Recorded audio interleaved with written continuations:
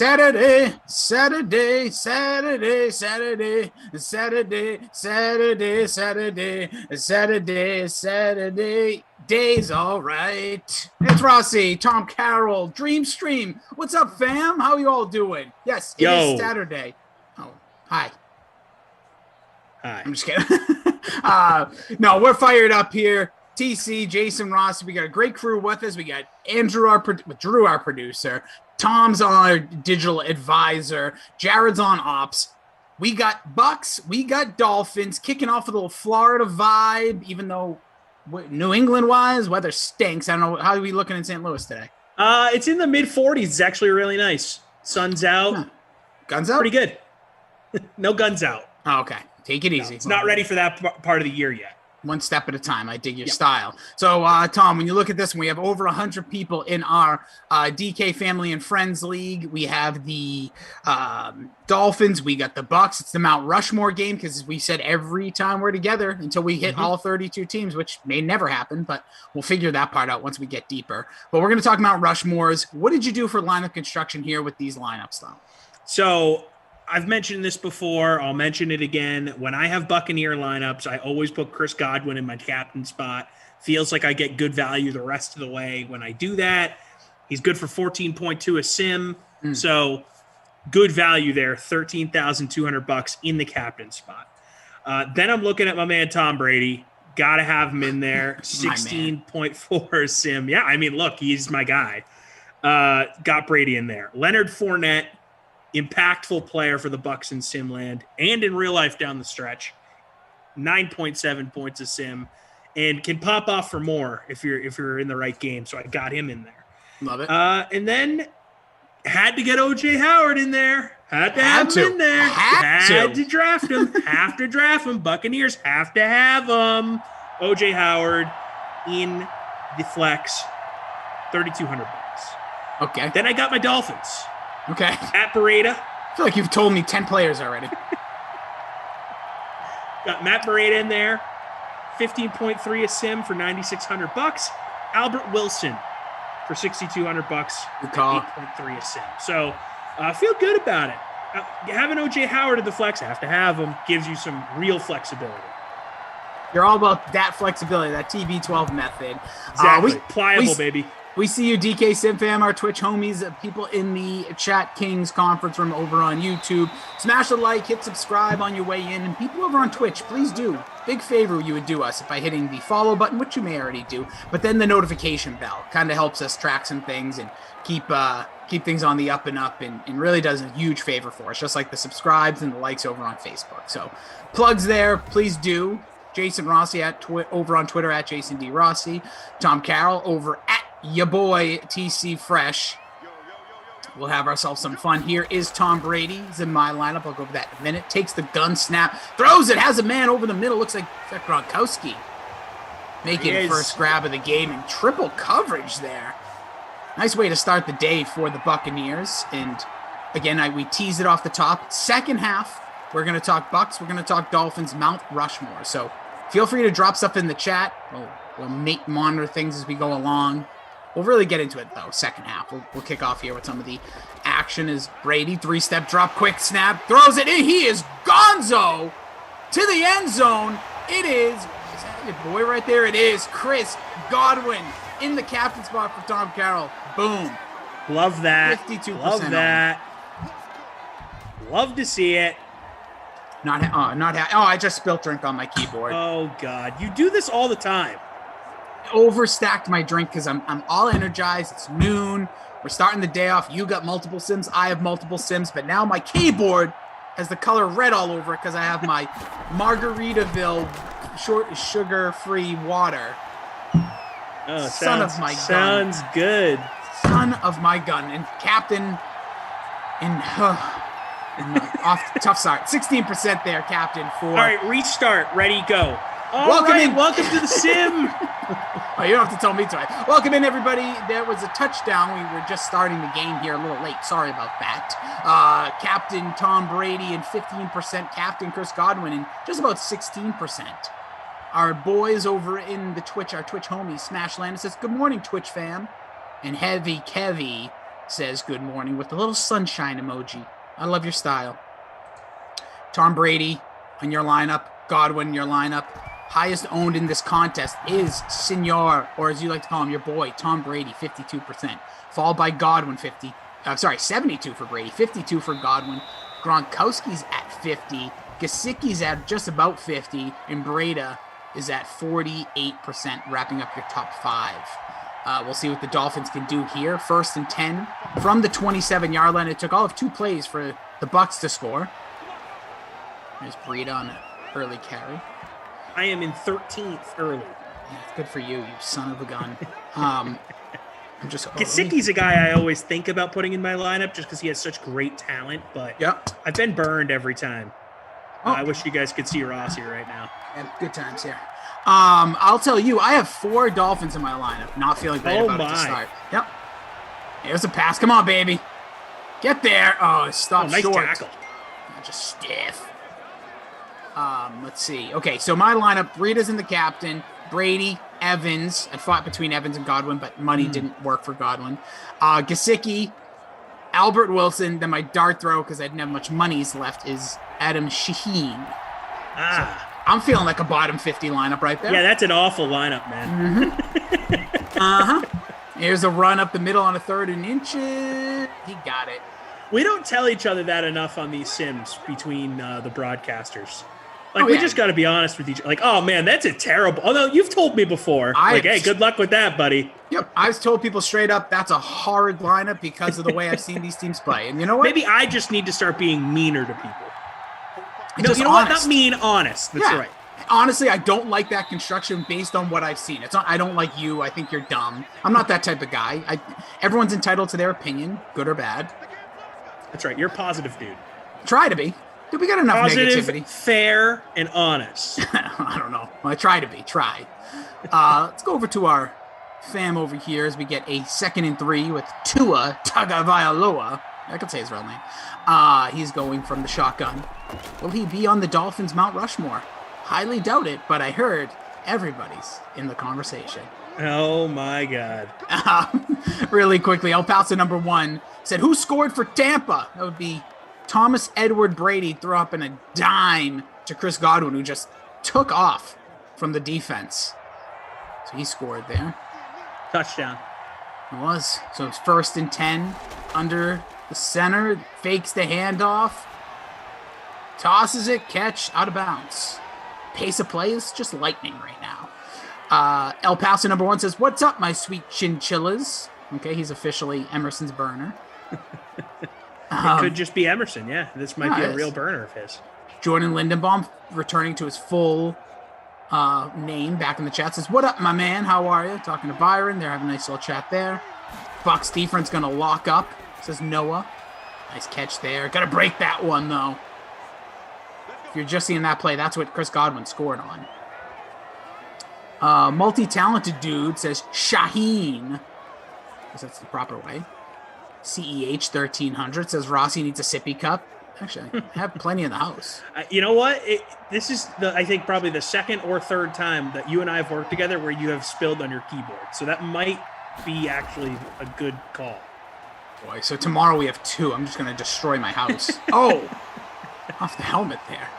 Edward Pride says, McRib Brothers, don't lay a Bradford and the Wizard Tom.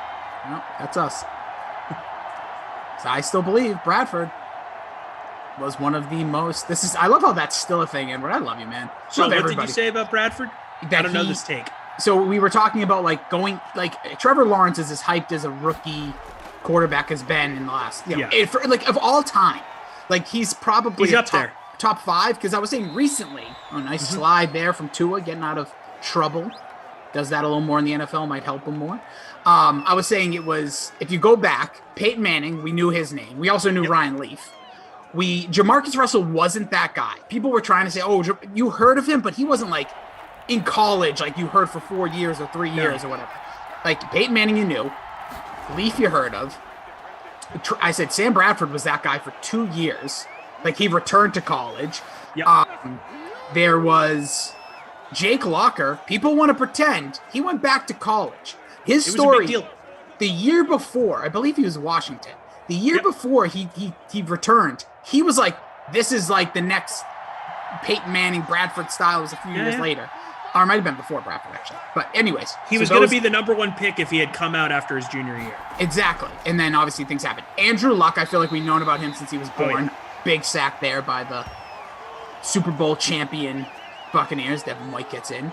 Like, he was one of those guys you knew of. You knew the name. You knew the story. You watch him at Stanford. Also kind of had a crap senior year. No, not as good, should I say. And then that, like, Baker Mayfield was known, but nobody was expecting him to be the first overall pick.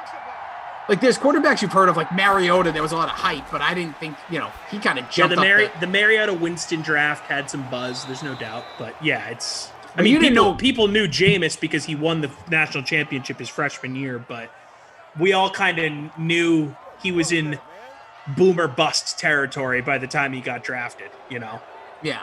No, I'm with you. I just was saying that my point was that Bradford was one of those guys, and I thought he was actually a really good quarterback. It was injuries. Like, he wasn't like he didn't stink, and there's going to be nice move. Get to the end zone. Stopped at the 1.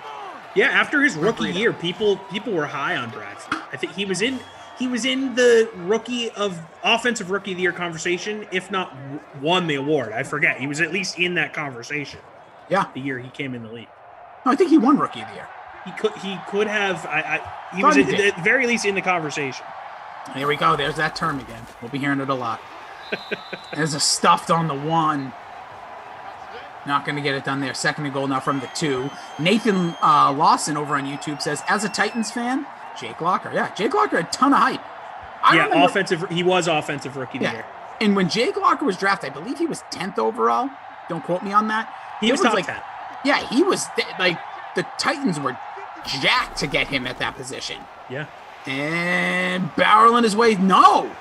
Denied again. It looked like just a sea of people. And now here's a sea of yellow. Goalpost looking shiny today. Nice job by the digital Interesting camera angle there. Edward Pride said, hold on really quickly. Edward Pride said, you said RG3 was a flash in the pan. You also said injury was Bradford's flaw. Yeah, and I still agree with both of those statements. And it was obviously, and I guess he's trying to say like, injuries were both of their flaws. Totally. And they were both flashes in the pan because of it.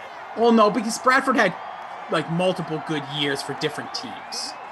Like when he had that, and I know it wasn't a full year. He also started off that Viking season that they ended up having the Minnesota Miracle when he was a starter those first 2 weeks. He threw like 400 yards in that opening. Yeah. I guess you're right. It kind of gets forgotten, but you're right. 4th and goal, got it. Touchdown. Was it a vulture? He's flashed elsewhere. Here we go. I'm not even gonna lie and pretend like I know Braid is 22. It is Braid. Thank you, nice. Producer Drew. Look at that. 5 seconds remaining in the quarter. They go for it on 4th and goal. All guts. And they get the glory. I'm just looking here, people.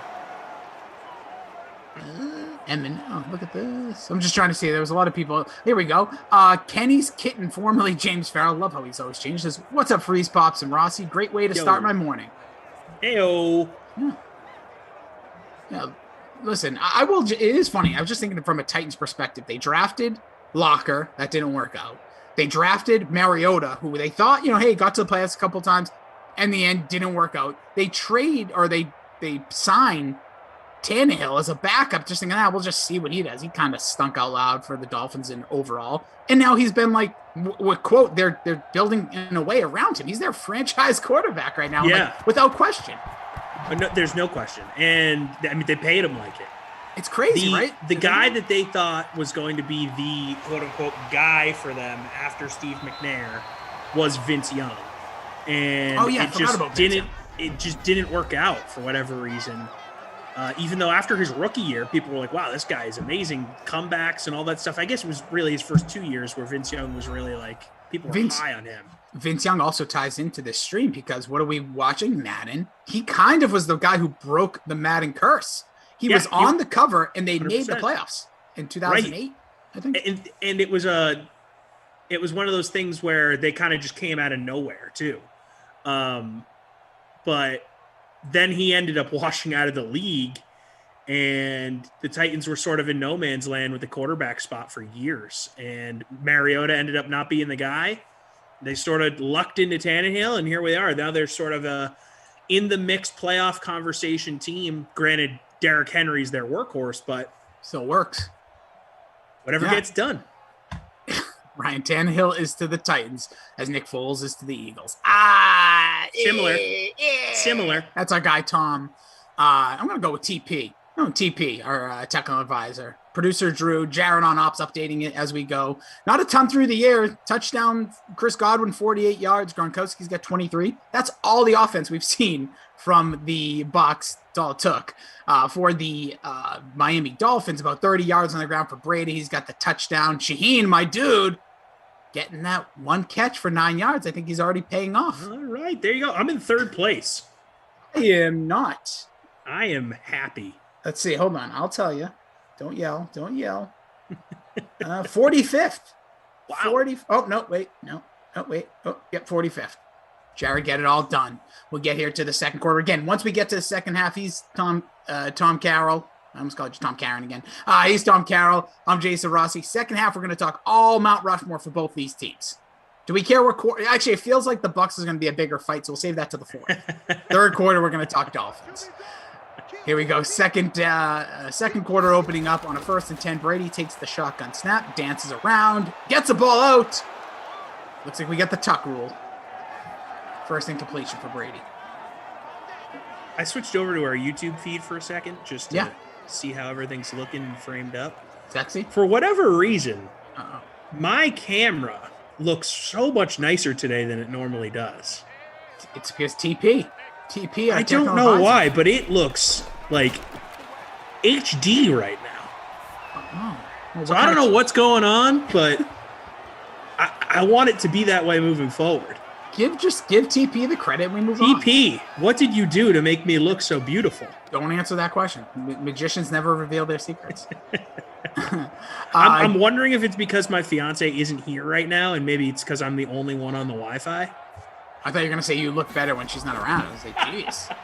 I will say, though, I did shave my beard to be much shorter than I normally do. And, it looks nice. Nice lines. I don't know. I'm getting used to this face. I haven't seen this face in a long time. Beautiful face. God created it. And you're just making sure everything still goes on the up and up. Going to be a 4th down here. A guy, J.E., says, Rossi, Freeze Pop, Sim Fam, what's up? Yo! Did you see that? Says, what's shaking? Congo Cat. Shaking bacon. Richard Pugs. Need Fortnite to get going. I'm sorry, Fournette. Excuse me, my mind's out. Richard Stewart says, I'm in 7th at the moment. Nice.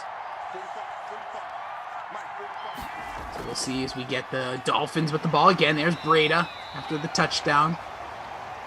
Edward Pride says, Tom, how did you shrink your microwave? Oh, my God. I'm not even going to do this. Here we go. Too early. The man's got 3 Sims. Save it for one that's dragging, all right? We're on a good start here. Save it for Jeff later. Yeah, him and Moose. Let him. Who else you teaming up with today? I think it's just me and Moose in the late window, I think. Oh, double, a little doubleheader? Yeah, a little TFP Moose stack. Yeah, I have Lamarca at 6 tonight. Nice. These late Lamarcas always get me interested. Lisa Robinson says hi. Hi, Tom. Hey, hi, what's Rossi. up, Lisa? I was thinking about these hyped quarterbacks, and I know this past spring, it's not that long ago, so it feels weird to say it, but the Joe Burrow Tua draft, because of how good his season was at LSU and how good Tua had been for years at Alabama, like, it's among the more hyped quarterback drafts of all time. And it's almost like we're forgetting about that because the Trevor Lawrence thing is happening right now, and he's been amazing since he was like a sophomore in high school. Yeah. But last spring, man, so much quarterback hype. And then obviously Herbert in the mix as well, now seeming to be the best of those 3 coming out of year 1. Yeah. Obviously Burrow with the injury, and it's still early, but the early leader in the clubhouse is Herbert from that crew. I think historic rookie year. Yeah, I agree with what you mean when the argument I was making back then and what this whole conversation was like, guys you knew, like I didn't know who Joe Burrow was 3 years ago because he wasn't even playing. You know what I mean? Like, and a guy like Tua wasn't even scheduled to be, obviously it was Jalen Hurts was the guy. And Herbert actually is kind of in that conversation because when he was a rookie, a freshman, and he started midway through, like, he's one of those guys for the past 3 years. Oregon, now they weren't the Chip Kelly Mariota offense, but they still were like a hype team and got here. So, and he's a guy that if he had come out the year before, he was going to go number one. Like he ended up getting hurt by his senior year too. Yes, and it's funny because he easily, if Burrow didn't have that outstanding playoff, Burrow, I still think the argument was there that Herbert could have been a top pick, depending on what that team wanted to do, because Herbert and Burrow are still very similar style quarterbacks. Like, your prototypical, strong arm, tall, can see the field. So, Tua was the more wild card guy who, what is he going to be as a pro? The injury. If he hadn't gotten as many injuries in college, which I know is a big if to say, he was going to be a no-brainer 1 or 2 pick. And then the injuries happened, and I guess people are shaky on him coming out of his rookie year. I'm not. I think he's going to be a good pro if he stays healthy. But the Burrow thing, that season, there's a touchdown right there. Does it count? He just chucked the ball into the Wilson 18th row. Hold on, I'm not even going to call it till we see this flag. Penalty, roughing the passer, the touchdown will hold up. Will stand. Look at that. Jason Pierre-Paul just swinging that mallet. I think that was Wilson. Yes. I might have just gone into first place. I got him as well. Wilson had a big game last time out. There was a lot of offense. Time on that drive was 38,000 minutes. All right, maybe it'll give it a second. Give it a second. Update the scores. Who's it ups? I'm coming for LSU though was ridiculous. That dude was playing. I mean, it's arguably the best single season a college player has ever had. Excuse me. Did you forget about one Timothy Tebow? That guy, and I'm not joking about that. Tebow's best year was his sophomore year, though, where he won the Heisman, and the team didn't win as many games as they did later in his college career. He was just incredible. Oh, wait, it's happening here. That ball's on the ground. Going the other way. Touchdown. It's going to hold up. The Dolphins, after a 2-play drive from the Bucs to start this game, it took about 54 seconds. It has been all Dolphins. They marched down on a 4th and goal, score with Breda. Wow. They score in that last drive to Wilson, and there's a fumble picked up by the Dolphin special teams. Who rostered the Dolphins D? I thought about it. A challenge here. No, here we go. You did. I did. I thought about it because Miami's D, they always flash in these sims. Producer Drew. Oh, the play stands. No, the play's reversed. Sorry. So the play does come back. Brady saying, "Watch this. I'm about to crush you guys." Yesterday, the Dolphins. The Lions scored on a touchdown, then kickoff, fumble, return. Producer Drew, thank you for the update. I was not on yesterday. It's a nice mental break from the old Matt Leinart at USC, another really highly touted guy. 100% great goal. Yeah, but I still think that was later. He wasn't coming. My point is, there's been literally a handful of players that going into college, you're these guys are going to be studs. Mm-hmm. That actually paid off to the point where they were top draft picks. Yeah, you're right. Peyton Luck and Trevor Lawrence are all the big ones in that grouping. Yeah. And the another one that people forget about was Jason White, actually, at Oklahoma, but he just didn't work out in the NFL. Yeah, he just ended up staying at Oklahoma for a decade for some reason. Yeah, don't get me wrong. There's a lot of hype once we get through their senior years or getting towards the draft, like what you were mentioning, and that's where the argument came up for Jamarcus Russell in the past. I never heard the guy's name. LSU wasn't that team, and then they had that incredible year. Major Applewhite is still... Yeah, seriously. Producer Drew saying Major Applewhite is still the quarterback. I actually think, isn't he the head coach of Houston now? I believe so. I know he's the head coach somewhere. Brian C. says... He definitely has a job in Texas working in football. I'll just put that out there. I'd be shocked if he didn't. Brian C. says Rossi and Tommy. Oh, yes. Oh, yes. Oh, yeah. Oh, yeah. Vinny T. Was Vinny Testaverde hyped going into college? Before my time. Way before. Yeah, I don't think there was as much press of like high school recruits in the like 80s and 70s. All due respect to Vinny T. That guy played forever. I don't know what this means. I'm going to read it, though. El Paso number 1 says, Rossi, AJ33 was making tacos at local taco place the other day. Cool cat. Is that... I don't know. Is that our producer? Is he talking about our producer, Drew? Without revealing any more, but that may be him. I got nothing. Producer Drew was doing his thing. Slaying tacos. AJ Brown? No, he's not number 33. Yeah, that's what I was thinking. Maybe he meant to say 11. He hit the wrong number twice. That dude's recovering from knee surgery. He ain't slaying. Although AG 33 is not AJ. El Paso number 1. Just clear it up. Don't make me do this. The wrong letter and number twice. Could be a different sport. Could be Aaron Jones. Oh, Aaron Jones. Apparently Aaron Jones was making some tacos the other day. Also, potentially could be on the move from the Packers. Yeah, I apparently they're not going to pay him. He's really good, but just people don't pay running backs. They're replaced. And let's be honest with, I know they saw what Jamal Williams was as a kind of like a full-time starter. Didn't really work out. But he's good, though. But go back a few years. He just wasn't getting it done. Yeah. And you also now, what do you have in A.J. Dillon? Do they think they can make it where obviously he's been injured? He, suffered through pandemic issues. Yeah. Here's Brady on a 3rd and 8. Big play. Wide open receiver. He misses him. Tom. Come on. Wide open. Yeah, I'm a big A.J. Dillon guy, obviously. BC. Suffered through some really, really bad teams at Boston College, and happy that he landed in a good spot in the NFL. And just big old quads, too. He's just an absolute monster. 55 This is a big field goal. Suck up. Boots it. Not even close. Come on, suck up. He sucked up on that one. Tried it, though. Got to give credit for that. Congo Cab says, what's up? What's up, Congo Cab? What's up? El Paso says, Aaron Jones is a UTEP minor. Yeah, he went to school here. And then Andrew says, did not connect those dots on that one. Yeah, sorry, bud. Sorry, El Paso. I didn't have the history. By the way, hope everybody in Texas doing well. UTEP, formerly Texas Western, which is the team from Glory Road.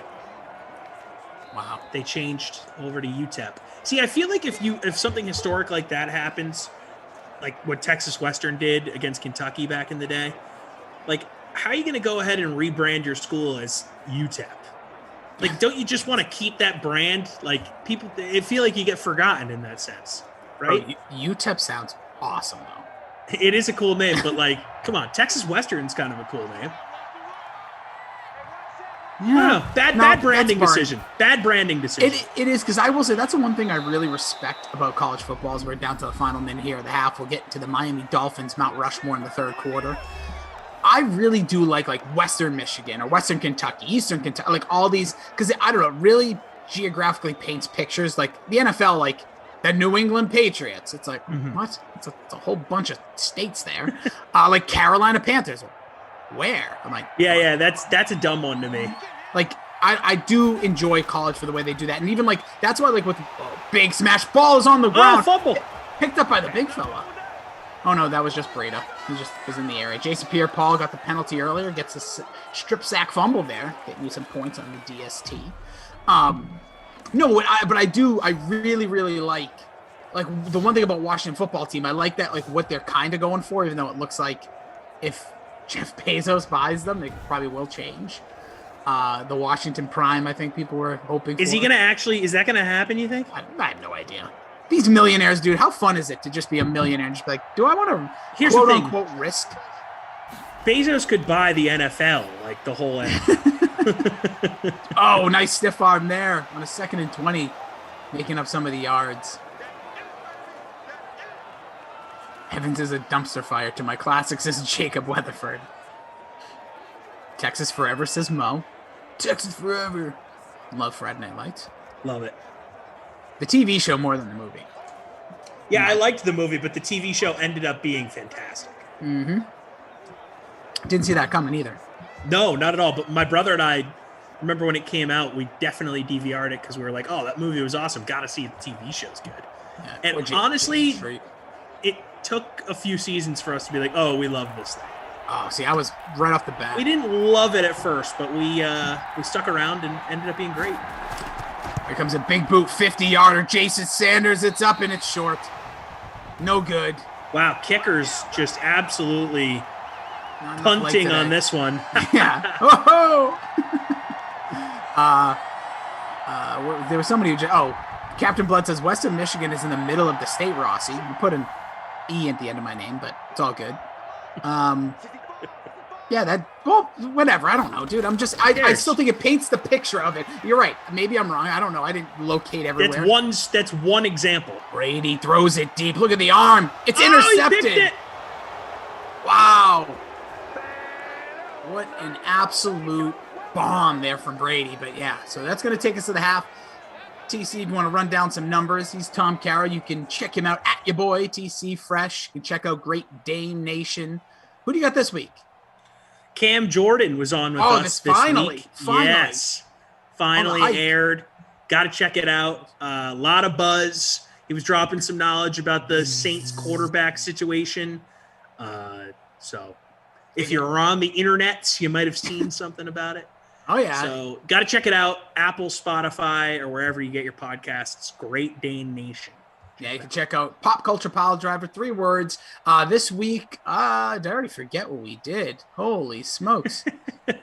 Wow, sounds like it was great. The year 2001 music. Oh, that's right. Yeah, you teased that. Yeah, so that's what we did this year. You can pick which of the songs you think is the best, but we broke down the entire year, went over some other stuff. So that's Pop Culture Pile Driver, wherever you get your podcast. So, Tom, what's going on in this one numbers-wise? Well, it looks like Tua having a nice game, 12 for 13 for 123. Brady, 6 of 11 for 86, so not so hot for my man down in Tampa. But Tua, accurate early on here. Both have a tud. Yeah. Just so you know, again, start dropping in who you think are some of the best all-time or who would be on the Mount Rushmore for the Miami Dolphins. That's where we're going to start in the third. Matt Breida not in that conversation, but having a nice first half, 11 for 44 and a touchdown. So he's on pace for the B word in a sense. LaShawn McCoy, 3 carries for 17. No one else really having a whole lot to do with this first half here. Leonard Fournette, awful, 1 for 2 yards. Albert Wilson, 3 for 43 and a tud. Chris Godwin, 3 for 61 and a tud. Both in my lineup. Happy man. Brag. And a whole bunch of 2 and 1 for everyone else. Yep. The rest of the way in the receptions. I'm in 31st currently. I'm in third. No, look at you sitting there right ahead of Frosty Aints. And number 1 right now is Dream Placebo. He's got in the captain Wilson, Brady, Tua, Breida, Godwin, and then D. Smythe. Who is that? I couldn't even tell you who that is. What a dart throw would be in first place, though. I tell you, you can tell me that's a backup kicker for all I care. Smythe. Who gives a crap? All right, so as we get here to the second half, our guy, again, big shout out, smash the like for Jared and Ops updating all the numbers. We got TP, our technical advisor. Drew is our producer. Over on Twitch, if you are here, Twitch homies, we see you, we love you, we appreciate you. I'd hug you if I could, like virtual hug.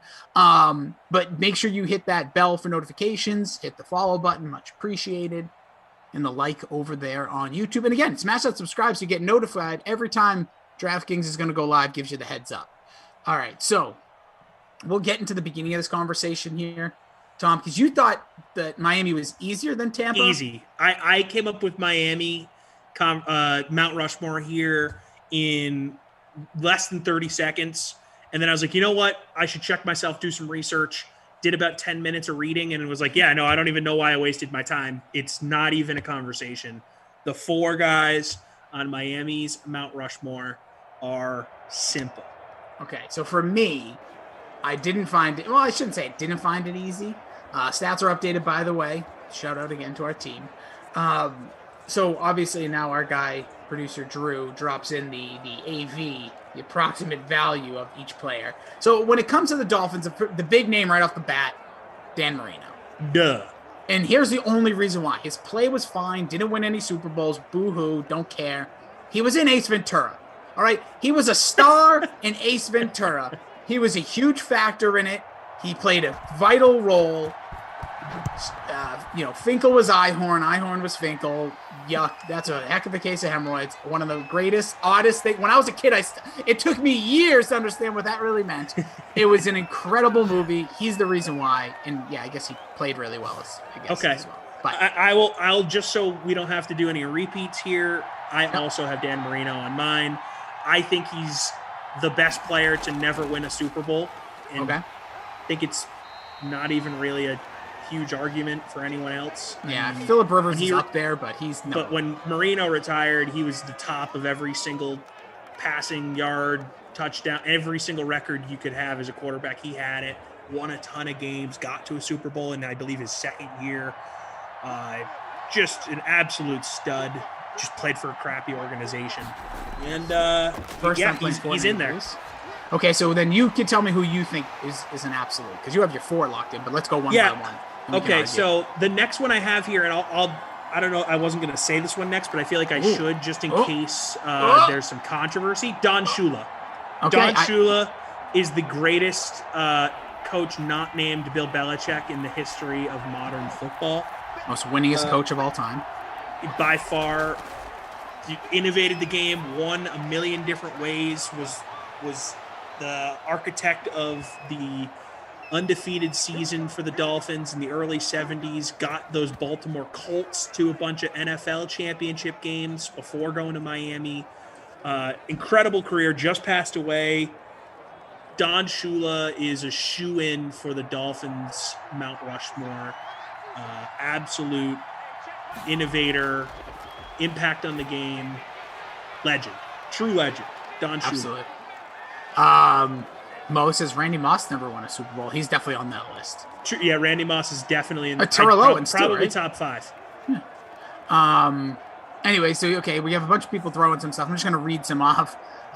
Brian C says Ricky Williams in terms of hype. I can guarantee he's not on if this there's list. If there's a hype Mount Rushmore, maybe, but this is not what this is. I'm just gonna El Paso number 1 puts himself on that list. Dan Marino. I'm just gonna name these people he did because I'm gonna end on the one that I have as my next. He put Dan Marino, Zach Thomas, and then he says himself, but Jason Taylor. He's the next one I'm gonna put in there. He's on my list as well. So far, just so you know, I had Don Shula on mine, so we're 3 for 3. I think the next one's gonna be interesting. But Jason Taylor, the heart and soul of this team throughout the end of the era of Marino into those 2000 years. He was a dominant defender, defensive player of the year, one of the all-around best, first of all, looking, and more importantly, best players of the 2000s. He was just a defensive force, a guy, again, a New England Patriots fans here, that you just hated when you played Miami. I hated him. You could beat the Dolphins. You knew you could, but he was going to cause so much game changer. Oh, he caused so much wreckage on that left tackle, or right tackle, should I say. He was just so dominant, so good. Always wanted to see him on your team. Like, whoever fan you were, you wanted Jason Taylor. Kept his mouth shut, was a model, defender, captain, team respected him, just like a Zach Thomas. But he was just, I feel like, just pushed the whole thing forward. So he made the whole defense just move. And 100%. And I'll give you his resume real quick, just in case there's haters here. I don't think there is, but just in case. 6-time Pro Bowler, 4-time All-Pro, NFL sacks leader in 2002. He's in the 100 sacks club, 2-time AFC Defensive Player of the Year, NFL Defensive Player of the Year in 2006, Walter Payton NFL Man of the Year in 2007, NFL 2000s All-Decade Team, Miami Dolphins Honor Roll, and if they do retire numbers, it'll be retired one day. 99 gone. Yeah, because they don't retire numbers in Miami. I forget which franchises do, which ones don't. It doesn't list. I think they do names. Retired here. Yeah, I think they do names. Aren't they? I know the Cowboys don't. That's the only franchise I know for sure doesn't. But don't. Either way, Taylor is incredible. He was so good. Okay, I like it. No argument so there. We're 3 for 3 here. Yeah, brother Phil very quickly jumps in on YouTube. Says it wasn't Marino who didn't win a Super Bowl as we get down to the 2-yard line. Nice play by Tua. Finding his man. He says, didn't win a Super Bowl. It was the Dolphins. I watched his entire career in Miami. Gave Gave him a decent O-line, some great receivers, but that's about it for the team around him. Agreed, brother Phil. We agree. It's that's just, unfortunately, the conversations do put them in that category. But I agree with you. I think he's absolutely, the defense really was I think he's a guy that you wish went to another team to get a Super Bowl at the end of his career. Yeah, and it's weird because I think he retired. Don't quote me. I believe it was 99. 99. He played a long time. So think about 2000, just what happened that year. Like, imagine him on that Rams team. Like, just because, like, Kurt Warner came in, there was an injury. Well, the Rams won in 99. So sorry. In 2000, imagine, like, if the Ravens had him at quarterback instead. That's actually, I was just going to, or even the Giants. Like, well, the Ravens fit because Trent Dilfer was he was just, like, started that year. Yep. He was on the team, and then he became the starter. Like, if they said, hey, we'll pay you to come over here, like, could you imagine that? Oh, man. Would have been good. Didn't happen. Okay, so the Dolphins only have 3 numbers retired. Marino's one of them. Don't mention all of them. Yeah. Okay. Do you want to give the other 2 because does it lead into your guy? One does. I'll tell you the other one that doesn't lead to my guy, number 12, Bob Greasy. Yeah, he was in the conversation for me. He made honorable mention, but the other dude is my guy. So we went 4 for 4. Yeah, so the number 1, the other one, I didn't know where you would go here. Larry Zonka. Yep. Now, I didn't watch him play. I'm not going to pretend. You see highlights, but his name in this team is – there's one player that's going to be out at the 1. Outside of Marino, he's the most synonymous with the organization player-wise, I think. Yeah, will they go for it again here? Second. I mean, 4th and goal, up a score at the 1. They went for it last time, 4th and goal, gave it a Breida. Let's see if they go for it. No, they're going to go for it. Yeah, TP, never get fooled by the animation. Here we go. Give it a Breida. Oh, he's looking, searching. Got a man almost intercepted by Devin White, but it's not. All right, so, yeah, Larry Zonka, aside from Mercury Morris, only because of his trash talk, is the most talked about from the undefeated team. Obviously, Bob Greasy was a great player. Yeah. Hall of Famer, all that, but nice run there. There's getting a little Leonard Fournette for you. But Larry Zonk is like that guy. He was like rough and tough, the bell cow of a team that didn't lose a game. As a fullback. Just unreal. Old school. Just smashing dudes. Rough and tough player. Again, to this day, people, I think it's passed a little bit, but like through the 2000s, late 90s, everybody was like, wanted to be the Larry Zonka. Larry Zonka. Or you wanted to find that Larry Zonka for your team that just destroyed the other team and made them think twice every time there's a run coming up the gut. And there's another team in this sim where there's some Larry Zonka vibes, and he's in the discussion. Maybe is the modern day. People are looking for their version of that said player, but we'll talk about it. Yeah, just Zonka's resume here. 2-time Super Bowl champion, Super Bowl MVP, 5-time Pro Bowler, 3-time All-Pro, NFL Comeback Player of the Year in '79 when he returned to the Dolphins after being gone for a few years. His numbers retired with the Syracuse Orange in college, where he was a first-team All-American as a fullback there. He was the 8th overall pick as a fullback in 1968. Think about how much football's changed. No crap, right? 23 seconds. That might be our last play here. So I don't think there's argument.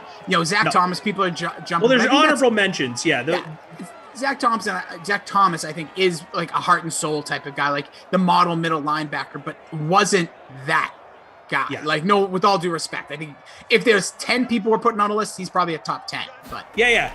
Honorable mentions for me for the Dolphins: Zach Thomas, Bob Greasy, Nick Bonacani, Cameron Wake, Larry Little. Those were the guys. Yeah, Larry Little's on my list. I also had there was some. Where am I? I had Bob Greasy as well. Again, didn't see him play. Can't put it all into perspective. There was one other guy. Now, Larry Little was on there because he's just, again, another legend of the team. There was a receiver, but I don't think he would have actually made it. Is it Clayton? Who did I have here? It was Mark Clayton. I didn't have any receivers. I had Mark Clayton just because I knew that name growing up. Again, I always do it like I don't go into deep research right away. I do it from like, who are the names? But yeah. So again, I like to write down the names that I think, and then I do research to see, okay, am I right here? So as we head to the 4th here, Miami Dolphins official Dream Stream, TC and Rossi, Mount Rushmore with TP and producer Drew and Jared. It is Dan Marino, it's Jason Taylor, it is Don Shula, and it's Larry freaking Zonka. Yeah, again, I think you may have been thinking too hard on this one, Rossi. I mean, when you talk it all out, it seems like it was right obvious there. 4, right? Yeah. And I just want to give some love to Cameron Wake here.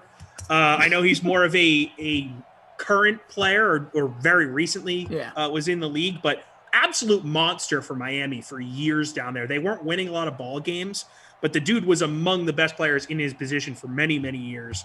So that franchise, because they were so good in the 70s, they sort of get overrated from like an all-time great perspective. Sure. So it's hard. Cameron Wake is higher on that list than you probably would think, but was very good in the NFL. Yeah, just quickly, Albert Wilson just having that game again. He's playing great. Watch out for those third receivers. He's got 5 catches, 72 a tud. Godwin still got 63 and a tud. No bonus watch right now as we get to the 4th. So we'll talk Tampa Bay, the Tampa Bay Mount Rushmore. And I want to start this conversation the way right before we came on the air. And what did you say? Because I almost lost it. I almost lost my mind. I said that Tom Brady is in the discussion.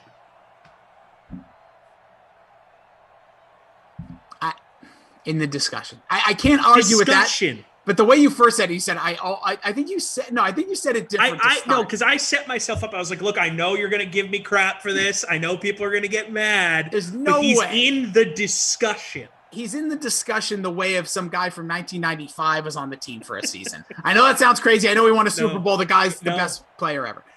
But no, there's no way he's making it. The discussion, fine. You can throw him in an honorable mention, but I don't want to hear his numbers. I don't want to hear this crap. I don't need to give his numbers. Everyone knows his numbers. Is Ray Bork on the all-time Colorado Avalanche? No. Different apples, oranges, pears, whatever. The reason why Brady is in this discussion is because the other 3 are extremely obvious. Maybe. And that 4th spot, because again, we're talking about a franchise that isn't, steeped in history. No, a lot of stink. Stink on the great unis they used to have with that Buccaneer with the little knife in his mouth or whatever. Stunk. Among the worst franchises ever in the history of the NFL when you take it as a full, body of work. History of sports. Yes, it's a bad franchise. They've flashed here and there.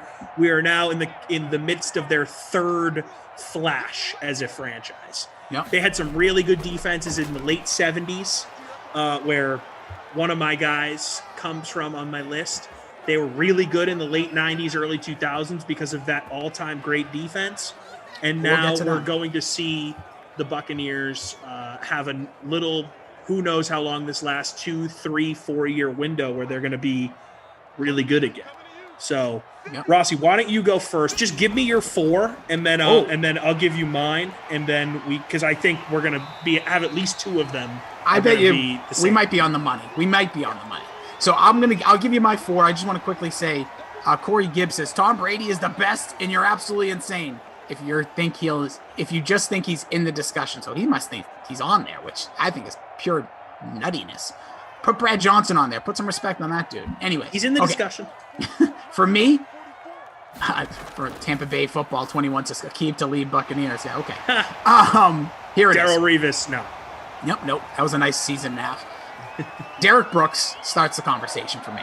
Derek Brooks, heart and soul of the organization. If we were doing the number 1 rankings, he's the Buccaneer.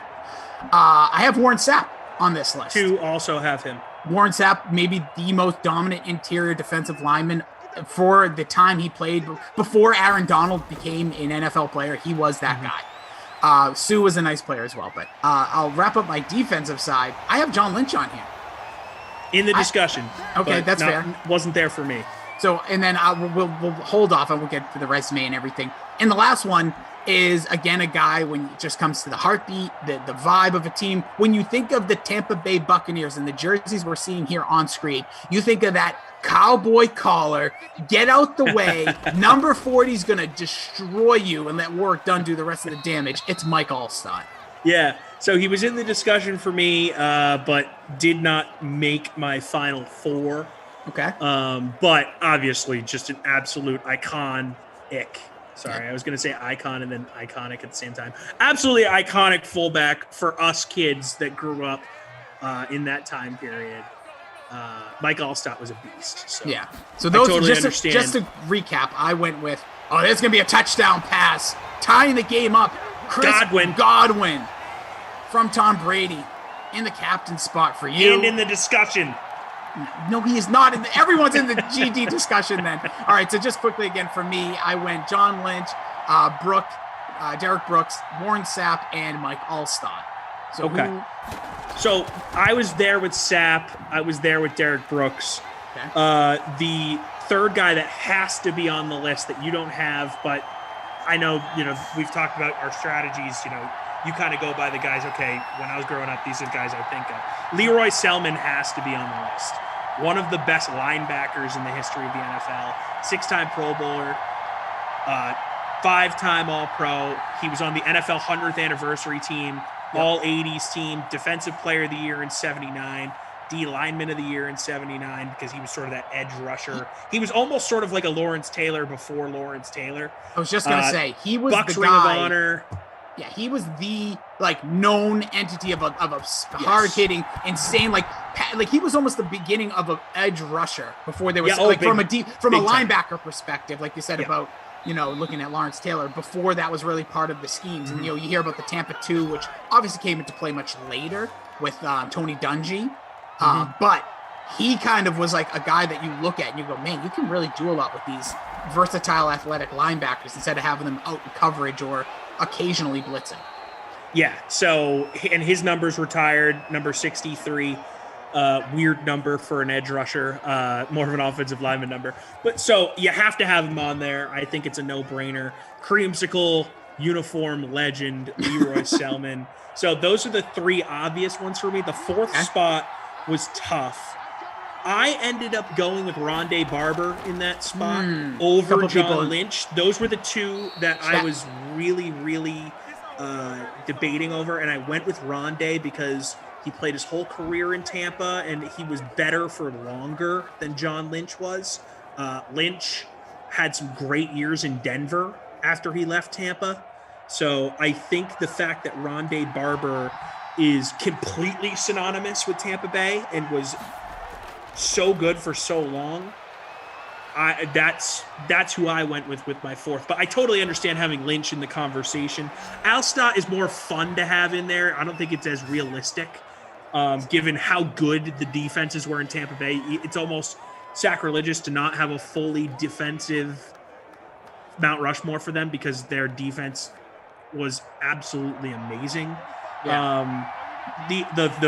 The third name I had as a possible fourth spot on my Mount Rushmore was Tony Dungy, because he brought that franchise out of obscurity and helped build that defense into what it became, which culminated in that 2002 season. John Gruden, he obviously should get some credit because he was the head coach that season, but Dungy built that team and that culture and was among the best D coordinators in the league before heading to Tampa Bay and really being the architect of what that was. And I think Tampa probably would have been better for longer if Dungy had been the head coach of that team that won the Super Bowl. And, the Gruden thing sort of flamed out. Tampa was bad very soon after winning that Super Bowl. That was sort of like when that defense reached its peak, they won the Super Bowl and then everything declined. I think Dungy would have sustained it. So I had three guys that I really, really considered for that fourth spot: Barber, Lynch, Dungy, and I ended up going with Barber. Allstott was honorable mention as well. Simeon Rice. We're down to 2 minutes. I'm not mean to cut you off. I don't mean to, but let's try to sum this list up though. So I'm thinking, no, you're good, dude. You never apologize. Never apologize. Unless you do something wrong. The Dolphins are trying to make their way. A 2-minute warning here. So here you go. First off, I'm going to say the Tony Dungy take, throw that in the trash. Didn't win a Super Bowl.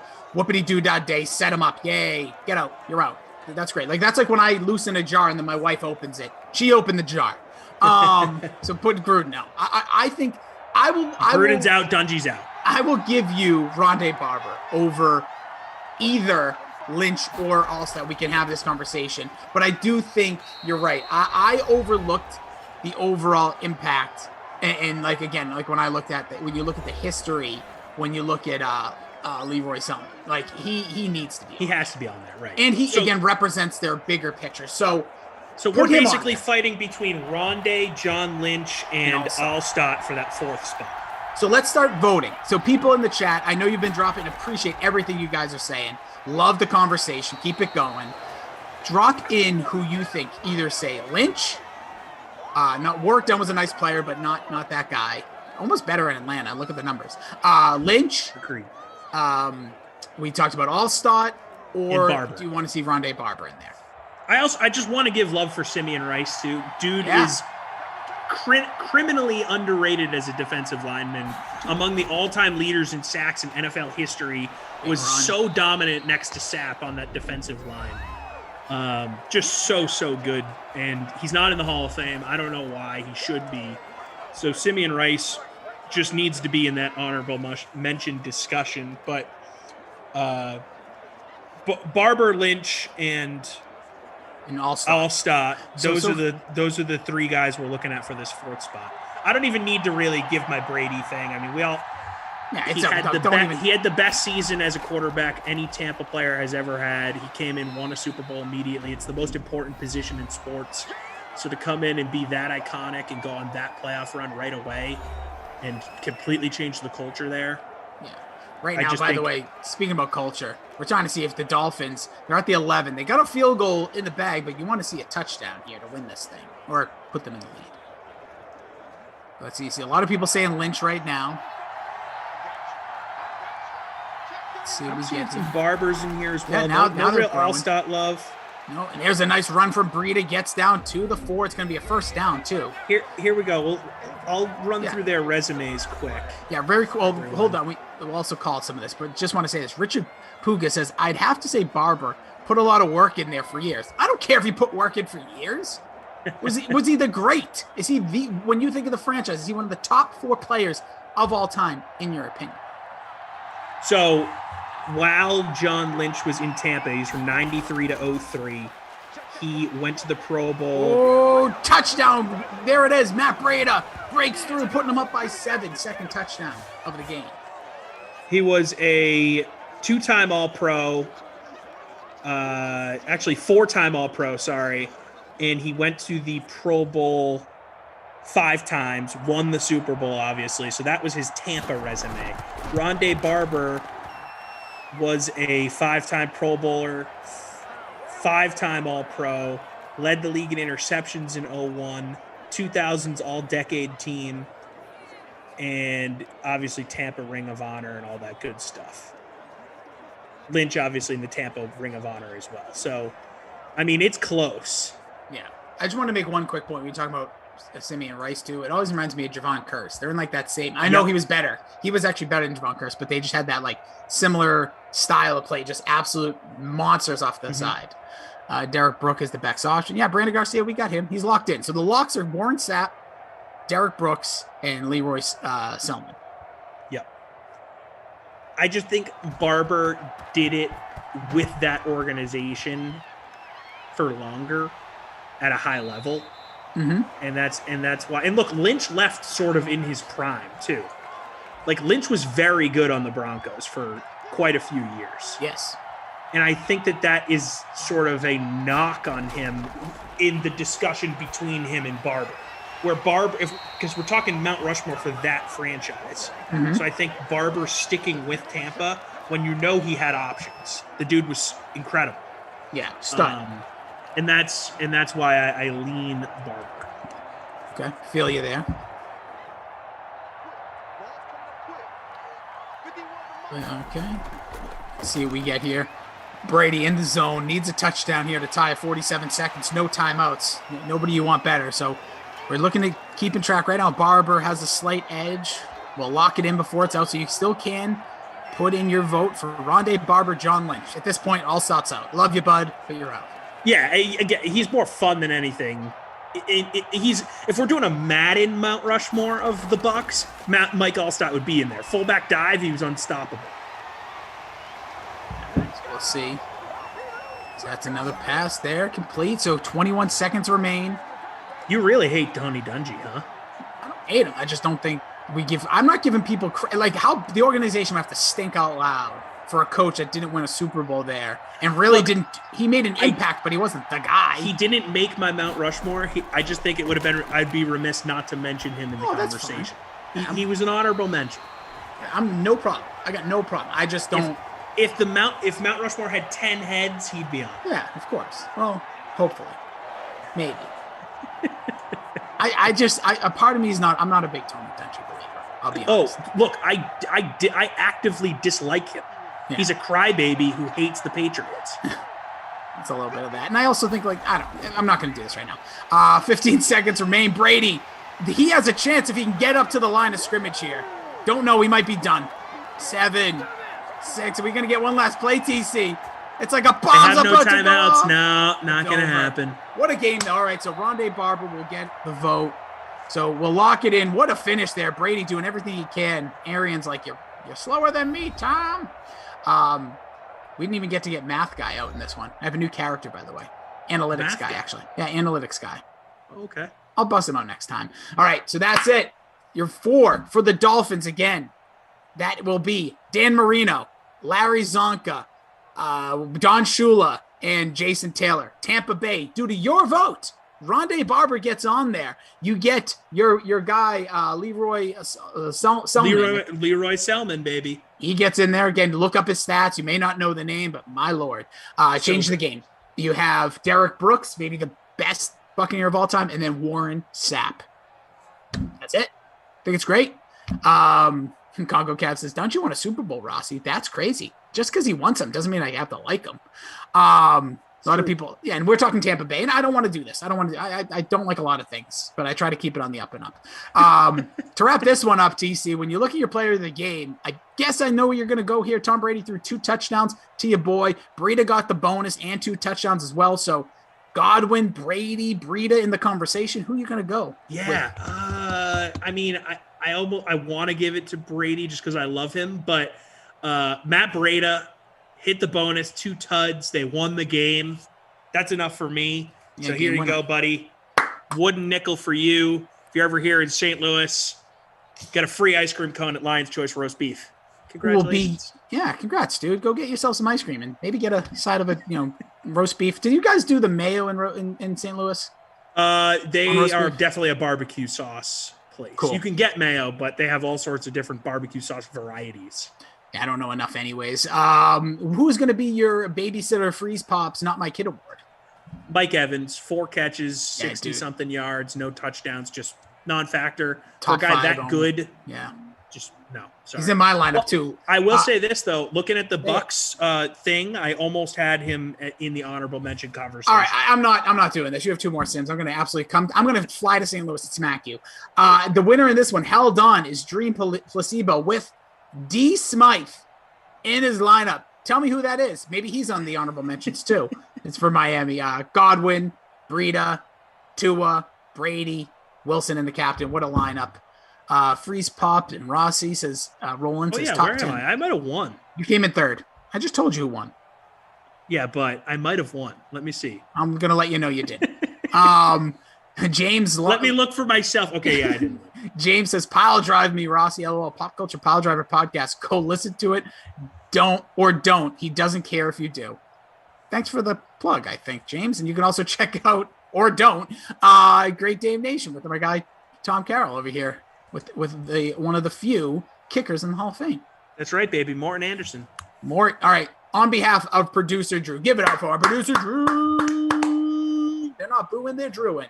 TP, our technical advisor today, absolutely smoked it. Great job. And our numbers guy, we can carry the one. No, that's not you, Jared, by the way. That's just, we'll get into it. Jared, he crushed it today in ops. Much appreciate. And you, DK Simfam, this was a ton of fun.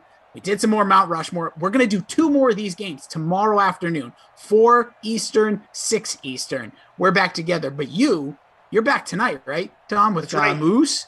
Me and Jeff. Yeah, I'm back with LaMarca at 6 p.m. Up next, though, Kaufman and Cristal, Jaguars, Jets. Get your lineups in over in the free DK Simfam and getting your showdowns, all that stuff. We appreciate you so very much. As always, follow him at your boy, TC Fresh. I'm at Jason D. Rossi. Stay positive, stay hydrated, and say nice things about people. We'll catch you back here on the Dream Stream in about 58 minutes. I'm empty. Spilt it all over my keyboard.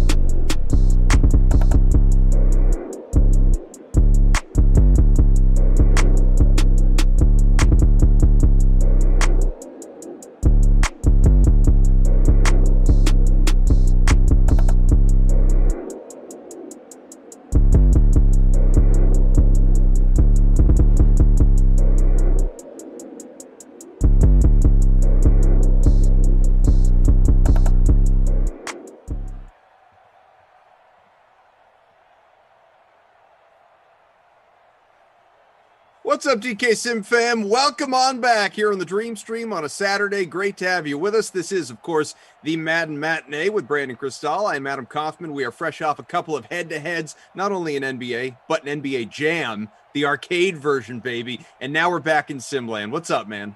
I'm having a hard time seeing you. Let me put my glasses back on. There it is. Yep. Pirate Cristal shows up again. I found a backup pair of my wife has a pair of Ray-Bans that are close to unisex. So those will get me through until the new Ray-Bans that I've ordered come. And I don't actually, that's not true, that I've picked out. She wouldn't let me buy them because our anniversary is a week from Monday. Oh, so now she's got a gift for you. But it feels a little disingenuous, right? Something happened. She didn't have something better picked out. And now I'm not allowed to buy anything because we're a week away from our anniversary. Well, listen, and you've been married a few years less than I have. There will come a time, you're not far from it, where you guys just say to each other, "Yeah, why don't we just skip presents this year?" And because we did that. We're putting all our money into our children and our lives. Sure. And like, let's just we don't need anything. We're good.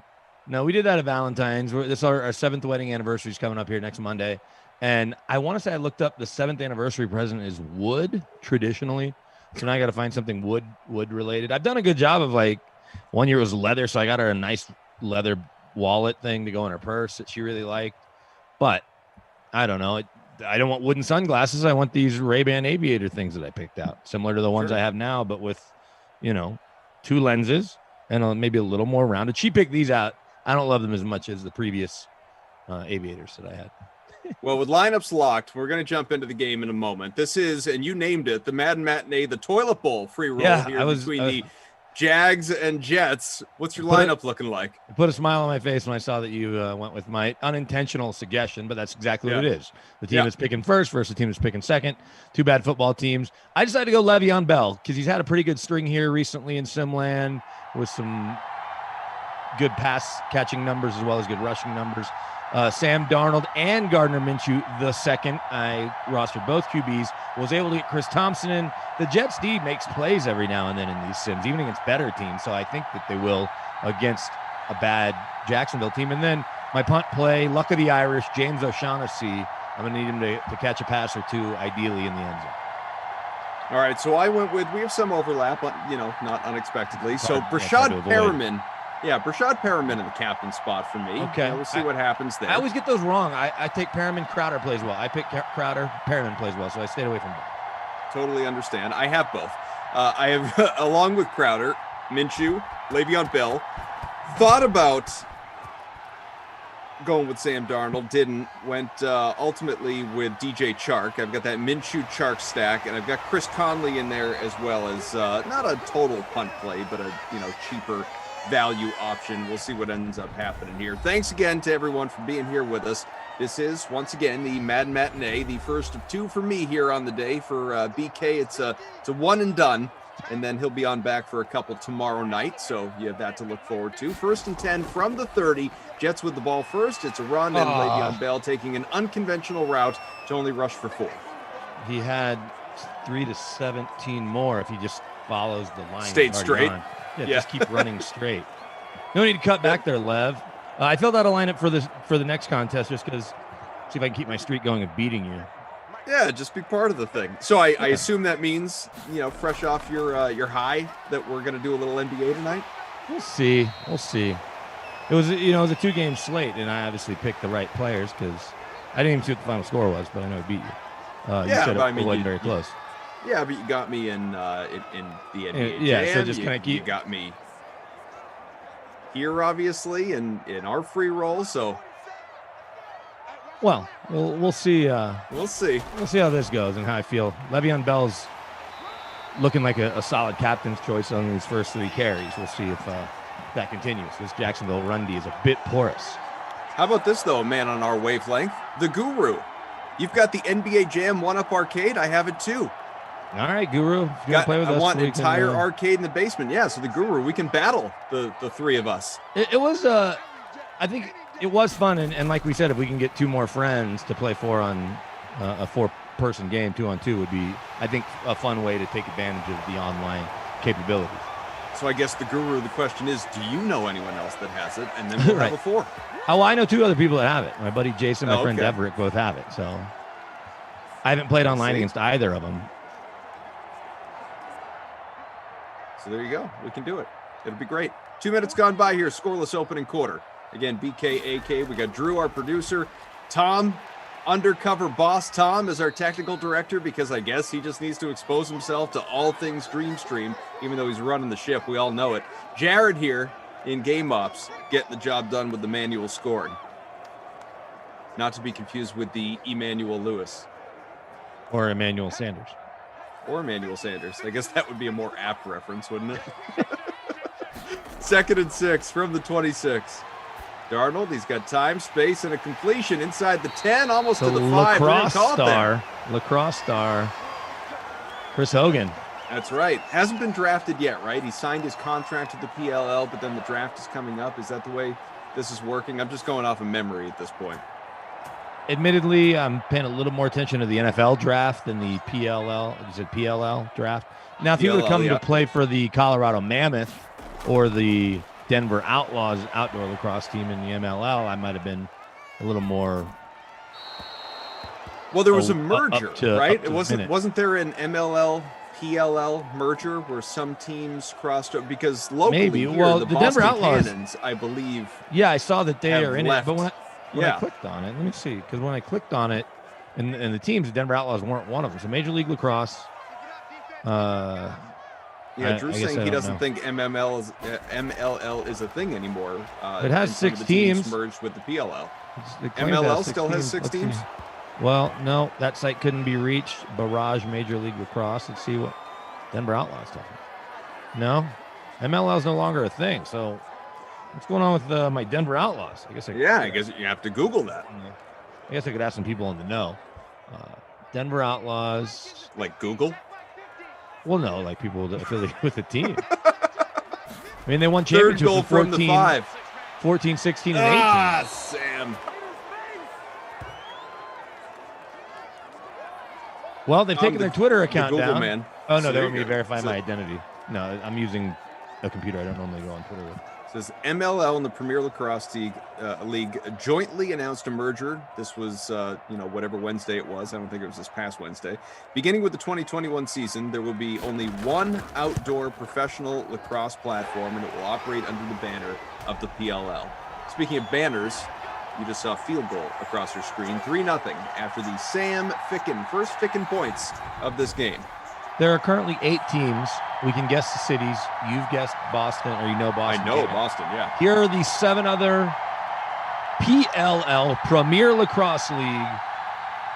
Programs, clubs. I guess mascots, right, is what you would call it, or I guess, I don't know, what do you call it? Nickname, that's the word I was looking for. Yeah, mascots. Well, I'll name them first, and then we'll go through the cities quickly. Archers, Atlas, Cannons we know are in Beantown, although they probably play in Foxborough, right? Ugh, or do they play at the soccer stadium? Do they play at the soccer stadium? They have their own they have really? their own facility it's out in Quincy. They're in Quincy. Yeah, exactly. Near the Quincy They're closer Market. to Boston. Not near the Quincy Market. Proper, if you will. Yeah, by Quincy Market. Okay. Archers. Okay, so Archers, Atlas, Skip Cans, Chaos, Chrome, Redwoods, Water Dogs, Whip Snakes. I mean, if you're looking for me to know what cities, no, those we're teams guessing. are in, We're guessing, there's and no chance. No, and no googling. Let's we can throw out our best guess. Everybody in the chat. New York. One of them is in New York. Okay, is that the Archers, the Atlas, the Chaos, the Chrome? I'm going to guess the Redwoods have to be in California. Bay Area would be my guess. Berkeley, somewhere in that. Okay, so that Water Dogs, Whip Snakes, Baltimore Water Dogs. Producer Drew's thrown out there. That could be. One of them in Orlando. I don't know. So Drew's shouting out Dallas Whip Snakes. Is that maybe a thing? Lacrosse, it's grown in Texas for sure, especially from when I was a kid. But it's not. I don't know if they would be one of the 8 Cs. Chicago probably does have a team. Tom says the Chicago Machines was a weird name, but it feels like Chicago Chaos, maybe. Some alliteration there. Chrome. Where does Chrome? Detroit, perhaps. Okay, so let's do this. Nobody else really seemed to jump in. So Archers play in All it says is built on precision and craft, regal, end of age. It Great. shouldn't be this difficult to find the city. No, they're just in. tell me the darn city. Alana says, I can well, tell you their actually, roster. pretty nice little Saturday. We're going to watch the 2 p.m. sim and then maybe the early bird sim. I don't know. I don't know if we'll have enough time. Kansas Go to City. Home Depot. I don't know if Bed Kansas Bath City and has Beyond. Archers. I said if it's Archers, it might be St. Louis. Guru says whip snake sounds like Florida. Yeah, it does for sure. Let's just do this. PLL teams. Sounds like Missouri, like the Missouri whip snakes. No, I like the Florida guess. Let's go. Wikipedia will be more helpful than their actual league page. Okay. What? These are telling me they're stupid head coaches. I can tell you Archers Lacrosse Club has Chris Bates as their head coach. Jeez. Nope. Tell me the Does not help cities. us. This cannot There's be. no cities there either. Well, it's funny, though, that the only reason that I'm not surprised by this is, and again, relating it back to Boston, I remember them making a big deal when this merger was announced that the Boston Cannons, formerly of the Major League Lacrosse, Yeah. and obviously in the merger to the PLL, where they were moving over to the Premier Lacrosse League, that they were no longer going to be branded as the Boston Cannons. They were going to be the Cannons Lacrosse Club. So maybe that's the thing. All of these teams are just known by their nicknames now and not the cities that they're in. Well, I'm going to go to U.S. Lacrosse Magazine, and at least this will help a little bit, I think. What? It's just giving me the city and the places they're playing. Okay, you were right about Dallas, Ford Center at the Stars. This isn't telling me the team names. I'll have to dig into the article. Foxborough, Mass at Gillette, Kennesaw, Georgia, Stony Brook, New York, Baltimore, Frisco, Texas. There's way more cities here than there are teams. This is stupid, too. This is from a year ago. This is the worst run league. Chris Hogan's probably going to become the commissioner just because he knows how to run a league. He's been in a league that's run. Okay, here we go. January 14th, 2021. From Premier Lacrosse League. This is on their website about... This is really aggravating. All because Chris Hogan had one catch. Had Chris Hogan not touched the ball, their headquarters are in Los Angeles. Huh. 3-0 Jets still, waning seconds of the opening quarter. Not a whole lot going on. 11 weekends, 43 games, 1 champion. They're on Pacific Coast Highway in LA. Hit that like. We're getting close to 100, by the way. Rossi and Tom Ace got us started with the first sim of the day. Let's get ourselves to 100 likes here on this Saturday. I can tell you their main league year dates. Waiver wire open, protected rosters are due. Cannons expansion draft comes on the 11th. So it seems like the Cannons just joined this other league. Then the actual draft is the 25th. Cannons waiver wires March 26th. All teams waiver wires March 30th. College draft April 6th. April 30th is when the waiver wire and trade window closes. So no trades after April 30th. That's weird. What do you want to make a trade in season? Through one quarter, Darnold, 46 passing yards. Minshew with 10. They have thrown the ball a combined 5 times so far. We'll look at the rushing and receiving numbers as well. Le'Veon Bell has not been terribly active here in this one for the almost 30% of people that captain him. He is 4 including for 18 myself. on the ground. That is myself. I'm in that list. Minshew, 1 for 21. He's technically your leading rusher. The leading attempt man, Chris Thompson, 5 for 14 so far. And receivers, not a lot going. Perriman 1 for 25, Chark 1 for 10, Hogan 1 for 21, and that is it. Rimrods, not to be confused with Car Ramrod for you Super Troopers fans, is in front right now by about 5 points. Unsurprisingly, with both DSTs, including the Jets in the captain spot. Bold move, Cotton. Let's see if it pays off for him. Here in the Mad Matinee, the toilet bowl free roll that we've got going on here on a Saturday. Andy says, "Hey, Cough," and then quotes, "There's a good energy in the sim. At the DK Sims, we are better than you, and we know it." Is this a reference to something? I don't know where. I feel like I should. It sounds like something Rossi would say while impersonating somebody else. I don't know where the Archers play, and I'm still working on that. But I can tell you this: you can get a Manny number 4 solar orange replica jersey, $90. An Adidas Archers reversible. It kind of looks more like a basketball jersey than I guess is what they practice in. $80. I don't know the city they're in, but I can tell you how much your gear costs. Another field goal, 3-3. This one courtesy of the Lambo. Fire it up. All right, so Brian says lacrosse teams: Atlanta Blaze, Boston Cannons, New York Lizards, Chesapeake Bayhawks, Denver this all Outlaws. old. So Those are all these are all the others. The now defunct MLL. Drew says 11 weekends, 43 games, one champion. That's their slogan. So I think instead of home teams, it's the tournaments 11 days throughout the season, like golf or NASCAR. Interesting. Oh, they're Allie just going says, to are we really talking about lacrosse? For a minute. That makes more sense, I guess. But they have to practice somewhere, right? You would think. They don't all live in L.A. The Boston Cannons joining them.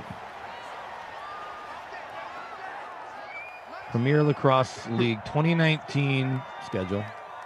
Rabid duck. These teams in lacrosse chat, this sure is the toilet bowl. It does seem like they are going to different cities. At least that's what they did in 2019. And then in 2020, it's on NBC. No, it's giving me actual. No, those are the same weekends. Man, this is tough. Premier Lacrosse League shop. See where that gets them. Let's bring it back to this sim for a moment. Or at least maybe, I know, unbelievable. Maybe less about the sim, more about these teams. So I think we are all of the belief that Trevor Lawrence is soon to be a Jaguar. What, in your estimation, here in late February, is going to happen with these Jets? Is Sam Darnold going to be back? Are they going to draft a quarterback number 2? Or are we waiting for Deshaun Watson to get traded there? Well, here's the thing.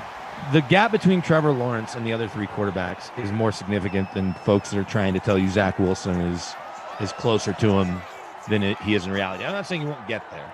But what about Mac Jones? Didn't you see Trevor Lawrence go down in the playoff? Yeah, exactly. To Mac Jones. And, he went down to Justin Fields and his 14 NFL teammates. Not that Clemson isn't full of NFL players. So it wasn't like he was just carrying them on his own. Right. But Trevor Lawrence, and this is from lots and lots of football people across the entire league, and even those that don't work directly in the league, that maybe work in college or just in scouting or whatever, they will tell you that Trevor Lawrence is the biggest can't-miss prospect since Andrew Luck.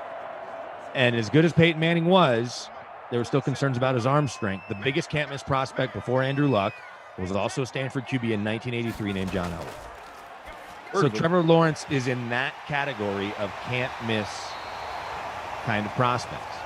Zach Wilson has some nice traits, but there's lots of QBs that have come along that have nice traits. He also wasn't a team captain.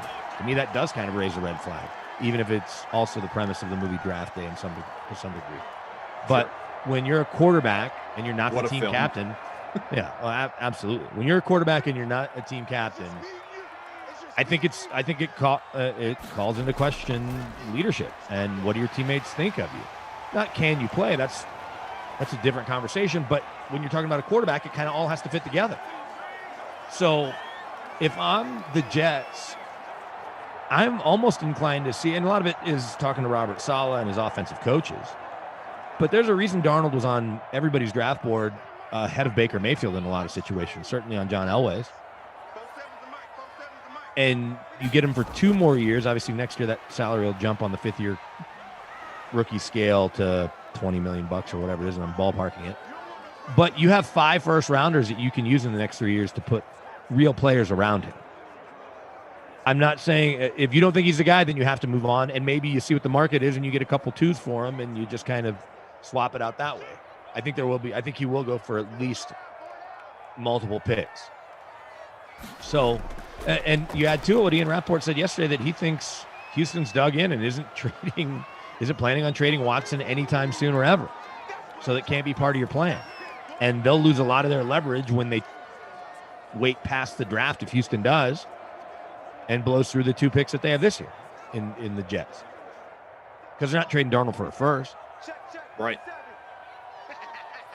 So if you had to ask me to make handicap. What's your prediction as far as how this ends come draft time? Because we're going to know by the draft whether Darnold's there or whether he's going to be sent elsewhere. Well, and here's what I do if I'm the Jets. Because the quarterback value is so high to the teams that think they need him, I'm sitting there, if I'm Joe Douglas and Robert Saleh, and saying, okay, you know what's better than 5 first-round picks? 6 first-round picks, right? And I'm trading back a couple spots to a team that really wants Zach Wilson or Justin Fields. I doubt Trey Lance goes too, but we'll just say Zach Wilson and doesn't want the Jets to draft him, or doesn't want a team to trade with the Dolphins at 3 to draft him. I have to get to 2. And then if I'm the Jets, all of a sudden I've got 6 first-rounders here in the next 3 drafts. So and Sam Darnold. So I think the smartest thing they can do, unless they just love one of these QBs, and that's a different conversation. Look at that fullback trying to vulture my Le'Veon Bell touchdown. Wesco almost got there. I know. 3rd goal from the 1 on the way. Good value play, but that to me is the smartest way to go about it. Unless you're talking yourself into loving one of these guys, and if you can tell me that Zach Wilson is head and shoulders talent-wise better than, or Justin Fields better than Darnold, then great. I just don't know if that's true. How about that Le'Veon for my Bell captain? Finishing the job. There you go. Your captain, 30% of others, but that's okay. They're all following my lead. Jump on the rest of the crew. You like it. About to be 10-3 after a Ficken extra point here late in the opening half.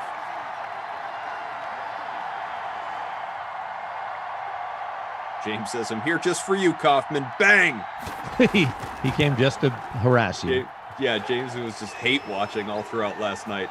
JJ Fatt, and we can continue to take questions and whatever else related to, obviously, the Jets and Sam Darnold. This is a Jet sim, and it's just an interesting storyline. But JJ Fatt says, Yo, BK, any other big-name QB besides Watson that you think will be traded?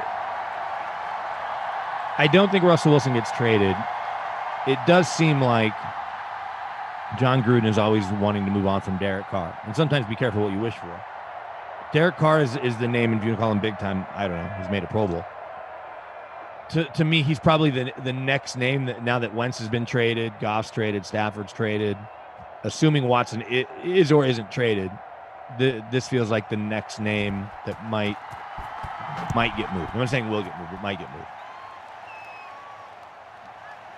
Ian Rappaport reported, or maybe he told Pat McAfee, that teams have called on Drew Lock separately from any involvement in the Stafford trade. And I was actually told by somebody in the building that he wasn't part of the Stafford trade in Denver's opinion. But then they started asking for Jerry Jeudy and Bradley Chubb and a bunch of other players for Stafford. Are you expecting that Drew Lock will be back, or is that a wait and see? Well, here I think it's a wait and see on Watson or Wilson, but beyond that, here's where I think they are with Drew Lock. And there's plenty of people, especially folks that kind of focus on the video that cover the Broncos. There's a kid named Sayer Bedinger who works for an outfit called Mile High Report, that he clipped together a bunch of Drew Lock money throws that were dropped by Jerry Jeudy or a couple other guys. Not Tim Patrick, because he pointed out to Pro Football Focus this week he had a 0.0 drop rate. They listed like 4 receivers that had the best drop rate, 0.1, 0.4. Tim Patrick tweeted at him, he goes, well, mine's 0.0, so isn't that bad? And they made a separate post for him and Larry Fitzgerald at 0.0. But all the throws were big-time throws, and that's where the Broncos are a little nervous, because right now they have an investment in Drew Lock that isn't a lot financially or pick-wise, but he gets a second year with an offensive coordinator, which is something he hasn't had other than once in the last 7 years. He's had 6 play callers going back to high school in his first 7 years or last 7 years of football. So they don't want to trade him and have him turn into Josh Allen or turn into an every week can't miss kind of QB. That you want to give the guy a little bit of stability and see what he's got there. Exactly, and give him Cortland Sutton back, right? Right. Like, I can get a Pro Bowl receiver back. I can take some pressure off Jerry Jeudy. He will put enough pressure on himself to not drop all those passes. He did have a 90-yard touchdown the last game of the year where he did most of the work. And then you've got Noah Fant. You get Albert O back, who was his favorite target at Mizzou. You've got these running backs for now, and we'll just cycle in more running backs when we move on from Gordon and likely Lindsey. And your O-line's a lot more stable than it was with Juwan James coming back. So he has a strong left tackle and in theory a strong right tackle. So they just don't want to make a move for the sake of making a move. That's going to help you. Captain, my captain, touchdown, New York, 76-yard score for Rashad Perriman. Well, I was ahead of you in 8th. That'll change. I'm in 6th. It would have been good to have Darnold stack with him. Well, I got 10% Darnold. captain in the larger free roll, about 40% owned Brashad Perriman overall. So look, I'm not here to put a gold jacket on Drew Lock, but actually the way Ian characterized it, the way Ian characterized it, he goes, they saw enough in those last 4 or 5 games last year that, and even at times this year, Carolina threw 4 touchdowns and had a 155 passer rating. They don't want him to go do that somewhere else and be sitting there kicking themselves like, great, we've got these couple of mid-round picks. We missed on Trey Lance at 9, and now what? We're back where we were. It really is interesting, too, because decision-making is one thing, but just arm talent and playmaking. And I'll see if I can find that string, and I'll just send it to you. But yeah, when you see him throw and it was literally like he stopped it right there. He's like, watch when you stop the tape right as the ball hits the receiver in the hands. Like, that's a perfect throw. And it happened over and over and over. It wasn't like it was 100 times. But there's an easy half dozen to a dozen throws where a few of them were in the end zone already or would have been easy scores, and his teammates just let him down. 1st and 10, about 90 seconds left here in the opening half from the 25. Minshew a completion, gets to 33 passing out to the 38, so a new first down. It was Westbrook on the catch, just catching up here in the Chat Kings conference room. Ricky Robbie throwing out the fire emoji. Dante doing a bunch of the same with the applause, the clap, says, oh yeah. Lindenbaum says, Captain Perriman. We're in sync there, Jordan. James says, mama, there goes that man. Bang! I'm starting to think James might be workshopping a catchphrase. Adam Schefter, well, it seems like it's Mark Jackson's catchphrase, but yeah. Adam Schefter, less than a minute ago on Twitter, having a little fun. I'm guessing that Adam's not doing the photoshopping someone at ESPN is because it has an ESPN logo on it. Says, which new fit looks best? And it's Russ smiling. Russell Wilson wearing a number 3 Bears jersey, a number 3 Cowboys jersey, number 3 Raiders jersey, number 3 Saints jersey. So Adam Schefter, likely at the behest of mercy of his employer. A little bit, but maybe Russell's agent, and maybe he's talking to John Schneider too, right? What makes Adam so good at his job is his ability to share relevant information on both sides of the aisle, if you will, right? On the team side and on the player side. Very true. So, and I don't know what his relationship is with John Schneider compared to other GMs, but if he has a good enough one there, John Schneider, I got to think, when you I'm looking up Russell's contract right now. We meant to do this last night, and we kind of moved on because we're too busy talking about Kurt Russell movies. Important stuff. I think after next year, there's an out for either him or the team. Yeah, after this year, there is, I don't know whose out it is, but it's his potential out in 2022. And the dead cap number is 58 this year if they cut him. But it's what, 40 or something if they trade him? Right, yeah, 40 dead cap. There's just no way, in my mind, that's going to happen. I've said that. Yeah, but the dead cap again. The dead cap's a tricky thing to calculate because it's just money you can't spend. It's not money you owe anyone. Right. If that makes sense. Yeah, I get it, but I mean, you are really you're hamstringing yourself a little bit. Hamstringing yourself. If you're trading him, let's say they wait until the draft starts and can get 4 number 1s for him, which is something Field Yates told us yesterday. Why wouldn't you? Listen to an offer. Let's say the Bears say, hey, here's 4 number 1s and blank. Why wouldn't you consider it, or the Saints or whomever, if they're going to offer you 4 number 1s for Russ and a player? How many years, you may have just said this, but I'm looking at the chat at the same time. How many years is the dead cap situation? Obviously, it's not 40 every year. No, but it would so be 40 this year. And then it says 26, but I imagine part of that changes when you trade him. Because what it is if 70's guaranteed at signing, then some of that guarantee, it's the bonus is kind of what screws you, if I'm not mistaken. And he had a $65 million signing bonus. If he has more guarantees in the contract, that now gets assumed by the new team. And that may only be $5 million, but, or however much it's set up. Yeah, because it says guaranteed signing, $70 million. Well, it's his total guarantee. Field goal, by the way, 50 plus for Lambeau. Go on. And I thought about playing Lambeau anyway, because somebody said he made a 59-yarder the other day. It's pretty good. Yeah. It's got a leg.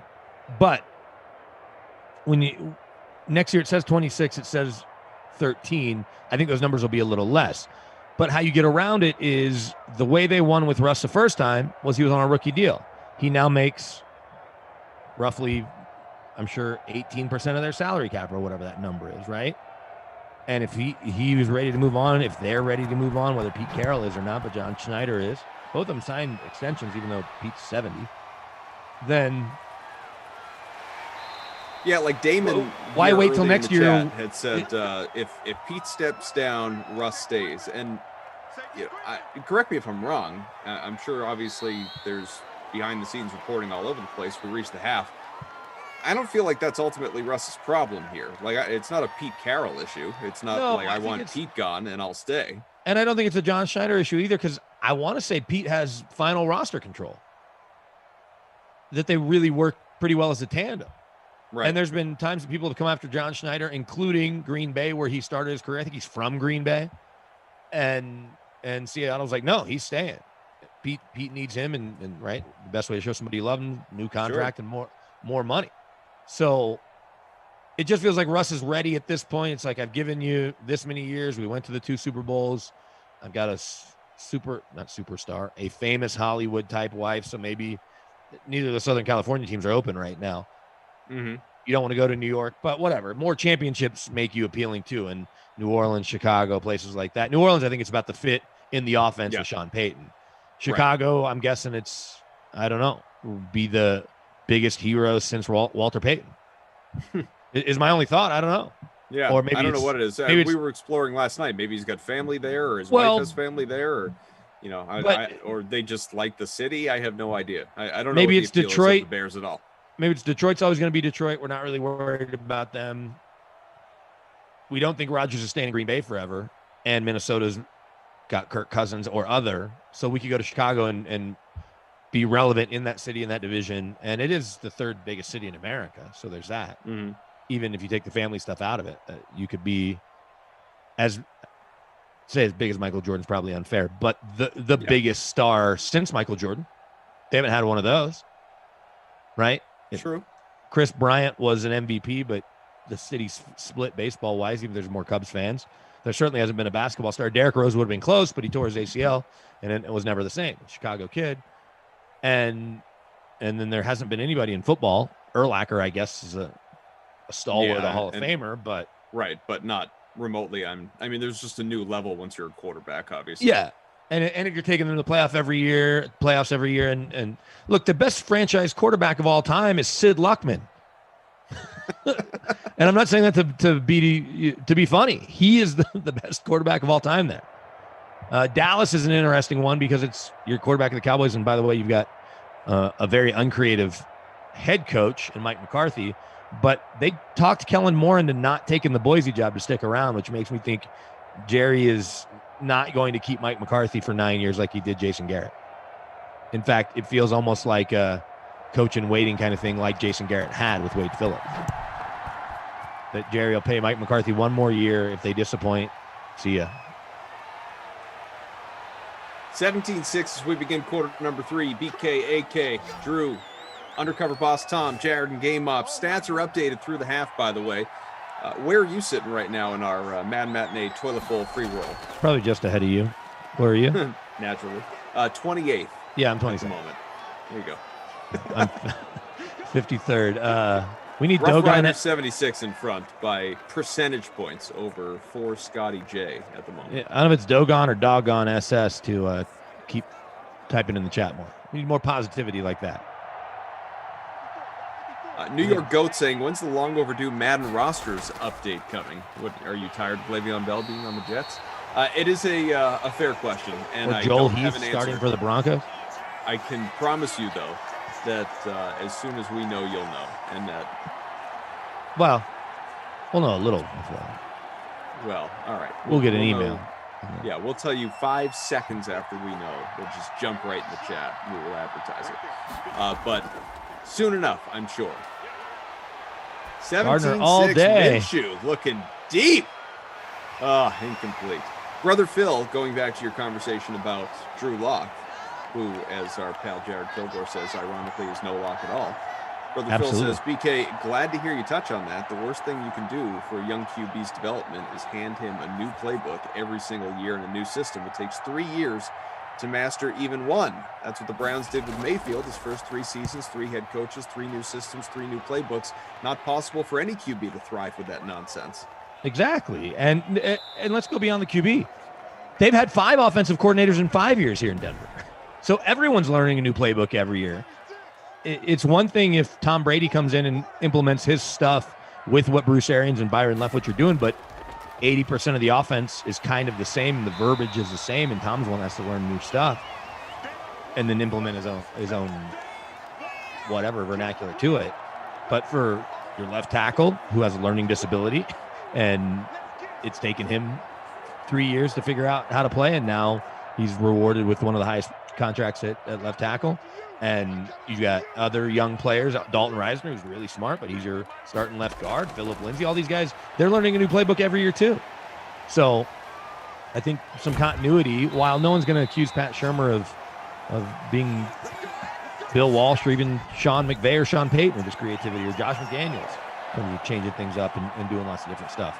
Just that second year is going to be, I think, big enough that they want to see how it goes. And if it's bad offense and Vic Fangio doesn't seem like the right fit, they'll just move on from everybody. And George Payton will hire a whole new staff. Almost 3 minutes into this third quarter, Darnold starting to move the ball here. 1st and 10 as Crowder comes up with his first catch. You were right, by the way, on Dogon. He has confirmed your pronunciation. Good guess. Jordan says, well, I'm telling you, the Saints won't be where he goes. Not a guess, but a fact. You see those numbers as far as the cap, it is literally impossible. I don't know if they want Russell Wilson and probably Cam Jordan, nobody else. That'll be about it. Because have they even given Marshawn Lattimore a new deal yet? I don't believe so. So Patrick says, Koff, I want to join your league. What do we think, Drew? Is every day a collection day of usernames? I invited my brother-in-law because I was able to invite him. So. Heck yeah. But I don't think he's well, Drew says, for Patrick, let's do it. All right. If anyone, we have north of 1,500 members here in the DK Sim Fan Friends League. If anyone, while we continue on with this football conversation, is looking to join the league and play against, obviously, not only the commentators and members of the production and game ops crew, but obviously your fellow DK Sim Fan members. Most importantly, you can join free contests, paid contests, all sports. I mean, you got people creating contests all the time. You may want to turn off notifications, but there are a bevy of contests every single day in the DK Sim Fan Friends League. If you want to join, it is this simple. Just drop your DK username into the chat. Just, my DK username is, or just put your username. It's fine. And Drew here, our producer, is kind enough, as he often is, to collect your names, and he will send out all the invites that he sees, all the names that he sees. He will mass invite you in a matter of moments after receiving the names. And maybe we can make the push to 1,600 members. I love it. Steven says, Koff, you are the only one to add friends regularly. Well done. Well, Steven, I got to say, I may bring it up more regularly than anyone else, but let's not confuse it. Drew right here is the one collecting the names and adding them. So give him the credit. So if anyone wants to join, throw those DK usernames out if you're not part of the league already. Up over 100 likes, by the way. Love it. So I think you'll appreciate this. I got roped into a fantasy baseball league a couple years ago with 2 of my buddies from work and 9 other people I don't know. Yep. So, but I like the commissioner. He's a British dude who just kind of took to baseball because of the numbers. He's an engineer or like a computer engineer or something. And it's all these guys that work at this computer engineering firm and then 3 radio guys. And one of them quit. My buddy Carl quit. Not only working in radio, he works in beer now, but he also quit the league last year. So it's me, my pal Murph, and I like Andy. And the other guys, they know me a little bit better than I know them because I've only seen them at 2 drafts and they heard me on the radio a little bit. So I couldn't necessarily pick them out of a lineup or tell you their actual first names. But nonetheless, I finished second 2 years ago and finished third last year. Nice. And I have a buddy who's a big fantasy baseball guy. I just do it to kind of keep up with more teams than just the Rockies, I guess. Sure. But so my pal Mike helps me during the draft, and he had me draft all the frontline guys that'll come up like June 1 or whatever. after the team can control them. So like a week or two into it, and I have 4 guys that aren't up, I go, hey, why don't we make this a keeper league? It's the same guys every year, thinking maybe I can talk them into letting me keep these guys for next year. So everyone was kind of into it then, and we've been sending a bunch of texts. We're going to keep upwards of 5 players. I don't get to keep as many from last year. I think we'll get to keep 1 just to kind of wet our proverbial beaks. But just because I drafted Tatis in the first round, you can't keep your top 2 rounds because you want to make those guys available every year. So my team, which I liked, and a lot of those young guys came up at the end of the year. The kid from the Cardinals, outfielder Carlson, right, played a bunch, and a bunch more guys I can't think of. But I was able to kind of just, with a couple emails and texts, turn a league that was less fun into now a potential 5-player keeper league. There you go. I'm only more invested at that point. For sure. I haven't done season-long baseball in, I couldn't even tell you when, decades. Basketball, I have just gotten back into for the first time in, again, north of 10 years, easy. Football I do every year, multiple leagues, not as many as you do. Yeah, but because you're American. And hockey I've done every year for quite a few years too, multiple leagues, just because I have some buddies that run them in our, it's a competitive league, it's fun. Although I'm thinking about getting out of it next year because they moved over. I won't call out any specific platforms, but they moved went to over a site to you don't like. They moved over to an interface that I just do not like, and it's hampered my entire enjoyment of the league. And I honestly think I may drop out just because of that. That is annoying, by the way, because I've had a couple leagues that were on one and we moved to this new one, or one you've never heard. Like, oh, it's just more user friendly. Like the other one's fine as long as I can set my lineup. I'm setting 5 other lineups there. Like I just go through and I can see the scores all on one page on a Sunday when I've got 50 things going on. I'm trying to actually cover a game. Yeah, no, 100%. So I'm debating that, but I've just been, I'm doing fine. I'm probably around 500, but I'm very good at fantasy hockey, at least season long. DFS better than the time you and I played DFS and I beat you. Yeah, no, DFS is another ball game, but season long, I've just historically been very good at it. And I've just been, but that's because I'm active on the waiver wire. I'm paying attention to, who's starting a net that day, guys that are I have just been mailing it in. When Chara gets traded to Washington, you're on it. Signed. He signed. He was let go. When he signs to Washington because Boston says thanks, but no thanks. But it was never a keeper league though, which is fine with me. But I do like the keeper league. I've just never really been. Have some of your football leagues been keeper leagues? No, they've all been, fresh redraft because a lot of the time. So both the leagues that I'm in, I don't have any leagues, fantasy football leagues with like home buddies or college buddies. They're all random people that meet on the street. This is just. Hey, you want to join us? No, they're all with like. No, they're all with DK people. Oh, and but like not work people.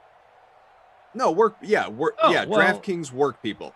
But so why would you could have Well, I'll tell you why. Here's why: is that it in the few years that we've done it, it's the league members have changed over each year a little bit because, like, let's say somebody leaves the company, then we kick them out of the league and invite somebody else in that maybe was not was on the proverbial waiting list, if you will. Right. And so it's hard to do when people are changing over at least a couple people every year. It's hard to do a keeper league. But you could keep the rosters the same because you may have Patrick Mahomes a couple of years ago and you're getting him now in the 12th round for one more year, and you would love to have that opportunity. Go score, Lev. Sure. But you could the roster should be made of it. Like you could do it real easily where let's pretend Emerson started calling actual games on NBC and left DraftKings, right? He takes Al Michaels' job, not Mike Tirico. I don't think he'd be the one. Well, okay. Maybe Glash does. We'll say Glash does. I'm not saying he couldn't go and host a show on NBC. He certainly could. It probably would maybe not taking Al Michaels. Okay. Right, exactly. But anyway, one of those guys gets a job that they just can't pass up. And but they had a roster that had Aaron Rodgers and Le'Veon Bell and Chris Thompson. Well, then if all of a sudden now producer Drew wants to play, you say, okay, you got Glash's roster. You get to keep up to 2 players if you want or whatever. Like, it's not hard to do. Sure. No, it's not. I agree with you. Let me ask. I want to ask everybody in the chat this because I threw it out there and you were talking and I just kind of mumbled it. And he said, obviously, I have a lot of fantasy football leagues. I said, yes, because you're American. There's nothing but fantasy football fans, I would assume, in this chat, as well as behind the scenes. When you are talking football with someone and or meet someone who is clearly a football fan, and they tell you they don't play fantasy football, do you think less of them? Because my answer is absolutely yes. Unless they have a great reason, like they were in too many leagues and it broke up their marriage or almost did, or cost them thousands of dollars and they couldn't control. Unless that's a reason. And there's like, oh, I don't have time. I'm like, if there's a problem, sure. Yeah, you don't have time. Like, just, your brother-in-law's always asking you. I'm not talking about my brother. I'm saying in general. Like, just play. Your neighbor wants you to play. They've got an open spot. Yeah, like you don't need to have $50. 7 leagues. Like, no, I'm not league. saying that. Just Right. be part of one league. When football fans tell me they don't play fantasy football, it is the most perplexing thing, I think, that they could but what if they don't play season long, but like they play DFS every weekend? That's totally fine. Or they used to play season long and their league fell apart and now they're way into DFS. Awesome. Or if they only play season long, they tried DFS, they couldn't get into it, but at least, they gave it a shot and looked at it. Also cool. But the person that is like, oh yeah, I got Sunday ticket, but no, just don't do fantasy. It blows my mind. No, I'm right there with you.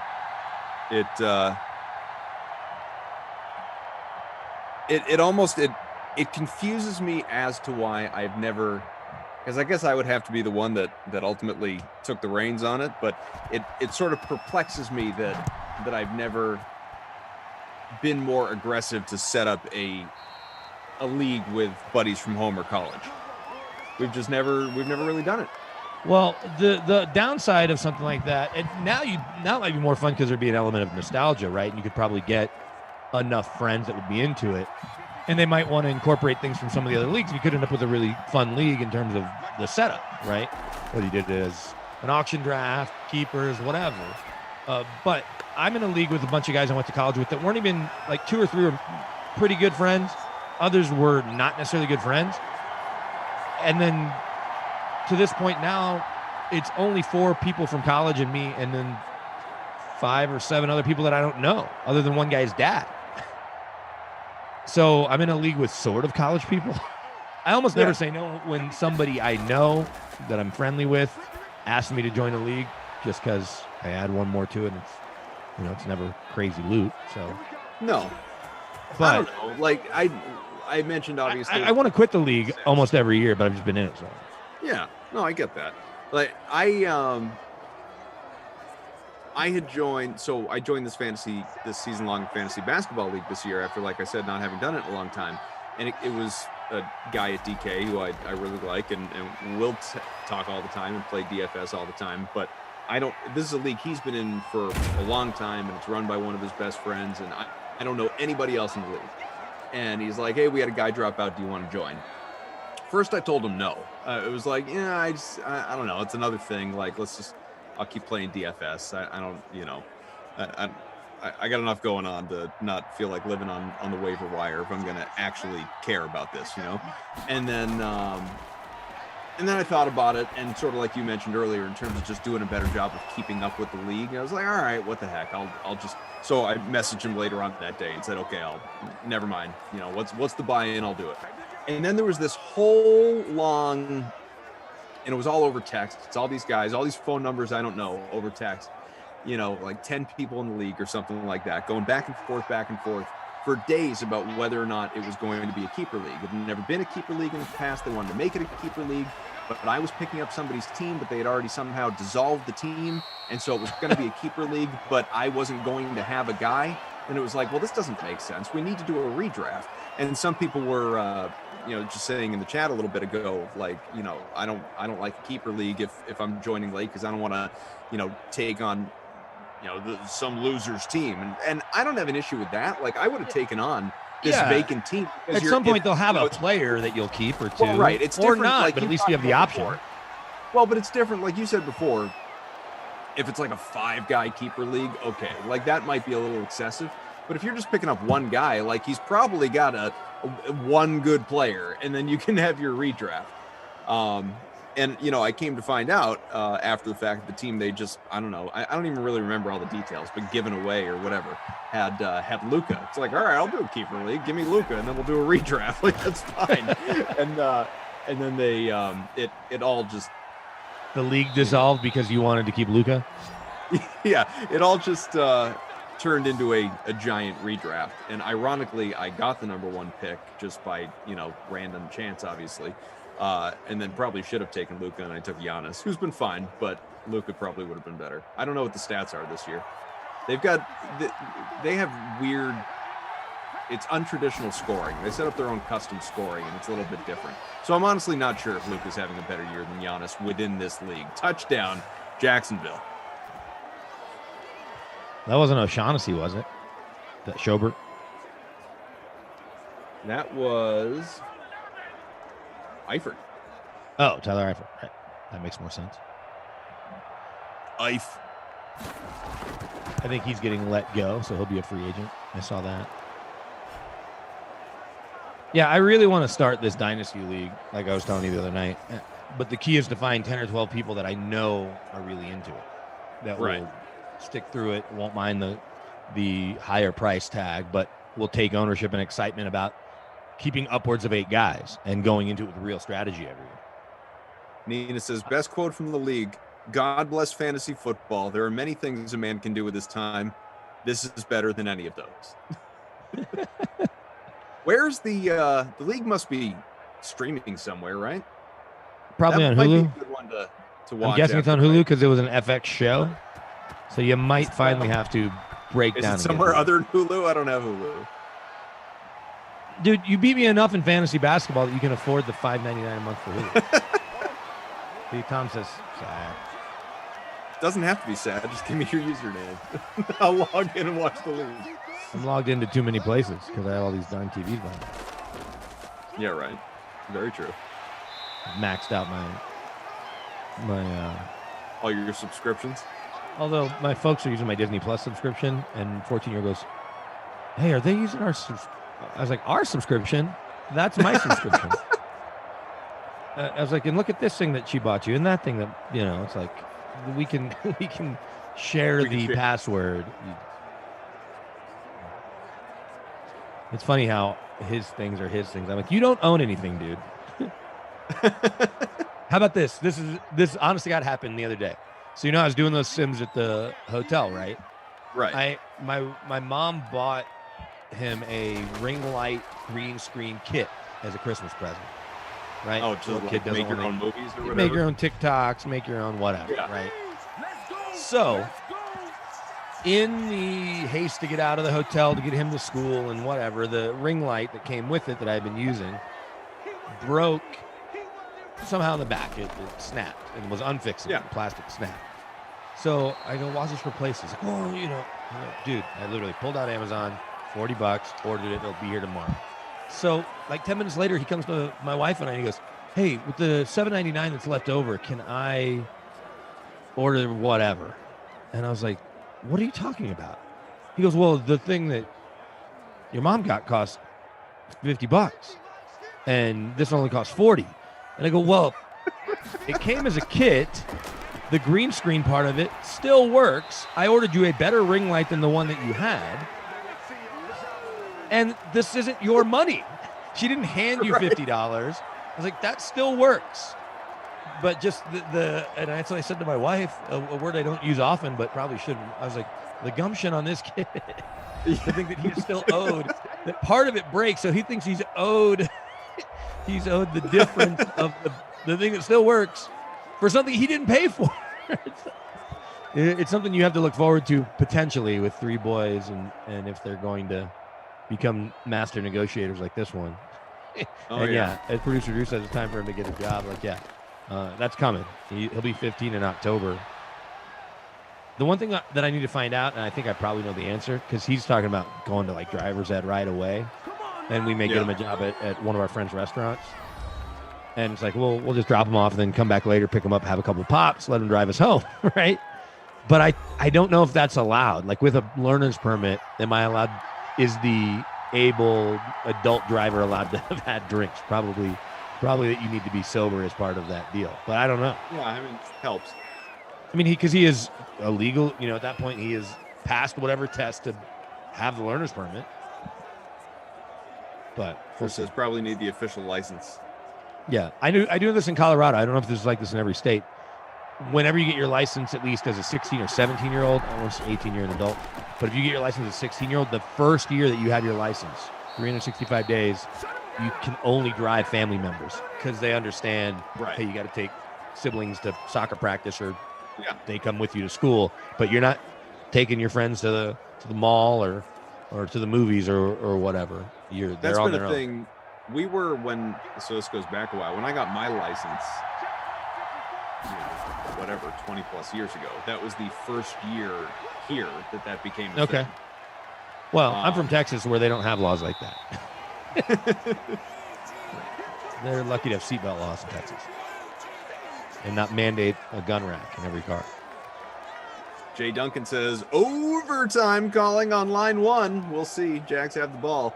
2nd and 9 from the 33. Clock's ticking. They are in no rush to use timeouts for whatever reason. To settle for a Lambeau field goal. Throw it, Gardner. Well, this isn't going the right way. What is he doing? Oh, that'll work. All right. There's one timeout. Some yardage there. Gets to midfield. May want to use it. There you go. Timeout. Jim says, cough, by the way. Missed your contest last night. How'd you do? I got 284. 293 for me last night, I think is what it was, Jim. Jim says, also, Goff, you lied on Osimo 2 days ago. You said you'd never use Michael Porter, and poof, you beat me with him. I know. He was just, I said I was done with him, and then he was in a really good spot, and at the salary, I couldn't ignore it. It's because basketball IQ, it can't be quantified on DraftKings. Wow. You got to catch that there, DJ Chark. What a good enough opportunity. It was blown. 2nd and 10. Still from midfield, less than 20 seconds to go. Darren says, Goff, we should get a sim fantasy league on DK, like a best ball where nobody gets hurt. Make a season where every team plays an equal number of games. MPJ should have lost. You should have lost 10 points for not cutting to the basket on that final play. Okay, another timeout. Timeout. All right, field goal range, but again, they need a touchdown, so that's not all that relevant. I'd love to see him line up. Like, well, the line was 5.5. It's all about pride, guys. We just want to narrow the gap.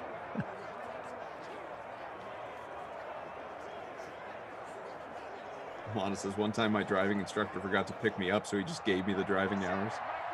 Well, that's nice. I had to take a driver's test a couple of years ago. Did you? In car. My license had expired, and I didn't. It wasn't that it expired.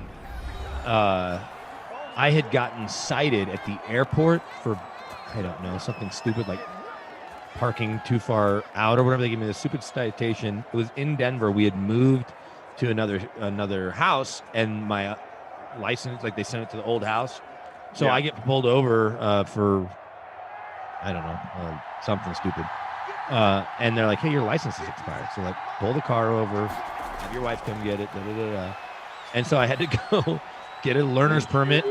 Get in there! Touchdown! Eifert. Here we go. Tyler Eifert Day, baby. 2 touchdowns. The man's owned about 30% of lineups in the larger free roll. Captain at 2.4%. You all must be feeling pretty good. He is similar numbers here in our smaller, more modest free roll. 24% owned. About 2% in the captain spot. And I will add, by the way. Yeah. What's that? No, sorry, finish. Add what you're adding. No, it was part of the leading lineup with 4 Scotty J. I'm in 68th place. Neil Hattrick Harris says right now in Texas, you can only drive one non-family member under 21 in your first year license. So one non-family member, which means you can still take your friends somewhere.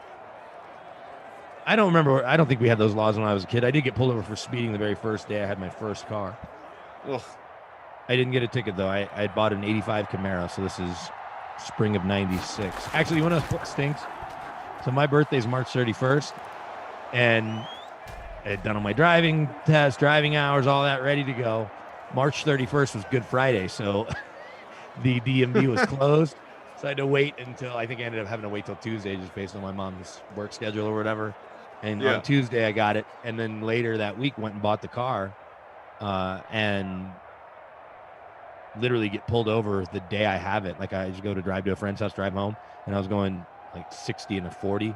And the cop that pulled me over says, "Hey, son, do you know how fast you're going?" I'm like, "I don't know." He goes, "This is a really fast car." He's like, "You'll be faster than most cars that you are on the road with. You need to be aware of that and slow down." I mean, I hand him the paper license and my and my paper insurance card, obviously, because cell phones weren't a thing in '96. Not for me. Yeah. Oh, 94. 94. I'm sorry. I graduated high school in '96. So this is 94. Spring of '94. Final play regulation. Yeah, this play is rotate. So Drew said, "Did you have to get your learner's permit?" Well, so I had to go to the DMV, do the paperwork. They handed me the learner's permit, and then I had to go to a driver's ed place. Like, I couldn't take the driving class at DMV. I had to go to a driver's ed, pay $200 for them to give me an approved one. So literally, there was 2 other 15-year-olds sitting there with me, and I go out with this guy who is used to driving around little high school kids. It's next to one of the big high schools by my office. And I'm like, there's no way I'm failing this stupid test. I've been driving for, at this point, 22 years, maybe more. And so I'm like describing it. I'm like, all right, going to stop here now. Going to make this right turn. I was kind of doing play-by-play. The only thing I got dinged on, I got a 99. The only thing I got dinged on was when I would turn, I would take one hand off the wheel because you've been driving forever, right? Yeah. You're never supposed to take your hand off the wheel. So when you turn, you're supposed to slide the wheel through your hand. That was the one area that I was faulted. But other than that, he rated me an expert driver. Ryan says, did you pay for that car or your parents? Because maybe that's why your son wants the $7 difference. No, I did. I paid for that car myself. It was $1,500. There you go. 10 years old at that point. It was all money I had earned working as a camp counselor at the Jewish Community Center, where I learned to dominate at India. So overtime's underway, and in the event that any of you are new, unfamiliar with how this works, we will get a winner. No ties here in Simland. Jets starting off with the ball. Touchdown ends the game. If they get a field goal, the Jags get an opportunity to tie or win. Had double overtime the other night. Tommy Freeze Pops and I on Tuesday night. I don't think I'm going to be able to catch up here. Aaron asking, is Rossi on today? I need to know if a hot dog's a sandwich because my girl says it isn't. Well, Aaron, he did the noon sim, but he will be back. Rossi will return for the 6 p.m., the happy hour sim with Matt LaMarca. Quite a combo, those two right there. Drew says they must have changed that rule. I thought it was a crossover on the. Is he talking about on the steering wheel thing? Hey, in Colorado, look, every state's different. But literally, and look, I'm holding my ring light. I would take one hand off and you kind of just spin it around like you would like you're a ship's captain. Yeah. Because that's what you do when you've been driving your whole life. Yeah. I mean, who drives with 2 hands? Right. I got to have one hand on my phone or on my drink. I feel like half the time I'm driving with just like my knees. Yeah. Taking a bite of my In-N-Out burger. I went from not having In-N-Out in 3 months, since I've been here, to twice in a week. Probably why my wife tells me all the time that she will be the one to teach the kids how to drive when that time comes. What's funny is my wife thinks she's a better driver than me, and she's not. She is a faster driver than me, but I've gotten way more speeding points. I don't think that's something to be proud of. It's not. I'm annoyed. My wife, and I'm certain she's not listening, but I will concede she is a better driver than I am. I will not concede that. No, my wife's a better driver in snow. I don't think I'm a bad York. driver. She will say that I am, but she is a better driver than I am. So I'll give her that one. Yeah, I don't think my wife's a better driver than me. I think she drives faster, and she's a much better driver in the snow because I grew up in Texas and she grew up in Utica, New York. Oh, so there you go. 20 all, still 2nd and 5 from the 35. Jets ball still.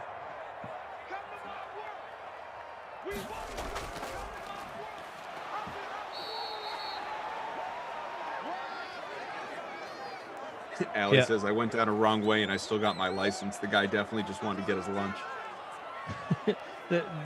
He just passed me instead of all the failure paperwork. Oh, that. But what's funny went down the wrong way.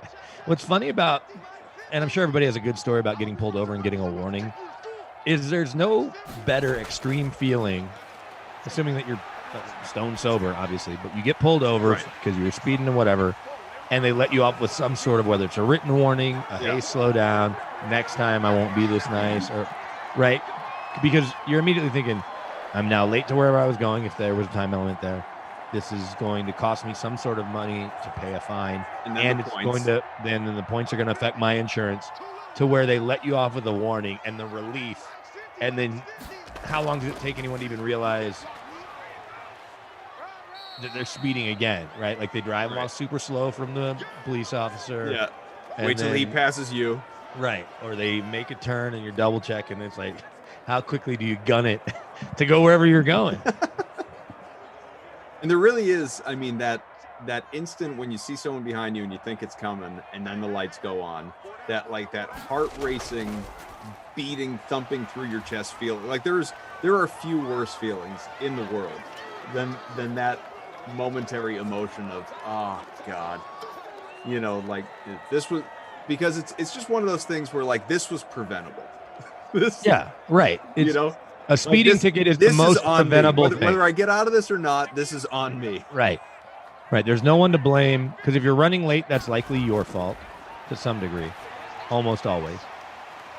I got a citation a couple of years ago. I slammed into a median in a snowstorm, and they cited me for reckless driving. And then the DA for the 3 counties used to like fill in at the radio station, and would come, and I saw him. I was like, George, don't you think it's kind of BS? But it had already been settled because I had gotten it down a couple points or whatever. But it still affected our insurance. He goes, yeah. He's like, if you would have just come and seen me, I would have had one of my young DAs talk you through some diversion programs. Great. My own fault. I just thought it was crap. I'm like, there's a snowstorm going and a huge puddle like this. When I went to the hospital to get stitches in my forehead, the doctor had driven through it and knew exactly the spot I was talking about. How about Ficken? Sam Ficken tacking on some points, and we have ourselves a Jets lead. But of course, the Jags can either tie and force more play, or obviously a touchdown wins it at this point. Actually, the anniversary of that 2-year anniversary of that car wreck popped up on Facebook and reminded me that I ruined my favorite shirt. It was a Cowboys Super Bowl shirt, like with the caricatures from '92. Yeah, still fits.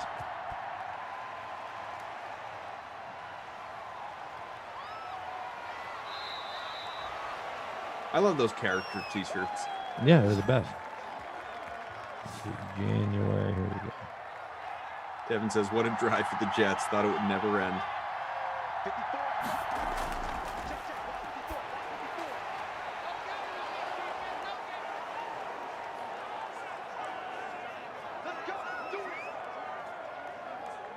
David says, I've talked my way out of 3 tickets in my life. I've only received 5. I know some people that just, go to the de facto, like, I'm about to go to the bathroom in my pants. Like, I'm sorry I was going so fast, but I'm having a problem here. And then you find out what kind of character, if they believe you, if you're like sitting there sweating and, then you find out what kind of character the cop is dealing with. Like, so, is he just going to let this happen if he believes it's actually going to? And I want to know what the average is of people being genuine about that. Well, no.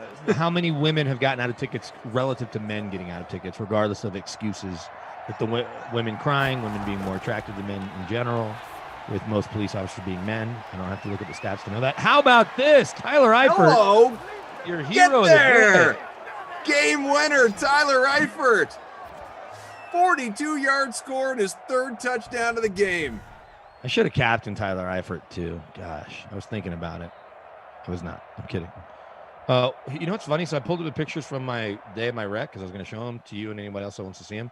I had taken a picture of my Cowboys shirt 40 minutes before the wreck to show a friend or something. Here's me bleeding from my head. Jeez, man. In the car. And then here's the car and the broken axles.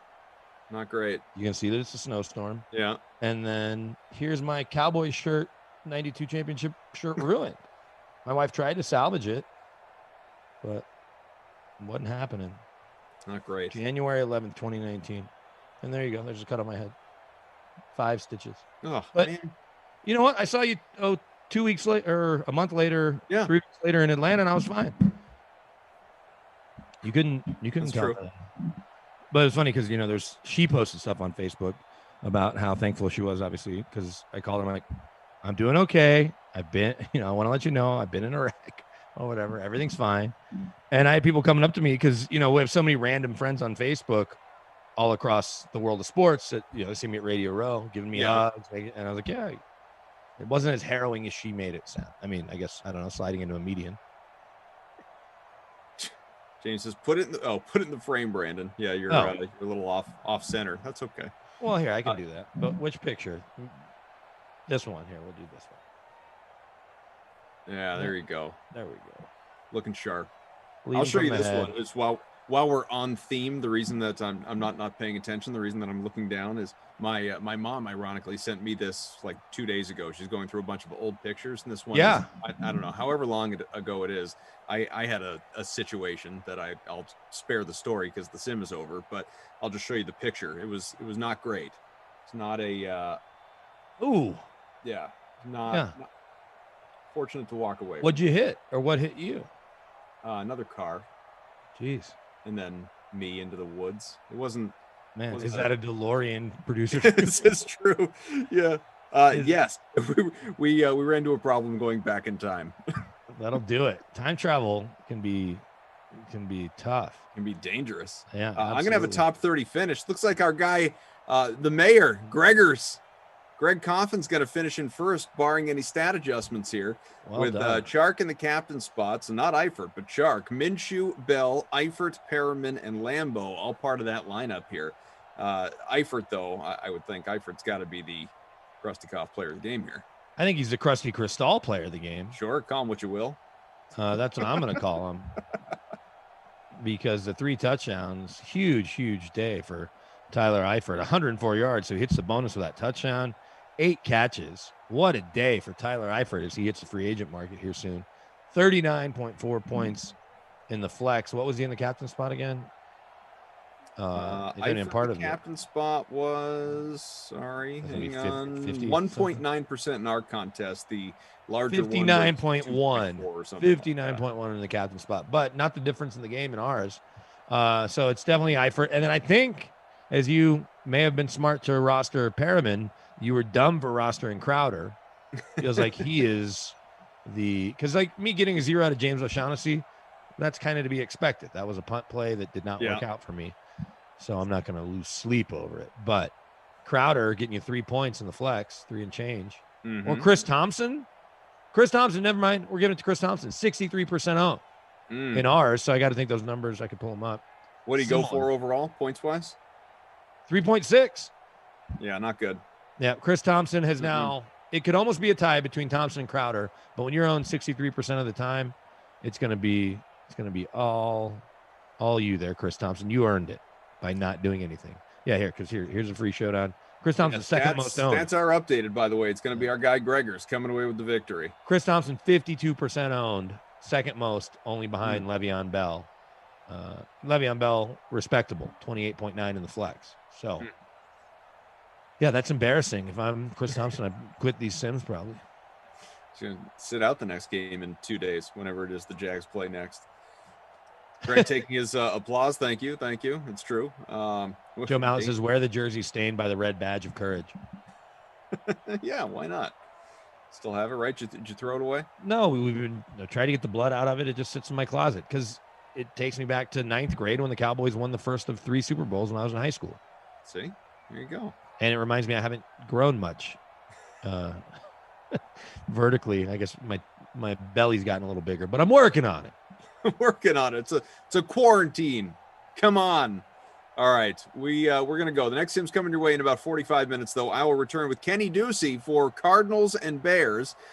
Lots to talk about there, and we'll see if Kenny and I get into a tiff over anything. That's always congratulations a wild on card for finishing me. better than me after a rough night last night in everything we competed. Yeah, and in all of it. All right, it's a new night. NBA But on the horizon. I look forward. We'll see. To I have a sim. I have a lineup for the next sim. If I dominate you in that, then I'll think about NBA. Sounds good.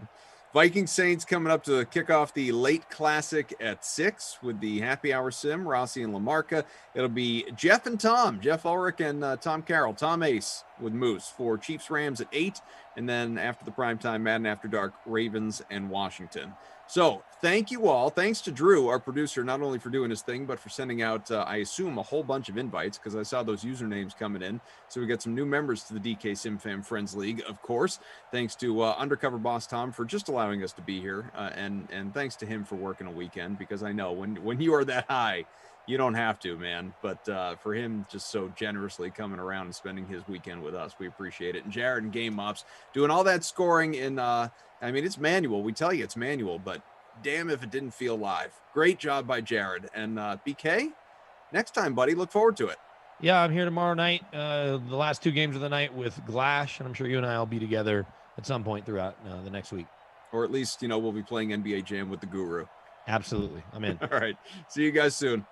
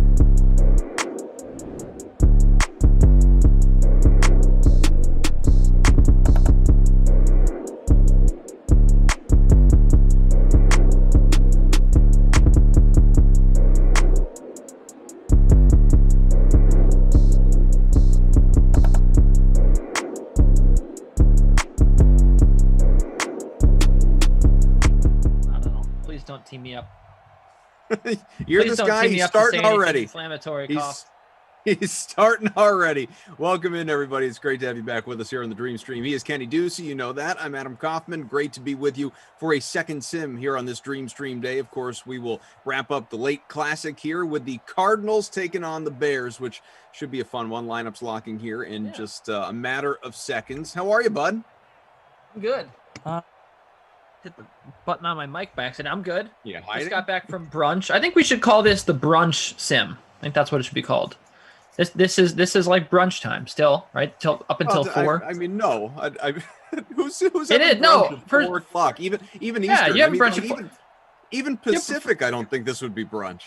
Yes, it is. Brunch goes till 4 o'clock, and then not only does it allow us the chance to go till Andrew says brunch only goes until 4 in New York. Only in New York, exactly. I mean, maybe 2 o'clock is the brunch sim then. Fair. Brunch is like a 10 to 2 kind of thing, and even then maybe I'm being generous. All right. Well, look, all I know is I've just had Eggs Benedict for the first time in my life, and my life has been changed. I think I'm ready to be a nicer person. I think I'm ready to admit when I'm wrong. I think I'm ready to not,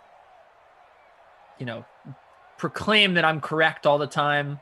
And Eggs Benedict did all that. Here's the thing. Now I need to know more. Yeah, let's go.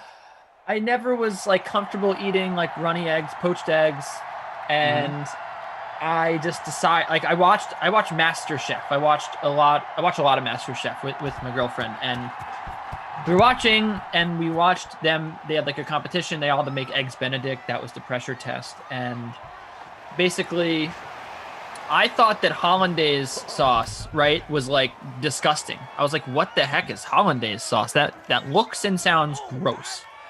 And then I watched them make hollandaise sauce, and I realized that all it is just butter and lemon. Sure. And then I was like, wow, that actually looks delicious. And so I decided, hey, I got to try some Eggs Benedict. And I tried it today at brunch, and it was life-changing. Absolutely life-changing. I'll never eat eggs the same again. It's just the best way to eat eggs, Cough, because here's the thing. I love English muffins.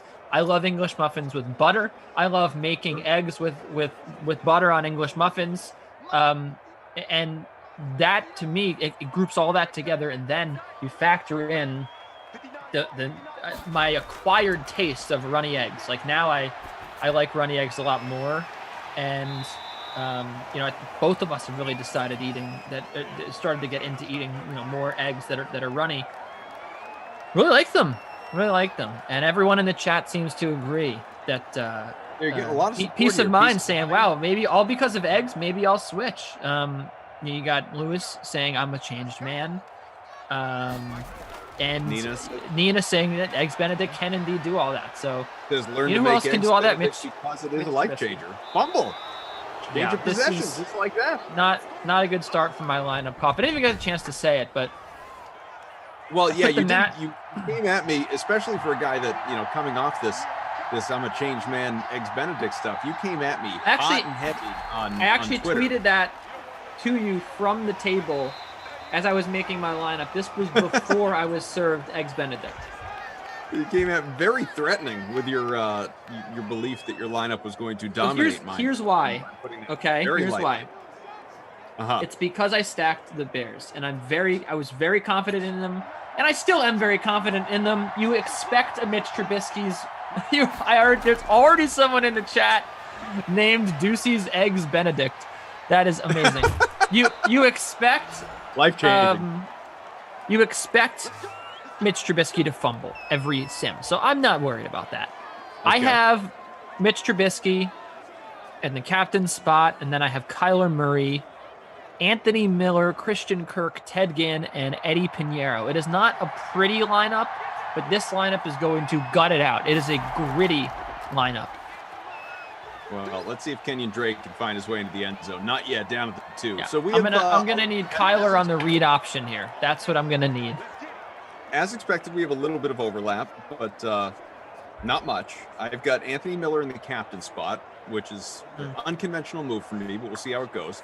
Kyler Murray, Mitch Trubisky, and Kenyon Drake. Pay up, pay up, pay up. So I would love a Drake touchdown right here. And then I have Zane Gonzalez. Oh, we can get a vulture. In the Bears DST. Vulture! See, the handoff. Oh, he got it! Touchdown! Oh, man. Well, for all those begging and pleading for a Kenyon Drake touchdown, no, sir. Not going to work out. Darrell Daniels, the fullback, with the vulture TD. Kenny told you. 0.1% own. Are you serious? I can't imagine anybody in our smaller free roll has this guy. Are you serious? Darrell Daniels. That's him on the sideline. Doesn't even look like he has a fully finished face from the Madden creators. I think they just like made a generic face. Nah, they figured he's never going to have his helmet off. Let's look at the good news is no one got points there, right? There's 0% of people have to have owned him in our. I'm assuming. I mean, obviously it's manual scoring, so we'll give Jared a moment. But I would find it very hard to believe that Darrell Daniels, who again is 0.1% owned in the large free roll with thousands of people, is owned in our modest little 153 entry early bird specialty. Hopefully Kenny and I fight today free roll that we created. I doubt it. I doubt that we're going to see him. Pebble Beach not happy, says I've got Drake as captain. Silly, says David. John thinks there was maybe something in the Eggs Benedicts that made me a nicer person. If you know what, if you guys like the unpredictable though, smash that like button. Let's get to 150. We're well on our way. 21-yard grab right there for the Bears and Ted Ginn Jr. Ted freaking Ginn. That's all I can. That's all I have to say. He, Ginn is one of those guys you think Allen Robinson's gonna get all the looks in this Bears offense. It's always just Ginn and Miller, and Trubisky running. Like, look at this. You can't not roster this guy in Madden. You literally cannot. He is the who is the guy I rostered the other day? Oh yeah, KJ Hamler. He's like the KJ Hamler of Bears Sims. Like you have to have KJ Hamler in there at $2,000, the same way that you have to have Mitch Trubisky in your lineup and only 77% owned in our mini free roll. And I'm just scanning it quickly. I don't believe, as expected, Darrell Daniels is owned by anybody in this contest in our smaller free roll. Trubisky, though, to your point, 77% owned, about 14% in captain spot. Let's talk a little bit then about, as I like to call him, Mitch Trubisky in real life, Mitchell Trubisky in Simland, because he garners full name preferential respect in these sims where he is an elite Madden sim player. Of course, in real life, he's just Mitch. He's a Mitch, not Mitchell. He's Mitch. Allen Robinson with the catch. Where is Mitch Trubisky going to wind up? Because it is clear, and I'm not saying it's inevitable the Bears won't bring him back, but it's clear the Bears don't want to bring him back. So where is the newly engaged, congrats to the Trubisky family, the newly engaged Mitch Trubisky going to wind up? How does this all unfold here? In real life, he acts like a Mitchell Trubisky Jr. He acts like a real son of a Mitch, And I think that is that. Hey, you're a changed man. You can't talk that way.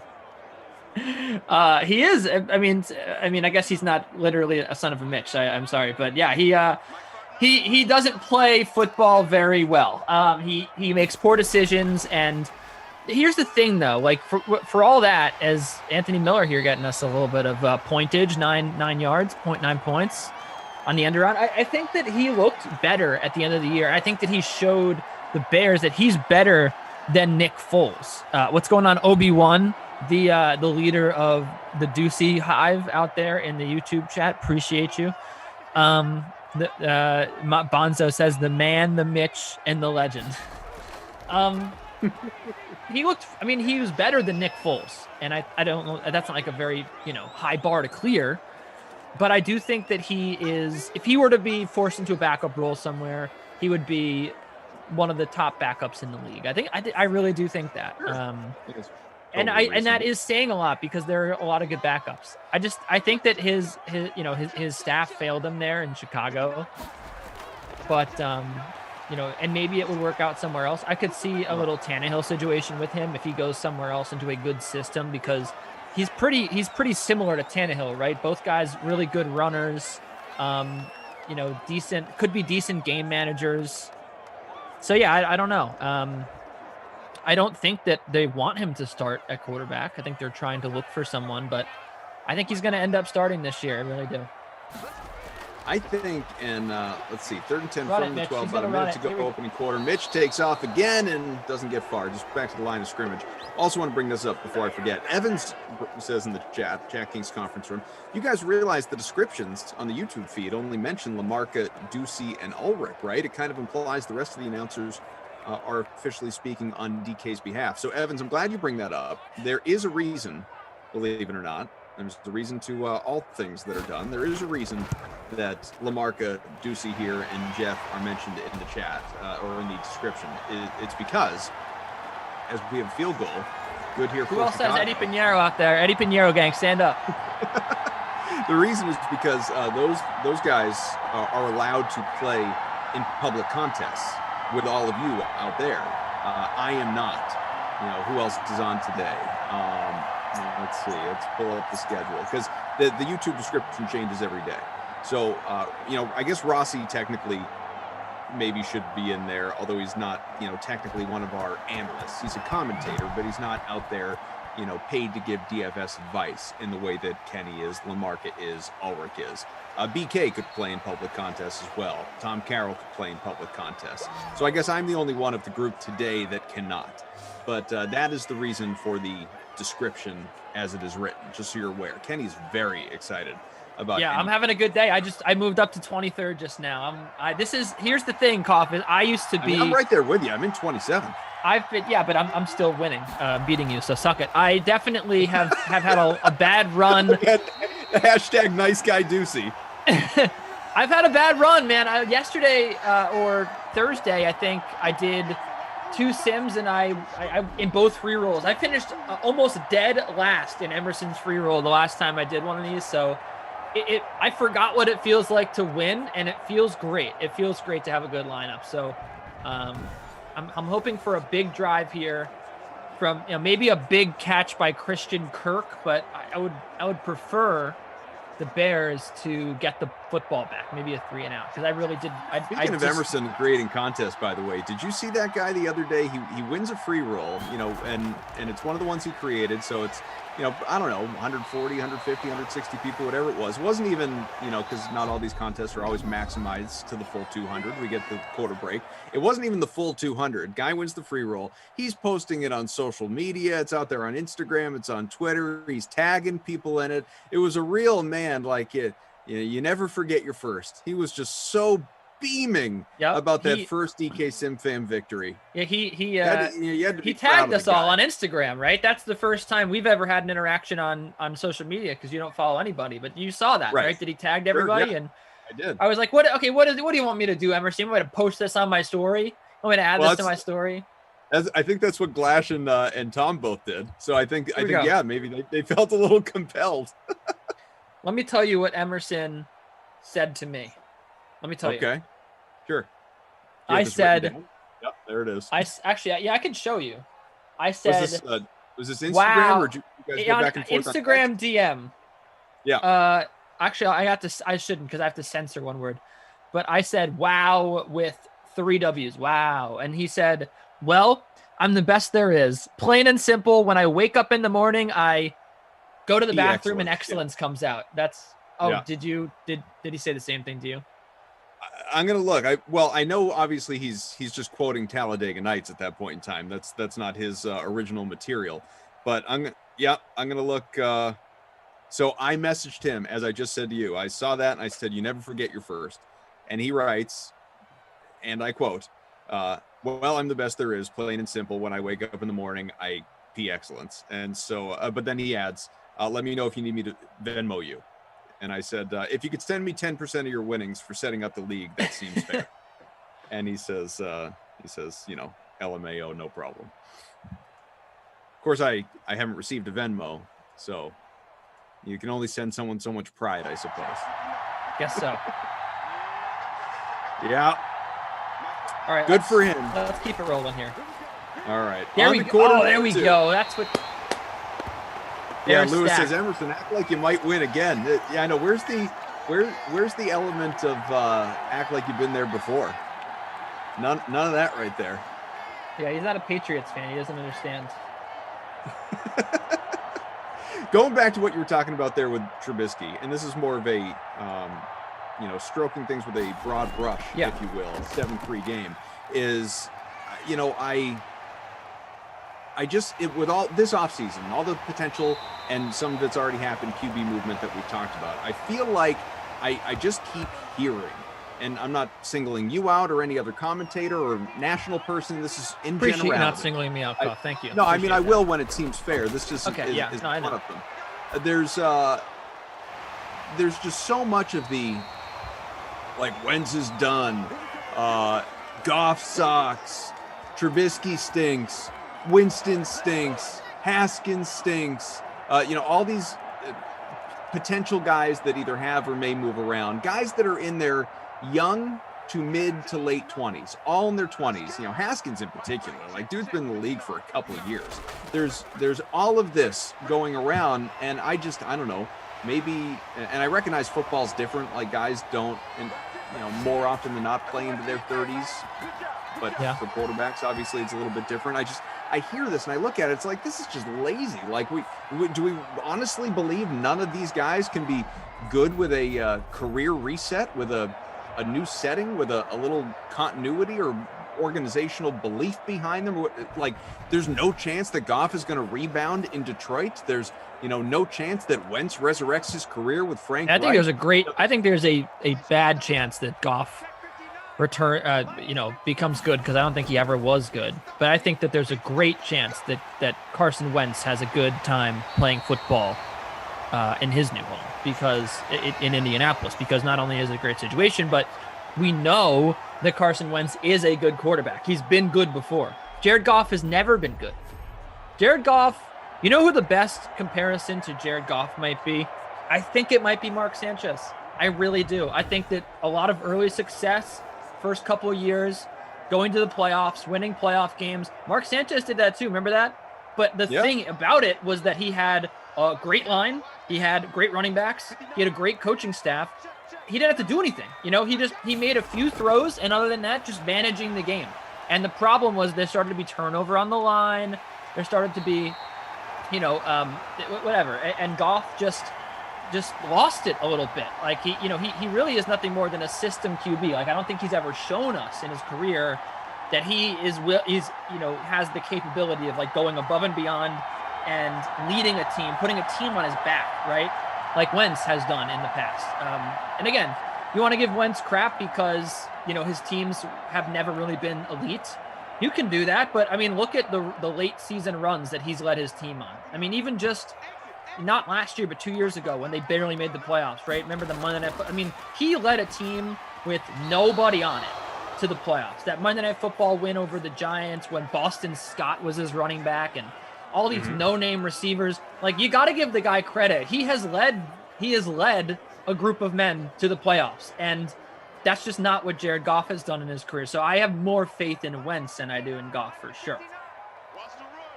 Well, what about bringing it back to Trubisky? Are you a believer that, like, Trubisky's just... I'm trying to think. I hesitate to phrase it this way, to say that, that Trubisky's just done, because that would assume that you believe that he was ever there in the first place. And some people do not believe that, like some guys, obviously, from the get-go, I mean, they may be high draft picks, but they just don't pan out, and they never pan out. So it's not even, oh, he's done. He never started. Where does Trubisky fall for you? Yeah, he's, I don't think he ever started, and I don't think that he's ever going to start.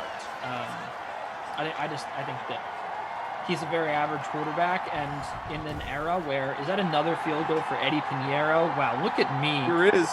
Look at me. Look at my lineup. Rostering Eddie Pinheiro with 2 field goals. I am killing it right now. But no, it's by the way, says Koff, you're getting Ducey all fired up. I thought this would be Ducey's first chill sim. Well, there's a reason for that, guys. I don't want to chill Ducey around me. I want a fired up, energetic Ducey. Emerson knows what he's doing, or excuse me, well, Emerson doesn't know what he's doing, but Koff also knows what he's doing. He pushes buttons like nobody else, and I don't want to be the guy that sits here and just, goes off for the whole sim, but apparently you want me to be that, so you don't want to express your thoughts. Nina, by the way, if this makes you feel any better, Nina says, due to the sim, I've overexerted myself. I was just folding laundry and cleaning the bathroom, and now I've started making eggs Benedict, so thanks. I'm going to start making that on the weekends as well. Crooked Tooth is looking for anniversary contest details, wants to know more. To be honest with you, Crooked Tooth, I don't have any details for you. When we have them to provide, I will certainly do that. But here in this moment, because I know the 1-year anniversary of The Sims is not far away, March 28th. Once plans are unveiled, we will happily provide them to all of you.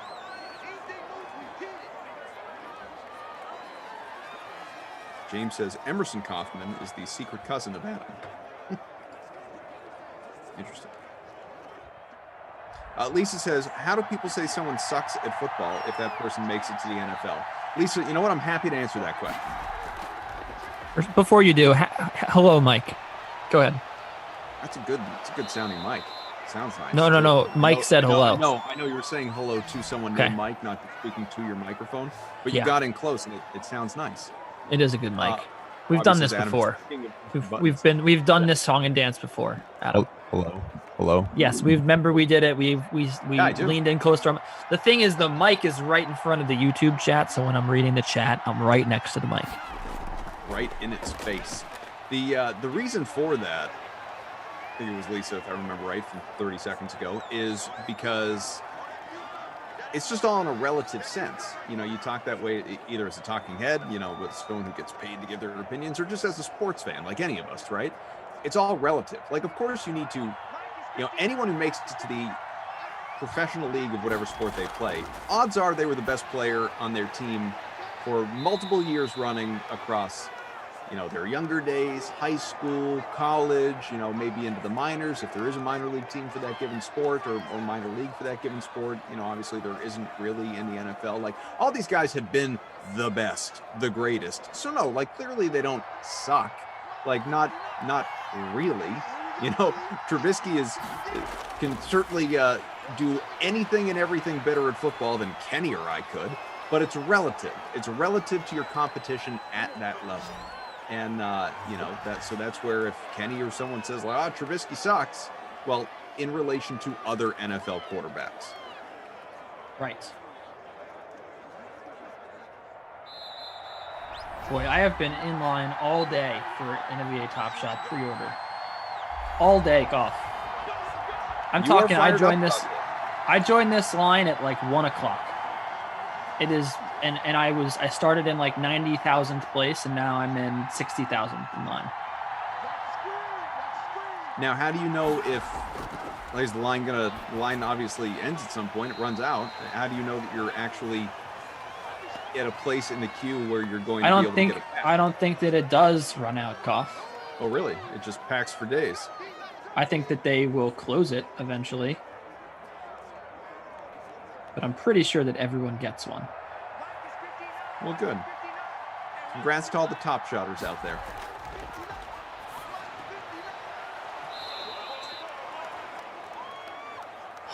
Damn, D-Hop.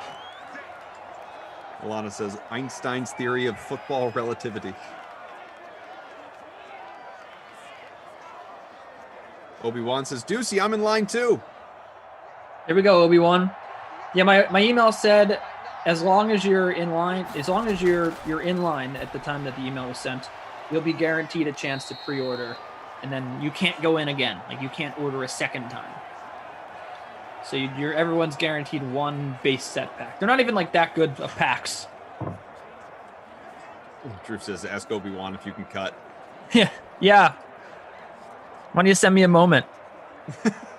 Send me a moment, Obi. I'll send you a moment. I'm having a moment right now. 7-6, first and goal from the 4 after that 101 stoppage that we've come to know and love. Maybe we don't get the Vulture this time. Maybe we don't get Drake at all. Passing, touchdown, back in the end zone. I was just doing so well. Cough, why can nice things not happen to me? If it makes you feel better, I don't have D-Hop either, so it's not like I'm going to jump in front of you. Carl says, Ducey, can you explain what the draw is with NBA Top Shots? So the thing with it, right, is first of all, everyone is of the belief that this is the future of trading cards. Like you're familiar with, physical, baseball cards or basketball, whatever, right? So this is like the future of cards. So instead of collecting just a photo of someone, you collect moments. So it's like, oh, like I have this Alec Burks assist or this LeBron James 3 or this like cool Luka Doncic assist, right? Like stuff like that. And it works like trading cards do. Like there's certain cards that are like limited release. So there's like, just only 500 of them in circulation. So, some of them are like platinum cards or like legendary cards. Other are just like the base set cards, which are more common. There's some like those. There's a lot of There's a lot. There's some that there's a ton of them, right? So yeah. So it was. It's basically a collecting cards, and the thing is, they're worth a lot of money right now.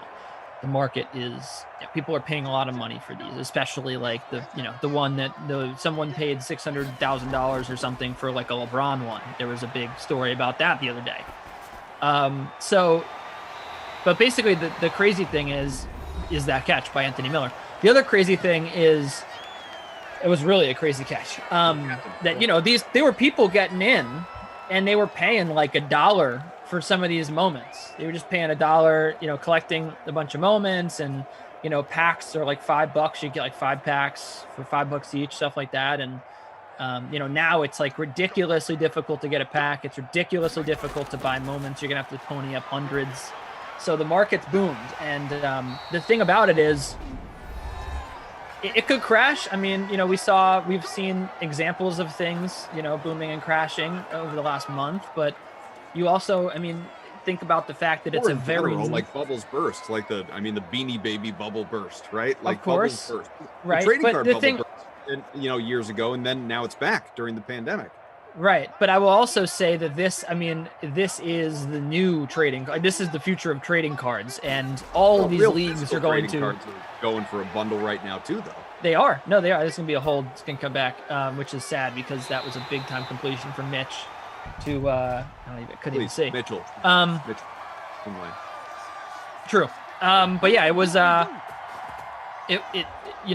This is the future of all trading cards. So there's the new generation of sports fans. The young generation is very into this right now, and the league is going to the NBA is going to make a bundle off this, and so all the leagues are going to get it. NFL, right? UFC, NFL, and you're going to see Top Shot for every single sport. And so, what it comes down to is this is not like a 1 month fad. This is how people are going to be collecting cards and moments and whatever, investing in their favorite players. And so do I think that, the cheapest moment is going to always be, $30, $40 the way it is right now? No, like I think that the market could certainly crash. Right. But I think that's why, like, I don't know if I'd be in it to buy moments and see if they rise in value, but to just get packs right now for like, $5 or $9 is absolutely worth it, because I do think that, like,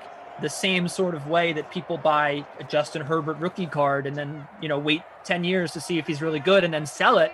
Same thing with Top Shot, right? That's going to be the same exact way. And if, you can get in on the ground floor where there's only like 500 of those, like they don't even have an Emmanuel Quickly moment yet, right? And I want to invest in him. Oh boy, what a completion! Great going. Unfortunately, that's it. He couldn't get out of bounds, so no Eddie Pinheiro points for me. But yeah, I'm on a ramble here, but yeah, but that's I think people are learning here.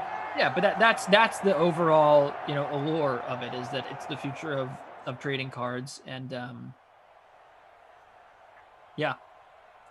That's about it. So I mean, I have many questions, some that I've asked other people, so we don't need to turn this into a, Top Shot analysis sim, obviously, as we'll look at some of the halftime numbers here real quick. Trubisky, 145 passing, no touchdowns. Murray has himself one passing touchdown, 6 for 6 after he hits DeAndre Hopkins, as we remember a little while ago. James says, right now I'd like to buy a Madden sim moment for insert player here. Who knows? Be fun. I mean, Never heck, did. You really do never know. someone brought this up before. You got like Madden Ultimate Team. Like, it's kind of the same concept in that way. I was thinking about them recently too, because I feel like they were, they have that, right? They have a market on Ultimate Team. People are very into it, and they spend real money trying to get these cards. And the thing about the Madden Ultimate Team, the MUT universe, right, is there's an adjacent world where people are actually paying real money for coins. They're paying money for coins, they're paying money for cards. People are selling their Madden Ultimate Team cards or buying coins. But the problem is that that type of market is not like conducive to actually making money. Like no one's paying. You would never pay thousands of dollars to play with a 99 Jerry Rice, right? But but I do think that they could borrow that concept or expand it and make it sort of like Top Shot. I do think that is a possibility. I don't even know what Lisa Robinson said, but boy, I mean, you want to talk about incoherent comments? I don't even want to entertain that one. DeAndre Hopkins unfortunately has a touchdown in this game, which really stinks. But she's not even. She just said a bunch of words and Bears beat Jets. Jets double suck. Jets. I mean, what the heck? I don't know, man. I give up with these people. It's a lot happening right now. Cohen 3 for 58 is your leading receiver, although Hops got the touchdown, 3 for 34. So one of my questions is this: do you, independent of whether you think it is or, I mean, obviously it is successful right now, whether it's a fad or whether it's a success long term, remains to be seen. And independent of whether you think it will be successful long term, do you like it? Like, do you like just the concept of, and this isn't so much Top Shot as just the concept of a digital trading card or digital moment, obviously, that you can, maybe one day you create your own digital library on the cloud and people visit your, someone said this to me the other day, like people visit your personal Kenny Ducey museum of moments, whatever we want to, maybe that is the future. I have no idea. It's just as someone who is, I'm not old, but a little bit older, I'm pushing 40. I remember the days of collecting real physical trading cards and looking at the stats on the back and think, do you like it? Do you like it as compared to what has been the traditional way of card collecting? I do. I think that a lot of it is, I don't think that the actual moments are as worth it as the just having the player. And that's the one critique I would have is if I want to have I want to own a buzzer beater, it's right now it's all about this, you own a Luka Doncic card, right? So Luka Doncic's buzzer beater is just one of many Luka Doncic cards, right? I would love it if it was more moment based, where it was I want to own this hilarious, turnover that this, I don't know. I feel like there's, the concept is good, yes, but I would love it if it were more if the price of moments, right, had correlated with how cool the moment was, as opposed to just who it was that was in the moment, if that makes any sense at all. Because Queenie said card collecting can never be as good as opening a fresh pack. I'm saying, man, that was the feeling. There was nothing better. I opened a fresh pack today, but I got the wrong cards. I thought I was getting Bowman's best cards, and I got Bowman Platinum, so I just got a bunch of crap cards. I got a. You're into the. I got a Logan Driscoll. I got a Logan Driscoll autograph card. That's it. Okay. No, I do have cards. I have some trading cards, some baseball cards. I mean, not much, but I also have stuff from growing up, which might be worth something. But yeah, I've got to go back through. I was talking to our guy Bukes is he's the guy I've learned about it from really for sure. Taking a dive into I don't think I'm not sure, maybe they're involved in Top Shot, maybe they're not, but they're definitely getting back into the trading card game. And Bukes was telling me, he's like, yeah man, like you should look through your old stuff, because obviously like the era that I collected, if you had any, and this goes for anyone out there that collected cards say 2 decades ago, whether it was like Brady rookies for football or like Kobe rookies or some Jordan cards, think like LeBron, certainly. He's like, some of these things, like, see what they're going for on eBay, because there's a lot of value if you've got anything that's even remotely rare. Yeah, and I actually was looking at that too, because I have like complete sets from when I was growing up, with Topps. So like I probably have like an Ichiro rookie card that I could probably unload for like $40 or something like that. Like I'm definitely gonna I'm hoping to go home soon and take a look, because I for sure have some stuff. James says, imagine if this game was exciting. They might actually call one play. James, good to have you back with us today, buddy. Brian says, James, first time? You must be new. You guys just wait until half my DVDs become, really rare collectibles. First and goal. Oh, come on, Kyler. Only 4 yards. Slides at the 5. My kids really want to start to do that, collect cards. I mean, they don't have any idea what Top Shot and the concept of virtual cards is, but they've gotten some for their birthdays or holidays in the last year or two. They've started to get some cards, and they're into it. The problem is, like, you try and do the right thing, like get binders with sleeves and have them, put the cards in there so that they're not just laying around. And because I will say this, there's certainly the advantage of a Top Shot concept is you don't have to go through digitally what you do with physical cards, which is, well, how's that card graded, to see what it's truly worth if you want to sell it. Is it a 6? Have you been taking care of it? Is it a 9? How has the card been handled? Are the corners creased or anything like that? As we got ourselves a touchdown here by none other than Max Williams. Cardinals just turned into a rout, about to be 21-6.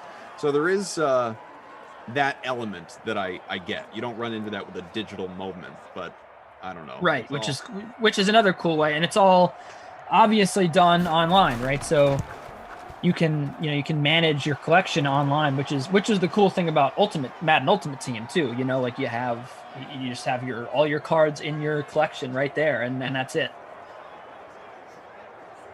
Jim says the condition means all. Exactly, it does. I've just never. I always collected cards to collect them, maybe trade them with buddies. I never ever collected with the mindset of I'm going to sell these one day. Maybe I should be, if anything in there is actually worth anything. But I just never even had that mindset about it.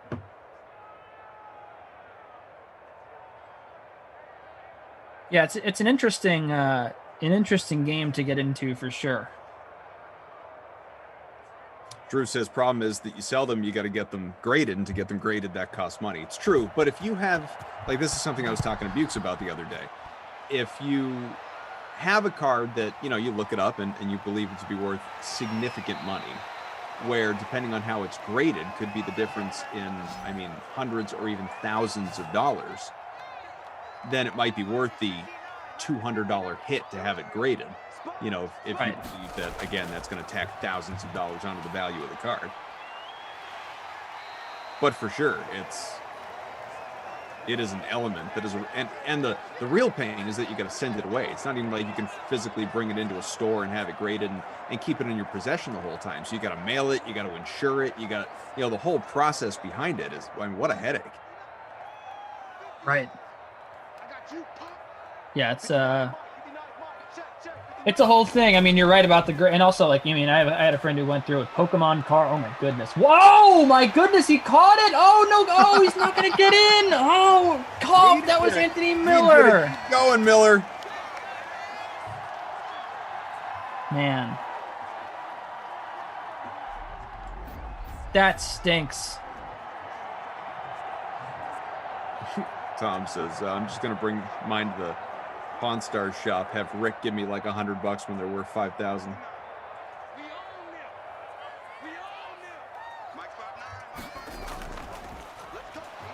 First and goal. Nope.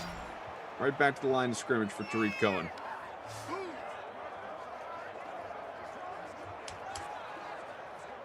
Big Kev. Nice.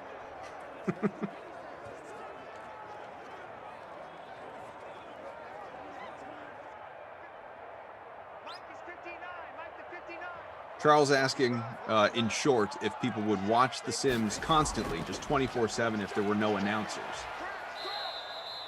If people are just that into the product of the Madden simulations themselves, that, you know, we don't even need to be here. You could just, you know, jack up the announcer sound on Madden, get your traditional play-by-play, and leave people like Deuce and I out of the equation. And I'll defer to producer Drew. What do you think? Would people still come, Drew? I mean, you'd certainly get a different style of commentary. I don't think so. I think they want the commentators cough. Drew says no. Absolutely true, Drew. On top of that, you know I think you know why? You know why? Because being acknowledged and part of the conversation in the chat as yes. well. And you know what? Who else is going to tell them to roster Eddie Pinheiro to get 3 field? Oh no! Oh my goodness! For it. Yeah! Nick Foles! Wow. That is Nick Foles. Did anyone roster Nick Foles at $6,000? No chance. Can I hear one person who rostered Nick Foles? 0.17% owned. Oh my goodness! So Bears DST gets points for that, right? And Nick Foles as well. That is unbelievable. Oh, Drew's saying adjust full. I'm pretty sure we went through this, and I think it's both, but I'm not sure. Now I'm misquoted. We will let Jared and Game Ops tell us definitively, obviously. Yeah, I'm going to wait for that chat to come through and Zoom from Jared. Brian says, is it me or does Koff kind of sound like Barack Obama? Nope. No, I do not do an Obama. That'd be great if I did, though. Let me be clear. Let me be clear. I'm going to wait for Jared to respond, and then we'll let you guys know. But yeah, I'm most people in real life. Us here. In real life, it would be. I think it would be. Well, we follow the real life model. So if in real life, maybe not. No, I don't want to be wrong. You're right. Jared says he's going to look it up. We follow the real life model. So if in real life on scoring, then it would be DST scoring here. Right. But on the there's nothing about fake. I don't know why the DST would get points though. Well, because it is the special teams unit that's scoring. That's the thing. But you don't. It's not here on the rules.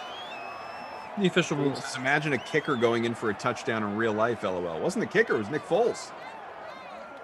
Yeah. It was the holder. If it were the kicker, I would have gotten points. See, that is true. Wow, Nick Foles. See, here's the thing, though, to the 0.17% that rostered Nick Foles. Drew's now saying kickers only get kicking points. How does that make sense? I don't know why you would roster Nick Foles in the first place. And this comes back to a DraftKings pricing issue, obviously. But when the backup QB costs $6,000, like, I mean, there's no chance of him hitting value. None, even if he actually is involved. Right.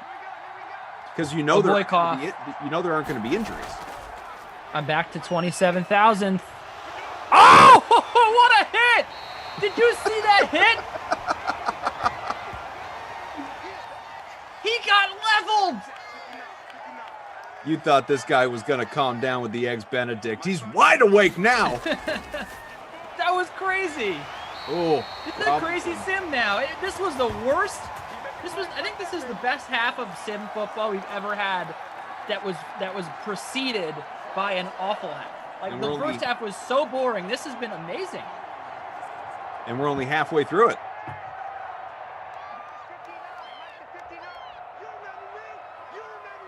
I'm in 20th place. I still got a shot, Comp. I didn't have the Max Williams TD. I didn't have the big Tariq Cohen catch. I didn't have Nick Foles, or DeAndre Hopkins. Yet I'm still in 20th place. I still have a fighting chance. I have the 2 passing touchdowns from Kyler, but that's it. I don't have any touchdown scorers in my lineup. I'd say I'm rooting for you, but I'd be lying. What place are you in? You're ahead of me. I'm not, bottom of the barrel or anything. I'm sitting 40th. So I was right. Well, what you said was that your lineup was going to whoop mine. Kick your butt. Not exactly how you wrote it. Yeah. What place are you in? At the bottom. 40. I just said that. So I wouldn't say you're beating you by 20 spots. Yeah, but how many points? How many points you got over there? How many points do you have? Tell me. You show me yours first. 59.25. Oh, that's terrible.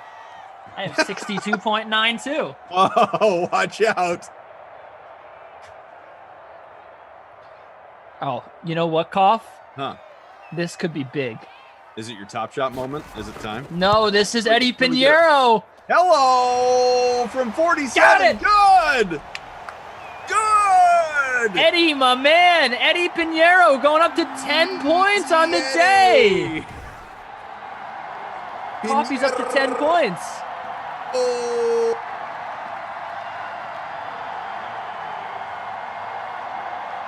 That is humongous.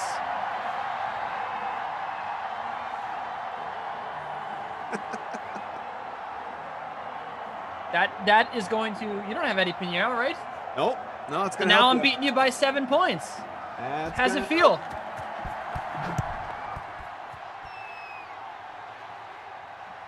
But yes, my NBA Top Shot pack is. I'm getting close. Obi-Wan, did you get there yet, pal? I know you were tracking your progress in the chat. Have you had your moment of moments?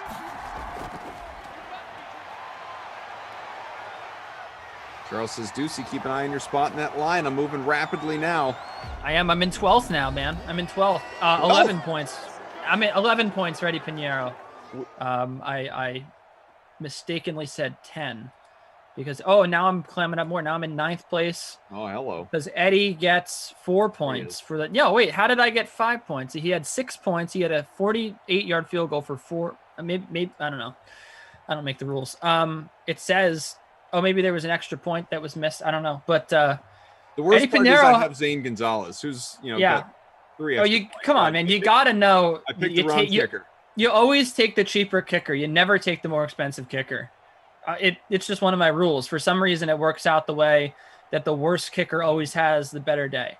8 more points I'd have. I still wouldn't be at the top or anything like that, but I'd be closer to you. We'd be pretty much equal, as a matter of fact. I'd be less than a point behind you if I had just gone with the other kicker. Tisk off. Obi-Wan says he already ordered. He got his.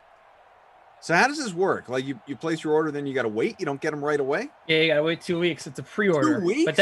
But hey, this is you don't understand. So there was a pack drop. I don't understand. I'm asking. Yeah, I know. There was a pack drop yesterday, and there were only 11,000 packs. So at the time of the drop, like a few minutes before, you check in, and then they give you a random place in line, and if you're one of the first 11,000 people in line, you get a pack. Yeah. Other than that, you're toast. So, do they at least? This is why this is, huh?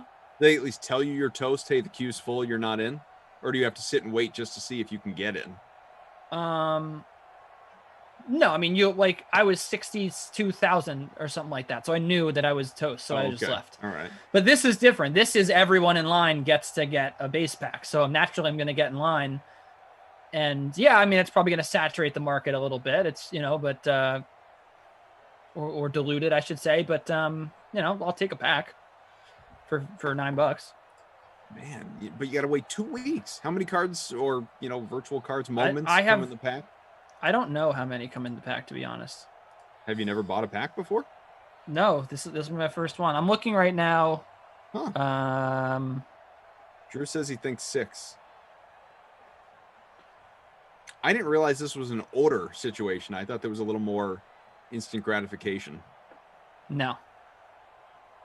Bummer. Yeah. El Paso number 1 says 3 moments. Says you're too new to this.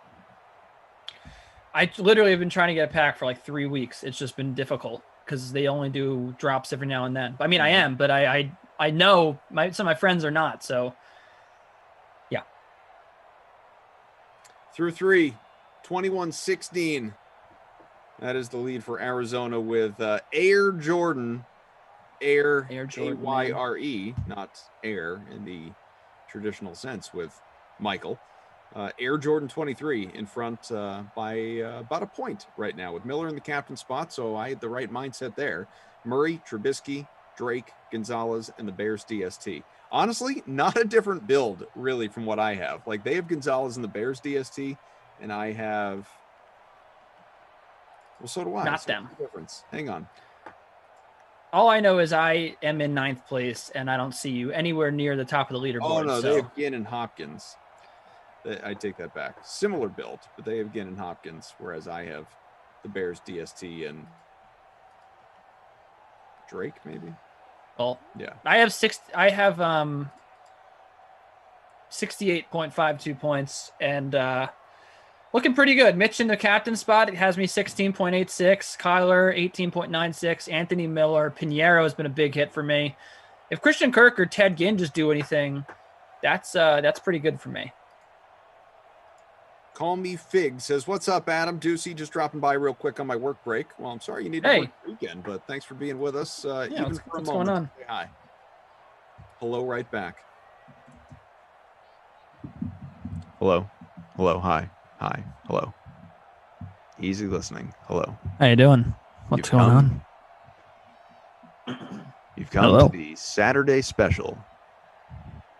This is these are our new mics that we like to use. It's good to have you with us again. What a night we have in front of us, with a handful of sims still to come.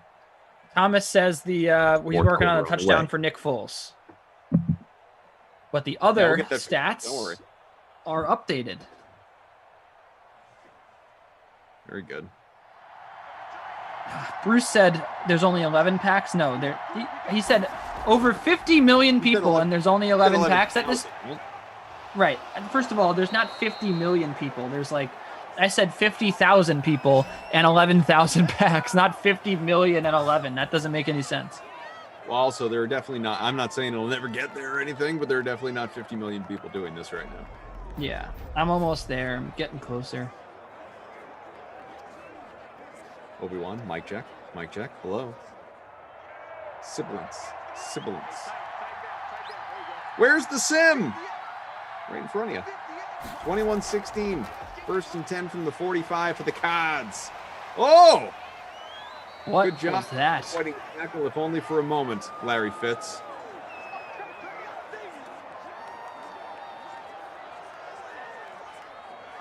Smash that like, couple away from 150. Let's get ourselves to 200 by the end of the sim. Can you guys do that for us? One big push to get us to 200 likes. We appreciate you.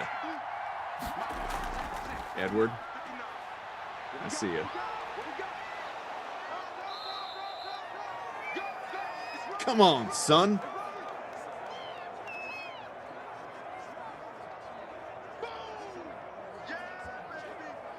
With Kenny Ducey, Adam Kaufman, Drew, our producer, Tom, undercover boss, getting it done, our TD, of course, Jared and Game Ops. Great to have all you with us.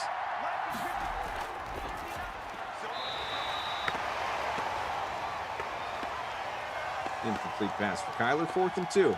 No need to be aggressive here from midfield when you're up by 5.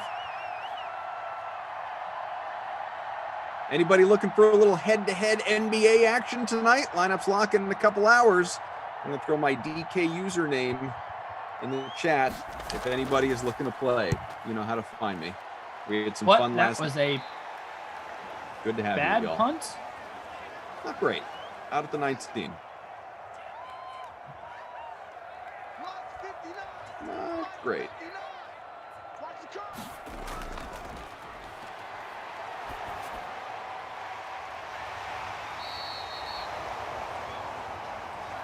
Now, I was talking with Brandon Cristal earlier, BK, asking him about some of the other quarterback movement situations. Obviously, we got into some of the Mitch Trubisky stuff here as it relates to this sim and real life. But how about some of the bigger names? No offense, Trubisky, but some of the bigger names out there.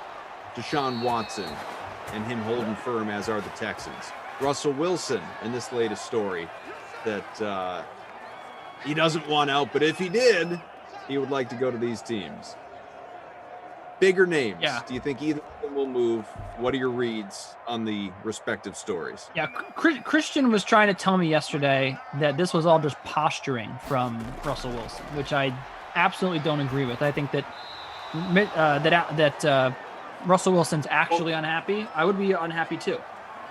I don't think it's posturing in that he's not unhappy. He's clearly unhappy with. Yeah, Christian thinks that he's just using it as leverage. Well, here's, I guess, where I didn't hear it, but here's maybe where I fall in line with Christian. Regardless of how unhappy he might be, I think there is zero chance that he does get moved. I don't think the Seahawks are going to be willing to take on a $40 million dead cap hit. Right. I mean, no one's going to have the parameters to really accept Russell Wilson, but I think that a lot of teams would make it work. But yeah, I mean, of course, a guy like Russell Wilson becomes available. If a team can do it, has the means to do it, it's going to try and do it. The question is, will Seattle truly make him available? And I don't think it will. We'll see. It could. What do you think? I think the teams will call, and most teams will call. Teams have probably already been calling. I think that the Seahawks would be wise to trade Russell Wilson. I do. Wise to take a $40 million dead cap hit. Why? Well, I mean, they would probably be able to get a significant amount back for him. They also wouldn't have to take on the whole cap hit. What's the alternative? Well, they won't have to pay all his salary. No, but I think they'd be on the hook for most of it. I don't think so. For Russell Wilson, it's not like we're talking about Jared Goff here. No, but again, I'm not going to. And also, I know the Lions took on a lot of Jared Goff's contract, if I'm not mistaken. I think they took on most of it. There's also a difference, just so we are clear. There's a difference between taking on the contract and the dead cap hit. I'm not sure the dead cap hit. Maybe I'm wrong about this. By all means, if someone knows better than I do, correct me. Even if they trade away his salary in its entirety, the other team is paying him. I think the dead cap hit you absorb regardless. Maybe. I don't think that's like a movable target. I'm not gonna pretend to know. But I did not think that a player counted against your cap still. I mean, the guaranteed money, sure, but I don't think that all that money is guaranteed. Let me look it up.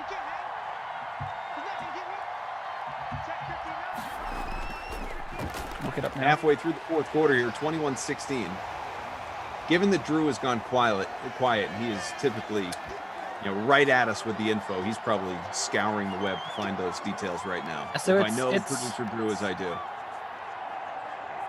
They have a potential out after this year. I do not care. They would only have to pay $26 million in a dead cap hit. $26 million? Yeah. That's what it looks like on Spot Track. Potential out. I could have sworn $26 million dead cap. That at least when I read an ESPN article about it, it said 40 million or 39 million, whatever. Well, that's his dead cap number over the 2 years after this season. You're right about. I mean, they're right about that. But it says here there's a $26 million out At least for next season. after this year. Kyler, stiff arm didn't work out. Takes us to the 2-minute warning.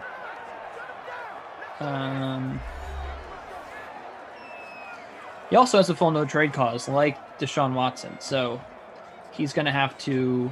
Well, that's why, again, he gave, or his agent gave these 4 destinations. Who was it? The Saints, the Bears, the Raiders, and who was the other one? Saints, Bears, Raiders, Cowboys. Yes, thank you.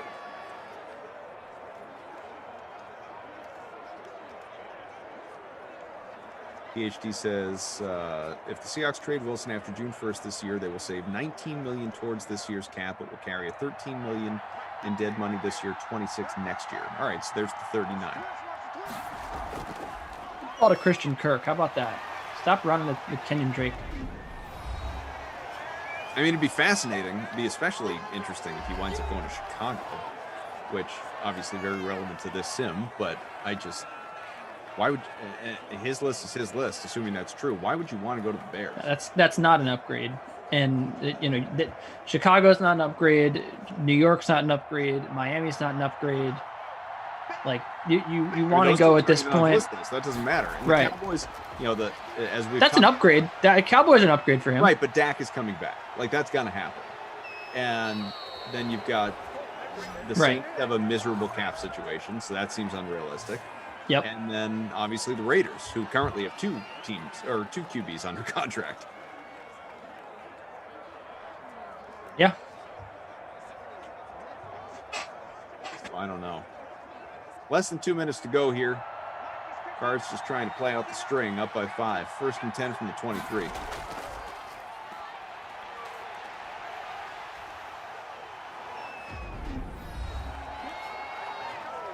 Where are you sitting, by the way? I'm at 47th. I'm sure you're well ahead of me.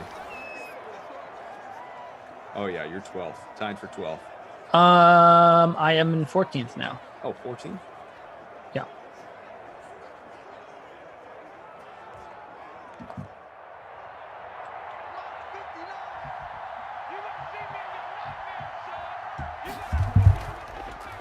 You guys in the chat, I don't even know what you're talking about right now. It's a lot of just confusion on my part. What's happening in the Chat Kings conference room. 3rd and 10 from the 22.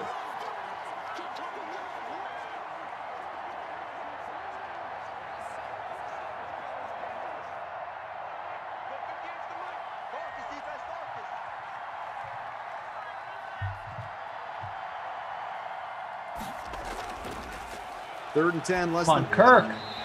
Where's Kirk? Flag. Oh, it's going to be roughing the passer. No. Oh! You got to decline this. Decline it. Decline it. 4th and make it 4th down. Why did they accept it? Cough. Why did they just accept it? Oh, my goodness. They're just victory formation, man. Taking knees. It was a holding on. What do you mean? It was a holding on the Cardinals.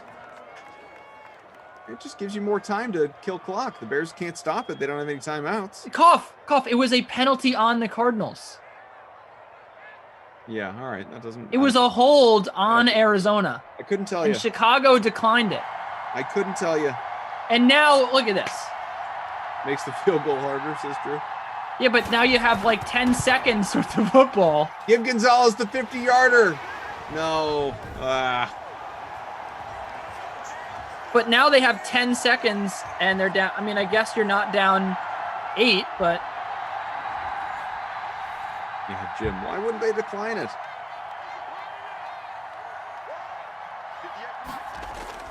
David says, I've really enjoyed this team of hosts today. Good job so far. Garrett says, we are still waiting on confirmation from the Foles touchdown. No payouts will happen until all the stats are verified after the sim. This is typical, by the way. So anyone has any confusion or questions, do be patient. We appreciate you. It is manual scoring. Be a Nick Foles rushing touchdown. I can't imagine many of you have him, though, so it really shouldn't impact much. Here we go. Come on. Here we go. Come on. Catch it. You got they it. win it at the buzzer. Ah! No deflection and dropped. I think best case scenario is that was going to be picked anyway, though. Yeah, Miller almost had it, Drew said. It's true. I guess. I thought that was going to go into the hands of a Cardinal. I would have loved it. Would have been great for me to have Miller get that touchdown, my captain, along with 7% of you. Might have put us in front of Ducey by the end. Unfortunately, didn't pan out. How about producer Drew finishing top 15, though? Yeah, just a sliver above me. Spending all this time praising Ducey's lineup while Drew's just quietly sitting there, knowing. All I want to say is I talk the talk. I see it, Drew. Look at Drew. I talked the talk, and then I walked the walk, Cough. You did. I told you I would kick your lineups, but I'm in 15th at 78.86 fantasy points. You are in 48th, 33 spots behind, 10 points behind, over 10 points behind, I should say. How does it feel to get told that you're going to lose and then lose? And then just to actually absorb that hit. I did. It happened. It's a real bummer. You know why? BK said he made a lineup for this one. Not good enough to get mentioned. Player of the game. Oh my God, second to last. I just scrolled all the way. I started at the bottom, and there he is. Second to last. He had Drake in the captain spot, who had negative receiving yards and 15 rushing yards. He had Robinson, Cohen, Montgomery, Kirk, and Ginn. I am going. Build. Do I have time for player of the game? Please. Player of the game. We're not leaving until you do it. That's right. That's true. I'm just looking here. So I think that Eddie Pinheiro is going to get player of the game. Only 19% owned, 11 points. That is a huge return on investment for rostering a kicker. That's pretty great. Yeah. So I think that he gets the player of the game, and I mean, I'm tempted to give it to Jimmy Graham he was 34% owned. He was more owned than Anthony Miller, Zane Gonzalez, Larry Fitzgerald, Tariq Cohen.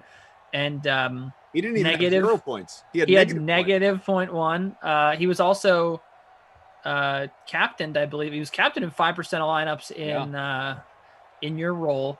But I'm not going to give it to Jimmy Graham because there was a more disappointing player, and he was the third most popular guy, and he had 3 points, and that is Kenyon Drake. Just absolutely atrocious. If you needed another reason not to roster Kenyon Drake in the Sims, coming off back-to-back 33 fantasy point games, 3 points, very bad. So Kenyon Drake is the LVP here. John says, Koff sent you a request, a head-to-head for the Lake Classic. No, John, I don't do the head-to-heads for Madden, John. If you want to do it for NBA or something like that later, we can get in on that. But the Madden head-to-heads, I like to just join the league contest with all of you guys. But appreciate that, obviously, and appreciate all of you for hanging out here with us. My Madden Dream Stream day is done, unless I poke back in the chat at some point. I will be around for the first two tomorrow, the Nooner and the Early Bird, or rather Madden Matinee. I'll be with, looks like Moose, a Krusty Moose special for 2 Sims tomorrow to start off your Dream Stream day. We've got the Titans and Seahawks, the Texans and Broncos. Kenny here is done for the day. It's on to focusing on Top Shot the rest of the day. It's a one and done for him. That's right. He returns on Monday for the 6 o'clock, with Rossi so the happy hour sim. So you got that coming up. The rest of your Dream Stream day today, though, it will be Rossi coming on back. He did the Nooner. He will return with Matt LaMarca for the next sim in a little under an hour. It is Vikings Saints. And then you've got Moose and Tom Ace, Tom Carroll, Jeff Ulrich for Chiefs Rams in prime time at 8. And then the Ravens in Washington, Madden After Dark at 10 Eastern. So a lot going on. Should be a good time. And hopefully you all enjoy it and enjoy the rest of your Saturday. We want to thank, obviously, Drew, Tom, just wonderful that he'd spend part of his weekend with us. We always appreciate it when, upper management comes down and hangs out, and even TDs. I mean, what a pleasure.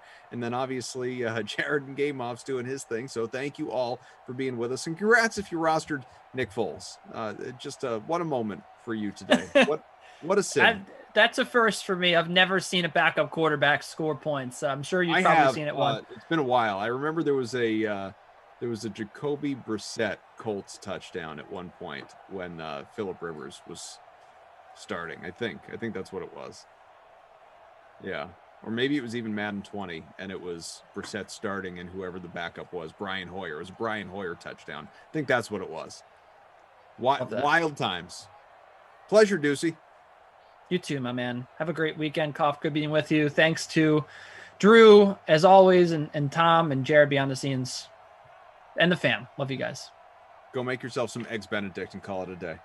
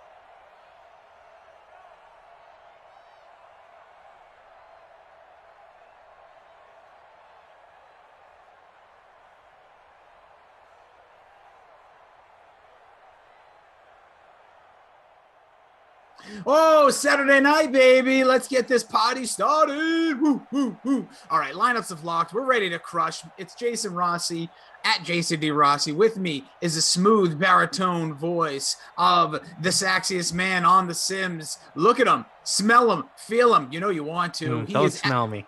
Oh, well, maybe not today. Stay away from me. I don't want anybody smelling me. He is at Matt LaMarca. Matt, how the heck are you, dude? Aside from being stinky and not showering. I'm not saying that I stink. I'm just saying I don't want anybody coming up to me and smelling me. That's a weird thing to do to a person. When time is right and we can all get up close and personal, I want you the first thing I'm doing, I'm hiring Bry Guy. I promised him a hug, and I'm coming and smelling you. Those are my two things on my agenda. Well, you know what? You have earned the right to sniff me. Thank you very much. Now, speaking about things you're sniffing, you got the Vikings, we got the New Orleans Saints. It's indoors. I'm hoping you're stacking kickers, but what you do with your lineup here is we're going to get into the action momentarily. Always stack the kickers, Rossi. Isn't that what you tell me? Listen, I'm undefeated when I stack kickers. By undefeated, I mean never winning, but that's not undefeated, just so you know. It's a loose interpretation, I believe, but yeah, I mean, I don't think you can go wrong with Alvin Kamara or Dalvin Cook. Yep. You know, two very, very good running backs. Also, we need to remember that Justin Jefferson is not the wide receiver 2 for the Vikings at the moment. I believe that's Tajay Sharp. The sharp one. I'm like, why is Justin Jefferson so cheap? And then you have to look at the depth chart and you're like, oh, well, that's why, because he barely plays. Mm-hmm. But when he plays, Matt, he has made impact. There are games you'll see if you look at his last, I think 5, he's had a stretch of a couple of big ones. He had 11, big ones. He had 11 his last time out, 2 before that, 10 before that, 6, 7, 7. So he's still playing in these games, and I'm really hyping him up because I put him in my team. So that's really why. There you go. I'm feeling him tonight. You're not feeling Thielen. Because here's the deal. You got to pay up. You mentioned Kamara. I put him in my captain. You mentioned Dalvin Cook. I have him in the lineup. That's 24,000 right there. Yeah. So you really got to start maneuvering from there. I got Drew Brees. He's another 10. I put Jefferson in there hoping. I put Traquan Smith. Same thing, kind of dart throwing on these third receivers. And then I got Bailey, Dan Bailey, because you have to have a kicker. It's indoors. This guy's going to be booting like 100-yard field goals all day. Gotta go with a kicker or a defense, I think. I prefer the Saints defense here, but like that's you need those values. So yeah, and I think that's the thing, like, because you can pay up for a Michael Thomas, you can pay up. You mentioned Kamara, we mentioned Cook, Thielen.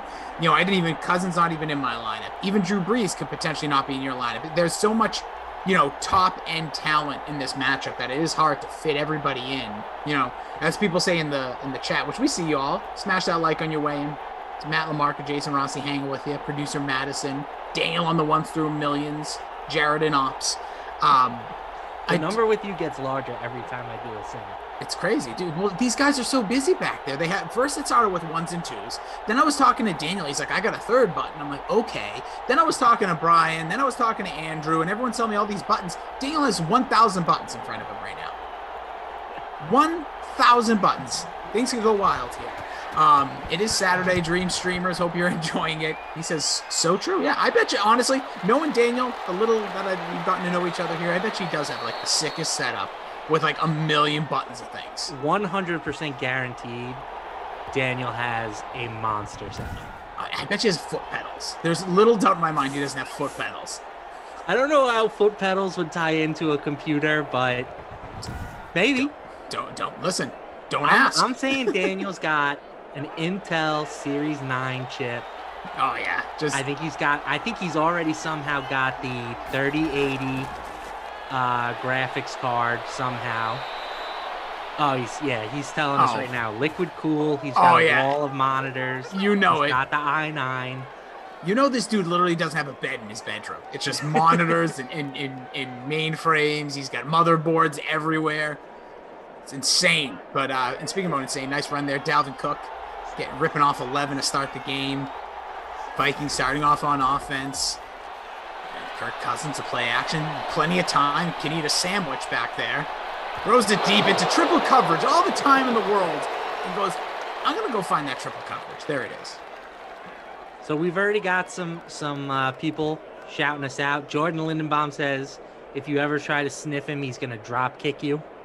Oh, jeez. All right, I gave me the pass. How about this? If I sniff him once, I'm good. Sniff him again, I get my butt kicked. I don't know if he's gonna kick your butt. He's just gonna drop kick you. Oh, I thought he was talking about you. Oh, I'm not, Jordan. I'm not looking to sniff you, bro. No offense. But it is good to know. Robbie Noble in here. What's up, my buddy? Lisa Robinson asking, she says, at Rossi, I tied for first in the anniversary satellite. Do I still get a ticket? By the way, I stacked the kickers to get the win. I don't know what she's referring to. I'm going to just say yes, and I will take all the heat when the answer is no. Because you stack kickers to win, you get whatever you want in my book. And whatever you didn't get, slide into my DMs, not like that. I'll give you whatever you want. I'll get you a Matt LaMarca worn DraftKings sweatshirt.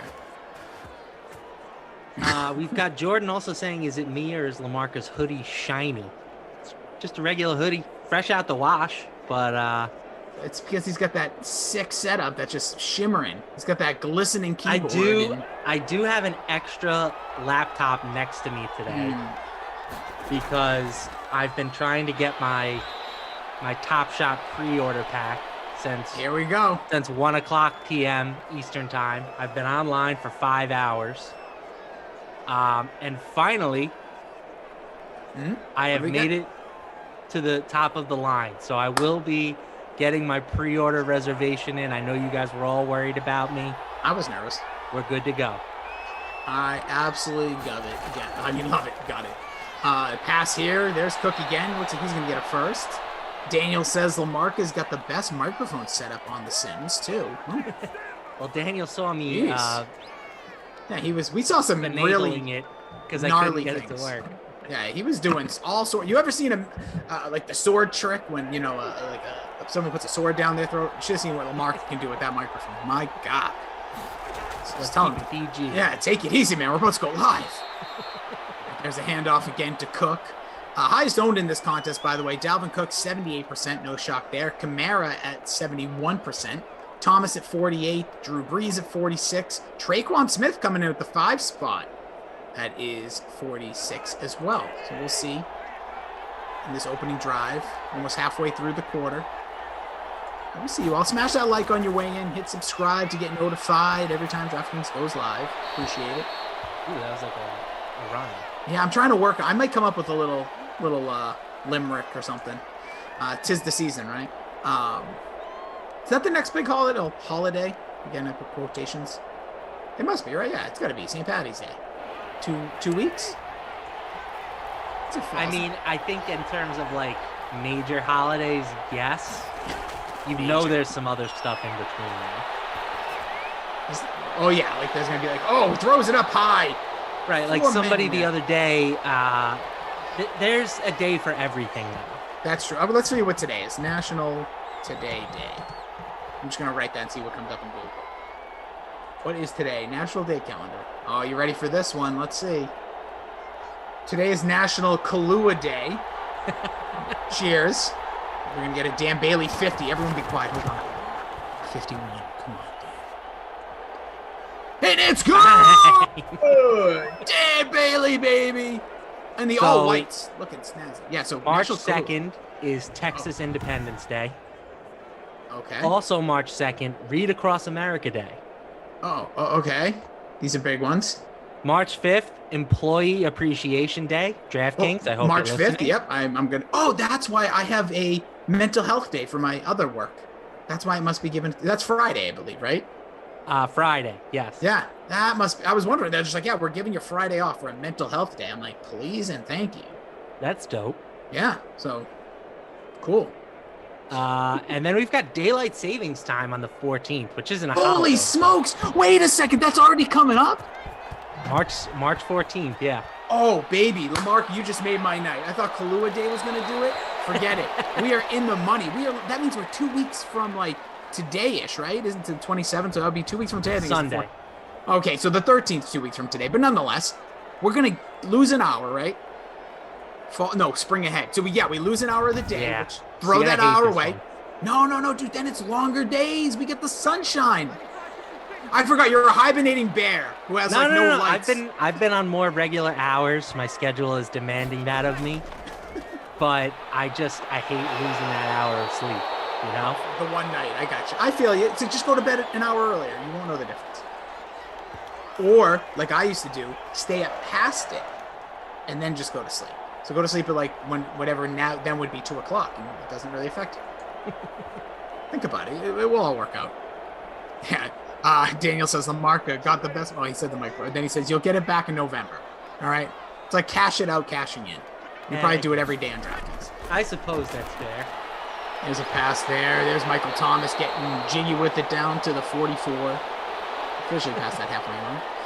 But yeah, you just made me all excited because I was thinking spring training is a sign of like better weather to come, and then daylight savings time. So we are in good company over these next few weeks. Oh yeah, I'm jacked up for baseball time. Me too, dude. Monday. What's your team? I don't think we've ever talked about baseball. No, we didn't really, because you know what? Baseball was so in the dumps last year. Like with all due respect to baseball, like it took them forever to start playing. When they did, we were already getting ready for football. So, yeah, baseball for me, it's the Red Sox. Come on, Red Sox and the Reds. I'm a big Cincinnati Reds fan too. That's interesting. Any reason in particular? I was about to make up a really goofy story, but no, my dad, when he grew up, when he was a youngin back in like the 1912s, he picked, like, all of his friends had the AL team, which were the Red Sox, were from Boston, and then they all picked different NL teams. He selected the Reds because he liked certain things about the team at the time, and so he's kind of passed that down to me, and it's been more of a curse than you would think. So I'm always... At least you got the Red Sox. They traded for Bryant today from the Cubs. Yeah, but don't play these games, dude. I annihilated Jeff Passons, and I was like, "What are you doing?" And it was great. I give Jeff Passons from ESPN, if you don't know what we're talking about. Great MLB reporter, as Drew Brees has the Saints at the 1. He tweets the Red Sox have traded with the Cubs for Bryant. He knew exactly what he was doing. Oh yeah. It was not Chris Bryant. It was like Jason Bryant or Matt LaMarca Bryant. It's a minor leaguer. Don't play games, but slow news day. Kudos to Jeff Passons for the troll job. Stuffed at the 1 for Kamara. That's not great for the 71% of people who rostered him in the showdown contest. Yeah, and I'll tell you, I don't like these shotgun runs at the goal line. Not only in general, like mostly in the NFL, depending on the special type of, like, the master of the shotgun handoff was Le'Veon Bell, because he has such vision. But most guys, there you go, darts in from this. You knew that was Good coming. night, everybody. You knew that was coming. While Rossi is readjusting himself, I did see that we got a couple NBA DFS questions coming in. Oh yeah. Somebody wanted a value play at guard and at forward. At forward, I don't know if you would count Joe Ingles as a value play at 5,100, but I think so. No Mike Conley means Ingles should enter the starting lineup. He's averaged nearly 30 DraftKings points per game in starts in place of Conley this season. So I think Ingles, very strong value play. If you need to go cheaper than that, I would consider Jared Culver at the absolute minimum. Minnesota is just absolutely decimated right now with guys out of the lineup. Malik Beasley and D'Angelo Russell both out. So I think Culver plays 20-plus minutes in his first game back at 3K. That's a pretty good combination right there. Guard is a little tougher. I do think you can go back to the Knicks with Derrick Rose in particular, assuming that Elfrid Payton gets ruled out again. He's doubtful right now. So if Rose draws another start, he's viable at 5,300. And cheaper than that, I don't really want to go much cheaper than that. You could look at Tyler Johnson for Brooklyn with Kyrie Irving out of the lineup. He could see a boost in minutes tonight with no Kyrie. So I guess Tyler Johnson actually is a pretty good play at 3,200 with no Kyrie. It's definitely worth it. That's for where number. I'm looking. Yeah, I like that play. I played around with a couple liners flag on this play. 119 remaining here in the first, but I think he's a must personally. I like that you're going with the value. I just think it's a must play because why not? That roster, that you see that bench, you see how kind of poor that team can play outside of obviously their basically James Harden, it seems like right now. It's his show. Yep. But I like it a lot. I like the Tyler Johnson play. I like the number. I love cheap plays. I'm a big cheap thrills guy, so. Well, if he goes off tonight, maybe we can get you a Tyler Johnson top shot. This top shot talk, man. Let me, honestly, somebody asked this, and I think this is the perfect time. We got a minute left. Can you explain a little bit about what top shot is and how this works? So I did this on my last stream. I apologize So I apologize too. If you don't want to do it, you don't have to. If you feel I could talk about it all day. I just feel bad if the viewers are going to be like, oh, we already heard all this. Kenny also did it in his last. Okay, first of all, Jared, I love you. All right, so we will not talk about Top Shot then, unless you guys have specific questions.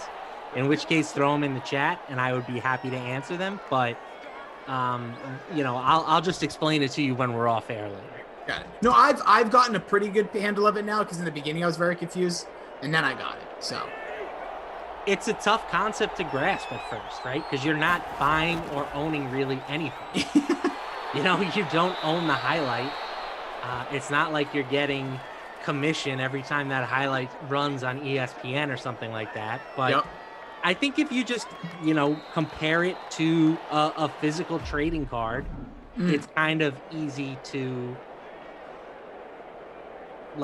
it's easier to put them together, right? Like a Michael Jordan rookie card can go for $100,000 in perfect condition, but you can find his stats on the internet and you can find his picture online. So it's not like you own anything proprietary with a Michael Jordan rookie card. Sure. And the Top Shot is essentially the same thing. You know what? Say no more. Nailed it. You want it? Thank you. Go get it. You don't own it forever. Just go try to make some money, people. And again, if you want to know more information about this, you can go over to DK Nation. Matt Lamarca's writing up stuff over there. You heard the mention Kenny talked about, as Jared said. All that information, everything you need to know. Obviously, it's in your DK app. But if you want the write-ups, you want those cheap plays, you want to know anything about anything when it comes to NBA, NHL, UFC, whatever else is going on, tennis, maybe even some other things that are going to become a lot more creative stuff coming over there. So make sure you bookmark, or just I like to do this, Matt. I like to open up my phone and just have a tab that has DK Nation that refreshes every time I go to it. So you're the one.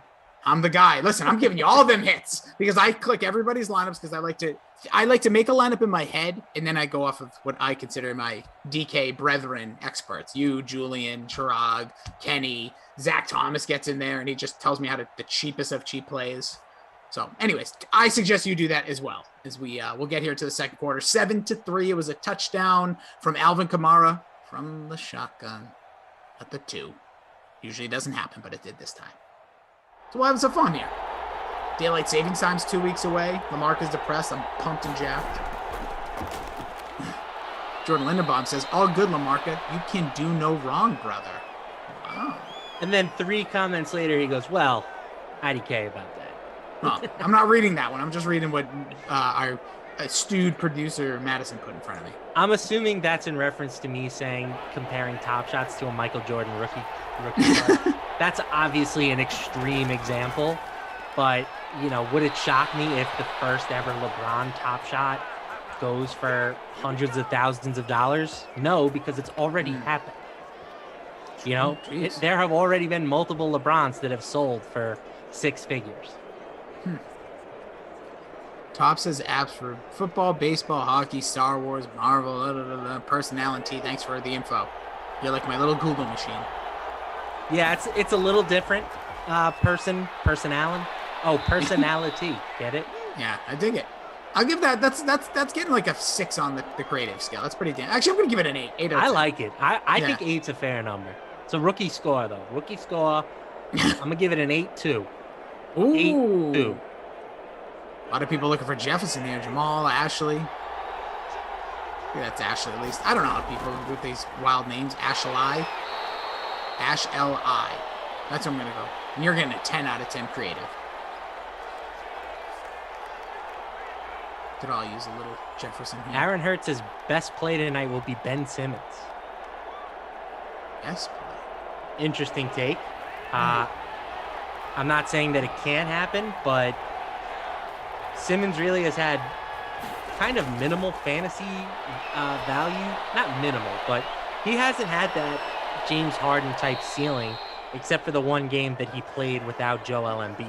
So with the team at full strength, I don't know if I necessarily agree with that statement. And I want to give quick credit. I'm not, obviously right now a Celtics fan. Everyone's up in arms. They stink. Got to fire the coach, fire the GM. Everyone relax. It's been 7 games of tough play. But anyways, it shows some teams just need a better coach. Like the 76ers are a force now with Doc Rivers. And I think Joel Embiid has found himself exactly where he needs to be on the court at all times. The reason I bring it up is because I think you're right. Joel Embiid is the guy there. Yes. It was supposed to be, I think, Ben Simmons. But I think they realize, or at least in Doc's offense here, he kind of has him in the KG, if you will, if we're going to play this game. Just be in this position, dominate the boards. Everything's going to run through you. And it's insane how well they have just snapped their fingers and how good that team has become. And the ball movement on that team is incredible. I do think that bringing in Seth Curry and Danny Green, even though Danny Green has played awfully this year, but just the threat of some perimeter shooting to space things out for Embiid and Simmons, who play, on the interior primarily, as we get an Adam Thielen touchdown. That was Jefferson. Yeah, Adam Thielen gets in there. The superstar on this offense. Touchdown. Vikes going to go up by 3 here with 4:32 left in the second quarter. So I do think that the perimeter shooting helped. I do think Embiid's taken his game to another level in general. And, Doc Rivers, say what you want about the man. I know a lot of people that think he's overrated, but he's a winning coach. Maybe this team isn't, or he hasn't had the best track record in the playoffs, but the guy gets the best out of his team during the regular season. Listen, Doc Rivers started in, I like to call it Madison country in Orlando. She dropped it. Love Doc. And I loved his style when he started with the Magic. A young team. He started, I believe, maybe you can correct me, I'm a pretty big NBA guy, but he started the coach huddles more than, at least he was doing it more than anybody else. When there would be a timeout, the team goes over to the bench, he cuddles with the coaches. And it was and the big guys would be what does he think this is, high school? You can't do that in the pros. And then obviously we saw it did transpire into, he's a championship winning coach, played in the league for, 10 years, maybe more. But anyways, the point that I agree, he's a winning coach. He grabs the ear, and I think he's always good when the fresh start. Now, I'm not going to pretend this is going to last for 5 years. Hopefully it does for his sake. But the thing with the Clippers, everyone's oh, this, that. But I think also you also have to realize Kawhi Leonard is a very interesting dude. He had Greg Popovich, and he was nah, I'm good. What? Yeah. And plus the bubble, there are some people that are saying that the bubble title is fraudulent for the Lakers. I couldn't disagree with that sentiment more. I think that it was harder to win a title in that environment. I think that the Clippers were a better team than the Lakers last year, but they could not handle the bubble. That's so interesting. Teams that made the finals were led by Jimmy Butler, who is just a pure basketball psycho, and LeBron James. Those two guys were so well equipped to play in a basketball only type situation. Yeah, I like your Jimmy Butler take, but I'll give you all the young guys the Duncan Robinson, the Tyler Heroes. These guys are AAU basketball players. This is what they played in their entire lives, small to no crowds. Well, I know that was probably depending on where they were, but these guys are just getting out of college hoops. So that transition, especially second half for a lot of these players, I thought that's what made it easier for them. In particular, that may sound insane. I'm not putting any fraudulent. I think that's so naive for people to say everybody played in the same scenario. It's not oh, the Lakers played in this secret bubble to everybody else. No, the NHL this year is, to me, I've been saying it, that I think it's kind of crap the way they've broken up the divisions, because there's a Canadian division, which if people in Canada should be jacked, oh, finally we're all playing each other. It stinks. There's no defense. Some of these teams are just god awful. So you have a Toronto team that's going to dominate because they're playing crap competition. Point is, but hey, listen, this is the situation we're in, right? These are the cards we're handed. They didn't choose. It's not like college football where you can kind of pick your teams you play. It's a nice stop there by the defense. But no, I think, I want to discredit the Lakers championship. Don't get me wrong. But it's not. They went there. They took care of their business. And Same thing with the NFL. Like, are we saying that the Tampa Bay, I know there's no real reason to because they traveled and all that, but like if you want to come up with that type of excuse, you could do it for every sport over the last year. Dodgers, they didn't play in the full season. They didn't do whatever. Like, it's the cards that were handed people. Agreed. To me, I want to say all the teams have been fraudulent because they weren't my teams. LA, Dodgers, don't like them. They got Mookie Betts. See ya. Lakers, see ya. Tampa Bay, Tom Brady, get out of here. No, let's take that title away. And who won? Why am I missing a sport? I don't know. NHL, the Lightning, right? No, yep. Take it away from them too. Tampa Bay and yeah. Los Angeles. Literally make me sick. Makes me sick. I am vomiting. Yeah, not my favorite teams either. Brother Phil giving Doc Rivers a shout out for his playing career. And he was a good player. He was a great facilitating point guard. Like, he was the definition of, before we got to like these late 90s and now where there's just no positions. Like, he was a facilitator for a team that wasn't great. We know, but yeah, good shout out there. I like Brother Phil. Brother Phil's a good man. Brother Phil, I've told you, he's come on and off. He used to be on the Mount Rushmore Rossi haters. I believe he is. He's taken his rocky piece of slab off of that and handed over to like Captain Blood or somebody. I don't even know. We have a viewer named Captain Blood. Oh yeah, dude. We got Superman. We got celebrities in here. I haven't seen Tom Cruise in a heartbeat. Hope he's doing well. Haven't seen fantasy hockey either. Yeah, it's a good point. No Hawk. Yeah. Getting worried about him. If anybody has an update on Mr. Hawk or Dr. Hawk, as I like to call him. Neil, here's another one that gets an 8 out of 10 for me. Neil Hatrick Harris. He says, I would laugh if the Dodgers 2020 win had an asterisk attached to it after cheating out of 2 consecutive World Series. Wouldn't that be something? Like, you're the frauds, actually. I've reached the point with baseball as Kirk Cousins gets stuck in a just never-ending drop back and takes a sack.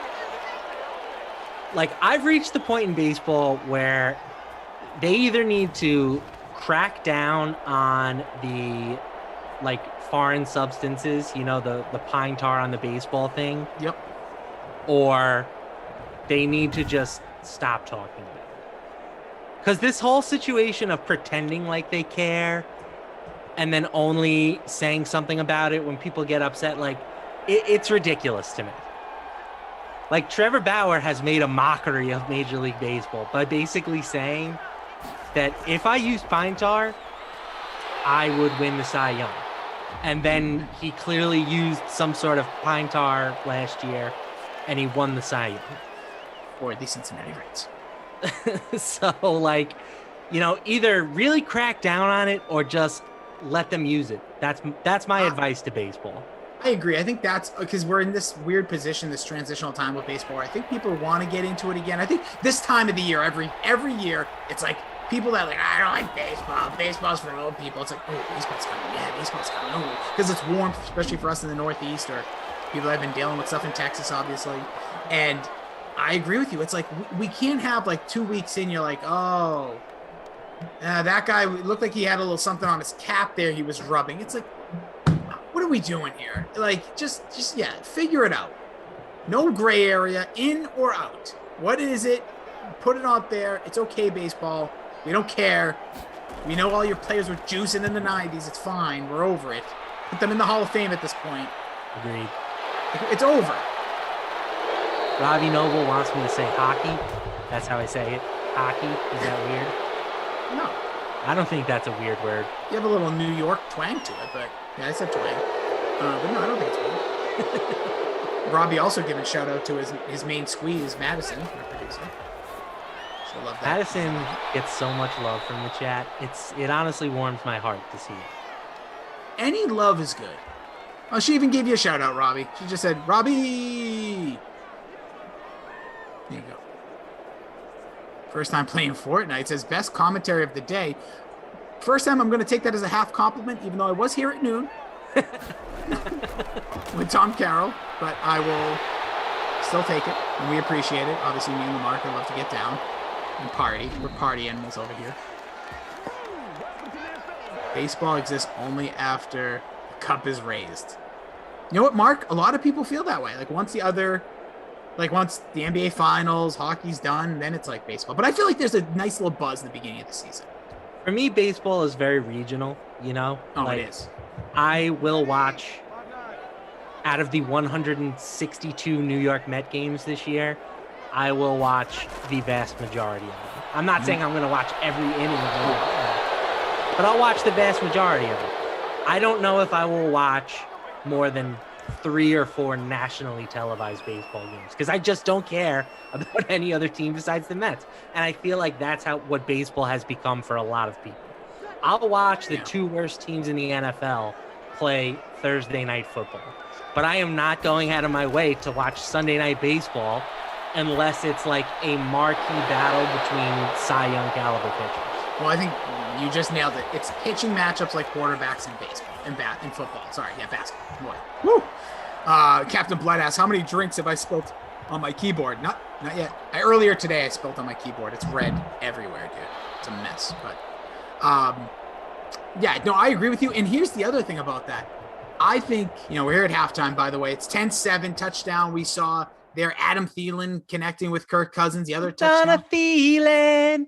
Oh, do you have the saxophone? You want to bust it out? Oh? I got fined for that last time. Oh, okay. Well, I'll pay your fines. It's like in the NFL when people would like purposely do it and the team would help pay. Anyways, in the other touchdown, we had Alvin Kamara. He's got your touchdown. You also have the Dan Bailey 50-yarder, 123 yards so far by Breeze. Kirk Cousins just 56. Breeze yet to throw a touchdown. We'll see if he can get in on that action. Yeah, people also making all these comments about baseball, like, oh, the dudes in the 70s were on speed, Adderall. Yeah, I don't think speed is. I'm not getting into this. This is not. Yeah, you know what? You might want to take a second to think about what. I'm just gonna say this. I wasn't discounting that whatsoever, or the other things. And some players, there's documentaries you can watch that MLB Network has put out about some players talking about some of their discrepancies in like the 50s. But anywho, that is what it be in baseball. But yeah, I get excited for it. I agree with you on the regional stuff because here's my big. If I were to take over MLB tomorrow, I want you to be with me, Lamarca, first. Okay, I'm listening. Is Saturday, 1 o'clock, 4 o'clock, and maybe 1 or 2, 7 o'clock. I need day games all afternoon on the weekends. Scatter the time even. Maybe you do some noons on the East Coast, especially without fans. Without fans, if we're doing this, even if it's 12% or whatever, the cities that have no fans, day games every single day. So people at home can watch baseball all day long. What the NBA did with the playoffs last year was the greatest thing I've ever seen. With the regular season in general. Yeah, but the playoffs with the NBA last year and hockey, there was 11 o'clock starts. I didn't work. If I didn't have a sim in my other job, I told them I was in all-day meetings. I woke up, I was watching the Jazz and the Nuggets, and I was watching the Magic versus the Bucks. It was like 11:30, and it was playoff meaningful basketball. And that's what I think baseball needs to realize. Daytime is your time. Kids play T-ball at 6 o'clock in the morning in the East Coast. Get the games going early. Even if fans are going to be heading back, get them out there early. Nobody likes night baseball. I'm sorry. The Cubs have been doing it right. Why did they put up those lights? Foolish. Daytime, especially on the weekends, because football is the number one sport in America. Millions of viewers every week in their local sports because they're watching at 1, 4, or potentially an 8. Baseball, what are you doing? I go on my app. I remember this a couple years ago when I first started getting really angry about it. It's like, oh, Red Sox. Oh, what time are they playing Saturday? 7. Nope, I'm out. Like, I'm going to be doing something. But if there's a nice 4 o'clock, maybe I'm going to watch the first few innings. I get hooked on it. Maybe I'm getting together with buddies back in the day when you could get together with people. I'm smelling my friends like I want to smell Lamarca. And, we're sitting there watching the baseball game. And I'm like, oh, dude, put it on. But if it starts at 7, it's just, I don't know. It aggravates me when I see night games on weekends. Just all day. Just day game it up, baseball. Yeah, Sunday is all day games with the exception of the Sunday night baseball game. But you're right. Saturday is more spread out. There's some 1s, there's some 7s. and then there's usually the Saturday afternoon game of the week or whatever. So, and I also want backups. Sunday Night Baseball, have a backup. It rains out. Guess what? You know how awkward that is? Like last year, I forget what game it was, and there's just like A-Rod chilling, like twiddling his thumbs for like 4 hours. It's like, have a backup game. That's my other thing. Backup games on your prime time. So there's never a time where there is not prime time, Fox, whether it's TBS, whatever your networks. Heck, DraftKings might get in on the action. Who knows? Like, I just want straight up baseball all the time throughout the day and have a backup. At least have 2 games at every time slot. that is the most annoying part about rainouts, or about baseball, is the rainouts. Like, you know, occasionally you'll flip it on. You're like, all right, here we go, baseball time. And then it's like, and we're in a weather delay, so back to 2006 amazing finishes featuring the Mets. I'm like, all right, I'll watch literally anything else. Yeah, it was fun for a minute. I'll go on YouTube.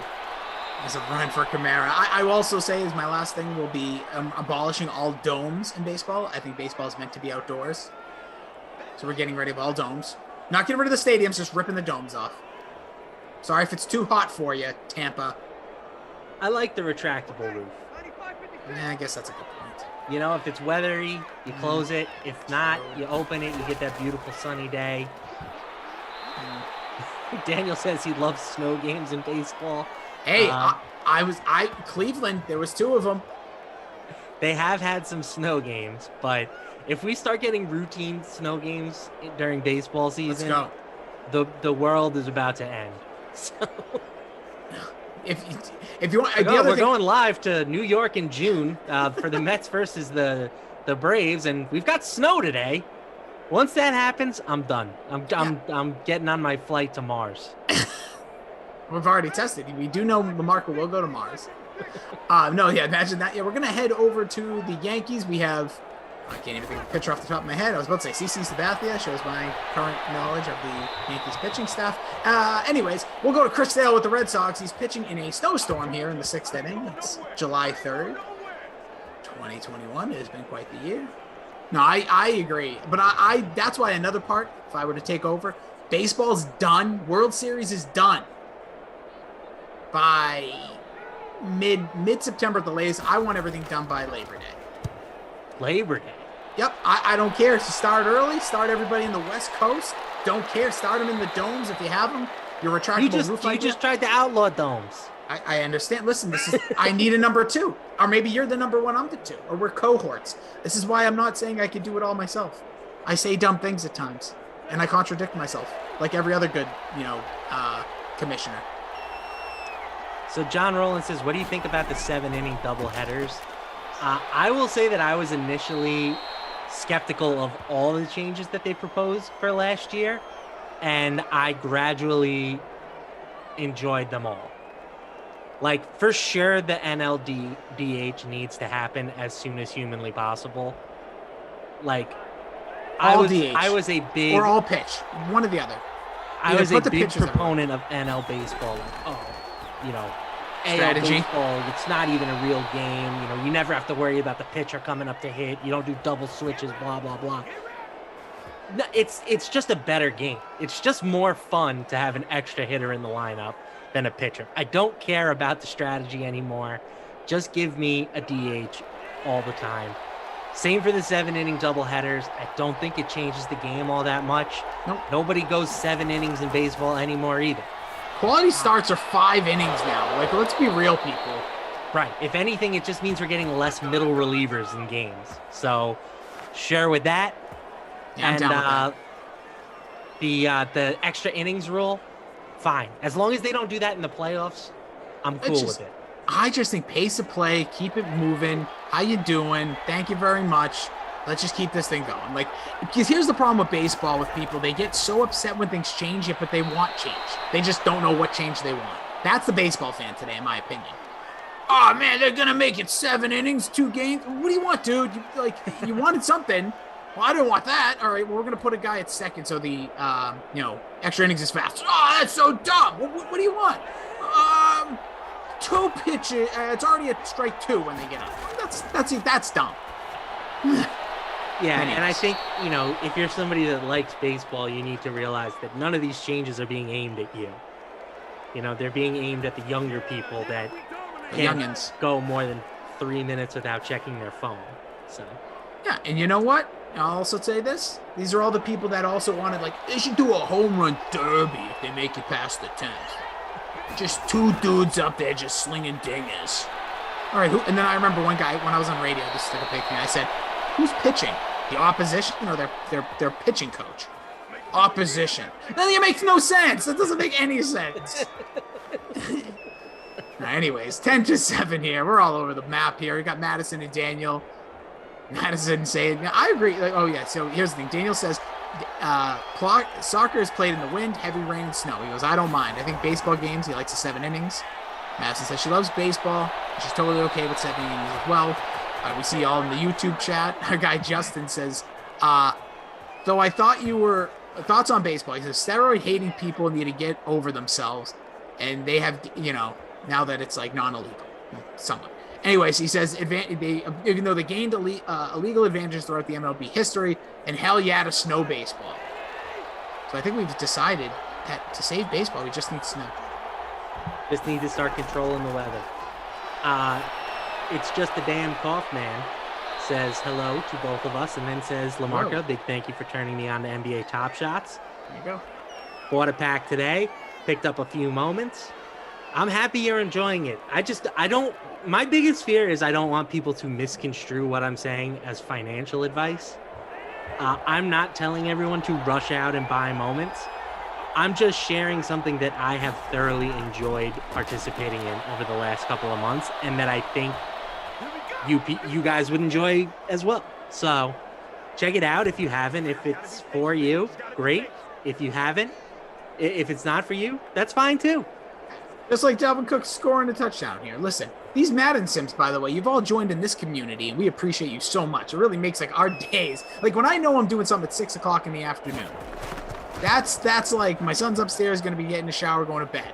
I could be doing like sitting on the couch, twiddling my thumbs. But I see my guy LaMarcus on there, that gets me excited. And 2, to hang out with all of you guys, that's huge. This is a place for us all to come and hang out and have something cool. Top Shot could be something like, I know it's a weird analogy, but it's like, hey, you could go in and be like, I don't know about this, we'll see. And then you could be like, oh my God, this is amazing, and this is how I could do it. And then, yeah, there's benefits of financial, if you will. But then there's just like, it's like fun, like when I throw against the DFS lineups every night. Like, I don't know, most of the time it's for fun. If a little cash comes in my account the next day, awesome. It's just a benefit. So go into everything with an attitude like, hey, this will just be something I can try for fun. If it becomes a hobby, becomes something you love, keep it going, just like here in DK Simland.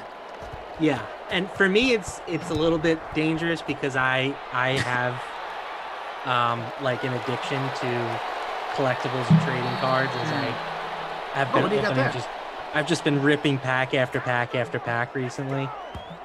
What are you in right now? What are we collecting? A lot of hoops. Of hoops. But do you care? Are you a brand specific guy or?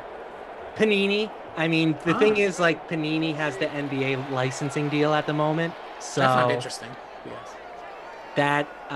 That's who I've been doing. Topps does baseball. I have some decent Top stuff too, but collecting, just ripping packs, some Domantas Sabonis cards here and there because that's my guy. Oh, okay. You must be jacked about the All-Star knot. I'm happy he got in for sure. He was somebody that I was standing for all year. The thing about it is the East is just super loaded. It wasn't even like he got all that snow. It's not like you can look at it and say, oh, how did this guy make it over Sabonis? Like, everybody that made it was deserving, and there's still more deserving people out there that aren't on the team, like Jimmy Butler and, Bam Adebayo, guys like that. So true. I'm happy he got the nod. I am very invested in him. I have a lot of Top Shots of him. I have my physical cards of him. So I'm really hoping that he does well. But ultimately, he's playing great. I think he's one of the more underrated players in the league. Love it. Look at that. Ripping packs with LaMarca. I already can see the new content coming here to the Dream Stream. Just LaMarca sitting there. I don't want you even talking to the camera. Just rip packs. Just like... Ooh. Yeah, I'm still waiting for like the one big hit. You know what I'm saying? It's what everybody's waiting for. It's like me playing the lottery. Let me see if I can find my best card here. Yeah, see what you got there is we're in the middle of in between the third and fourth. Drew Brees has got 145, still no tuds. The only touchdown there is Kamara. Kirk Cousins got 1 touchdown. He's thrown for just 106. So not a lot of passing, not a lot of ton going on here. The 2 touchdowns for the Vikings were Cook and Thielen. Cook's got 74, so he's on bonus watch here. Kamara just 18 yards. Jeez. They got the touchdown to salvage everything. What do you got, LaMarca? What did you find? This is it. Anthony Edwards rookie auto.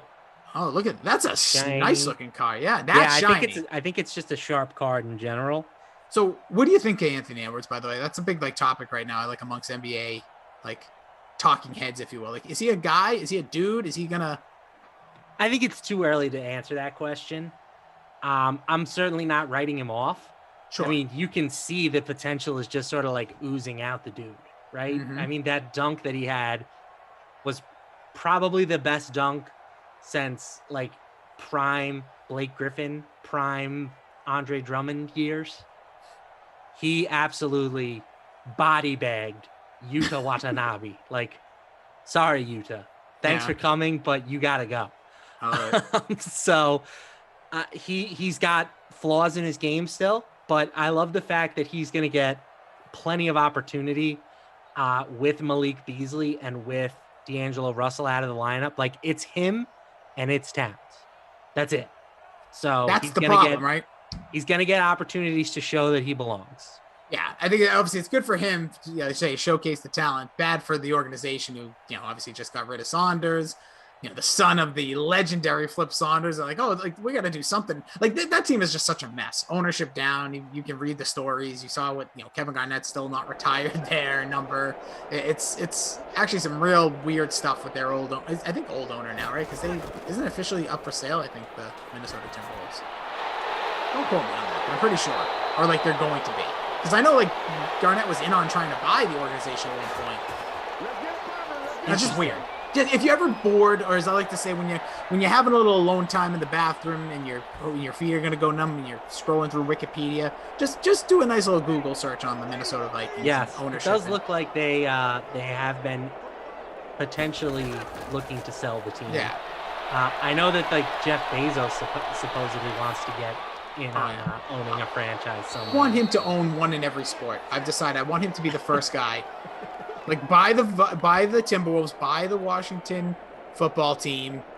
I don't know who's up next in baseball. Let's just throw out buy the Arizona Diamondbacks, and then in hockey, buy the Colorado Avalanche, and let's go.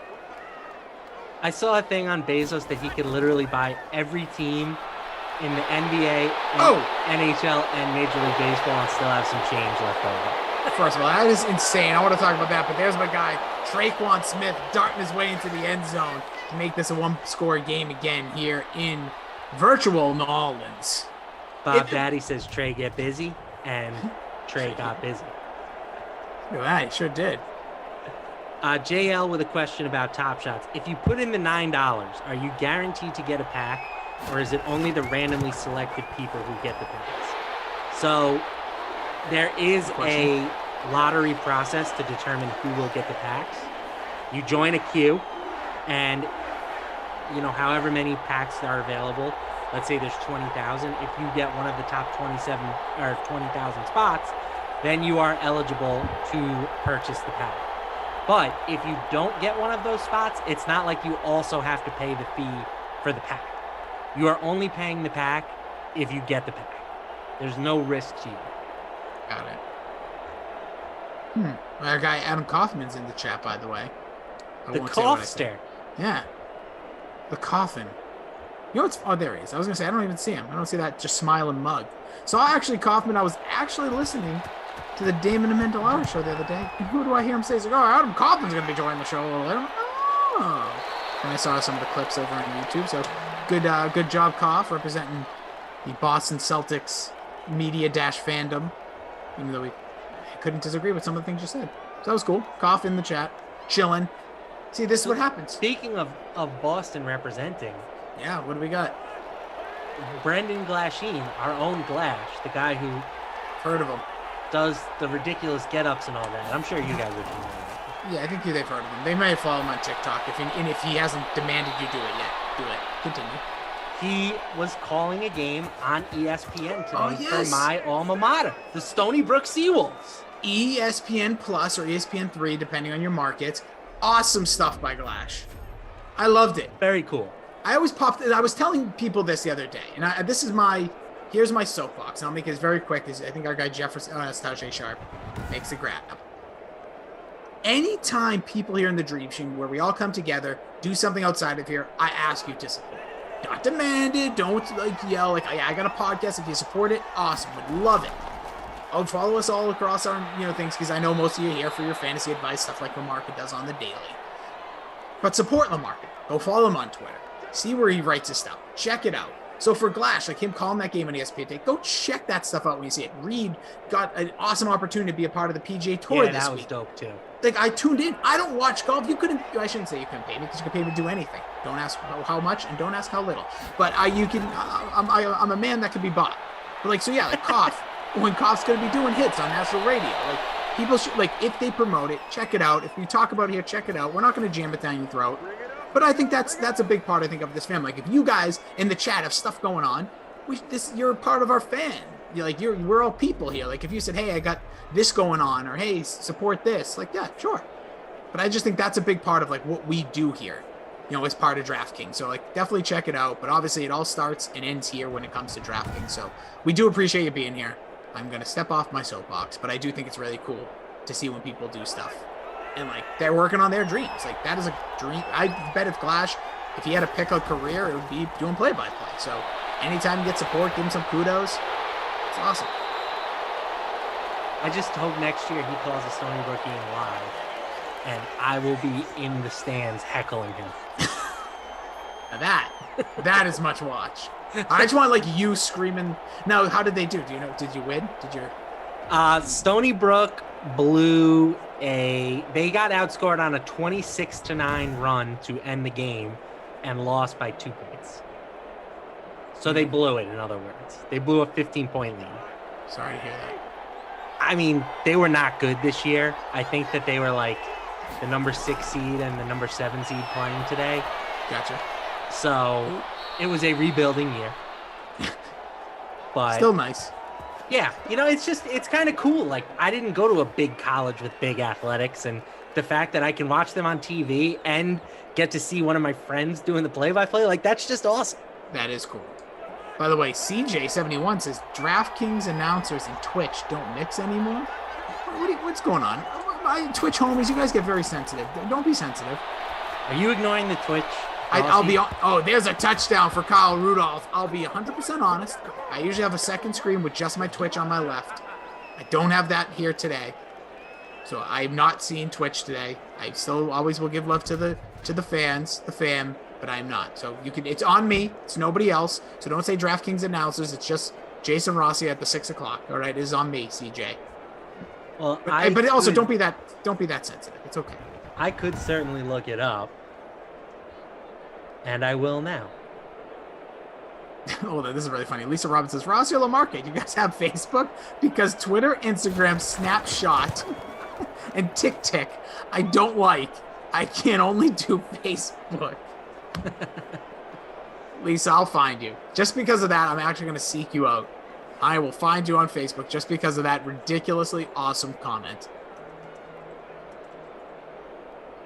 Look at Danny's trying to get to head-to-head with Koff tonight. Danny, I'm just going to challenge you. I'm just going to find you. Worlds of Wisdom Z. I'm just going to go over there and just put $1 million contest together. I'm just kidding. So we have ourselves another. It's a 2-score game again. 4:10 remaining. At Matt Lamarca, at Jason D. Rossi, producer Madison, as Robbie Nobles like to call it, DJ Fish Sticks. You know what? I'll be honest, I like fish sticks. Daniel. I don't think I've ever had a fish stick. Oh, are you serious?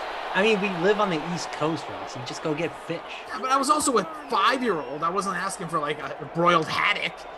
My dad was bringing home a box of 14 pieces of fish sticks, and I dipped it in ketchup, and we moved on. I was like, get me some salmon. I need some surf and turf tonight, Dad. That you just pulled broiled haddock out of you. I don't know where that came from, but that was hilarious. When people say seafood, I probably should have went with like lobster, but I don't know. That's the first thing that came to mind. And so Michael Thomas with the big catch. Everyone loves haddock. Yeah, let's get down, boys and girls. All right, Daniel and Madison, when time is cleared, you're invited to the Rassia boat. And Mark, I'm going to ship you in here.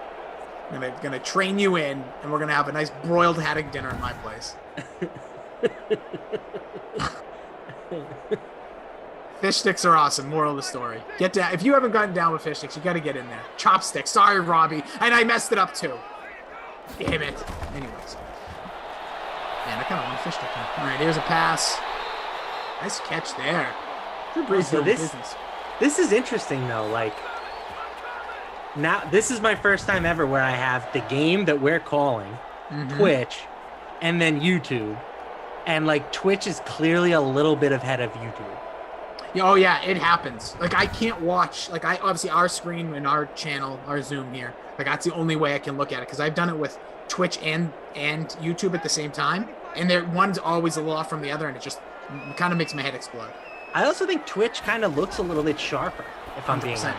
No, it is. It's just the platform is built a certain way, and that's going to be a touchdown. Michael Thomas. Look at that. He even throws his hands up in the air.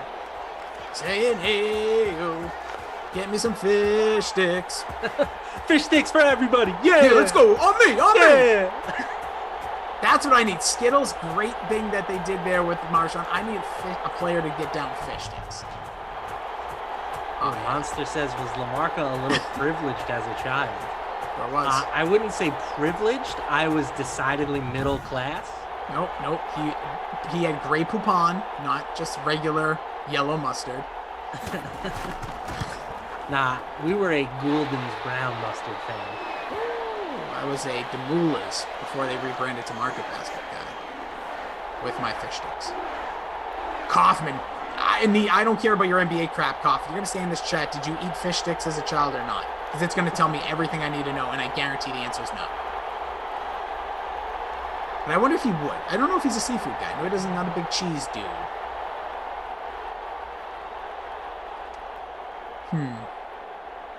Excuse me.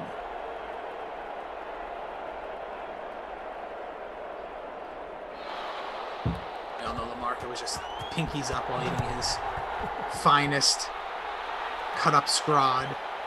I'm not going to lie, the one thing is that for me, and we've talked about this, I don't know if me and you have talked about this, but chat knows this. I am very snobbish about my cold cuts. Oh, yeah. No, we've talked about it, and I think that is absolutely fine. We all have to have standards. Like, don't get me wrong. Like, there has to be certain things that you just will not accept less than on certain things. And for you, cold cuts is that thing, I feel like we've talked about. And some meats, though. We talked about, like, the meats before. Like, you don't want to just get, like, you know, if you're going to have a bunch of people and get together, you might just go grab those frozen burgers at your grocery store that comes like a million. But for the most part, I'm either making my own patties. I get very personal about my burger patties. Some people have the too much fat burgers where it just burns and crisps and dries out, like the 80. Those things are going to be hockey pucks in minutes. Yeah, that's not a me thing. I do appreciate a nice freshly made burger, you know, like freshly ground, but like as far as steaks, you could serve me a $5 steak and a $500 steak and I wouldn't be able to tell the difference. Well, it's because you put your Gould mustard on it and you just move on. Oh, lunch. Very cool. No, but I understand that. And we've talked about the lunch meat, how now. Look.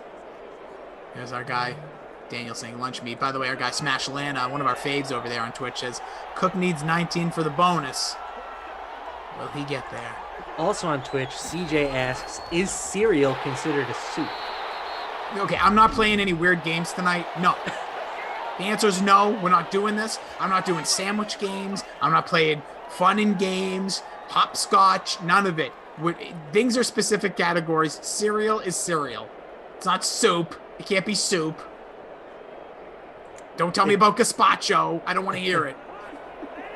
Yeah, I'm not. I'm not team that cereal is soup. There is no team, Lamarca. Don't even bring life to it. It is not. There's no team. Ooh. CJ CJ, you got your attention. follows that up by asking about All-American burgers, which is a Long Island staple. And they are, I would describe it as the Long Island equivalent of like In-N-Out. So I love them. I mean, they're delicious, and it's like 15 minutes from my house. It's cheaper than any other fast food. But yes, I like All American. It's not as good as In-N-Out, but I like All American. I'll just say, I thought this was going to turn into like All American Burger. Is it a burger or is it a sandwich? No. He just wanted my food reviews. I dig it. I'm very well respected in the food review industry, Mr. Rossi. You're well respected in every industry, in my opinion. So we're going to get knees here to end this game. Stat guy would come in. Yeah, it looks like right now, if the Vikings took 3 consecutive knees, they would have a 97% chance of win. If they do run the ball, they go down to 75% chance.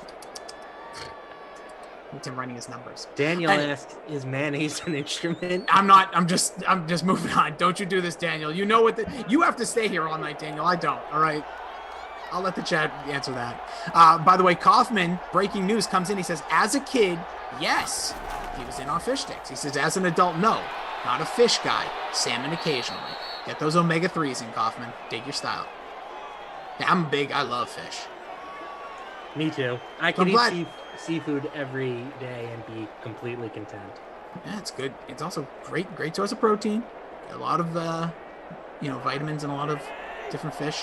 I dig it. I will say that it surprised me, Kaufman having fish sticks as a kid. I didn't know they served those. Like the 19th floor of the upper decker level abode that he grew up in. The servicemen and women that were coming to his house. All I know is however you're supposed to eat fish sticks, he did it the wrong way. Like if you're supposed to dip them in tartar sauce, he dipped them in mayonnaise or ketchup or whatever. I was a ketchup guy, but as a kid, I think there's no rules. You can't do anything wrong, in my opinion. We're going to get a punt here. So stats guy just came back in here and goes, you must kick it out of bounds, and they do. That's an odd way to end a game. But the Vikings hold out for the W, just booting punts. Punter's going to be player of the game. First of all, I'm going to say these real quick, just so everyone knows. Reed C, did you know? He says, I saw a TikTok about breakfast pizza with Fruit Loops as a topic. That as well. That just mentioning it, not continuing. I did see that too. Smashland says, Rossi, what are your thoughts about dipping pizza in milk? Ask Tom Carroll when you go to the next sim. I would just say for me, I'm an adult. I don't drink milk anymore. Not because I'm trying to pretend like I'm better than. I just don't. Ever since I was adult, I'm not a milk guy. But I'll tell you this. I used to dunk my crust in soda. So, like, do you ever have, like, a rich dessert? What do you wash it down with? What do you mean? Like, with milk? No, I don't. I would water or tea if I'm like... Oh, gross. So you'll have, like, a glass of water with a piece of chocolate cake? Dude, look at this. I drink water all day, every day, with every type of food.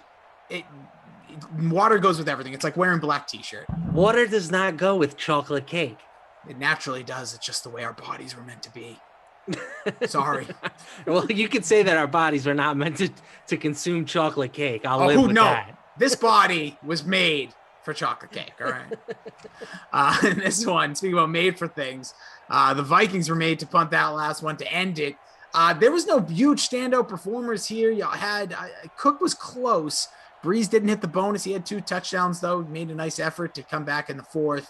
Cousins had 2. Oh, he did hit the bonus on the nose. On the pimple. So is he going to get your player of the game? Who's going to be your player of the game here? Who's your Lamarca man of the game? I'm going to give it to Dalvin Cook, I think, right? I can't recall any other player hitting the bonus today. Oh, Michael Thomas got there, but Dalvin Cook's team won, so he gets the player of the game award. I dig it. Frank White says he came in 2nd place in our little family and friends here. I'll check that. And then who's going to be your fish sticks, not my dipping sauce award? It's a good question. Thank you. Do you have any candidates? Because I'm struggling. So it's tough in this one because the quarterback, like Drew Brees, would have been a leading candidate for me. In the top 5 owned in this one, you had Dalvin Cook, Kamara. He scored. but he didn't do much. Traquan Smith scored, Michael Thomas scored, Drew Brees. So like Kamara to me, so I stunk in this game, by the way. I still think Kamara might be it. He should. He scored 13.5 and the captain, and he was owned in 76% in our contest, 71. I think he's a good call. That's not getting the job done. Not today. He only had one catch. One catch? They had under 20 yards rushing? 2 hits? Yeah, seriously. Stinks. Damn you, Kamara, ruining everyone's lineup. I can't believe I fished 1/30th out of 142. Yuck. I got to go take a shower and go talk to my wife about what we're having for dinner because it might be fish sticks tonight because now I'm jonesing. Is she going to smell you? Oh, she's going to smell me. Listen, this is what you do. We're adults here. You smell the Rossies are sniffers. Yeah, well, you got to make sure you got to check up on each other. All right. That's my advice to everyone. As I always say, stay hydrated, be positive, do nice things, say nice things about each other, and smell each other. And if somebody smells bad, tell them, and then let them, be a little bit embarrassed, but it's a good thing. It's like when someone has something in their teeth. Fair point. Wait, Mark, are you the type of guy that tells people if they have something in their teeth? Have to be. Okay, good. I knew you. This is a good guy here. Go follow Matt Lamarca. Quality dude. Again, huge shout out to producer Madison, was outstanding today. Our guy Daniel on the 1s through 7s with his motherboard that he's sitting on right now. And Jared and Ops. Awesome day by Jared. He has hung in there throughout the day. His eyes are probably bleeding for all the numbers he's plugged in over the last 7+ hours. So big shout out to Jared. Follow him at Matt Lamarca. I'm at Jason D. Rossi. Lamarca, what is the word of the day? And we'll close it out on that. Moment of the day is fish sticks. That's all. Have a good one. We'll be back here with Jeff and Tom Carroll in a little bit. Drink, positive stuff and da.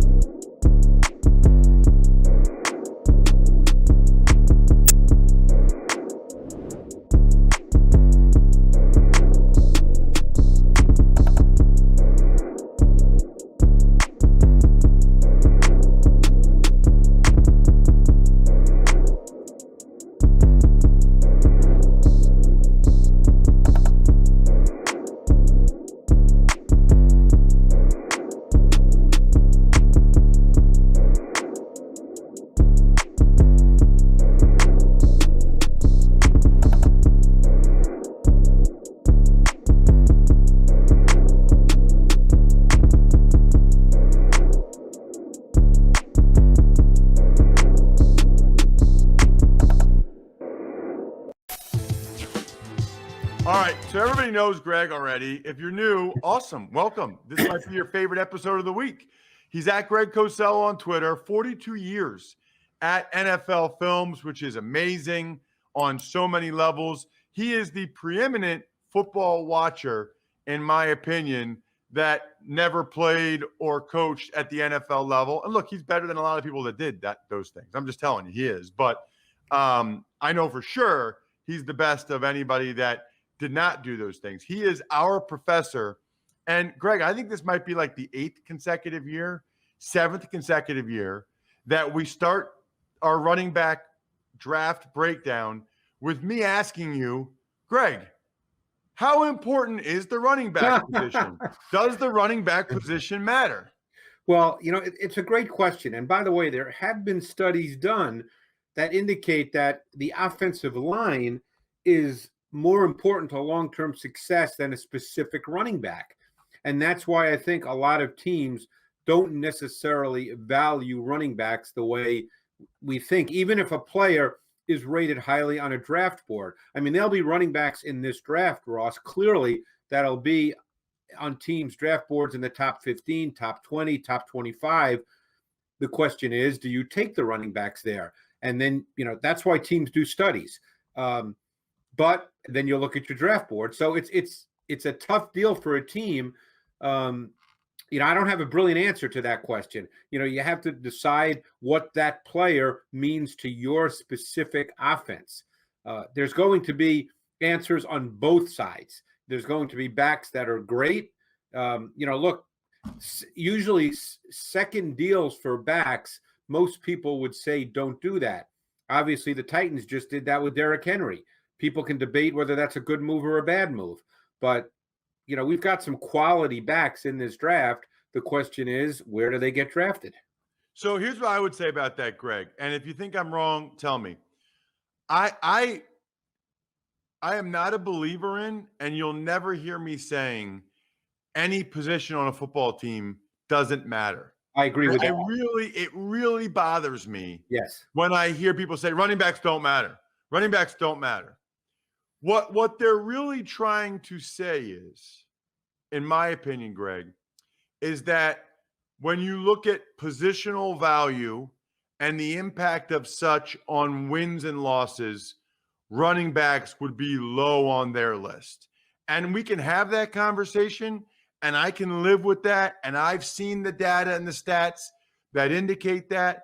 All of that's fine. But you can't, they used to say guards didn't matter. When I played, Greg, they said guards didn't matter.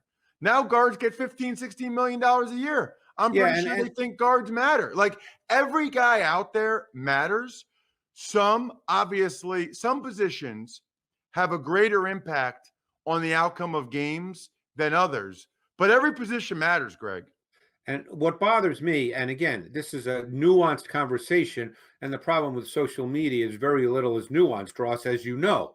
So, and I'm sure if you think back to when you wrote your papers at Princeton, just like when I wrote my papers at Amherst, there's a lot of detail and nuance. There's not easy answers to a lot of questions. So, I think that you have to be careful about saying a position doesn't matter, or you have to be careful about saying anybody could do that for a given team. So it's a tough question. I don't think there's an easy answer, and smart, reasonable people will disagree on it. Yeah, and I mean, everybody will point to James Robinson and say, "Oh, you can just get a guy like that." Raheem Mostert. Yeah. Right. But there's teams. There's always exceptions. Right. But that doesn't mean your team that year will get that guy.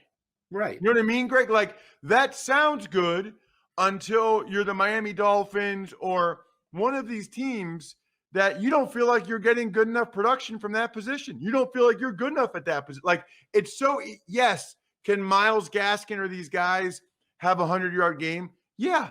And I think you can make very strong arguments against the second contract, big money, against making them a top 10 pick. We can have those conversations, but that don't matter.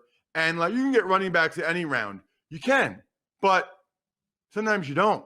You take a guy in the fourth round, he might stink. And then I know we need to move on, but just one final point. People used to say that about safeties. Okay, remember when safeties were drafted in the fourth, fifth round, and the premise was, you can find safeties anywhere. And then if you speak to defensive coordinators, they'll tell you, which I have done, as I'm sure you have, they'll say, well, I can't do the things I want to do defensively if I don't have good safeties. So, I mean, you can say all these things, but nothing is a definitive here. It's easy to throw it out there and make it sound like you're smarter than everybody else, but you've got to talk to coaches and how they feel about the deployment of players and how that factors into winning a game every Sunday. Yeah, ask Sean Payton whether or not he thinks Alvin Kamara matters. Right. You know what I mean? Give me a break. Ask Steve Spagnuolo if he thinks Tyrann Mathieu matters. Right. All right, let's get into these draft guys, Greg. I love having those chats with you like that. Maybe we'll do it more this offseason. Do you have a number one guy, Greg? Do you have a guy? Because I've seen three different guys, two in particular, listed as the number one guy. I'll Who's tell your you the guy number one guy? whose tape I really liked, and we'll just go through the guys again. Now I'm just talking about my evaluation of the player. We're way beyond now, where a guy should get drafted. I don't do that, Ross. You know that. I don't do mocks. I don't say a guy should be drafted here. One guy I absolutely loved on tape, and I knew nothing about him when I put his tape on, was Javonte Williams from North Carolina. I thought he had the look and feel of a feature back in the NFL. Size, compact build, patience, vision, subtle lateral quickness and confined space, burst speed, powerful, contact balance. He had as good a contact balance with his ability to run through and break tackles as I think I've seen in recent memory. I thought he was a very, very complete runner, and I think that his receiving traits can be developed over time. He doesn't come into the league right now as a big-time receiver, but I think they can be developed over time. So, Greg, just for clarity here, obviously you love the guy. Do you think he's the best back in the draft? I think, to me, if you're a team that wants to line up and hand the ball to a back 20 times a game, if that's your offensive philosophy, and now, of course, we get into philosophy. That's the issue, Ross. You know that. Every offense has a philosophy. If that's your philosophy, to me, I would make him my number one back if that's your philosophy.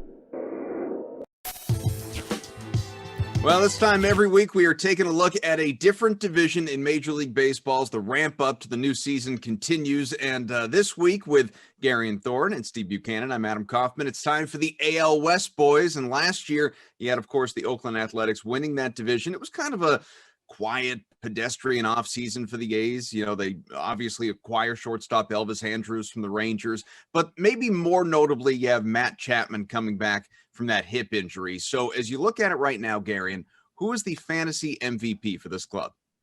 I think it has to be Chapman. I mean, you look at him and Matt Olson. Those are kind of the two mainstay bats in the middle of that lineup. And I know it's kind of strange to say this after Matt Chapman had like a 36% strikeout rate last year, but the volatility of Matt Olson's profile does scare me a little bit. He's someone who could definitely have 40 home runs this season, but as we saw last year, he can hit 197. Like, he's a little bit more like Joey Gallo that I think people are kind of wanting to realize. So I think someone like Chapman is where you can say maybe the 2020 statistics we don't take too seriously. Like, you look at his track record from 2018 and 2019, over 1,200 plate appearances, his strikeout rate was basically 23%. So I'm willing to go with the larger sample here from when he was healthy, from when we had a full normal season, and say that's really the more of the Matt Chapman we're going to get. But you look elsewhere, like Luzardo's a really interesting guy, but does he throw more than 160 innings this season? Like, there's so many questions with everybody else. I just think Chapman's kind of like the safe fantasy MVP of this team.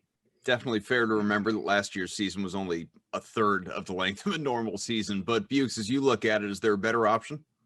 So it's hard for Chapman to be the MVP because the A's are going to ship him out in the middle of the year because they're ready for a rebuild. If this team starts off slow, the Oakland A's are going to be shipping people out of here because they have some serious budget issues coming up over the next couple of years. So I like Chapman, but I think Chapman's not going to be on this team by the end of the year. Gary already brought it up. I'm on Jesus Luzardo. I mean, this is somebody who quickly ascended through the minors. We've seen him pitch 71 innings over the past 2 seasons, just under a 26% K percentage, limits the walk, 6.8 walk percentage over the past 2 seasons. He limits hard contact.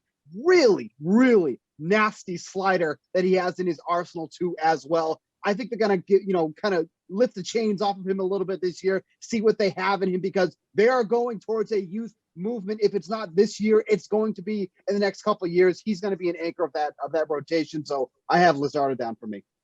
So Buke, staying with you, DK Sportsbook has the A's as the favorite to win that division, plus 125. You like them to repeat over the course of a full normal season? I'm not crazy about this team. I'm really not crazy about this team. So at plus 125, I don't know. There's no one really in the AL West that I like to win. I mean, somebody has to win. But I'm not crazy about this team. So I'm definitely not on them at plus 125. It's, pretty decent odds, I guess. But, the Astros are still in the division. Maybe the Angels start making some noise this year. But I'm just not crazy about the Athletics this year. Garen? Yeah, I don't want to be, too seduced by star power alone, because we know Oakland has kind of had this ability to come together as a 25 or now a 26-man roster and be the better team. But, like Buke said, they constantly have budgetary issues. You never really know when they're going to start selling off pieces. And, maybe you take the projection systems with a bit of a grain of salt, but like Pacoda hates the Athletics. It's not even close. Like, they have Houston to win 93 games and Oakland to be a sub 500 team. And I kind of get it when you look at the way those projection systems at least gather their data. I mean, they're looking at who supplied wins to Oakland last season. And if you look at FWAR, they lost 3 of their top 8 players in Marcus Semien, who didn't even really have a good season last year. Robbie Grossman was strangely important. I mean, people forget he's like a good, solid defensive outfielder and a really good OBP guy. And then obviously Liam Hendricks, who might have been their most important player, especially considering some of the length issues they have with their rotation. So I look at Houston at plus 160. They've got a much better lineup, especially if Jordan Alvarez comes back healthy. They've got 2 of the best pitchers in the division in McCullers and Greinke. Like, I just think that's amazing value in Houston right now. Let's talk about those Astros then. We'll stay with you here, Garion, because obviously George Springer is gone. In fact, goes to your favorite team, the Blue Jays. But then beyond that, you have Altuve still there and Correa's still there. Bregman's still there. Obviously, it's a good rotation, especially when healthy. So, 1, should we be giving this Astros team more respect than we are? And 2, who's the difference maker fantasy-wise? I think we should. And I think one player in particular, it's funny. I know he had a really bad second half of a season that was already a third long. So, take those stats with a grain of salt. But he had a bad playoff run too. And that's when everyone was kind of watching. But I checked Alex Bregman's ADP this morning, and he's going like towards the back end of the 3rd round in a 15-team league. Wow. I remember getting him towards the back end of the 2nd round last year and thinking that was an absolute steal. And I know he had a lot of the cheating scandal baggage on his shoulders at that point, and having a bad season doesn't exactly, it kind of validates everyone's frustration from last season. But, Derek Carty's projection system, the bat, it projects Bregman to be the 7th best hitter in baseball by WOBA. Like, that's not crazy either, because we've seen it time and time again. So I just think the value you can get right now on someone like Alex Bregman, I know it's the obvious choice, but I just think he's the best hitter on this team, and he has the potential to be a top 5 hitter in baseball. So as a 3rd round pick, that's crazy. Obvious to Gary. And what about you, Bukes? So you'll lose George Springer. Big loss. It's a big loss. If only they had somebody who only played 2 games last year that can come back and provide some pop. Oh, that's right, they do. His name is Jordan Alvarez. A huge power bat that they're getting back this season. This is someone who, when healthy, has 30-plus home run potential when he is healthy. In 2019, just over a half season, don't forget about this, 27 home runs, 78 RBIs, and an isolated power of 42. Now, do I expect him to replicate that in 2021? Probably not. But you see the potential that they have with him. So while they're losing George Springer, and that's not a loss that you need to discount, Alvarez is easily going to step in, provide a massive power boost to this Astros lineup that, quite frankly, needs it because they have no depth on that bench. And, you know, while most teams have struggles in the bottom half of their lineup, their bottom half of the lineup is brutal. So they need Alvarez more than ever to produce. He's healthy coming into the year. Hopefully he can stay that way. Bukeskarian here expects a bounce back for Alex Bregman. The DK Sportsbook certainly respects the man as well. Plus 1,000 odds to win AL MVP. Only guy with better odds is Mike Trout, who, as we know, is a perennial candidate to win Most Valuable Player. Would you lay some money there on Bregman to win this award? So reportedly, him and I have the same off-season regimen. He put on 27 pounds of muscle, as did I. So, we're definitely on the same path. But here's where I start to get a little, because last year on pace, if we played a full season of games, he was only on pace for 23 home runs, which is a far cry from the prior two seasons when he hit 41 and 31. Now, obviously, his off-season routine, he recognized that and is trying to rectify that. But I need to see it first before I take him with the second best odds on the board at MVP. You can find so much better value with some other players on the board. So, you know, could Bregman do it? Absolutely. You're getting much better odds than someone like Mike Trout. No doubt about that. But for someone who's coming off a really bad season, this is not exactly a buy low spot with how the odds are set right now. So don't like the odds at all. Would be staying far away from that. You're just not getting enough for the season that Bregman is coming off of. Gary, and you think Bukes put on that Saquon Barkley muscle, real quad heavy, since we can't see it? Yeah, I'm gonna say it's all lower half muscle, which is that's the best kind of muscle. I think he made a perfect point in the latter half of his answer, which is just you're not getting any value, you're not getting any discount in the odds for how bad Bregman was last season. And I think it's not going out on a limb to say this guy will be better in a normal season, but you know, we should get a little bit more juice here. And the fact that we're not, it does kind of dissuade me from making this bet, even though he fills the exact archetype of the type of player you want to bet for this award, because you need someone who impacts the game, not just with his bat, but also defensively. We know Bregman can be one of the more talented third basemen in all of baseball, but when you're looking down this list, and we know it's a very narrative driven award as well. I mean, I look at someone like Luis Robert, who I know Steve's going to love this, but 25-1 to win AL MVP. This is someone who last season was 99th percentile in outs above average. He has a case to be the best defensive center fielder in baseball, maybe the most impactful position defensively on a baseball diamond. And he could be a 30-30 guy in a year where the White Sox maybe win the AL Central. Like maybe the counter argument to that would be, are they really going to give a White Sox the AL MVP 2 years in a row? I don't know. But if you go 30-30 and are the best defensive player in baseball, there's a pretty good case to be made. So I think there's odds I like more farther down the board.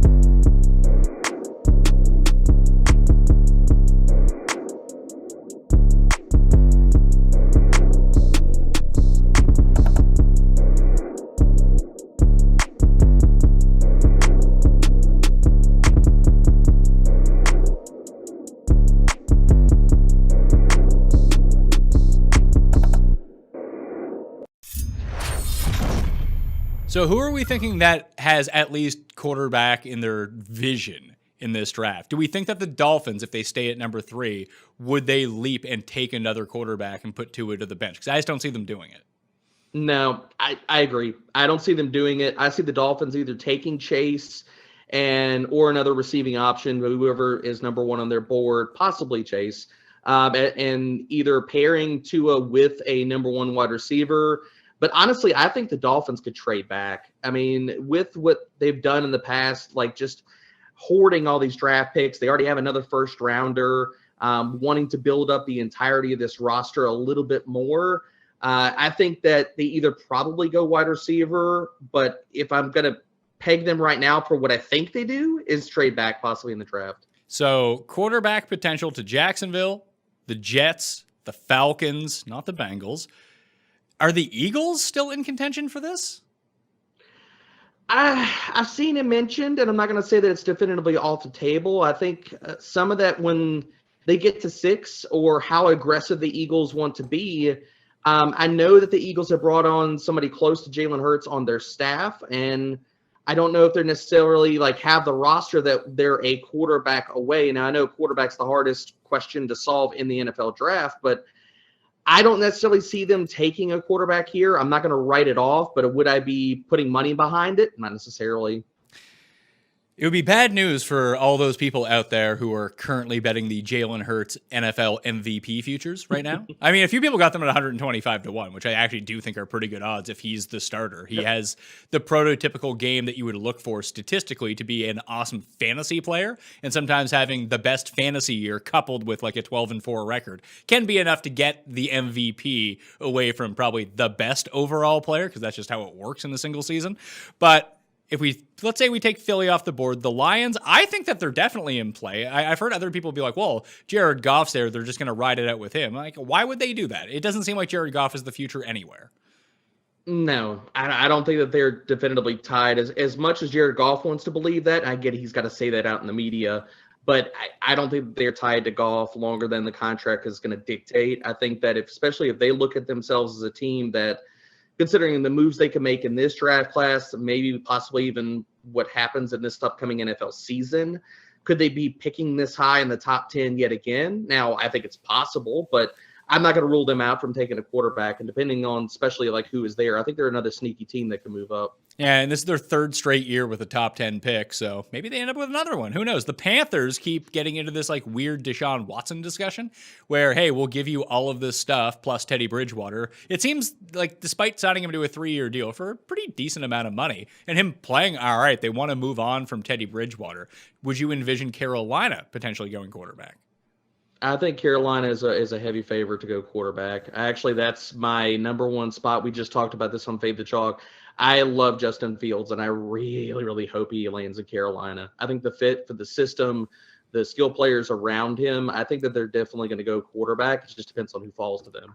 All right, so then after that, Broncos, yes, I would say they're probably in a quarterback market. Mm-hmm. The Cowboys and Giants, no. And then you have the 49ers at number 12. The Chargers at 13, no. And then you have Minnesota and the Patriots back-to-back.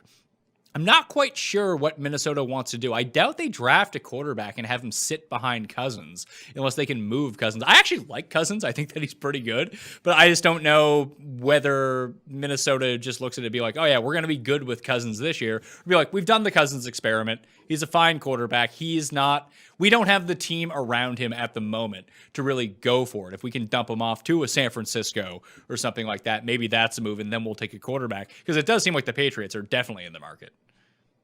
I think the Patriots are definitely in the market. I don't put Minnesota there, especially after signing into the extension recently. I think they're probably going to ride, at least with Cousins, for another season. I think Minnesota is another trade back candidate, especially considering some of their defense underwhelmed last year. Needs that they could also plug some holes for cheap on the offensive line.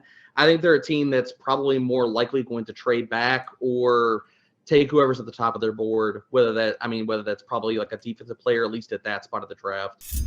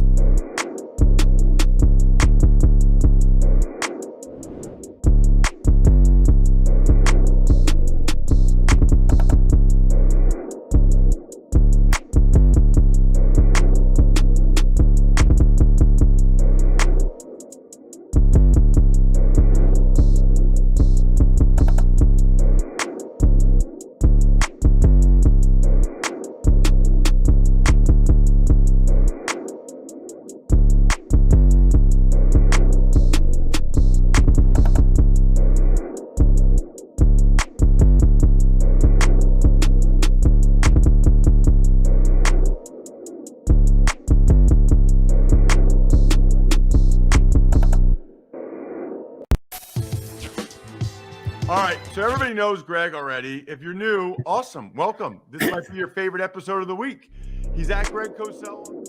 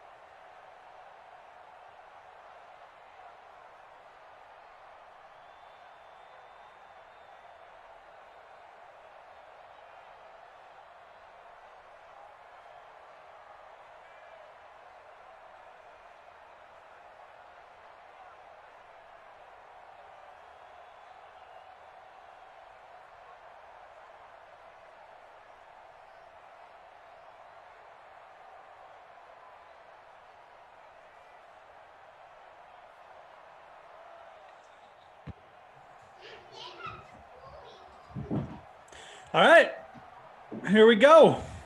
Madden After Dark, Madden Prime Time, and Madden After Dark. My name's Jeff Ork. I'll be taking you home. Joining me as always, Tom Carroll, not Tom Ace. That's his name. How you doing, buddy? I haven't seen you in a while. Yeah, what's going on, dude? I am, living the dream here out in the middle of the country, here in the United States. You're living the dream up there in Canada. Oh, yeah. Both living the dream here in North America. Total dream living up here today, I tell you. Yeah, man. I mean, like it's been a while. You know, got a little Saturday night action going on. I like it. Hope everyone and the DK Sim fam is doing good and stuff like that. Obviously, we got the Chefs and the Rams coming up. Should be a good game. I did actually get my lineup in, so that's good. Wow. Too. Everything's good to go here on my end. Okay. What about you, Tom? Who'd you get in for this one? That's a good question here, Jeff. I was poking around with some stuff here on my computer. I didn't have it ready. Here we go. I got Higbee in my captain spot. Okay. I felt like I needed to get a lower price guy into that captain spot so I could get the big three from Kansas City in there. Right. $9,300. Threw him in my captain spot. Then I got the big three. Sorry about that.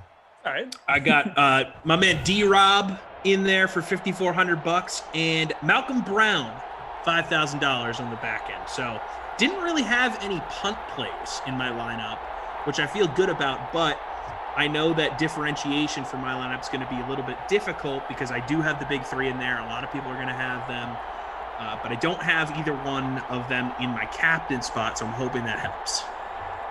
All right, I put Kelsey up in there. I figured he'd be the lowest owned of the three in the captain spot. I was wrong. He's actually the highest owned because everyone took the discount. So, joke's on me. But I did stack. Yeah, pretty much. I did throw as many Chiefs in there as possible. I got Tyreek, Mahomes, Robinson, and Chiefs D, and then my only Ram is Higbee. So I just went all Chiefs. Last time I saw the Chiefs, Tom, they were terrible. So, like, maybe the worst game I've ever seen. Yeah. Mahomes playing these Sims. So, dude, I said this the last time I did the Chiefs game earlier this week, and I don't know if they've played since, but I remember Michael, one of our producers, telling me that they are 8-9 since the holiday tournament. So for whatever reason, the AI for the Chiefs, the other AI, has been catching up to these guys and saying, "What's up? We're not afraid of you, bro." So it looks like a little Simper Bowl hangover here for the Kansas City Chiefs. Maybe they can shake off the cobwebs tonight and get her going against, Let's just get a good game, man. Get her going against the Future Shop staff, the LA Rams, right? Or not Future Shop, sorry, the Best Buy staff.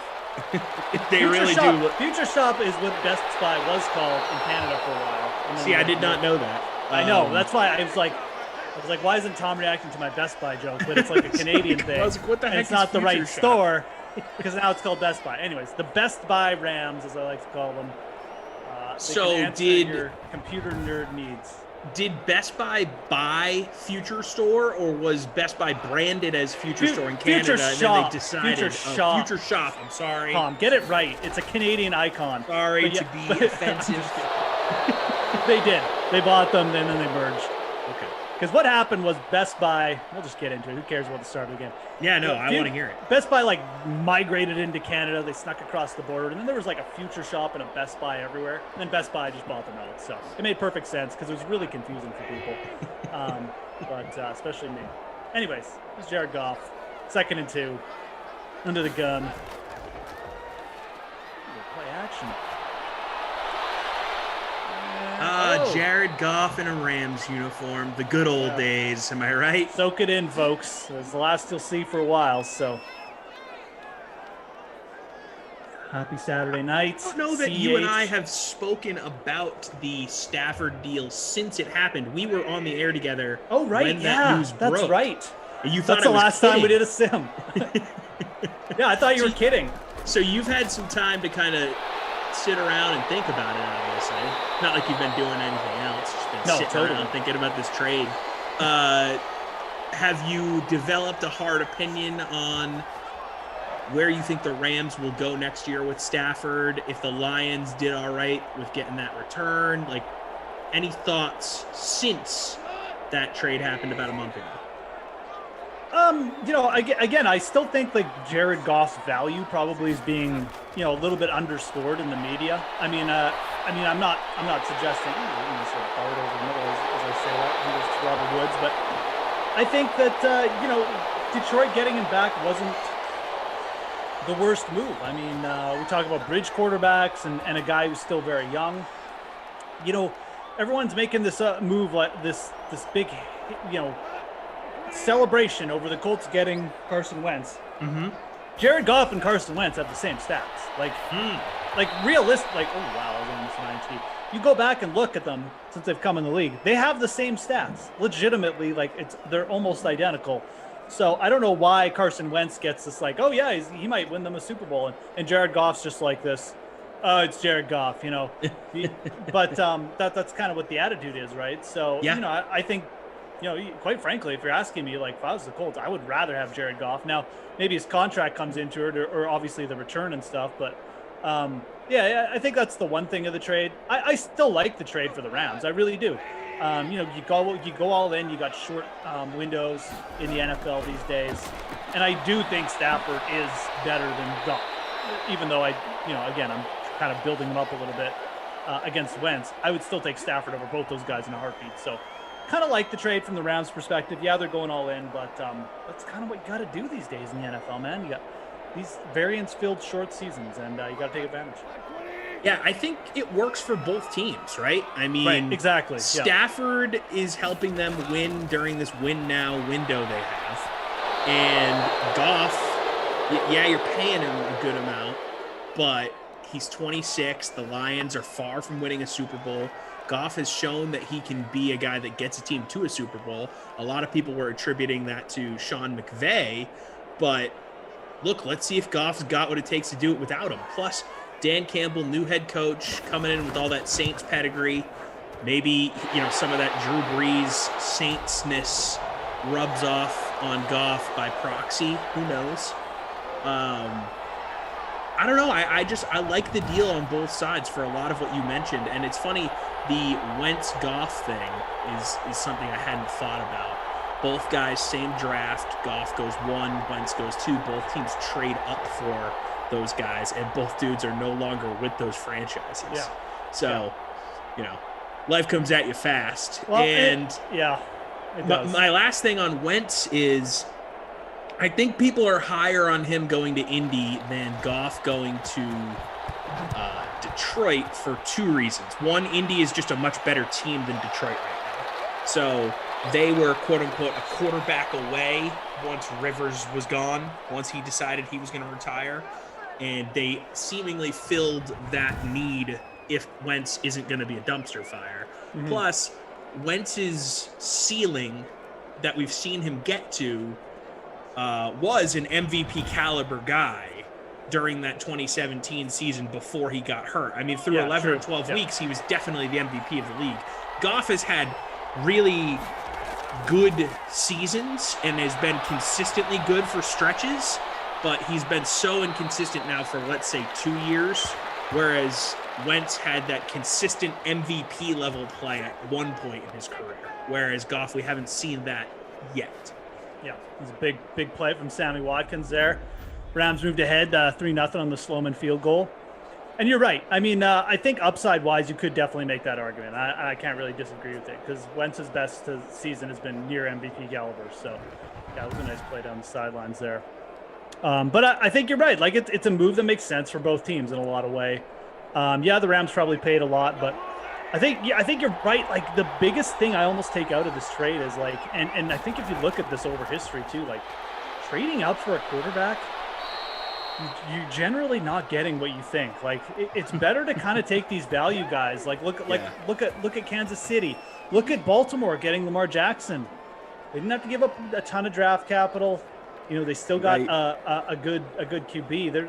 It doesn't mean you have to take like 4th or 7th round QBs, but there's clearly value in like the top 6 guys, not just like the top 1 or 2. So I think that's the biggest thing from the Goff Wentz trades, because like, they've been outperformed by guys like Deshaun Watson, who didn't go in the top 10. and other players like that. So even Josh Allen, right? No, I completely agree with you. I think teams go crazy over these guys. I mean, the perfect example is what the Bears did to get Trubisky. Exactly. I mean, mortgaging the future on a guy that's played like 6 college games is never smart. He had like one good year, and like you said, it wasn't even that good. No. So, yeah, it's crazy. But that's just the way the NFL works out half the time. It's the media hypes up these first round guys so much to the point where it's like, it just the teams almost feel obliged. Like if they don't do it, they're going to get so much blowback that it's like, they feel like it might as well just take the guy to avoid like the stuff that comes out of it. So yeah.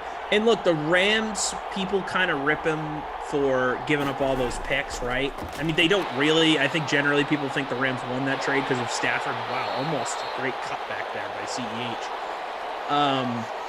But if you look at their situation, they haven't drafted in the top 10 in how many years?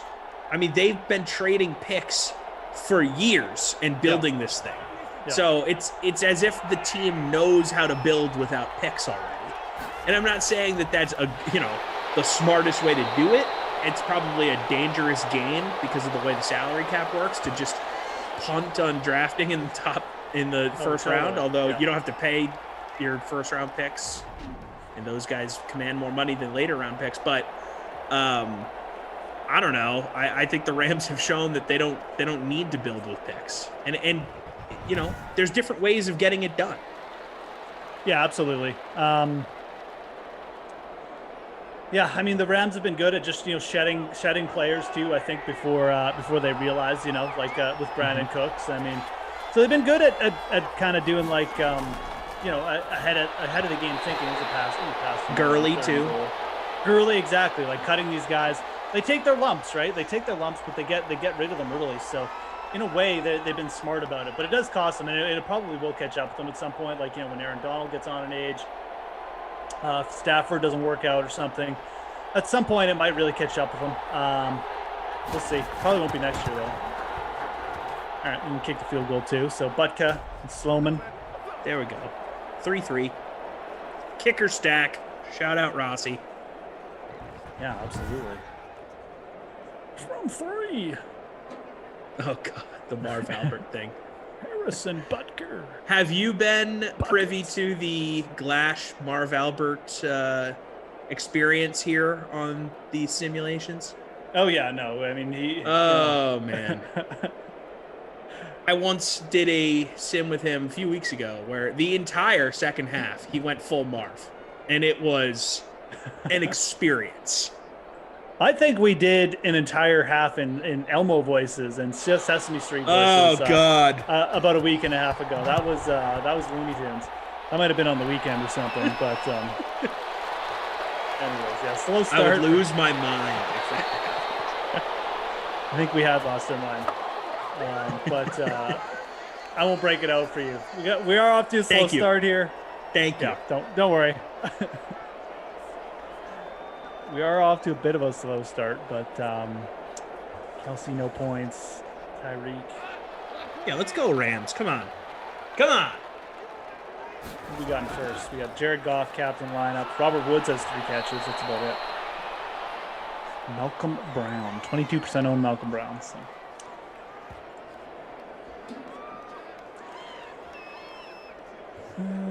Yeah. Be interesting to see. We still got a lot of quarterbacks to move, obviously, in the offseason, but yeah, I'll be curious to see if Wilson actually gets put on the real trading block here. Talk about the most passive aggressive trade request of all time. He's like, look, I didn't ask for a trade. All I did was tell them, if you want to trade me, this is where I'd like to play. It's like the most Russ Wilson move ever, right? Like, right. Trying to be diplomatic even while being a malcontent. Yeah, exactly, right. So you're right though. I think it kind of was a trade request. So totally. Like I never thought we'd get to that point with Russ. Like I just never to him actually giving out teams that he wanted to be trade off. He has released his list. Yeah. And that's crazy. I thought this was just a malcontent quarterback just voicing off a little bit. Yeah. And you're, someone that has followed the Seahawks pretty closely. So I feel like you got to be shocked given the way that Russell Wilson has conducted himself his entire career that we even heard that he was upset a little bit. Like, this is all brand new territory for this guy. Yeah, man. I mean, I'm shocked that I'm not shocked. Like, I'm shocked that it's actually happening because the Seahawks are so dumb that they've let it happen. But I'm not shocked because, you could see this coming. Like I've said this the last 3 years, the Seattle Seahawks are wasting Russell Wilson in the same way the Packers wasted Aaron Rodgers. And it might even be worse in Seattle because they're not even letting Russ throw a ton. Yeah, it's ridiculous. They're specifically running offenses that try and get him to hand the ball off to right? awful running backs. It's ridiculous, man, and I'm happy. I'm glad Wilson's in the New York doing this. I hope he forces a trade, or at least forces something. Oh! Wow, whoa! Oh my God! That was a little you landed on the Rams. Yeah. I got to see this replay. I think that's what happened. Robinson, nice in my lineup. What's up? Wow, that was crazy. Little spring action there. Here we go. Over the top. One-handed. Oh, he landed on him. Wow. I'm not going to lie. This is the greatest catch we have ever seen. That's in amazing. History. Wow. That was 100%, folks. Highlight of the century. If that happened in real life, the world would be on fire. Oh, yeah. I mean, this is, insane. Wow. That was amazing. Oh, I'm watching it again on the replay. Oh, my God. Wow. That was amazing. Yeah, man. DeMarcus. And look, before you start saying, I mean, that can't happen in real life. We've seen catches like that. What about Antonio Freeman on the Packers way back when? Yeah. That was honestly the catch. That's the God. greatest catch I've ever seen. And it's amazing. They were listening to us, the Madden gods. Hey, come on, give us some action here on a Saturday night. Yeah, okay, you want action? Everyone's like, oh, this game's awful, guys. How about them apples? Terrible Saturday night. I can't believe it. Oh, there you go. Get her going here. Let's get her cooking. CJ71, wow. CEH, bingo. Dermain Esif, wow. Robes 05, bagaga. CEH again, wow. Meager, lol, walked away for 2 seconds. What happened? Dude, you got to rewind it and watch that thing. Incredible catch. DeMarcus Robinson, 8% owned in the captain in our free roll in the league, the Kaufman League, whatever we call it. I don't know, Sim League, I guess. 41% owned the flex, so a lot of people were taking him. Amazing. He just kind of he went up, caught it, and then he just legitimately, it was like a trampoline. Amazing body control. I want to see where that put me in our contest here. Okay, 46th. I guess so many people have him. I have the big three and him. So it's usually a pretty popular value option. Yeah, people it's try and value. Fit in Tyreek or Kelsey with Mahomes. He usually gets a lot of play. No surprise. That was so cool. I don't even remember what we were talking about. Like I said, man, look, I've done behind probably Kaufman and I'm probably tied with Glash. That's the greatest catch I've ever seen in these things. So not even being facetious. It's number one for history, me, folks. Witnessed history. Number one for Tom too. Amazing. All right, nice little end to the half. Anyways, man. Yeah. Wow. No, that's the end of the first quarter, my friend. Oh yeah, first quarter. Sorry, that's what I meant to say. I was gonna say we still got 3 quarters more to see if we can top that thing. CH, not much rush yards. Malcolm Brown. Sell that virtual moment. Someone hosed me down. Wow. Robert Woods, 42 yards. DeMarcus already up to 95 yards too after that play. So he did have one other catch. That's right. He had like one other nice catch. Sammy Watkins with the 47-yarder. So Mahomes actually getting her going real good. I mean, I know it was a bit of a slow half, but or a slow quarter, excuse me. But he's on his way to the bonus. And yeah. Anyways, man. Craziness. Absolute craziness. So Russell Wilson, let's say, let's put a percentage on it. What's the percentage that you think Russell Wilson is back in the NFC West playing for the Seahawks next season? I mean, I'm going high. Yeah, I think they figure it out. Pretty high. It's got to be pretty high. I would definitely suggest I mean, even for me, I'd love to see Russ get out of there, but it's probably over 50%, right? So, yeah, I'd probably put it at least 75%. I mean, yep, that was what I was going to say too. Realistically, it's probably even higher than that. It's probably more 90%. But yeah, the thing is, if he does become available, he's going to take a pretty hard line. That's what I don't. That's why I think these are more realistic than people think. I know whenever I talk to Kaufman about this, he's like, "Oh, it's not going to happen anyways." It's like, well, what does a team do with Russell Wilson if he's I ain't playing, right? Then you have to move him. You're just going to sit there and let your best asset sit there? I don't think so. So, and look, we've seen that happen in the past. Remember, Le'Veon Bell sat out for a whole season. Yeah, but that's different. You can survive without a running back. Totally, totally. Yeah. But I'm saying there's precedent for Wilson to do it if he wants to. Absolutely, yeah. Deion Branch, I think he missed the first 2 or 3 games of the Patriots season way back in the day, and they traded him to Seattle actually. So those are 2 names that jump out at me. But I don't think Moose. Or it's true, Tony. I am everywhere on YouTube. I just show up. The man lives on YouTube. Apparently. NY Goat asking if Jeff is the Moose guy. Yeah, it's Jeff. I got to tell you though, I've never called you Moose. It doesn't really fit you as a nickname. I'm sorry. I mean, the only reason I'm called Moose is because I told him, Kaufman asked me to tell a Moose story once, and he's like, "Oh, you're Moose. I call you Moose." Does anyone else outside of the Sim fam call you Moose? No.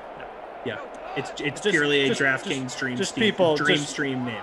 Yeah, I mean, people at DraftKings call me it all the time now, but that's just because we work together on The Sims. Yeah, I was gonna say it really doesn't. You're not a Moose. I don't look at you and go, "Oh, there's Moose." You're a Jeff. I just got the Moose stories, man. So I instantly become Moose. It's fine with me. I love it. Anyways, NY Goat, welcome. Thanks for commenting. Thanks for being here, guys. Actually, if you could, man, hit that like button. That'd be awesome. Smash the like. Subscribe if you could. That'd be amazing.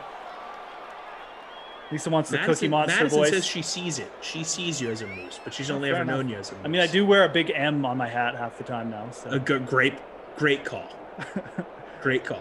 Maybe I'll break out the Cookie Monster, soon, Lisa. Maybe we'll save him for Madden After Dark, or maybe love that. We'll make an appearance here. The Rams score a touchdown. Break out the Cookie Monster. Oh, it's a nice catch. That was tough. Speaking of which, on Twitch, since we're talking about our great listeners here. Jeez. First of all, get your Twitches open, and you got to subscribe to us on Twitch. Turn those notifications on, so then when we're live on Twitch. Such a crystal clear picture there. One of the best platforms to watch stuff like this. Yeah, my bad, Twitch fan. My bad. Fantastic. You got to go to twitch.tv/DraftKings. Do all the good stuff. Twitch is great. Obviously, the YouTube chat, always bumping. Thanks for showing up, guys. Hope everyone's having a good weekend, like I said. And, yeah. Tom and I happy to be with you for the last 2 Sims here. So, get a double dose. The night, baby. Double dose of Tommy and I. We'll get into what Tom's been up to. Prepping for his... did he get in? Oh, did he get in? Is it Malcolm Brown? No, not... Is it Malcolm Brown? Oh, no, it's Hendo. Hendo. Wow. He's been doing nothing, too.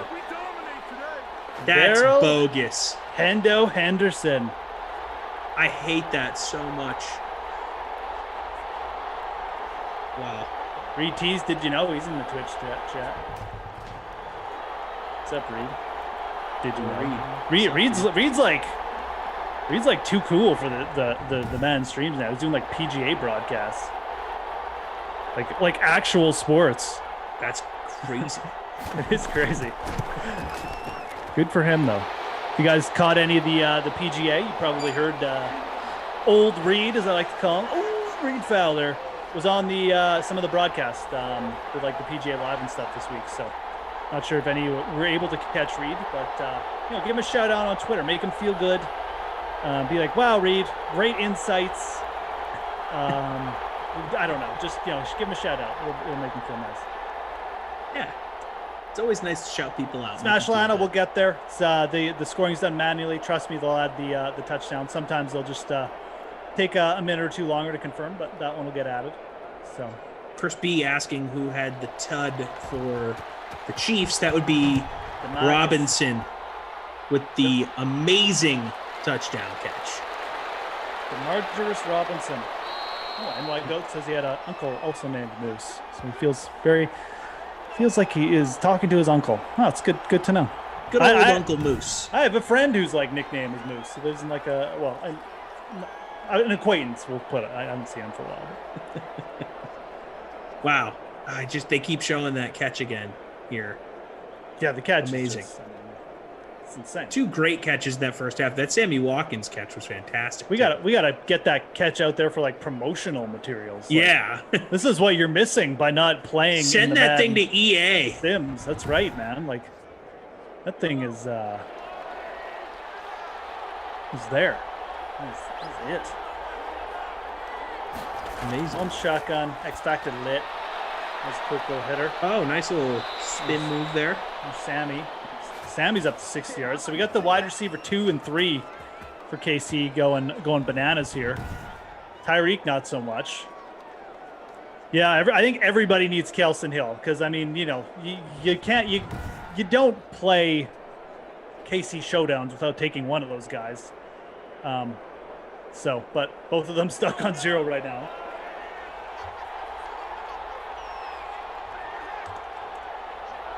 And things can happen fast, and Mahomes has his X factor lit. So stay tuned. We'll get going. That was CH there on the carry.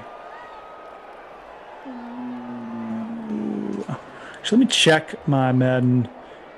Edwards-Helaire is still the lead running back. Yeah, he is. Yeah, power back and third running back. Okay, yeah. He's popped off here and there for Chief Sims that I've done. And he's very hit or miss, though. Yep.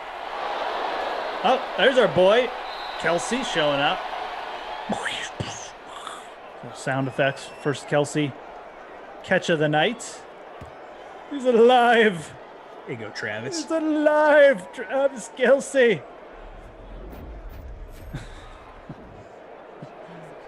What's up, Bill? Canada, yes.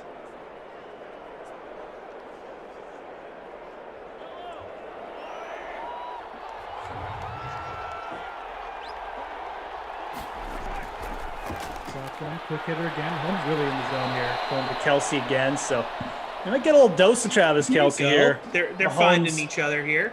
Mahomes on the X Factor. And when he does get that X Factor lit, he can definitely start connecting on these short throws really, really quickly. He's got a really quick release.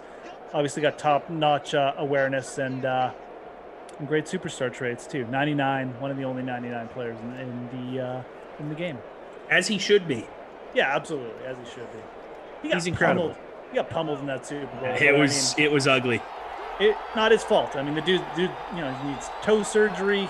Yep. Wasn't even 100%. Having him roll out all the time. Oh, there it is. Yeah, Travis Kelsey. Oh, a little unlucky for Kelsey owners. I know that personnel was an issue for the Chiefs in the playoffs, well, in the Super Bowl, especially because of all the injuries they were dealing with. But horrible job by that coaching staff to not make adjustments at halftime. Horrible. It really was. It really was. I mean, when the game was happening, it's like, I don't want to criticize Andy Reid or anything like that, but there it is. Okay, well, Robinson. DeMarcus Robinson. So Kelsey did all the work on that one. More Robinson, though. More, please, says DeMarcus Robinson. And 2 touchdowns in the first half. I think that might put him over the bonus, too. 7 yards. I can't remember what Damn. Let's see. I think it might put him over the bonus. I think it was at like 95. We'll see here in a sec. Yeah, wow. People must have the exact same lineup as me. I'm only in 36th, and all my dudes are going off. Well, who do you have in the captain? Don't you have like Higbee? I have Higbee, and he's doing nothing. Yep. So, what was I going to say here? Well, someone asked me about Jalen Hurts. Yeah, I'll talk about Jalen Hurts in a bit here, CEH. But Demarcus Robinson, I believe now I think that one's going to put him over the bonus. That once we get it updated, we'll have to wait and see. Anyways, wait and see. Like I said, might be a couple yards short. Wait and see till they're finalized. So Demarcus Robinson having a massive half, 2nd touchdown. Yeah, let's talk about Jalen Hurts for a bit. I think Jalen Hurts is going to be a great fantasy option for next year. I kind of hope that the Eagles don't fully commit to him, because I do think he's going to be their starter unless they bring in a really solid quarterback or something to actually compete. But if they just bring in a Nick Foles or someone like that, they're not going to go with him or the Jalen Hurts, and you're going to get so many cheap fantasy points from Jalen Hurts next year. Oh, it's gonna be great. So hopefully his price tag stays low, and then you can just get all the running back points. If Jalen Hurts improves just even a little bit as a passer, I think he can be a really dynamic play too. There's Cup. It's turned into a bit of a shootout too quickly. Yeah, Tyreek's still 0, but yeah, Jalen Hurts I'm pretty bullish on. He does need to improve his arm strength just a tad if possible, his release a bit, but he can chuck it. He's not a bad decision maker. He is just a bit of tiny bit of a limited passer, but like I said, if he can improve that even a little, he could be massive. Yeah, I really, really like what you're serving up here on Hurts. I also think that he's the type of guy that's going to say, oh, okay, you don't fully believe in me, I'm going to show you. Especially... He's done that his whole career, right? Right. Going back to college, so... When the whole Tua guy right behind him at Alabama... he had to get tossed in the national championship or the semifinal. It took till then for him to lose his job to the stud behind him. Goes over to Oklahoma, does his thing, eventually unseats Wentz, just clawing away at it. So I'm big on Hurts. I think he's going to be a good player in this league. Yeah, absolutely. I think Jalen Hurts is just a good football player. I know that's kind of a cliche, but he really does have kind of some of those intangibles. I mean, he can obviously move a bit, but it's not just that he can run. He's a smart runner, right? He's got a little bit of that. Oh, wow, Darrell Henderson in the spot in again there. Nice 32-yard catch and run, but he's got a little bit of Russell Wilson in him for me. He's just a smart runner. He knows when to take off. His first game in the NFL, he took 0 sacks. That's really good considering how bad the Eagles O-line played at times last year. And how much he moves around. Yeah. And how many sacks Carson Wentz was taking. Right. I think there's something there with Hurts. I really hope he gets the legit shot from the Eagles next year. I think he will, but that's too easy. We got to shoot out. Wide open. Wide open. We got pond hockey. There's Josh Reynolds. There's another value play receiver. Value's going off here. Wide receiver threes basically, whatever you want to call them. But yeah, they're wide receiver threes. So going off here, folks. Ooh, nice catch too.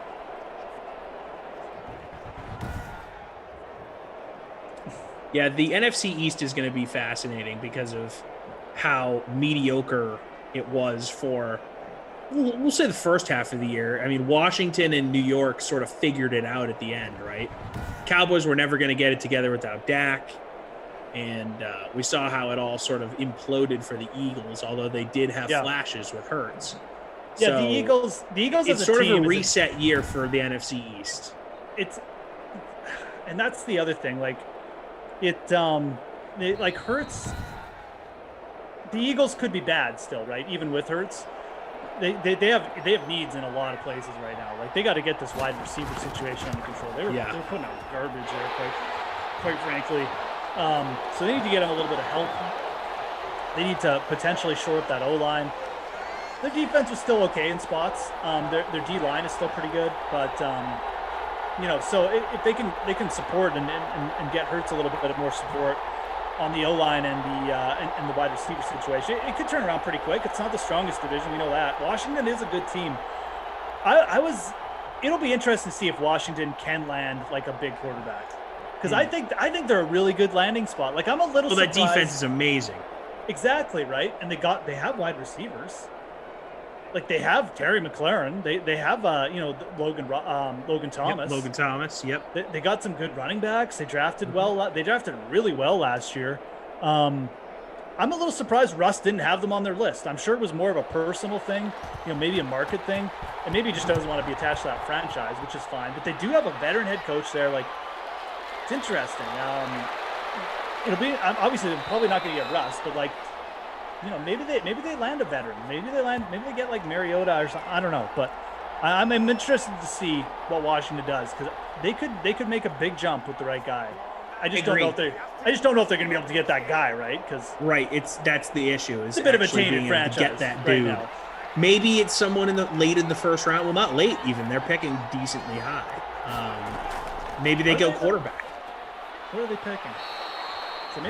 They didn't have a winning record. I guess. Does it go by division winners of the last few picks in the first round? Or I actually can't remember off the top of my head. I'm pretty sure it goes straight. Does it go by straight record? Except the Super Bowl winner gets the last pick. Yeah. Now you're making me second guess myself. I think you're actually right. I think you're right. And let me see.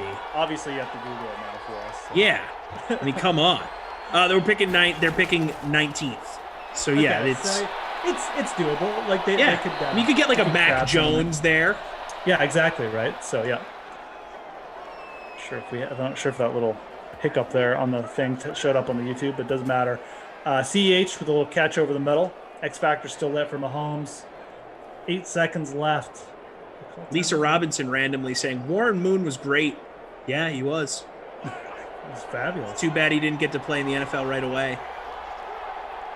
Yeah, he spent a bunch of years up right in my neck of the woods, man. Mm-hmm. Killing it for the Edmonton Eskimos, the former Edmonton Eskimos. Changed their name, finally. Wow, what a terrible decision by them to change their name. Edmonton Eskimos is an incredible name.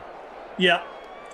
It was for it was the same reasons as the Redskins did it. Just had the proper terminology now in indigenous people is Inuit now. So okay. Yeah, it's like, unless you live in Canada, it's not something that most people are common knowledge, but Eskimo, Inuit, and stuff like that. But anyways, that's why they changed it. I won't get into it. Did not know that. That was a very deep field goal attempt. Did not go through the uprights. Yeah, I had no idea Eskimo was in that conversation. Good to know moving forward. Yeah, it is. Anyways, but yeah, they've changed it. I don't think they've decided on the new name. But Warren Moon played here for a bunch. Anyways, regardless. So cool. Anyways, good first half, man. Holy cow! Very good first half. Sim history with that catch. I mean, Donald's asking, what if Washington goes after Deshaun Watson? That one's, again, see, this is the thing. I think that they would be among the best teams in the NFC. I think it would be a great landing spot for him. I really do. But will Deshaun Watson accept the trade to Washington? With Snyder and the history there. Now there is rumors, Tom, the richest guy in the world is interested in buying that team. Yeah, Rossi mentioned that earlier. Yeah, it's an Amazon action going on there. It's an interesting proposition. Free prime for Deshaun Watson. I've been thinking about that since Rossi brought it up, and I've come to the determination that I feel like the NFL owners wouldn't want him in the mix. Like, they vote on who gets into the fraternity. And I know Bezos is richer than all those dudes by 100 times, and they have egos, and I bet they're going to sit there and feel like, if we add Jeff Bezos into this mix, Yeah. we're going to lose some power here. Yeah, we're going to majorly lose some power. It's a fair point. And again, I mean, that's just speculation. Good God. If you think a Russell Wilson trade is complicated, I can't even imagine the sale of an NFL franchise. So, yeah, well, it's interesting, though, because, it would really turn things around for Washington. It would make them like a much more attractive landing spot. So, yep. Lots of dominoes could fall in over the next few months, and we could have a very different looking NFL, not just with player movement, but with owners too. So yeah, anyways. People hate Dan Snyder. People just hate that guy. And he's done a lot of really, really unsavory things. And it's, it's not a popular dude to play for in today's day and age. Yeah. So. We'll just leave it at that. He's not a popular guy, I don't think. And I think that's, again, why a person like Russell Wilson left them off their list. So totally. Again, we're just speculating, but be interesting to see. I do like the way that the Washington team is set up, though, just for a player talent and stuff like that standpoint. So they could get someone. You never know, man. You never know. Anyways, I missed all the stats, but Demarcus Robinson having a big game. This is much more interesting. Mahomes, it's totally. No one wants to hear me rail off the stats. Demarcus Robinson, 3 catches, 98 yards, 2 touchdowns. That's efficiency, folks. That is a dude who is doing it for you. Mahomes, 242 in that first half, so he's well on the way to the bonus. 2 touchdowns. Higbee, 1 catch, 17 yards. Kelsey, 70 yards. Kelsey really got her going there. Tyreek Hill with the absolute goose egg. And who saw that coming? 50 yards. Yeah, I mean, well, look, we still got a half. We still got a half. Tyreek Hill is another dude who, he can go from 0 to 100 real quick. So that's why he's in the league. That's why he's the cheetah, man. Yeah, keep showing that highlight. Amazing. If Bezos owned a team, there would be no halftime. Says it's just a damn cough, man. I don't. Why would he get rid of halftime? Probably not the case. Just not efficient enough. I think he's talking about us, coming on screen and allowing for the stats to be updated. Oh, fair enough. Oh, he said he wouldn't not. Oh, did he actually come out and say that? Did Bezos say that? Like he wants to get rid of halftime? I didn't see that. Oh, all right. Something to do with that. All right, it's fair. Yeah, look, Amazon is really about efficiency. No joke there. So. It's because he doesn't have bathroom breaks at Amazon. Yeah. Okay. Got to get those packages out, man. Look, I want my stuff, so I support it. No bathroom breaks for anyone. I'm just kidding. Mahomes X Factor lit. There's another catch for. I'm pretty sure that was Kelsey on that one. Oh no, that was so Demarcus Robinson just beast moding it. 4th catch over the bonus. It's over the bonus, folks. We're in bonus time. That is very early in the second half to be hitting that mark. So yeah, man. Curious to see where he finishes here. I've seen Demarcus Robinson have some big games, but they were kind of came in like the old sim.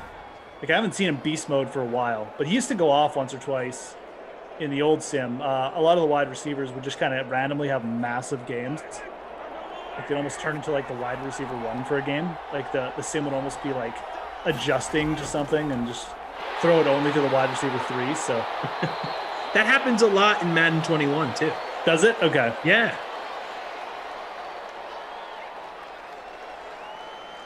CH, I definitely will dabble in MLB, DFS. I like MLB. I really do. Getting back into it. I'm a dad, so my time is limited. But I wish I could. I have no problem sitting around watching. I wish I didn't have kids so I could watch baseball. Didn't say that. I do like the lazy afternoon baseball, man. No, it's great. Yeah, baseball in the summer is the best. Really is. Not much going on. Yeah, great background television. Yeah. He's starting to rack up a few catches here too. I don't even remember the last time Mahomes missed a pass. So 2 catches.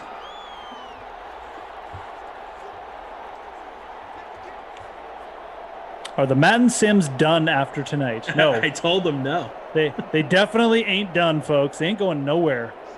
We're here, baby. You can get rid of us if you tried, man. I'm not leaving. Oh, deep. Oh, did he catch it? Oh, almost a pick. Robinson, 2 again on target on a deep throw.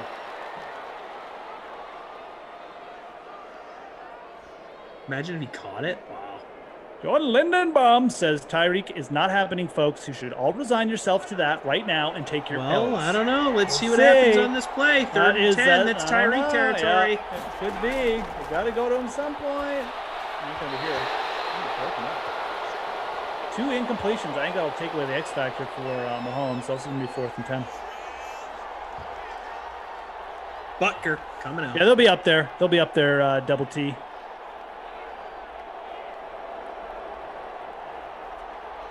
Another long field goal attempt here. Oh, yeah, Butker. 56. Back. Not even close. Not even close.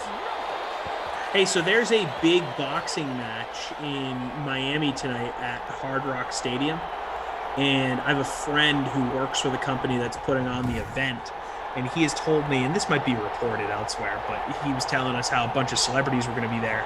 And he was saying that Deshaun Watson is going to be in the Miami Dolphins owner's suite with the Dolphins for the event. Oh, really? Deshaun Yes. Watson is. And look, right now for Deshaun, Miami, Jets, and Carolina, I think, are the 3 teams. It does kind of sound like, though, with this like hanging out stuff, I think he's starting to warm up to Miami. Yeah, I mean, for a good reason, right, Tom? Like, it's a great place to live. Also, here's a great question: where would you how go is it? if you're If I Deshaun had Watson? any place that I could live, You're Deshaun Watson. You demand the Texans finally give up. They're like, okay, you pick. Just you got to get out of here. Of the options, like Carolina, Miami, like Anywhere, the teams that are being dude. thrown No, out there, anywhere. San Francisco. Okay, You got all 31 teams. Where would Tom Ace end up? Interesting. Well, if I can do that, then I would say I want to sit down and think about like the best weapons in the league.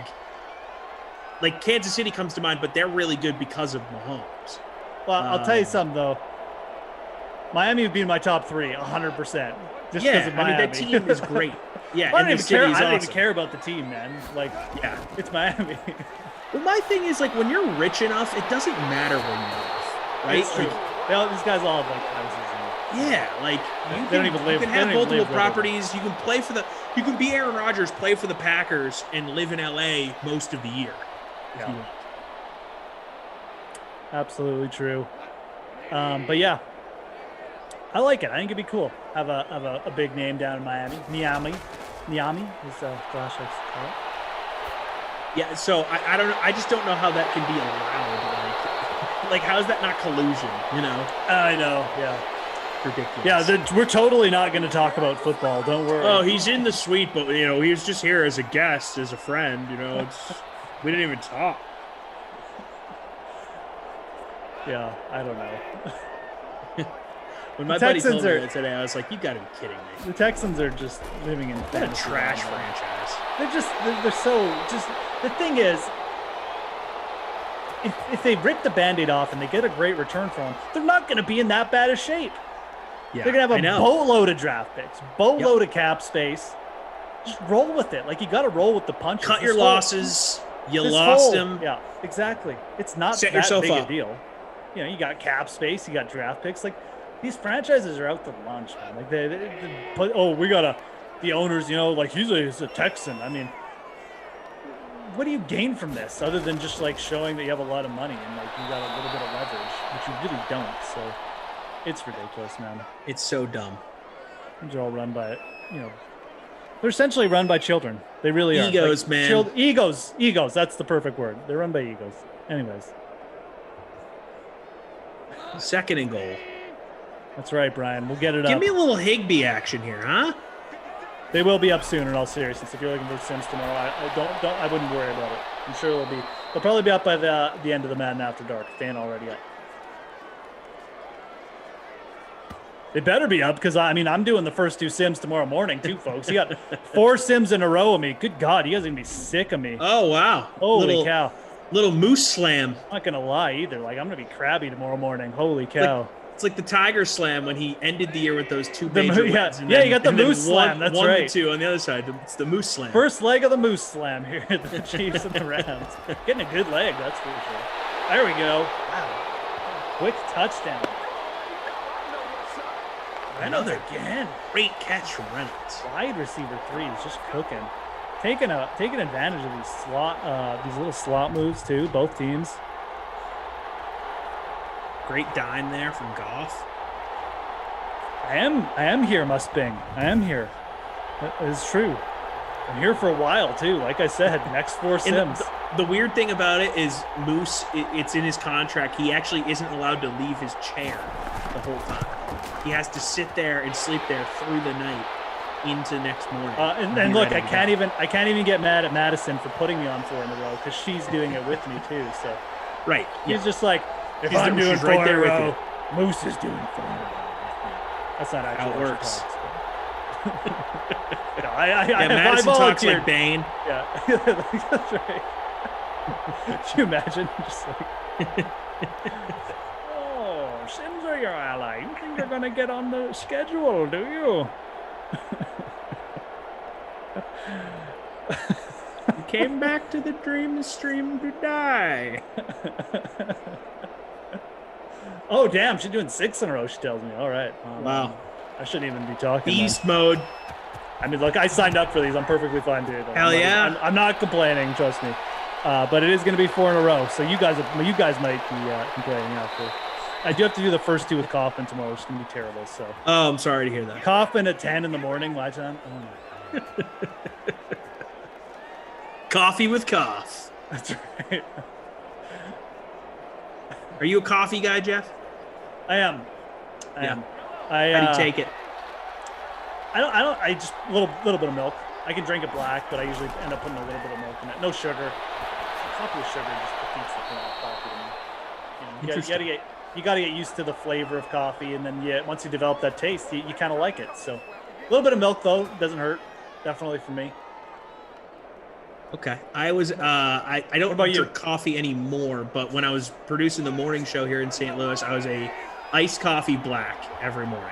Had to do it. Iced coffee. I've without using a profanity, I effing love iced coffee now. But I never get it in the winter because iced coffee. But iced coffee in the summer, it's the best drink ever made. Iced coffee is the best. I'll drink it year round.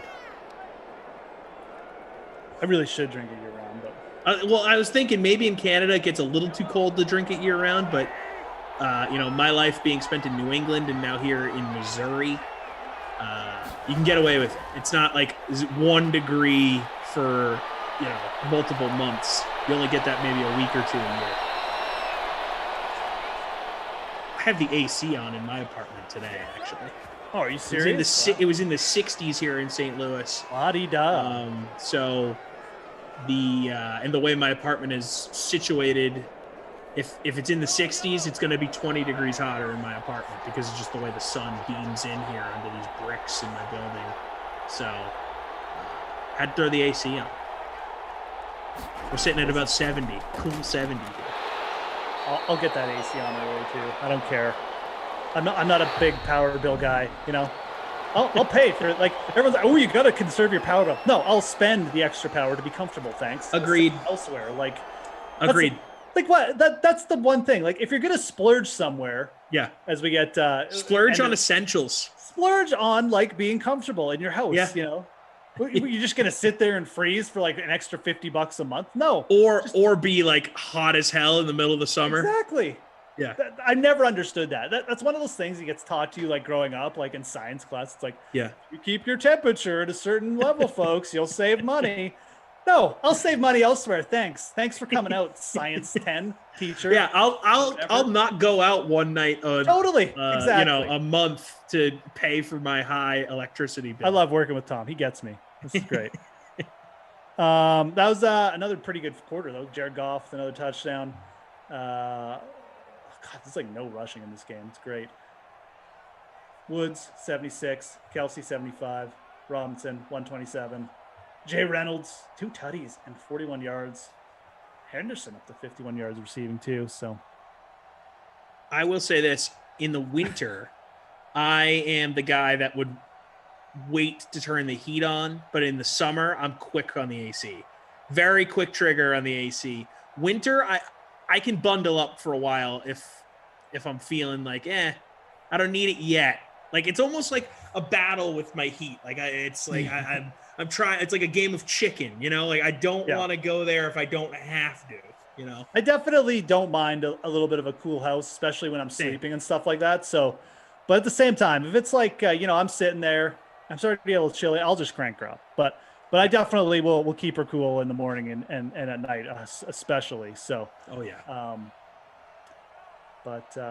Yeah, man. Again, one of those things gets taught to you when you're young. Sure, you can consider. I'm not saying like let's be like wasteful or anything, but like if you're the one paying for it, I would rather spend my money on that stuff than and be comfortable than spend elsewhere. You can reduce your carbon footprint elsewhere. I'll reduce my iced coffee. Don't litter. Right. Don't use straws. All that good stuff. That's 39.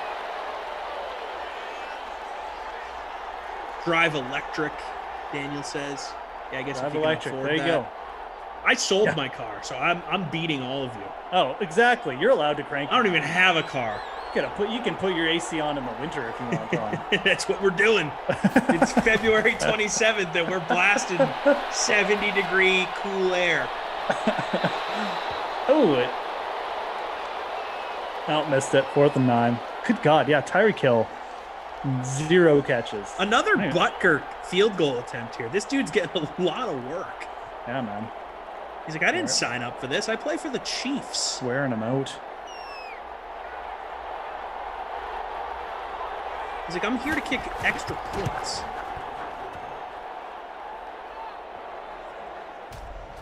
Here's one for you, Jeff. Shameless plug here for my podcast. Cam Jordan on the Great Dane Nation podcast this week insinuated that the talk in the building down in New Orleans is that Jameis Winston is going to be their guy next season, which makes sense from a cap perspective. They have like no money to spend. They can get him cheap. Maybe it's a 1-year prove-it deal as the starter. Do the Saints make the playoffs with Jameis Winston as their quarterback? So give me 1 sec, because Thomas comment on the new simulation rules or new factors to Madden 21. So there's a little bit of new animation, like the quarterbacks can roll out. As far as the simulation goes, the same rules, arcade mode. There's overtime. The same overtime rules apply. So it's really like not a huge change.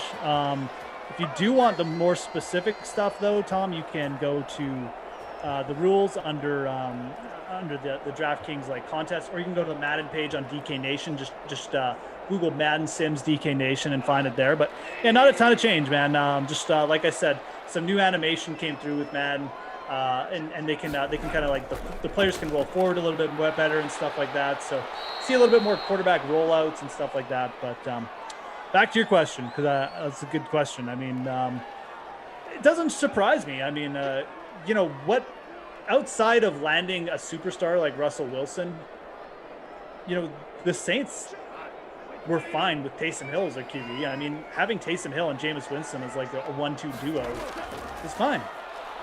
Why not? They got a really good defense. I mean, they can win games with those underrated defense for how good they are, which is exactly right. So like, people don't talk about it enough. Their defense is stacked. I don't think it's like a bad move by them or anything. Like you said, they're up against it in the cap. Unless they're going to make some gigantic move for Russell Wilson, which, again, how would that work from a cap perspective? I'm sure they could get it done, but yeah, in football you can kind of make anything work if you try. Exactly. Enough, I feel exactly. like. Yeah. With that said, they have a lot of moving parts. If that were to be a thing. Like, does Michael Thomas get moved in that deal? Probably, or he gets traded or something, right? You know. So, and I look at those teams. I could see Russ in New Orleans, but just because of the makeup of the team, like I just feel like that. I actually think they're less likely than the Bears. Like, you know, just because of the cap situation. Like the Bears could actually open up the cap space really easily. I don't think it's quite as easy for the Saints, you know. And the Bears were on his list randomly, right? Like, why No, would I know. you go Yeah. there? I guess, I mean, I know that part of the reason, well, it's been reported or maybe rumored that his wife wants to live in a bigger city. Yeah. So obviously Chicago is one of those hubs, but it's not like it's New York or LA. I mean, you live in Canada, I live in the Midwest. If you're not in New York or LA, you're sort of removed from the scene, even if you are in Chicago. Yeah, like why wasn't the Jets on his list, you know? Yeah. For real. Right? Maybe they're just too bad. They It's are. just a bridge too They far. are stinky.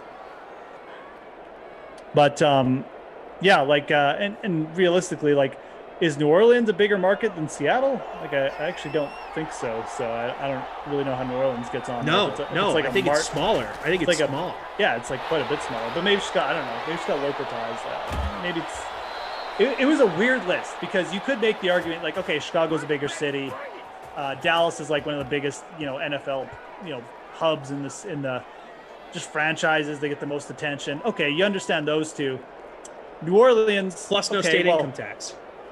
Okay, yeah, that's actually a really good point. New Orleans, okay, good team, but again, the market thing doesn't really make sense. And then, right? Who's the last one? I can't even remember the last team. I don't even remember either. Here, let's look it Seattle? up. Russell Wilson. No, sorry, it's Chicago, Bears, Dallas, and the Raiders. Well, Vegas makes sense, you know. And Vegas does make sense from, I guess, a couple aspects, right? I actually think the Raiders might even be the most. I kind of like realistic that one. move. I kind of do too. Like the more I think about the Raiders, that when he first threw out the Raiders, I was like, what a weird combo Wilson and Gruden would be. But I think they actually get along. I think from a football standpoint, it makes sense. Like, Wilson will work in any offense, but just from a personality standpoint, it's a weird fit. But I think they're buddy-buddy. Like, I think it's very much like could be like a Bruce Arians, Brady Tom thing. Brady thing. Yeah, and interesting. I think that's why Russ probably has them on their list. Yeah, I think he respects John Gruden. I think John Gruden would probably give him the respect he How deserves. cool would that be, though? You know, LA opening their stadium to the public next year with their new quarterback. Vegas opening their stadium to the public next year with their new quarterback. Russ in Vegas really would be cool. I would become. I would be going Go to all see. in? I love Russ. Like I really do. He's amazing. If he's not my favorite football player, he's like top 3. So I would be ecstatic because Vegas is very easy for me to get to. I can go see games there. I'd become a very nice. Vegas Raiders fan. And What's Mahomes, a flight like for you for Vegas? Oh, it's time wise, it's like under 3 hours. Cost wise, it's inexpensive. So, yeah. Nice, dude. And it's direct. It's direct. Dude, maybe we got to get a DraftKings team outing to a Vegas Raiders. Oh game. yeah, no, we've discussed that before. We do. I'm in. I am so in. Me and my college buddies have talked about it. Maybe I'll get to all 8 Raiders home games this year with different friend groups. Okay, honey, going out. See you in 6 months. Season's over. Madison brings up a Golden Knights game. They put on a great production. Yeah. And I actually have a funny story about that. So we were in Vegas for a bachelor party whenever the world was allowed to be normal. And I have a buddy that works in the NHL. And we get there, and the Knights were in town. And it's like the second night we're there, we're at dinner, and he's like, oh, man, like, I think I screwed up. I could have gotten us all tickets. We could have been in the suite for this game tonight. I wish I had thought of it. We're like, dude, are you serious? He's like, I just didn't think maybe, you guys would all be down. We're like, dude, what? Free tickets? Suite? Like, are you insane? We're all massive sports fans.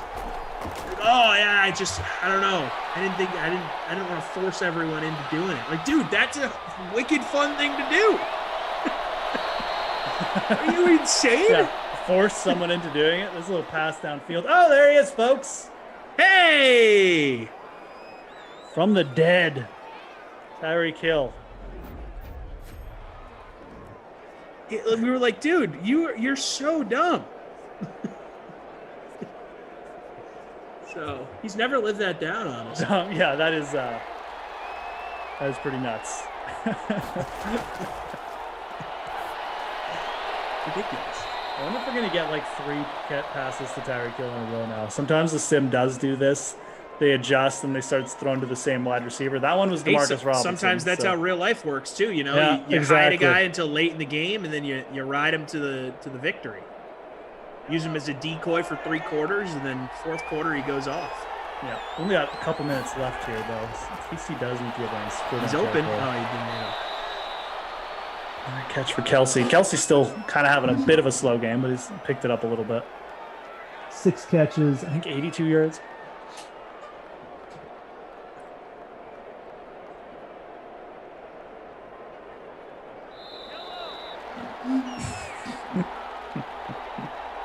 Here we go. 2 minutes. Let's see what we got. I don't want to see Butker here. Does he have in the end zone? Does he have 3 catches just to Kaufman? I mean, I'm not gonna lie. I'm not like keeping track of every catch. I'm not embarrassed of it. I mean, we're obviously having a conversation about quarterback and Vegas and stuff like that. So, but we Get do have in. the X factor lit again. We do have 2 minutes left in this game, and the Chiefs need to score. So, 2nd and goal. Not gonna burn time out yet. A little Tyreek Hill tutty here would be nice. Yeah, I think it was the 2nd. I think I missed the 1. Anyways. Oh! Get it? There he is. Yeah. The freak. Right on cue. Right I'm in on 65th, cue. so I really Right. have no shot, but I know that'll help a lot of my friends. I'm in 62nd right before that catch. But yeah, there's Hill. I think that was his official 3rd catch. So I missed 1 catch. Sorry, guys. And now he's got 3 catches, about 30, going to be like 38 yards, something like that. And a touchy. So there you go. A little bit of chalk action. I mean, not a complete bust anymore. Still not like what you'd expect from Tyreek Hill. You obviously want the massive 100-yard game. Oh, booth review. It's going to stand, but still. It should stand. Yeah, it'll stand. The only thing they call back is the fumbles. I'm pretty sure this one's good. 1, 2. He's fine.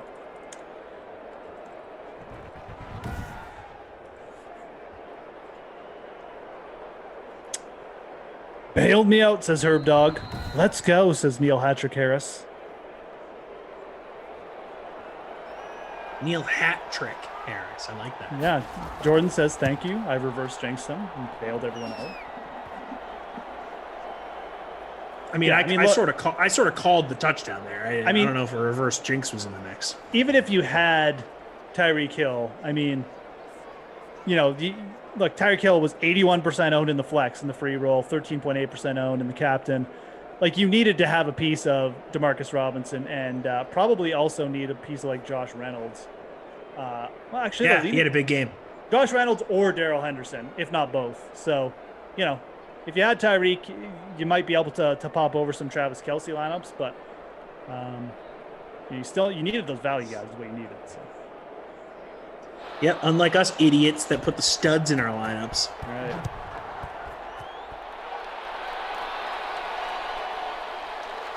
Could get OT too. That's true. OT is on the table here.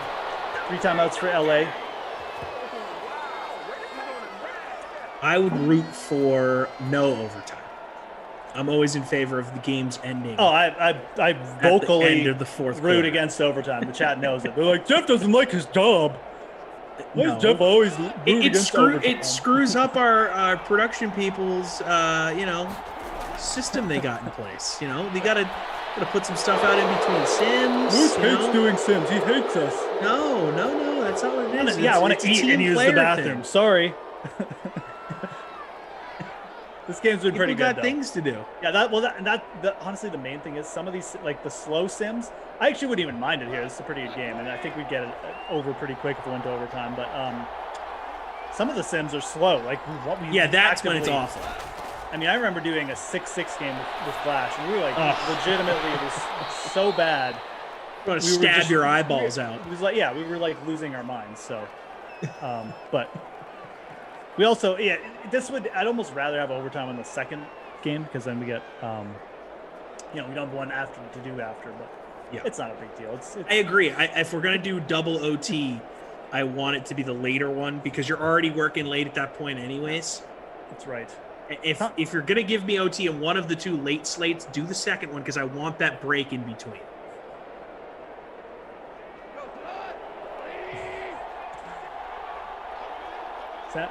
Tom's got to clean his microwave in between. 100%. I gotta unload the dishwasher. All the appliances. I gotta do the floors. Is your dishwasher? Floors I gotta do. Does your dishwasher get jealous that the microwave's always on camera? Yeah, I mean, you can kind of see my dishwasher right there. I don't know if it's ever in frame, but you can see it on Zoom right now. It's right there, up to the right. Duncan says, "Don't work at Amazon, Moose." All right, I'll take that. I have a buddy that works at Amazon. He loves it. Who knows? I have no idea what Amazon's work conditions are. I know they got great delivery drivers, man. Always on time. Amazon is a great service. I use their product quite a bit. 35 seconds, though. They're being slow. They haven't used the timeout yet. Although, if we're just going to fire it Higby! Well, now they might have a chance to hit the end zone. No, we're gonna get a field goal here. See, we screwed ourselves. We absolutely screwed ourselves. Although they have two timeouts. They do have two timeouts. So if they get a first down here, we'll probably get a couple end zone shots. But yeah, if they don't here, it could. Justin Craven's saying he faded Joe Harris and he's glad he did so far. Oh. I did not. Oh, nice. I have Joe Harris in my lineup and. Did give him the first? Well, they did give him the first too. Okay, so from the 22, yeah, gonna be interesting to see here. They're gonna take one shot for sure, but if they don't get in, I don't know if they'll take any more shots. Here we go. Good game either way, folks. Goff having a good game too. Go for the end zone, Jared. Oh, 18 seconds. That was close. If he had came down to that, he might have gotten right in.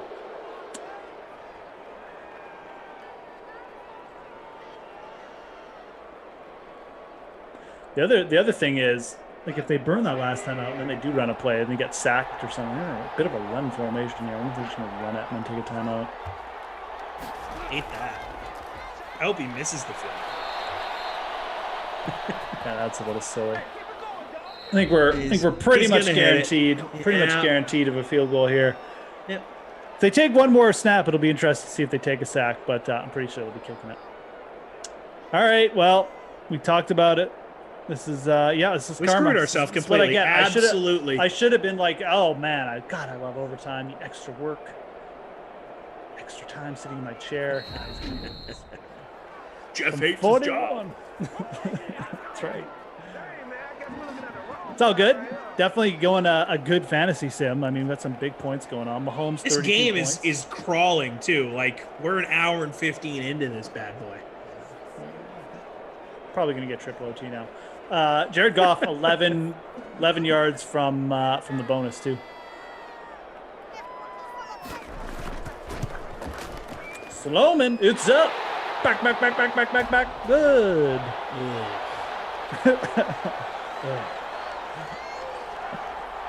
Of course, Joe Harris right on cue, getting it done. For those who have a little action going in the NBA. We get a return touchdown. I don't even remember last time I saw a punt return or a kick return touchdown. It has been a while. 8 seconds to go.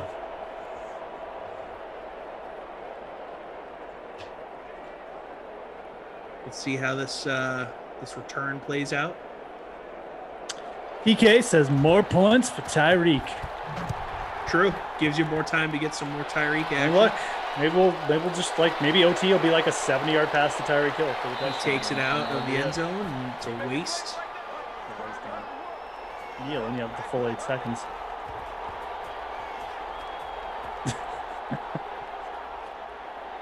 Here we go. They might run it. Yeah, they're going to run or kneel or something. Lame. He's right. I thought Andy Reid was the guy that had the cojones to go for it on 4th down. Well, I mean, Mahomes is like the only QB who can reach the end zone from there too. So sometimes I was kind of thinking they might, but not cool. Well, we go straight to overtime here, Moose. Straight to OT, the coin toss, the drama. Let's get a tud right here off the bat, eh? I rarely see that when we go to OT. It almost always is no points on the first drive or a field goal. Looks like the Rams got it, I think. It's never fully clear. They've actually been moving the ball better lately, so.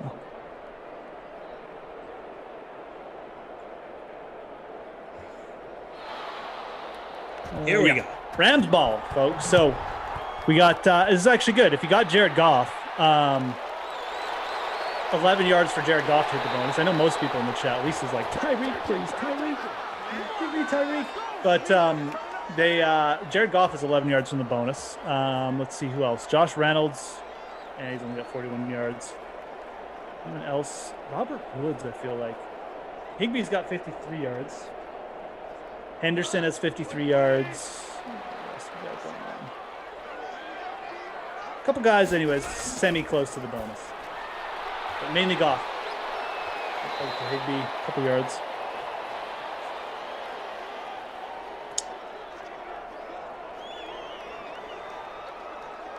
What is Woods at? There he is. 86 yards for Woods. So he's 14 yards away. So Woods and Goff going to be the two guys to keep an eye on here. That's what happens when you get into OT. Bunch of dudes start hitting the bonus. Wow, big run there from Malcolm Brown. Malcolm Brown. Oh, didn't even give him the first. 3rd and inches. What? Yeah, I know. Looked like he rolled over for sure, but man, Oilers getting spanked tonight too. 3-0. Well, they were due for loss. Won like 12 of their last 14 games or something. Yeah, they've been hot. Yeah. Fun team to watch. Not tonight though.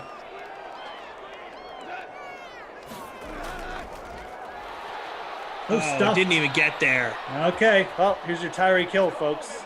Ain't getting no Jared Goff bonus. He blew it. Yeah, let's get a quick Chiefs score here and get out of here. Now they can win with just a field goal too. So yep, the 3-and-out sometimes does work well in that respect, but Butker can come out and have some redemption for all those missed field goals. Butker redemption field goal. Although all of those field goals were very deep. Yep. Oh, just misses the one. I'll come back out to the 20. That was close though. Oh yeah, the triple overtime game from last week. Why'd you bring it up? Were you on it? Happen. Were you on it? No, but now I saw it in the Slack. I said I'm not going to mention it. I don't think we'll get that with these two teams. Oh, you just screwed us again, Jeff. No, we won't. Don't worry. Screwed us. I'm very confident. I'm confident. It's okay.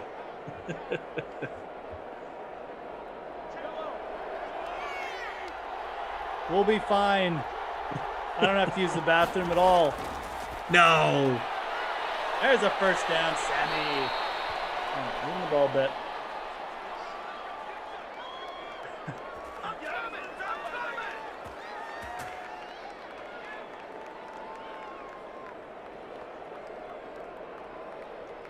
Sabonis doing nothing tonight.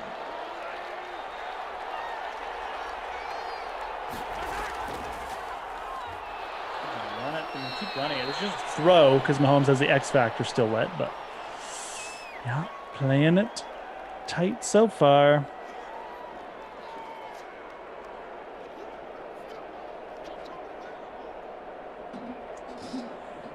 All right, kids. Second down, 7. I can't even look what the game is next. Run it again. Wow. They really are pushing their luck here. Not going to lie. Ravens at Washington's next. So, okay. Lamar. Always fun to have Lamar in the mix.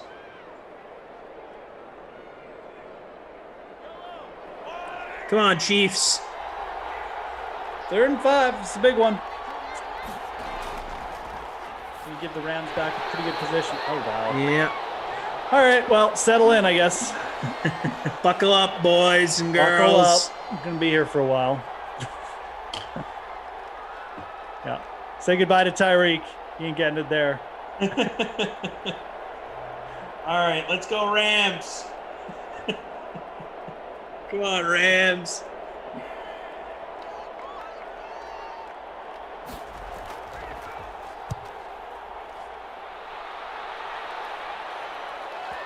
I would let it bounce. There you go. In the end zone, though. That could have been a disaster. It was very Actually, close. you know what? The safety could have been in play there, so maybe it wouldn't have been. True. Yeah. End the game on a safety and OT. That's what I call entertainment. That's right. We saw a double safety game the other day with Koff, I think. Was it a double safety game? Or maybe it was just 2 games back-to-back with safeties. I can't remember. I had 2 games back-to-back the other day where a blocked punt in the end zone scoop and score happened. Oh, nice. Craziness. It was like a 13-yard throw for 3 yards by Jared Goff. Pretty useless.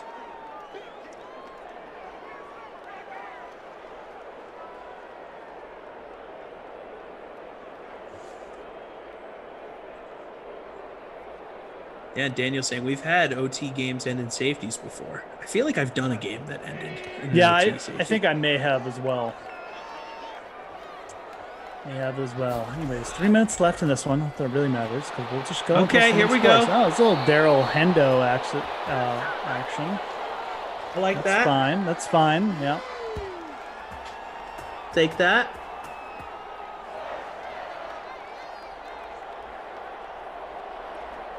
I don't even think he needs 18 yards, Brian. You looking for the bonus? What does Goff need? He needs. Oh, he does need 18 yards. Okay, I was wrong. I thought he had like 289 already, but yeah, he does need 18 yards. So, That's not going to help. that's not gonna do it. Yeah, Goff still waiting on the not Goff consistent bonus. in this one. Still waiting on the Goff bonus. Still waiting on Robert Woods. Still waiting on a lot of things, man. Still Waiting on this game to end. to show up. It's all the cookies. I'm gonna start calling this game an Elmo soon. I'm not gonna lie. If we get one more punt, Elmo's probably gonna show up. Please don't. Don't torture us more than we already are.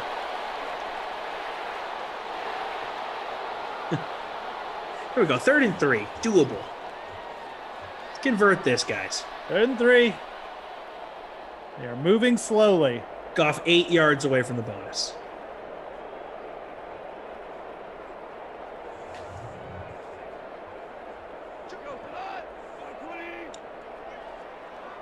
It's a big one. It's a big one. Oh, Yes. You got it. Oh, Hated that play call. Fumble. You got to be kidding me.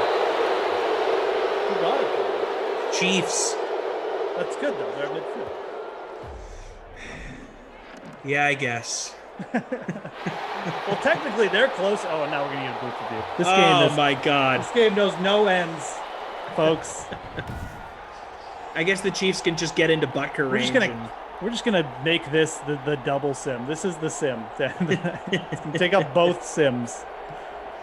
Oy vey.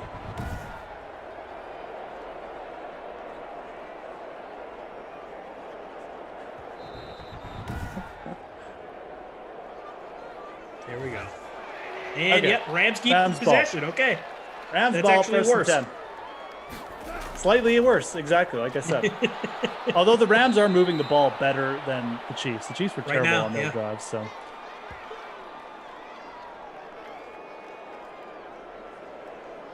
See how we do.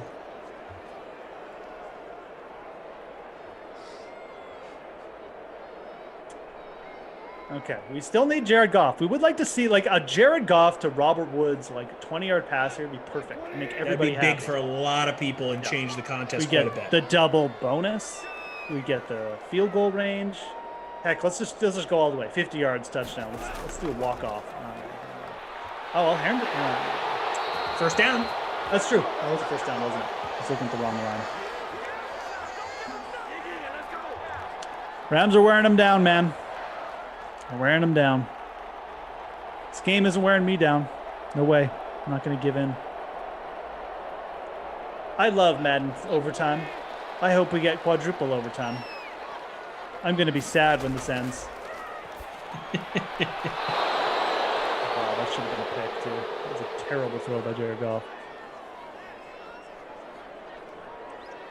Come on, guys. Just get in the field goal range. That's it. We're inside. No wind to deal with. No weather. Get in field goal range. Let's get out of here.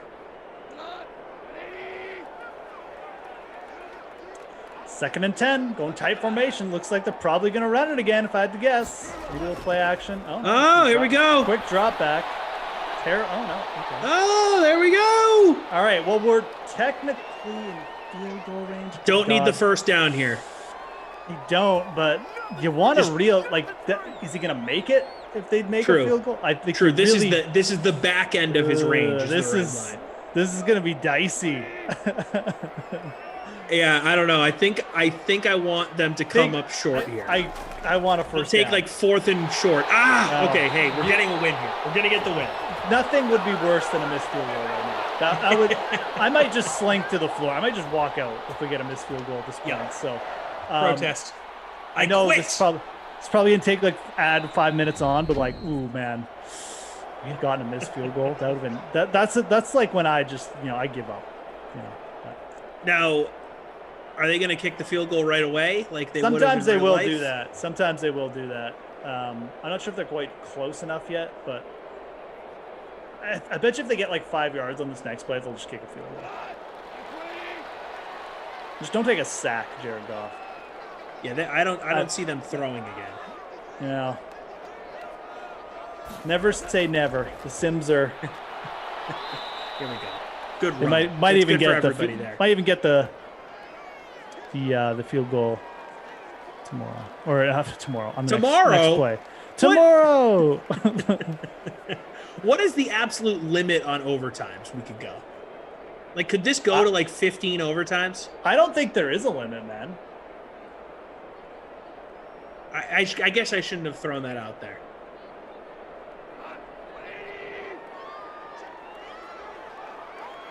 Here we go. Yep, keep it on the ground. Keep 2 hands on the ball.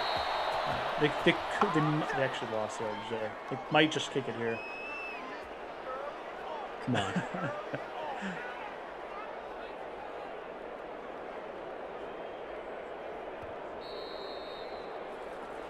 All right, they're deciding. We got to take a timeout and think this one over, folks. Fantastic scoreboard, though, the Rams have. Kick the ball through the uprights so Tom and I can use the bathroom between Sims. Thank you, Rams. Oh, God, Randy Reed. Give me a break. Could you imagine if he misses this? If he misses this, Tom, you're on your own, buddy. Not going to lie. Like, I'm gone. I'm just kidding. I'm out of here. I'm out. All right. Here we go. Nobody do jinx this. us. Everybody be quiet. Let Sloman do his thing here. For the win. 5 feet. Putts back. It's good. Tom Carroll has won the green jacket. Yes. Oh, man. Rapid fire OT here, baby. All right. DeMarcus Robinson. You know what? That was a fun Rusty game. Koff winner. I know Tom and I are joking how we wanted this to be over, but that was actually a really fun game. So That was great. it was a good game. Good sim. Hope everyone had enjoyed it. I know we didn't get the Tyreek Hill action, but the people who Well, faded Tyreek Hill, so he got in the end zone, but I feel like he's still the babysitter Billy Award winner because yeah, exactly. You have Tyreek Hill in your lineup, and a lot of you have him in there as your captain. Oh, totally. He had 12 points. His average is 22.9 points. Like he had. I'm putting Tyreek Hill in that. The babysitter, you're just calling it. I agree, man. Like, who else are you going to give it to realistically? You know. Yeah, I don't even know. Everyone else had good games. Like Higbee had 10 points. I think Hill's the dude, and I think Demarcus Robinson, given the value in the game he had and that catch, I mean, he gets the wooden nickel. Congratulations! I didn't realize Jared Goff, $299 for Jared Goff. Wow. Eek, that sucks. 2 touchdowns, $397 for Mahomes with 3 touchdowns. We'll go through these quick. Tom already said Demarcus Robinson, obviously the player of the game. The catch, honestly, that game was so long. We're talking about overtime. That was the greatest. Catch feels like a year ago. Catch of the Sims I've ever seen in my life. Demarcus Robinson, take a bow. Darrell Henderson Jr. had a really good game too. If you had him, 44 yards. That's on 6 carries. That's actually rushing. That's his rushing stats. Yeah. That's right. And he had the rushing touchdown early in the game too. So he had a really solid game. Because he had a bunch of receiving yards too. The top 53. lineup. 53. Yeah. Okay. There you go. 53. So, Robinson, 139 with 7 receptions. Robert Woods, 7 receptions, 86. Kelsey, 6 for 82. It's a little bit better than Tyreek, but not much. Higbee, 557. Kupp, 550. CEH actually had 5 receptions, too, for 48 yards. So some pretty strong performances there by the running backs in the receiving game. But winning lineup had Demarcus Robinson and the captain, Mahomes, Kelsey, Robert Woods, Darrell Henderson Jr., and Josh Reynolds. That's from the sim free roll. It's Joe C 999. He killed it, man. 158.33 points. It's a big score. He beat second place by 8 points. What a stomping. Anyways, shout out to Joe C there. Nice lineup. Shout out to you, DK SimFam. Thanks a lot for hanging out, guys. We will be back, like I said, Tom and I, for the last one of the night. It is the Washington football team versus the Baltimore Ravens. So stick around for that. We got Madison still producing. Daniel's here, as always. Joe doing updates and stuff.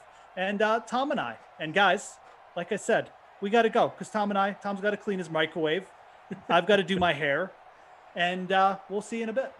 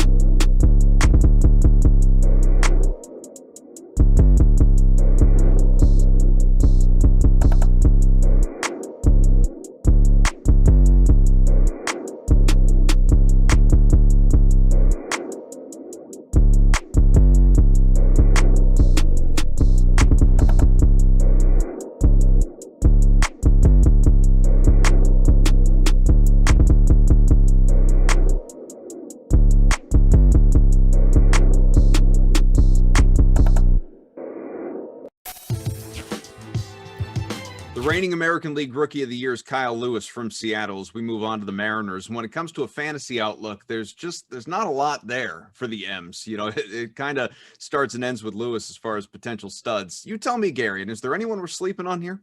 Yeah, Mitch Haniger, classic buy low candidate. This is someone who has dealt with a myriad of injuries the last couple seasons. Really unlucky, just hasn't been able to get on the diamond. But you go back to the start of 2017, which that's the exact moment he began his career in Seattle. He's got a 128 WRC plus over that span of time. That's better than Manny Machado. It's better than Nolan Arenado. This guy can hit. He really can. And yes, there's obvious concerns about how much he can be on a diamond. But when you're getting someone right now at pick 275 in NFBC formats, you're taking the risk. It's a lottery ticket at that point. Maybe he only does have 60 plate appearances this season. All right, drop him because he's the fourth outfielder, fifth outfielder on your team. You don't care. So he's just someone with so much upside and potential that, where he's going in drafts, it's a steal. Bukes, who's screaming upside to you? Yeah, Jared Kelnick. You probably don't know about him yet. But believe me, by the time the All-Star breaks rolls around, you're going to know who this kid is. He's probably not going to be with the team right away. He's likely going to get the call up in mid-April because teams like to screw with service time. So they're going to do that with him. But he was the centerpiece of that deal that sent Robinson Cano and Edwin Diaz to the Mets. Mets fans are happy right now. They're not going to be happy when he starts playing. He boasted all power and speed. This Mariners team, I don't want to do a hot take as of yet. This is my dark horse in the AL West. They have a ton of potential, which leads us to our next question. All right, well, let's go there. A team with potential and a whole lot of unknowns, I suppose, and that is the Angels, who just are, this is a team, while you got perennial MVP candidate Mike Trout, you also have a perennial disappointment in terms of, these Angels every single year. You look at the offense, the questions really mostly exist on the pitching front, but the offense, you have Trout, you have Ohtani, you have, Rendon, you have Pujols, who it's looking like it's his final season. That's what his wife says anyway, and I'm inclined to trust her. So what are the odds that Bukes, this team actually does make a little bit of noise in that division? I'm not crazy about it. They do have some potential. They have a lot of big names there. And in looking from a betting perspective, the A's minus 130 to make the playoffs, not crazy about that. Astros minus 112. That's probably the better bet there, but they just have a lot of things to work up. Not crazy about that bullpen. That's going to be a big problem for them there. That rotation has a lot of question marks in there too as well. If everything aligns, they no doubt have the talent. So I have no problem with that. They just haven't got it right for year after year after year. Not crazy about that. The outfield mix, either signing Dexter Fowler, that's kind of going in the reverse direction than going forward. So it's a team that has some potential. I'll give them that, but I'm certainly not looking to lay money down on this team. Any fantasy relevant pitchers here, Garion? Bundy is like a top 100 pick this season. He was really good last year. High strikeout rate, really good FIP. So I can definitely understand people taking a look at him seriously with where he's going in drafts right now. The issue you have with their rotation is just, generally with these types of teams that have great offensive potential and a couple question marks in the back end of their rotation, you sign guys like Alex Cobb and Jose Quintana and et cetera, and you hope that maybe one can pan out. If the Angels are going to make the playoffs at plus 160, they almost need every single one of their flyer pitching acquisitions to pan out. And then they need last season's flyer pitching acquisition, Dylan Bundy, to continue pitching like he did in that shortened season against, I would say, questionable competition. I believe in Bundy, but, for being honest, he faced the Rangers 3 times, Oakland 3 times, not exactly the cream of the crop when it came to his pitching opponents last season. So I just think the American League is strangely deep this season. The AL East, depending how you feel about the Red Sox, could be 4 good teams. The AL Central is 3 good teams, depending on whether or not Cleveland can kind of survive their salary purge. And then, we've already talked about, Steve kind of likes the Mariners to maybe be a dark horse. We've got Oakland maybe falling off a bit, but they're going to be competitive. Houston's going to be good. There's just not that many playoff spots, and there's a lot of good teams. And I just don't have a lot of faith in the Angels. All right. Well, I feel like you've kind of answered the question, but at plus 160 odds, it's one thing to say all the things that need to go right for the Angels to snap a skid of 6 straight years without the playoffs. But do you believe it'll happen? Does any part of you want to make that bet? No. And I think the thing that I look at most is you talk about last season. Not only did we have more than half of the American League make the playoffs, and they didn't, but we also had 2 really good seasons from their key offensive players. Mike Trout will tell you that he had a subpar season, which I guess by his own standards he did, but he was still a top 10 offensive player in baseball. And Anthony Rendon was amazing last season. No one talked about it because the Angels were so bad, but you already had like 95th percentile results from your two best offensive players, and you couldn't make the playoffs in a year where everyone made the playoffs. So I don't know why I'm supposed to think they'll get better this season. I know they were heating up. They had a really bad start, and then they kind of heated up and ran out of time, but I don't have faith in the Angels. Bukes, you're only allowed one dark horse per division, so I have to assume you don't like the Angels either. No, not really. Because I mean, let's just say that the Astros win the division. So that means the Angels' path to victory is the wild card. That's not going to happen. I mean, teams like the Blue Jays are in contention now for the wild card, potentially. The Twins will be right there in contention for the wild card. Are they better than those teams? I don't think so. Because like Darian said, everything has to work for this Angels team to sneak in, whereas the Blue Jays, the Twins, they can kind of get away with some guys being average because they can pick it up in other areas. So I think their only path to victory, to get to the playoffs, is in the wild card. And with how this American League is set up, that ain't going to happen. Rangers Bukes openly rebuilding. You got Joey Gallo, and that's it, right? When it comes to a fantasy perspective, is there anybody else worth keeping an eye on? Yeah, Nate Lowe, someone to maybe keep an eye on here. Has some decent pop. Career 196 isolated power and 245 plate appearances with the Tampa Bay Rays. He's got to beat out Ronald Guzman, though, for the first base spot. They could end up platooning there, but this is just a really, really bad Rangers team that looks like they're years away from being in any serious competition. But I think Nate Lowe is someone that you can watch for at first base. Anybody excite you, Garion? Yeah, I think offensively, just because it's a good ballpark, especially in the summer when it gets really, really humid out in Texas. But, you know, kind of see who trickles to the top of that lineup, who's hitting around Gallo a couple weeks into the season, and maybe you jump on them because they're probably going to be available in the waiver wire, if we're being completely honest. Dunning is kind of an interesting guy in their rotation. I think he's going to make it just because they don't have anyone else. The nice thing about a team that's openly rebuilding is, you know, we talked about like Jared Kelenic earlier. You sort of have to wait on him to actually get to the majors, where with Dunning, I think he's just going to be there. He's already 26. So like the prospect years, quote unquote, are sort of behind him. This is his time to come to the majors and actually pitch. And he started 7 games last season, had a strikeout per 9 above 9, had a swinging strike rate of about 11.5%. So the potential for strikeouts is there. I think he could be kind of an interesting guy, especially considering he's going around pick 300 right now.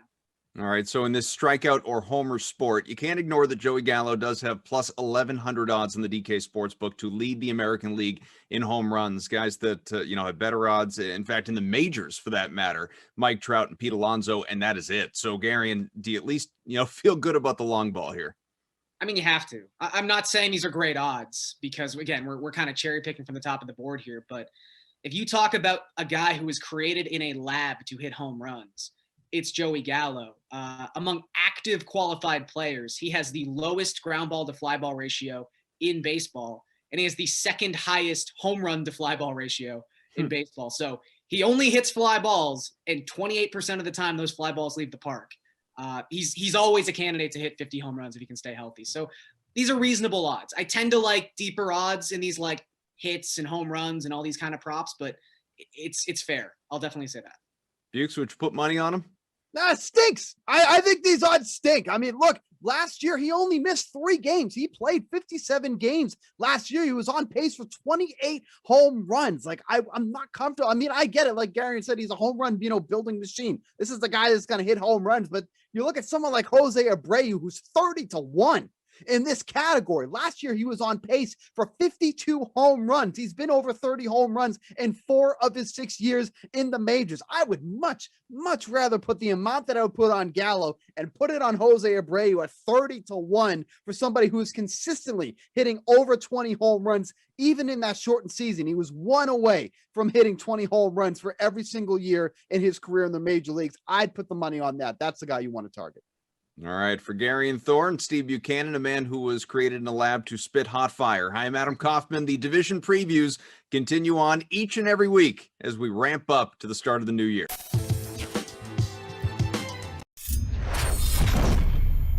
While the offseason in the NFL is only a few weeks old, there has already been plenty of action, including trades involving Matthew Stafford, Jared Goff, Carson Wentz. Here with us now to break down where some of the other quarterbacks might be looking for a change of scenery, we have DK contributors Steve Buchanan and Jeff Ulrich. Fellas, yes, Steve, hello. Guys, let's start off with the quarterback who's probably had a trade rumor associated with nearly every team in the league, Deshaun Watson. Realistically, Steve, I talk to Jeff all the time on the Madden streams. You can't show up from time to time. So how about you go first and give us your take? I mean, that's fine. I'm very busy, carrying the content for this company. So apologies for not showing up to your streams, but I'm going to throw the Panthers out there as I think a team that could realistically get Watson. You may not have noticed, but they've cleared $28.5 million in cap space this offseason by just releasing a bunch of players. They are prepping for a big move. And what would be a bigger move, than landing someone like Deshaun Watson? They do have the 8th pick overall in the draft that they could add to those packages, but you look at the offensive weapons that they have, obviously Christian McCaffrey, but then Watson could be paired with guys like DJ Moore, Robbie Anderson, whomever ends up replacing Curtis Samuel, who is a free agent this year. That's a nice team and a nice cast of characters surrounding him to drive him to some success. So the Panthers are going to go hard after Watson. They have the space to do so. They do have some nice packages they can put together as well. So I think that's a place that he could realistically land.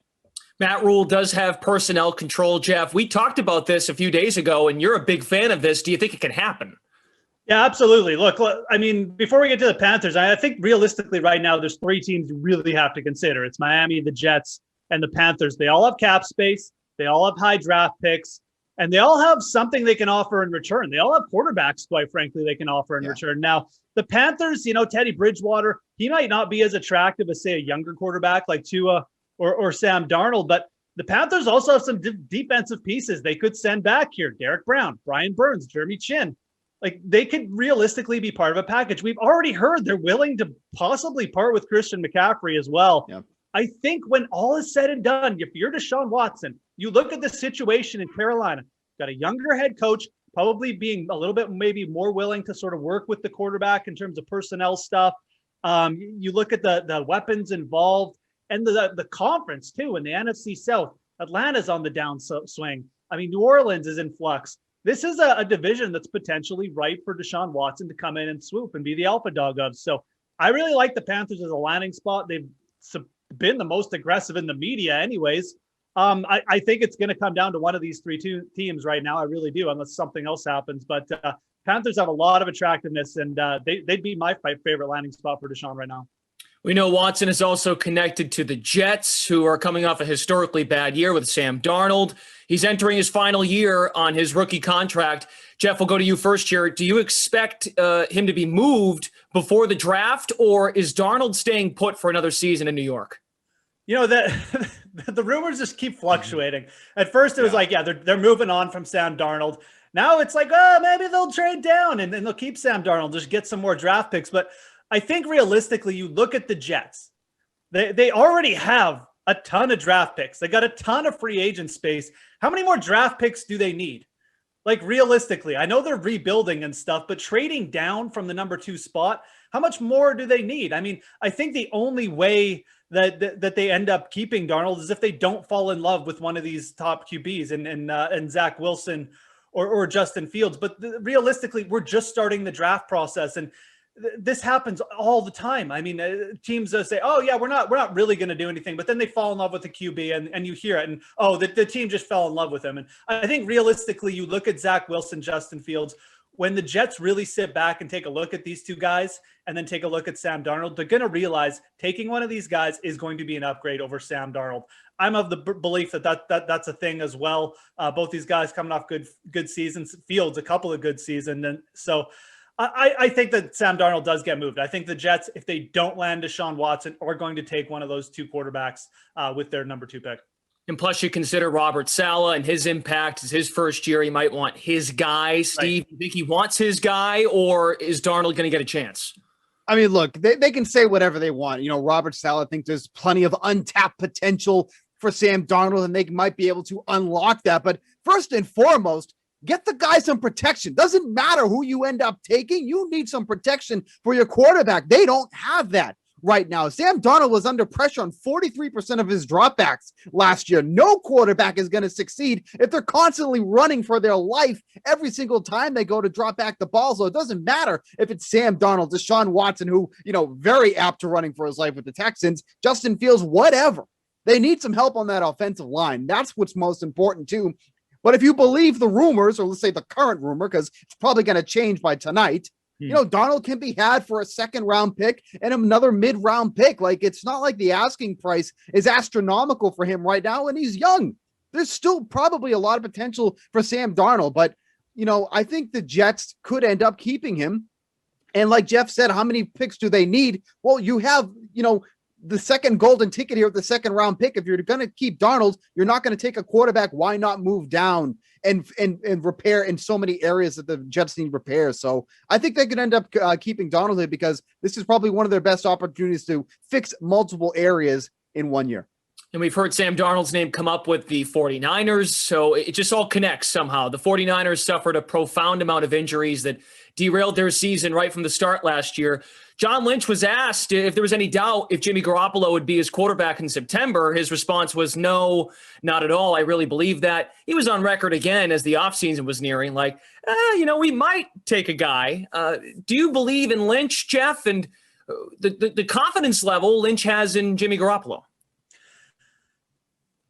Jimmy Garoppolo is a really interesting case. This is a dude who's 16-6 as a starter in the regular season the last 2 years. So, realistically, it's not like he's been terrible for this franchise. And he is like, their only real quarterback under contract. I think we've come to the realization that while Nick Mullins and CJ Beathard may not be like that much worse than Jimmy Garoppolo, they're not better. So I think San Francisco realizes that. And I think that's why he's getting talked up a bit by Lynch because again, he may need to commit to Jimmy Garoppolo for 1 more year. At the same time, there's absolutely zero doubt in my mind that the 49ers are out there looking. They're on the prowl, so to speak, and I think there's a couple options for them here. Jimmy G's contract is basically done as a guaranteed money. They could release him. I don't think there's a trade partner out there for Jimmy Garoppolo, but they could release him. And if they do end up getting a deal done with, say, to bring a Kirk Cousins in or to grab a Sam Darnold, that could happen. And I think the other option for San Francisco is they could move up in the draft. They're sitting there 12th.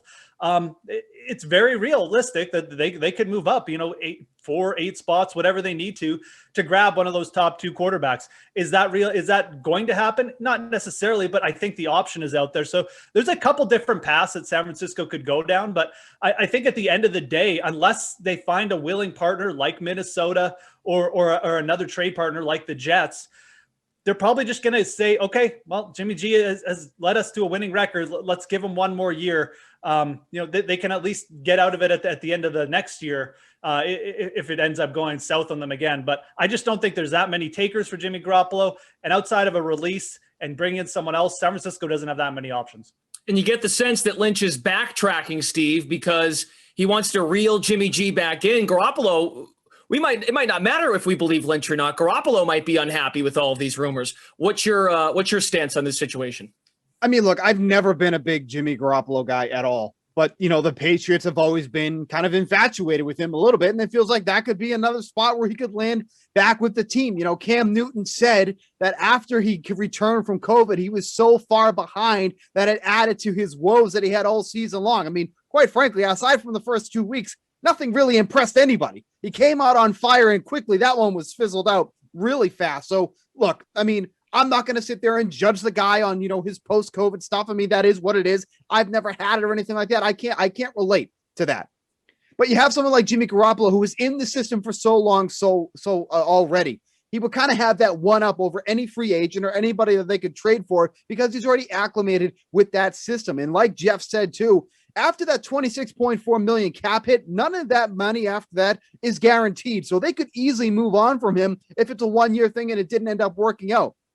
With that said, there is so many good quarterbacks available right now that if you're looking for like that new franchise guy, this is a stronger year than next year. So this is where the opportunities lay. So the Patriots have to figure that out, and they have to figure it out fast.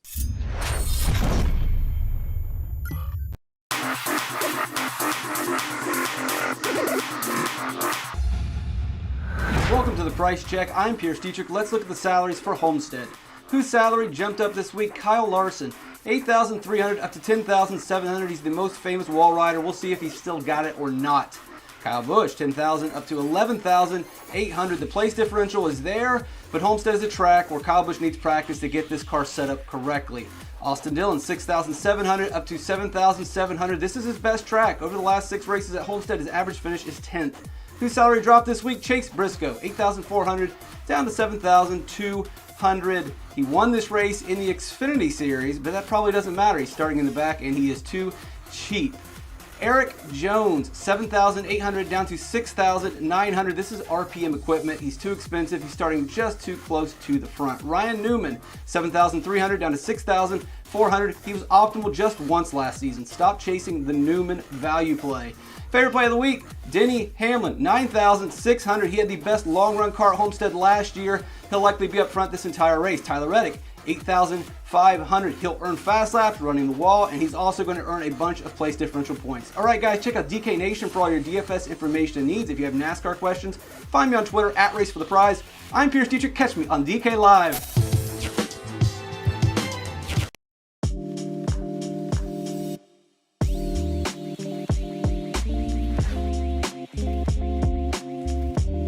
Baseball's still a little ways away. Opening day scheduled for April 1st, barring everything going all hunky-dory. But if there's one thing that has been on schedule is the DraftKings Sportsbook dropping all the betting markets for MLB. Basically, everything you would want to bet on for baseball has been released to this point. If you go on the Sportsbook, team futures, players awards, player totals, season leaders, and then all the subcategories after that, all up right now. We'll be getting into this more as the season draws closer, but there was one thing in particular that really kind of baffled me.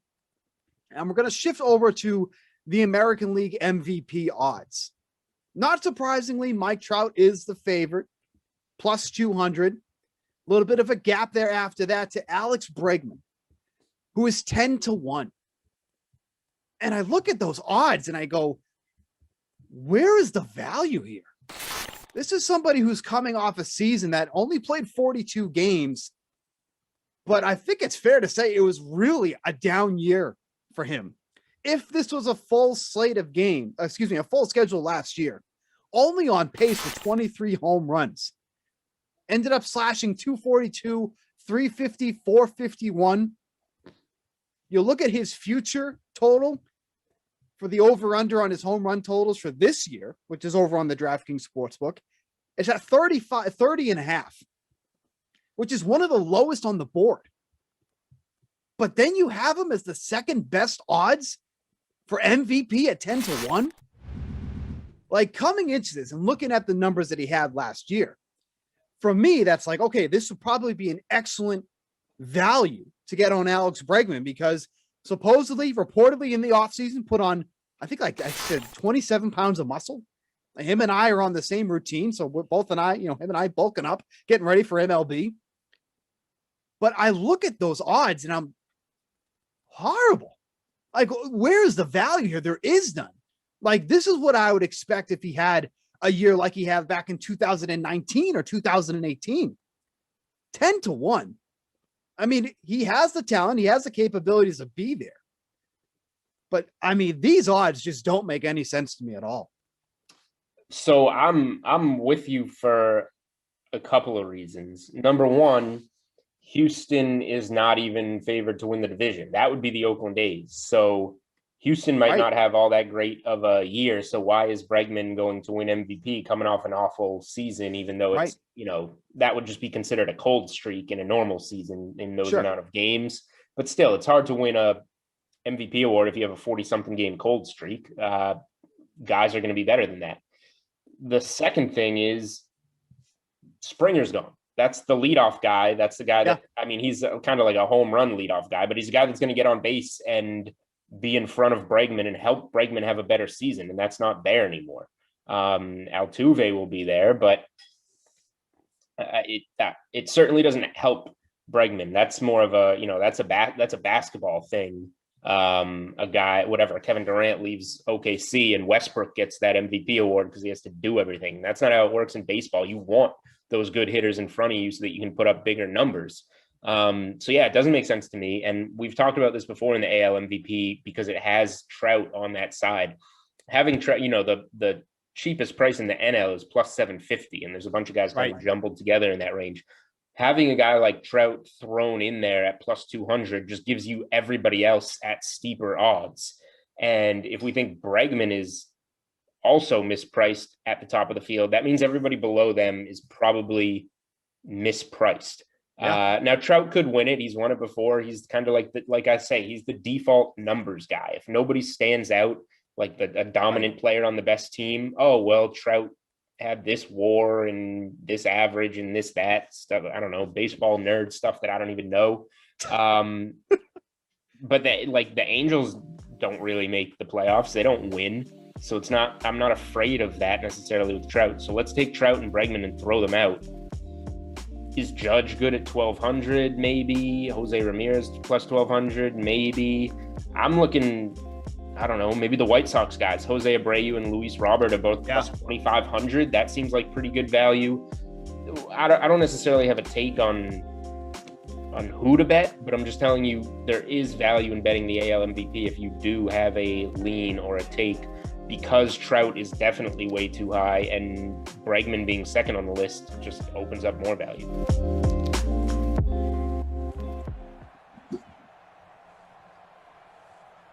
Oh my God, we're back. It's like I never left. Back for Madden After Dark, folks. Hope you had a nice little break. You got some stuff done. You maybe went for a little walk, took the dog out. I don't know. But, we're happy to be back. Tom and I, Tom Carroll, joining me for the last sim of Saturday night. We got Z Baltimore Ravens versus Z Washington football team. Tom, how you doing, bud? What did you do in your 15 minutes of downtime? So I said I had to do all these chores, didn't do any of them, just sat around, just took my headphones out and watched NBA. I'm watching this Nets-Mavs game. Okay. Harden versus Luka. Nice little battle going on in the NBA. But yeah, was not productive. There wasn't enough time to be productive. No, Let's exactly. face it. I went to the bathroom, I sat on my couch, and I watched NBA. I actually did 10 minutes of research for NHL tomorrow, but there you go. Because I have to somehow, I just realized I have to write an article after this. But anyways, that's my problem. Do appreciate you guys tuning in.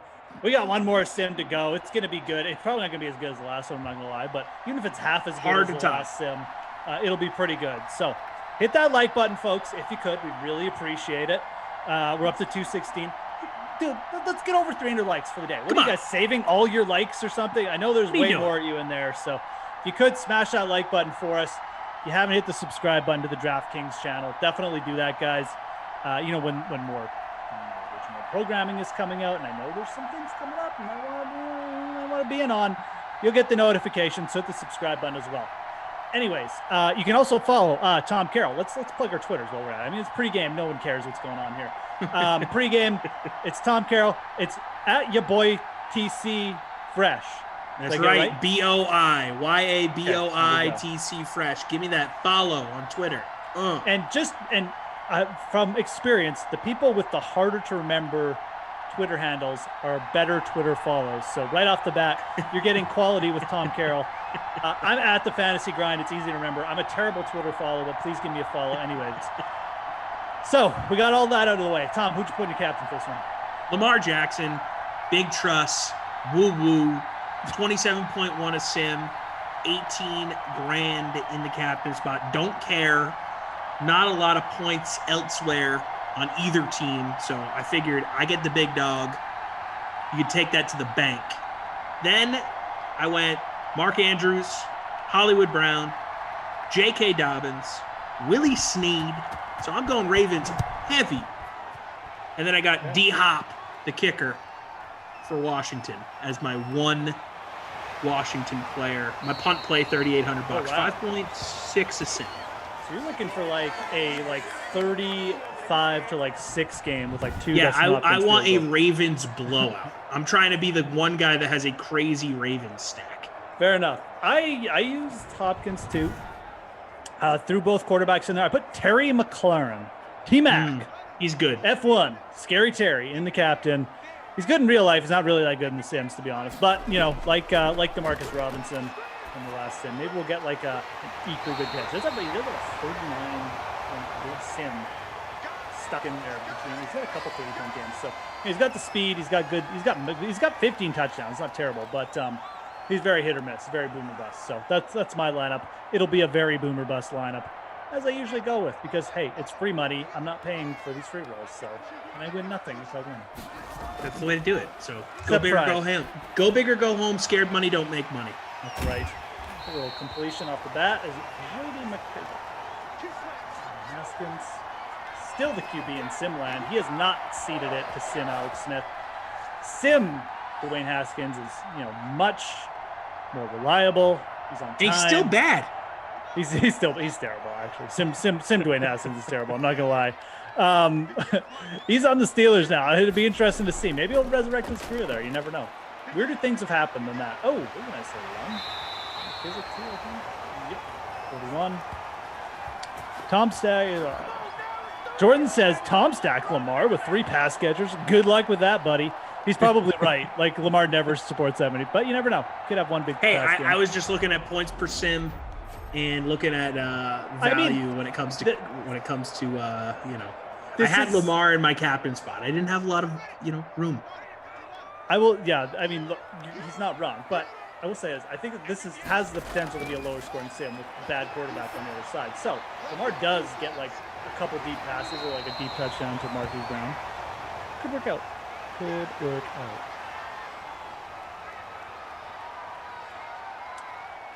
Well, David said Lamar, then Washington Stack. That's generally the more successful route. But again, you're trying to beat like a billion people in these.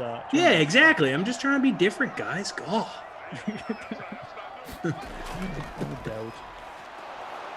No doubt. I wish I had the Ravens defense in my lineup. Ravens D is probably actually a good player. Like Ravens D and Lamar, not a bad stack to go about it. If they're just, Lamar eating up the clock on the ground with his legs, and then, Haskins throwing picks, getting sacked. It's definitely not a bad stack, I think. There's another world where I have that. There's another world. Well, you're in the chat making fun of the announcer. It's not you. You're like, instead of Jordan Lindenbaum, it's Tom Carroll. Stinks! It's Tom Carroll. Jordan Lindenbaum's the announcer. That's the other world. Wow. What a freaky world. I don't think that's his dream. But in the other world, doesn't matter. Yeah. Okay. Oh, Washington got the first down there. All right. Driving. I was just half expecting them not to get the first down, but they did.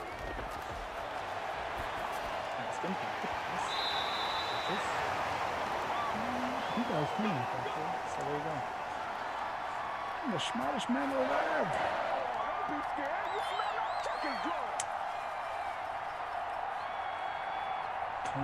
Okay, 1st and 10. Pretty good drive here by Washington. A little bit of McKissick, a couple of completions. Yeah, Gibson did get a carry there. That's true. He was. Bad throw. God, that was to outer space. That was to nobody. So what have you been up to lately, Tommy? We didn't really get to talking things. How's you got wedding planning going, stuff like that? Yeah, just deep into it. Slowly but surely chipping away at different vendors and all sorts of fun stuff with the wedding. Got our DJ figured out. We got our venue locked in. Got our date locked in. We got the party bus situation locked in. Got the church locked in. We're slowly but surely getting all these things done. Photographers locked in. So, party bus and the church. Hell yeah, big time. Like the dichotomy there. You go on the party bus and they drop you at the church, so you can just do the whole confession thing. And exactly, then you confess all your sins. No, it's a process though. There's still so many things to do. It's ridiculous. Was Gibson so much goes into that weekend. Oh, absolutely. Yeah. No, even if you're like low key, just planning like a low key wedding, it's still a lot. It's still a lot. Exactly. Yeah. Is that Gibson's first carry ever? Jordan says. I actually did not realize that, but let's see if I can find him in one of these lineups. I don't know. Anyone roster Antonio Gibson? Anybody? Bueller? Hey, here's my kicker. Oh yeah, D Hop. Here we go. Ha. Yeah, it's usually Peyton Barber, isn't it? And McKissick that splits the carries. Here we go though. 3-0 Washington. Dustin Hopkins. I'll take the 3. Jeff. you're married. I am. You have children. It's true. If there's Both one accounts. thing you could do differently about your wedding day, what would it be and why? Oh, you know what? We hired. It's actually a really easy answer because we hired like an amateur photographer. Yeah. Like not a professional at all. And like our wedding photos, I'm not even gonna lie. I won't even like they're terrible. They're awful. Terrible, dude. Like, oh man. And like we weren't like big on it, so that's why we did it. We're like, yeah, you know, like You wish you splurged. I'm not that big into the photos thing. It's not like I'm gonna put like a huge like poster of myself in my house or something.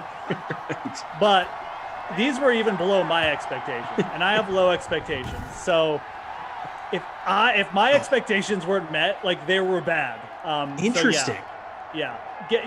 So you probably don't have to go like to the top end on the wedding stuff, but like definitely, professional. This is good advice. Yeah.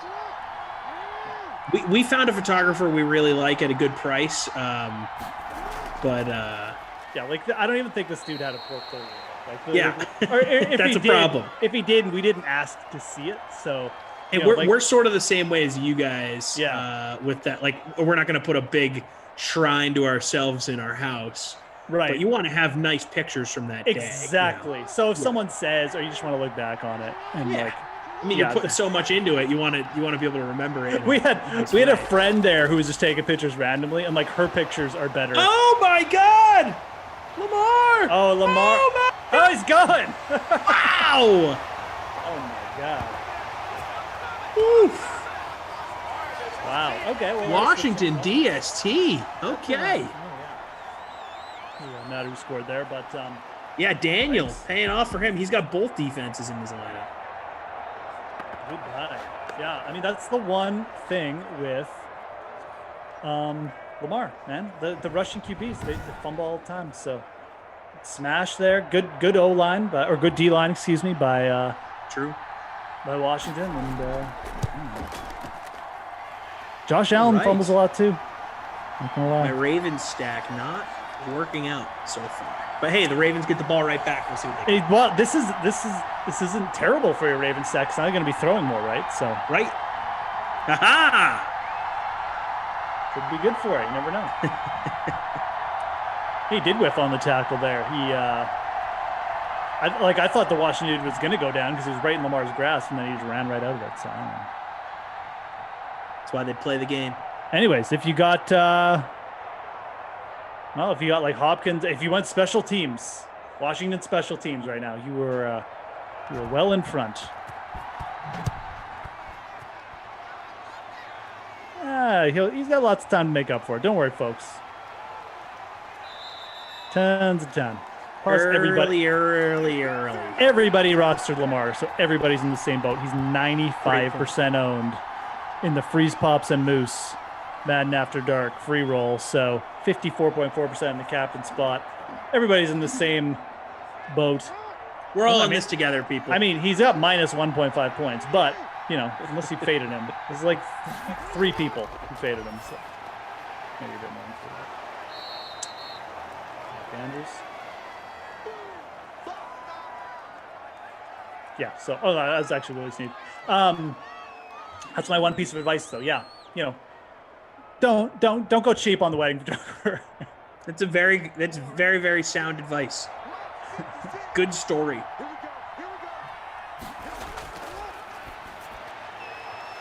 Oh, Lamar threw a pass. Nice. Yeah, caught it too. 2 passes in a row. Off to a good start. So interesting. They're moving quick. I thought Lamar didn't pass the ball. Maybe Tommy's strategy is going to work out. Very interesting. I could have swore he just ran the ball. Pass catchers in a lineup. What an idiot!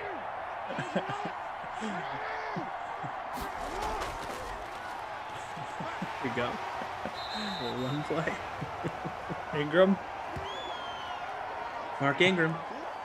Is he gonna be a free agent after this year? I feel like he is. I think he already is. He already is. I think the Ravens released him. So yeah. No, I mean he'll be on a team though. Maybe we'll probably go back to New Orleans or something like that. Yeah, they got Dobbins, they got Gus Edwards, they got Justice Hill.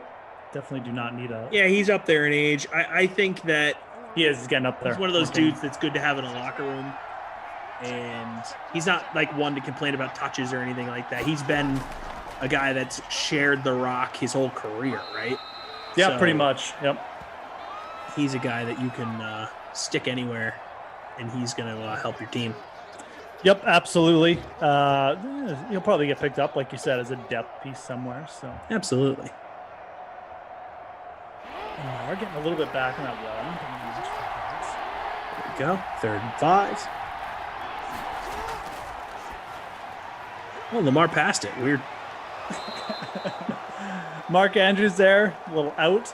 Yeah, man. 3 passes out of his last 4 plays. What is going on? CEH asking if I've been watching Big Brother. Did a new season start? I did not know if it did. I don't watch that show. I've watched it like once before in my life. This past season was the first time I ever watched it. My fiance, oh really, is really big into it, and she got me into it, and we liked it. We enjoyed it. Fair enough, man. Big run. Yeah, gone. Coming back. Oh yeah.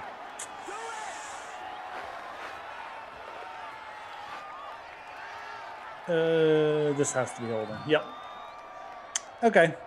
Nice run by Ingram. Too bad. So sad. Come on, Ronnie Staley.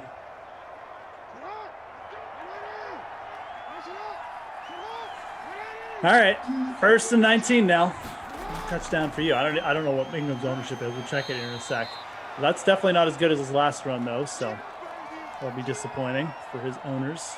And CEH saying that there is not Big Brother happening right now, so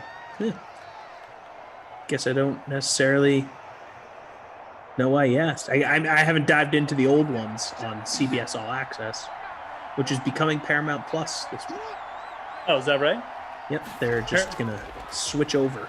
So Paramount's got its own streaming thing now? Yeah, so I think it's basically just going to be everything that's already on there, plus they're just changing the name, and they're going to add some like new shows, stuff like that.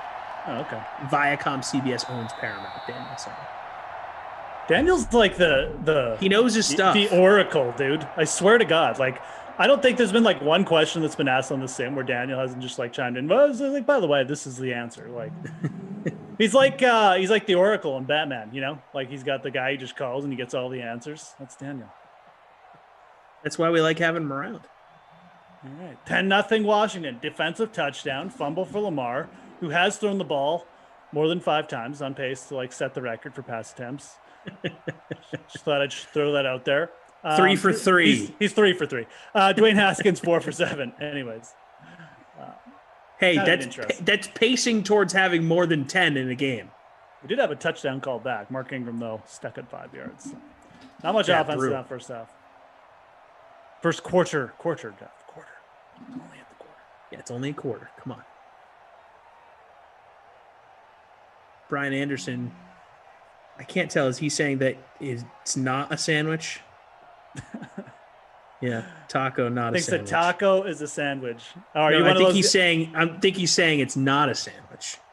He's doing one of those, equals with the line through it. Oh, okay, I see. Yeah. Taco, not a sandwich. A sandwich. I don't want to go down that path tonight because then that's all we'll talk about the rest of the sim. People know my stance. That's good. I like that. I appreciate that.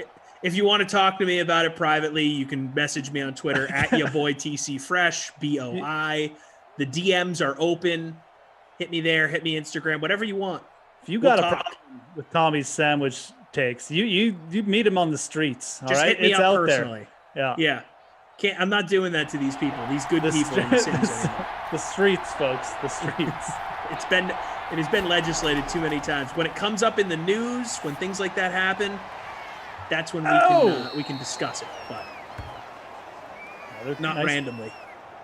4th and inches. They didn't get him the first, though. But another nice pass there by Lamar. I think that was the mark. Oh, it was the Boykin. Boykin's got 2 catches, so there you go. I don't think they'll go for it. Probably not. I think they're in their own end. So, yeah. Oh, here we go. Oh, yeah, 50-yarder. Okay. I thought they were a little further back. Never mind. Makes sense, especially with Tucker. Back. And good. He's good, man. So we had Jan Stenerud on the podcast a couple weeks ago with Morton Anderson, two of the all-time great kickers. Okay. And they were talking about greatest kickers of all time. I mean, they're the only two kickers in the Hall of Fame. Vinatieri probably gets in at some point. And they were putting Justin Tucker right there in the conversation. For what he's done through, I think, 9 or 10 years in the league, it's right up there, man. He's one of the best kickers of all time. Yeah, absolutely. I mean, the guy's got everything, right? I mean, great range, made a bunch of clutch kicks, got the Super Bowl. Yeah, I mean, there's not much else, you could ask for. A couple more consistent years, you'd figure, and he'll be in there for sure. So Tucker would be the first guy to come to mind after Vinatieri. Vinatieri is like a lock. I wonder if Gostkowski's got to be pretty close too. Like he's had a pretty good career, Yeah, I mean he's won Super Bowls with the Pats too. I think Gostkowski clutch kicks he gets hurt because in the back end of his Patriots career he did miss a fair amount of playoff extra points and field goals. Yep. Specifically, the 2015 AFC Championship game missed an extra point to start that game, and the Pats ended up missing out on what could have been 4 straight Super Bowl appearances. Right. Yeah, absolutely. He's and like the back end of his career hasn't been that good. Obviously, like the last couple of years have been. I think he was out of the league for like an entire year or something, but still pretty long. Like he was with the Patriots longer than Vinatieri, right? So yeah. Like no, I mean Vinatieri's the next kicker to get in for sure. Yeah, and then absolutely. Tucker is going to probably get in if he keeps up at this pace. And then I wonder if Gary Anderson ever gets in. Like if it's a really slow year, right? I mean he's right up there with all of Morton and Adam Vinatieri's records. Yeah. So kind of surprised. It's weird that he's not in. Exactly. Yeah. It's weird, and I think people, for whatever reason, are hung up on that Vikings missed. Oh, field completely. goal.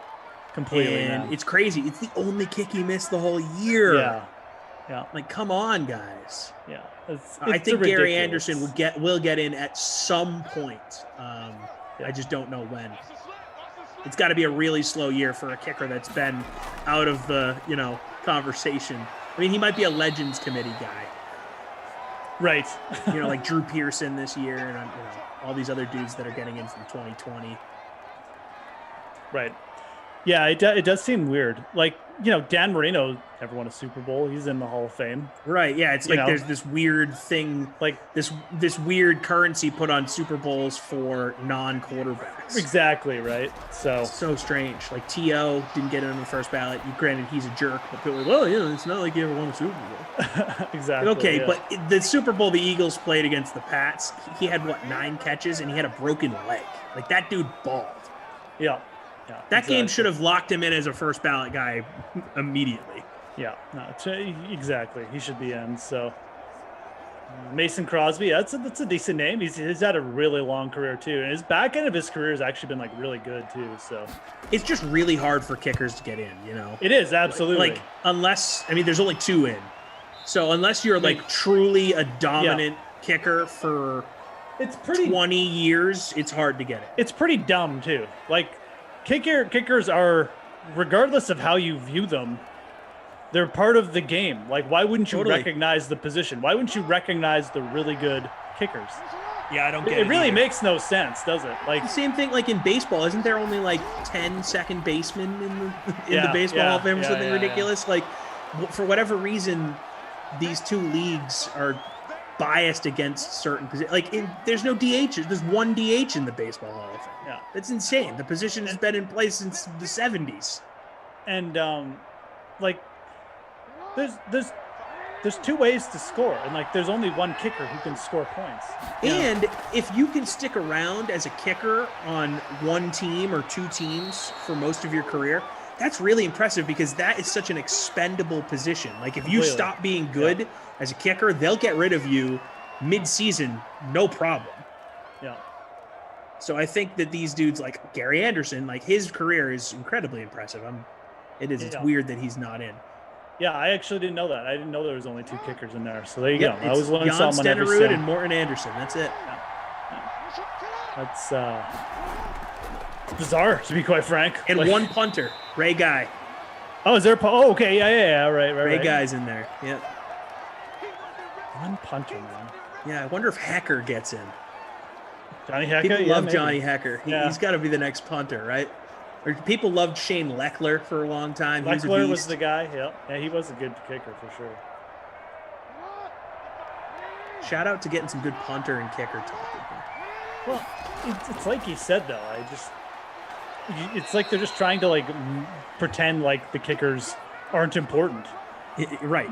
Sure, they're not like elite athletes. You know, they're more golfers than football players, but like they're a part of your game. So are you going to take kicking out of the game? Like, why not just recognize the really good kickers? I mean, yeah. No, it's so dumb. And especially like when we're talking about the guys that are in that Hall of Fame conversation as kickers and punters, these dudes play into their 40s. Like they earn their stripes. Oh, completely, man. Yeah. Ingram on the carry. Grind out some clock here. Baltimore trying to get down the field. But who's the best kicker right now? Is it still Tucker? Like, who would you take? I would take Tucker or Butker. Those would be my guys. Yeah, Butker's pretty good. I agree. He would definitely be up there. Those would be the dudes now, for me. if there's anybody else I'd even consider. Zerline had a terrible year. Lutz is actually really good too. Yeah, that's a good call. Yep.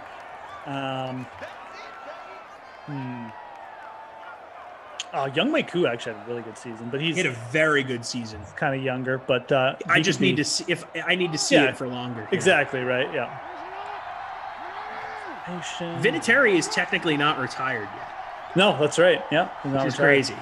Yeah, we're efforting him for the podcast. He's being dodgy on us. Morton's like, look, the least you could do is come on my pod. You stole all my records. Yeah, no doubt. Rodrigo Blankenship throwing him out there again. Just the Blankenship. Yeah, too young. He missed some bad kicks early in the season. Was it early or late in the season? I can't remember. He did have a like mix a of bad both, stretch. probably. I remember at the beginning, he definitely had a rough stretch. He had a bad stretch for sure, at least one. So McManus Prater's still pretty good. Yeah, that's another guy maybe could get because doesn't he own the record? Prater, the longest field goal. Yeah. Yeah, so that'll get him some consideration because, you know, if he plays a couple more years, he could get some consideration. He's playing on a terrible team though. So yeah, exactly. 64 yards. Probably Gould's pretty good. Yep, been in the league a long time. That's a good call. But again, it's just like it's almost like the kickers and punters should start their own Hall of Fame. Oh, totally. Yeah, that'd be a huge flex. They probably have some kind of like kickers meeting, you know, like some kind of secret kickers society. Yeah, Morton refuses to tell me about it. It's like the Freemasons. Right. Yeah, exactly. Meet after work. It's like have you seen that Simpsons episode where they get the horse Furious D and then they race them, and the jockeys have like their own underworld. Joe Millette, George Blanda was a quarterback as well in his 40s. Yeah, Blanda's a guy, I don't believe he's in the Hall of Fame, but he had a ridiculous career. Like, if you look up Blanda, he switched between quarterback and kicker a bunch of times. Right.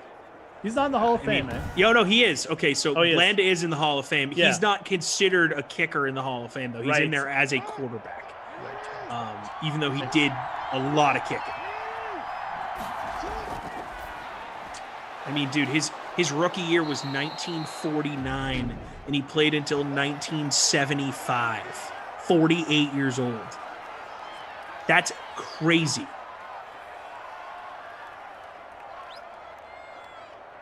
Yeah, that is crazy. A lot of those guys He played. What is that? That's 4 years after World War II ended until. Let's see. The year that Vietnam ended. It's nuts.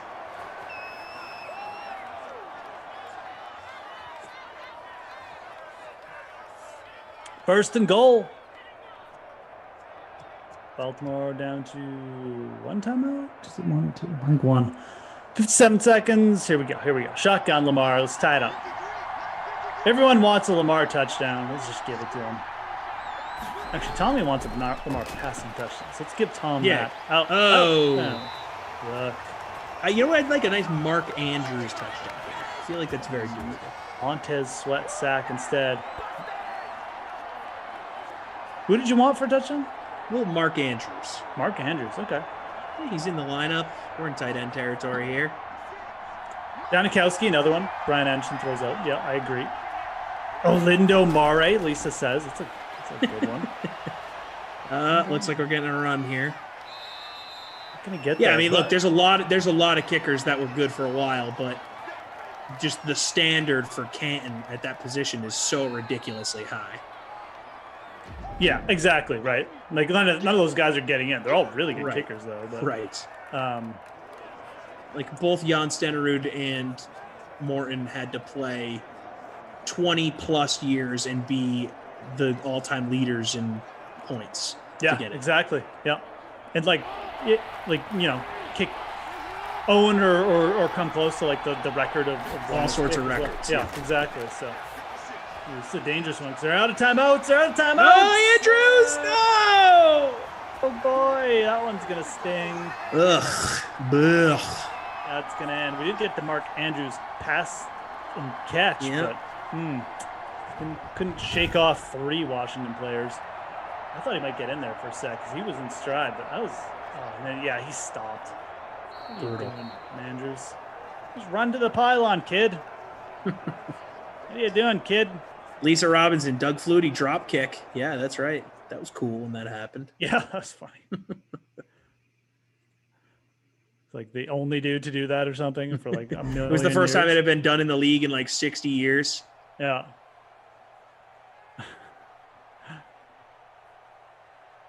It's just a damn Kaufman saying the Grammatiker brother should be in the Hall of Fame for injuring himself on a celebration. Yeah, that's one of the funnier videos ever, if you could find that on the internet. Yeah. Jumping around like a complete lunatic, and then it's like, oh, my ACL snapped. Whoops. Almost as good as Gus Frerotte headbutting himself into a concussion. Yeah, that's legendary. Oh, my God, that one's What an absolute legend.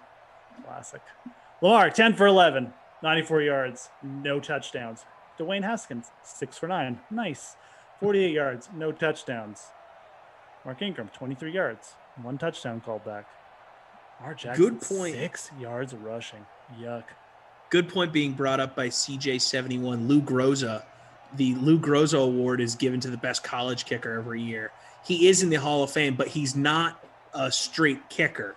When he played, it was every position. He played tackle, D-tackle, center, and kicker. Right. So back then, folks, they just played football. Hey, right, like, exactly. I'm playing any position. So be cool. It would be cool if your kicker was like also, your linebacker. Your left tackle. Like your left tackle. Like how ridiculous that image is. Could you imagine if they made football like a 30-man roster and each player was basically forced to play each way? That'd be amazing. Yeah. God. It'd be so cool. It'd be so dangerous. It would, but I don't care about player safety. I'm just kidding. But it would be crazy, obviously. When we were talking to Jack Youngblood on the podcast this fall at some point, he was telling us that he was the backup kicker when he was at Florida, and there was a game where the kicker went down, and he had to come out and bang out like a 42-yard field goal to win it, and he did. Jack Youngblood, huge, legendary D end.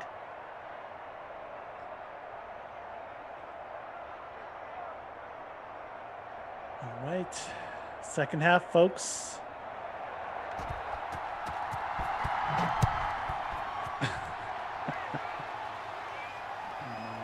Okay, here we go. Second half. Demetrius Poindexter, what a name. Saying, listening to the Sim in Kentucky, headed to Nashville. Good for you, man. Enjoy Nashville. I've been to Kentucky. I've not been to Nashville.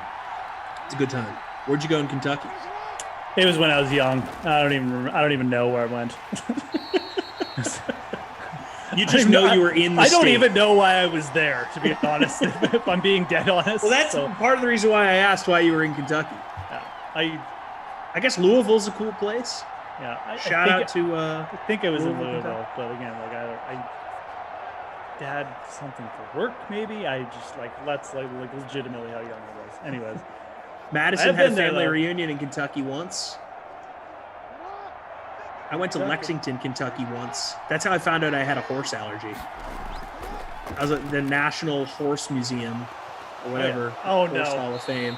Oh, you got Fumble that. again. There you go, Mark Andrews, picking it up. A horse allergy, hey? Is it just to horses, or are you allergic to other animals? Well, I don't do well with big dogs, or if I'm at a house where someone has cats but they don't really take care of the hair situation, it can get pretty brutal for me. But horses, they do me in every single time. Horses, eh? Oh, that's interesting. And that was the first time where it really, really hit me. There was a portion of the day when we were going through, I forget if it's the National Museum or Hall of Fame, or maybe both. And they have this show where they bring out all the former Kentucky Derby winners that are at the farm. Oh, yeah. And they just, and here's Funny Side. And then they read off their resume and they slowly walk them in a circle and everyone's like, yay. And it's just that for like an hour straight. It was really, really boring. And I just was losing my mind with the sneezing and coughing. And I had to get the heck out of there. And from that point forward, every single time I've been in close proximity with horses, it's no bueno. It's awful. Interesting. Your Secretariat's fourth cousin. Fifth times exactly. Five times removed. No, they were even saying stuff like out. that. They're like, and here's so and so. He's the great grandfather of whatever, and here's so and so's nephew. And it's like, I really don't want to hear about It's probably not even the real horses. As if the general public is going to be like, that's not, Secretariat's grandson. Right. Let me check the lineage.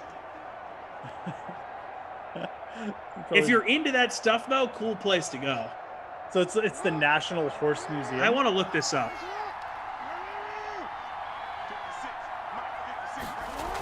I just typed in national, and the first thing that popped up was Bowling Hall of Fame. I must have looked that up at some point, because that shouldn't be the first thing that comes up.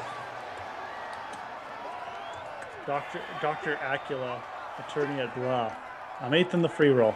I just wanted to read that name. The National Museum of Racing and Hall of Fame in Lexington, Kentucky. That's right, of course, because the Kentucky Derby is there. So. Never heard of it. Those horses, man, after they go for tons of money, for their lineage, their genes. Stud fees. Whew. Big money. Yeah. You get the right horse, man. Good luck trying to get it, though. Yep. Yeah, that's a whole world that's just, I feel like, to be good at horse racing analysis and predicting that stuff, how do you even begin to understand the mental makeup of a horse that's going to allow you to know that they're going to be good in certain races? I mean, come on. Inside the whole ball game horse's I'll never mind. understand. My boss at Vegas Insider is really into the horse racing media game. That was his whole career in Australia at some point. Oh, yeah. And I follow him on Twitter, and he's constantly tweeting about horse racing and all this different stuff. And I'm like, I almost want to say to him, how do you know, man? How do you know any of this stuff? You can't talk to the horse. It's a horse. David says he's followed the horses since 1973. He's gonna give out the Kentucky Derby winner this year. All right, Dave. One of our producers that we work with, Michael, very into the horse game.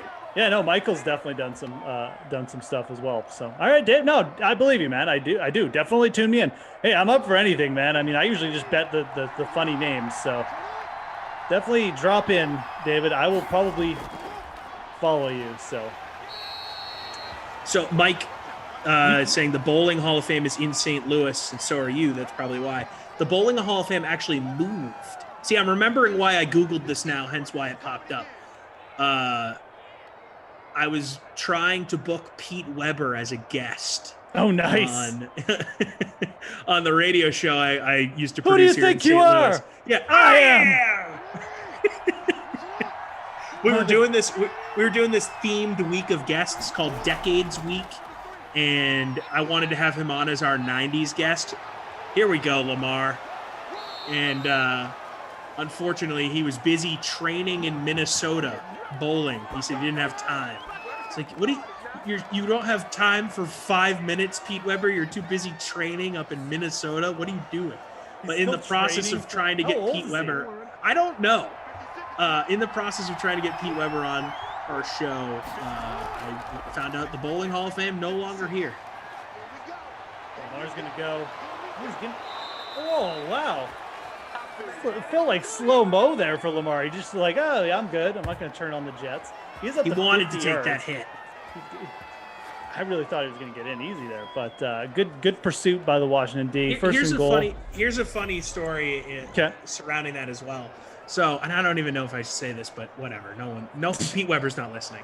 So, I got his number from some producer here in St. Louis, and I text it thinking it's his number, and I get a text back, and it was like, "Hey, sorry, this is Pete's ex-wife. Do you want me to relay the message?"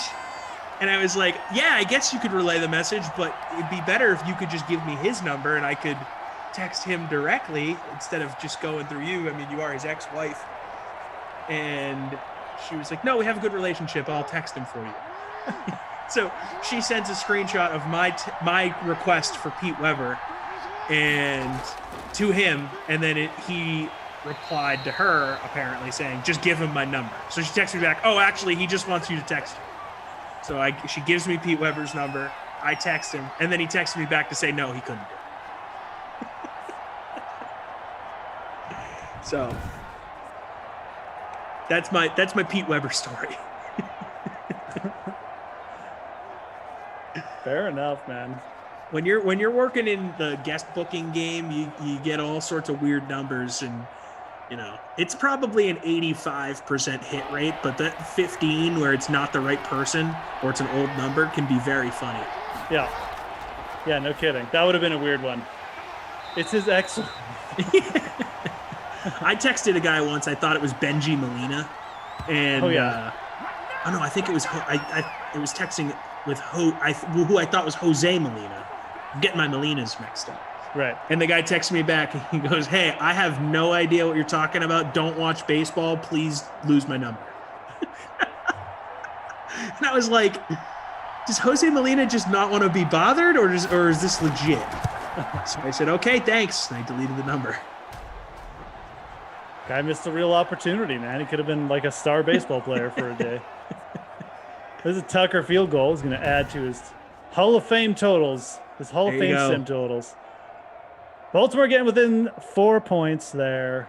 Pretty sad red zone opportunity there. There's some crazy sirens going on outside my apartment. Oh, is that you? I don't know if you guys can hear that. Yeah. All right, well, keep us updated. I wonder what's going on.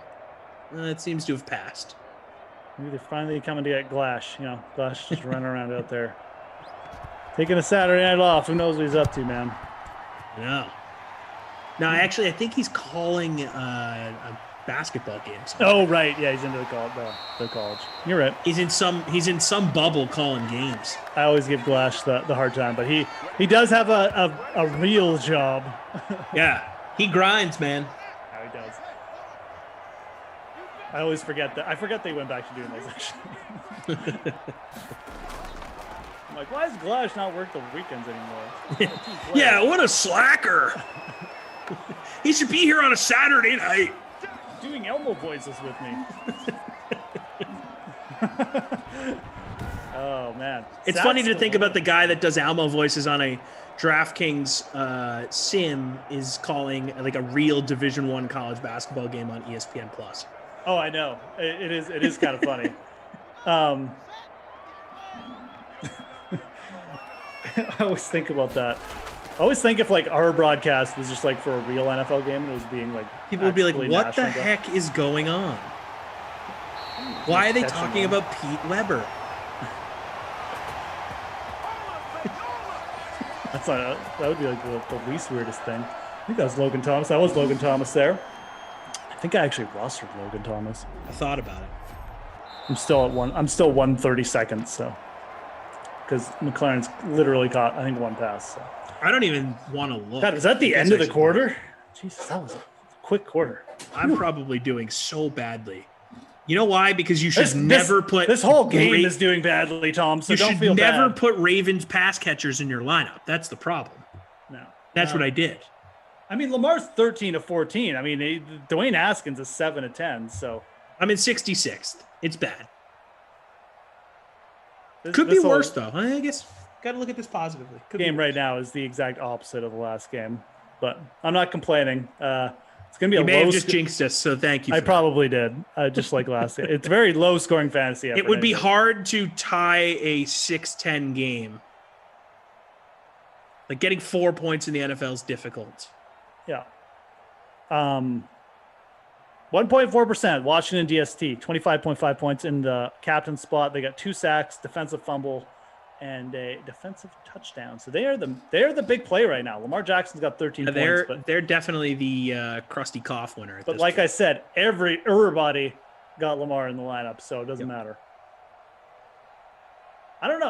I mean, his speed certainly didn't look that as it looked before. So I don't disagree with that take. Again, we're not adjusting it. It's just what Madden does. It's their game, right? So if his speed dropped a little bit, it dropped a little bit. But definitely looks slow on that run. I agree. I don't disagree. Maybe he's tired. Yeah. Okay. Jordan with the old, conspiracy theories as always. Logan. Or pulled the groin. Maybe. Anyways. Maybe he has to poop again. That was so ridiculous.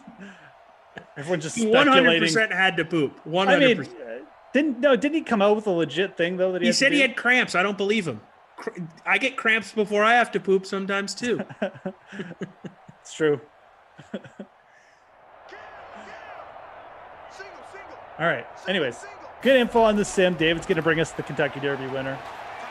So we'll wait a couple months for that.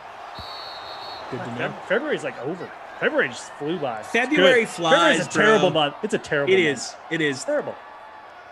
I think it's the worst month. There's a big fake holiday in the middle of it, Valentine's Day. And then it's over. 28 days. It's such a bad month they can't even fill it out with 30 days. Yeah, exactly. The weather's the leap year thing you have to worry about sometimes. That's stupid. Oh God, the leap year is ridiculous. Oh, he's getting sacked. Oh, wow. Oh, it's T-Mac. All right. Well, he had all year to throw, so nice completion, 33 yards. I think that was the biggest play of this game. Virtual Ron Rivera is pumped. Washington looks like a football team or a Super Bowl team. Washington's a pretty solid team. I ain't gonna lie. If they had, like we said at the start, and they added Deshaun Watson like a Dak Prescott. Be interesting. I think they're gonna end up with a guy like Mariota, personally. I'm going to lose an NBA tonight, if anyone's wondering.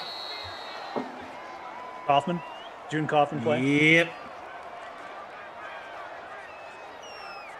I don't know why I do this to myself. Jordan, I said he's running at half speed. That's the first thing I said. I said he's running slower. I said I don't know though why he is. I said it's EA's game. Maybe they adjusted it. I literally admitted it. Not touching the R2 button. Before you even typed any words, I admitted he was running at half speed. I never said. I even said it when we were doing the play-by-play. Lamar's jogging on this play. So it's your fault.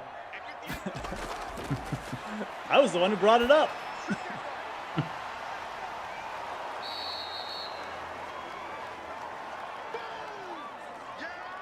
There's McKissick on the catch.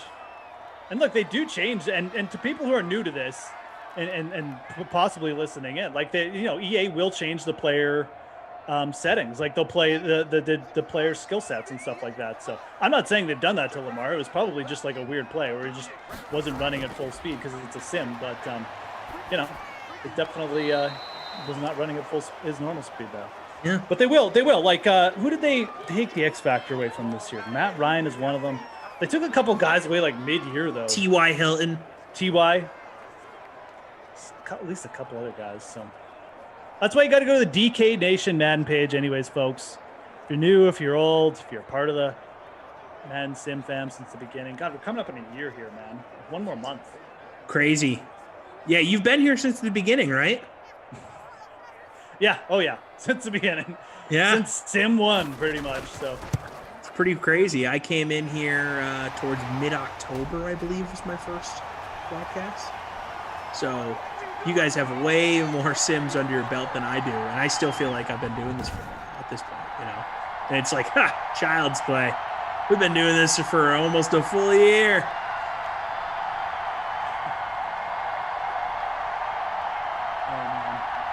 anyways,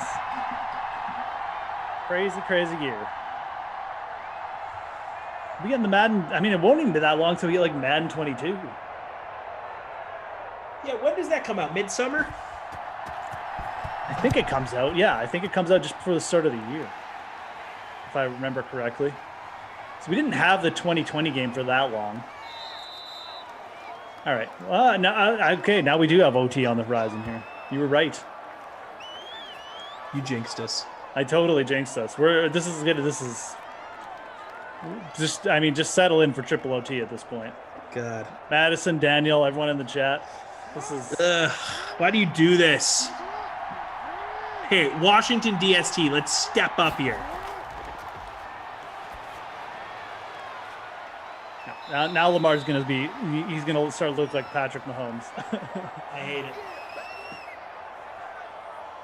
Oh, brother Phil with the info. There you go. Fatigue. After 4 or 5 runs in a row, he's going to lose some speed, be more likely to fumble.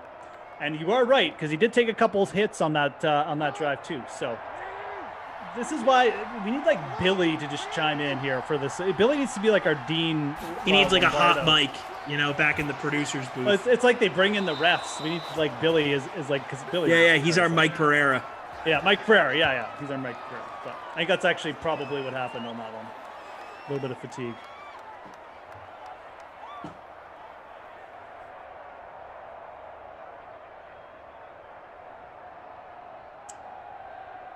LOL, Cal Central wants a Hollywood Brown touchdown. Kevin is backing up brother Phil's take. I think it is the correct take because fatigue is a thing. Oh, is that Ingram? No, that's Marquise Brown. No, that is, yes. Isn't it? Yes, Hollywood. Yes, Hollywood Brown. I don't know why I thought that was Ingram. I think I saw the one and I thought it was 21. But a pass catcher? Huh. That's weird. A Lamar passing touchdown, a long one. That's weird. I was out of nowhere. You do not see Marquise Brown on those quick slants very much in this game. I'm not gonna lie. You know, I have him in my lineup. Nice kind of catch in reverse direction. You just we got plenty of time here for Washington to not. Oh yeah, 5 minutes. I'm not too worried about overtime yet, but. That was nice. It was not a glitch. That was a catch over the middle, and the defender ran the other direction. Hollywood changed directions, man. Mike Ament saying he's been to 2 Grey Cups. Nice. Do they play the Grey Cup at a different stadium every year, or is it always in the same place? No, they switch it around. Yep. All right.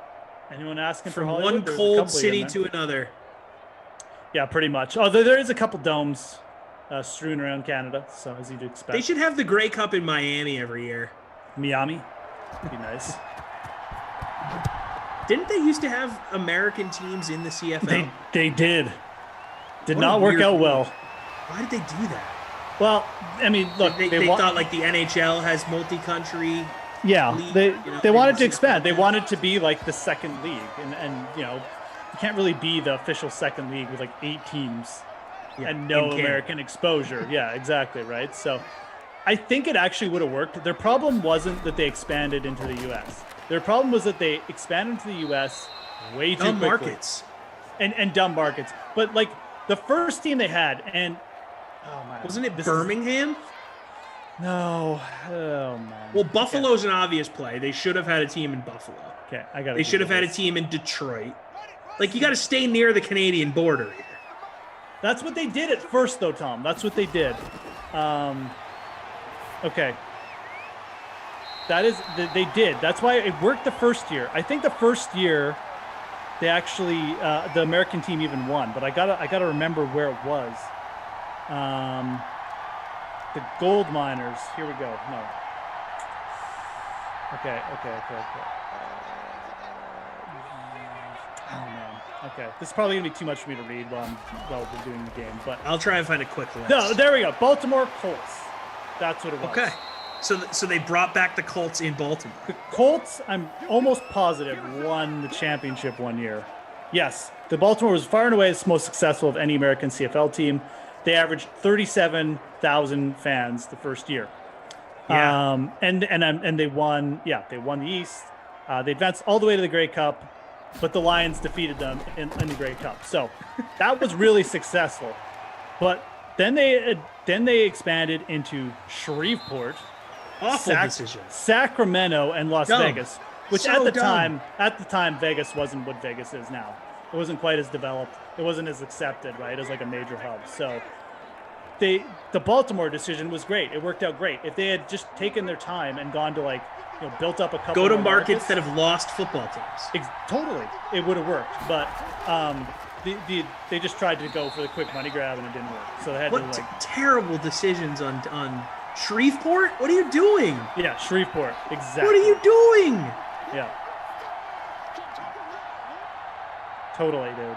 On the other end of basically almost in Mexico at that point. Shreveport's in Louisiana. Yeah. It's far from Canada. It's really far from Canada.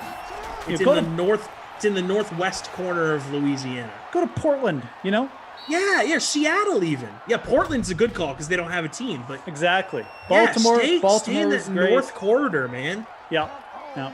Baltimore was a great call, especially at the time. They didn't have the franchise. Portland, Milwaukee even. I know they love the Packers there, but Milwaukee doesn't technically have a team. Totally. No, that would have been good. Somewhere around there. St. Paul. Yep. I was going to say that, St. Paul. Yep. Sacramento was before Baltimore, Mike says? Possibly, yeah. Okay. Either way, Baltimore was dumb. second. Either way, yeah. Sacramento actually probably could have worked, to be honest. If they had just gone Sacramento-Baltimore, maybe they could have built Sacramento up because Sacramento's a decent... It's not that big. I've actually been to Sacramento, too. It's not that big a city, but it's pretty big. It probably could have supported it. But, yeah, the whole... I just think teams. Buffalo is such an obvious play. I know they love the Bills, but they love football. And, Buffalo's basically in Canada. Come on. Yeah, totally. Rochester, New York would be a good one. Yeah. Yeah, Shreveport. Forgot about Shreveport. Awful decision. San Antonio. Yeah. Didn't they have one? Yeah. San Antonio? What are we doing? Yeah. That's the thing. Okay, those were the first four. But then they had other ones. That's right. See, that was the first year they had the four. And the Vegas numbers were terrible. Shreveport actually was the second most popular spot. Well, I guess they just love football down there, but that's not how you're going to raise the profile of your league in America. No, totally. So they had one in San Antonio, Birmingham, and Memphis eventually. Yeah, okay, I remember that, Memphis. Yeah. I knew Birmingham was in the mix. The Memphis Mad Dogs. That's a good name for a team, actually. It is, actually. The San Antonio Texans. That's that's awful. It's terrible. But yeah, it didn't go well. They just went too fast. They done So how many teams does the CFL have now? I think we're down to 8. It's probably time to expand again. 8's not a lot. Well, they've been smashed by the COVID stuff because they're small. COVID's killing them. Yeah. So we got to keep the Grey Cup alive. The NFL should buy the CFL. It really should, actually. It's a good feeder league for them. Yeah. Are we down to 8 teams? Yeah, 8. Yeah. Wait, 1, 2. Yeah, 8. I should know this off by heart, but I don't. Come on, man. All right, punt. All right, this is it. I mean, we need points here. Where did that go? At the 18. Okay. Anyways, yeah. The CFL expansion was crazy. CJ71 saying the Idaho Potato Heads. Was that a team? I don't think so. If not, I love it. I mean, it sounds like it could be one. Yeah, Las Vegas Posse. But it did work the first year. And then they were like, 3 downs? This is weird. Yeah, Baltimore was so successful, but Oh, it was the Baltimore Stallions.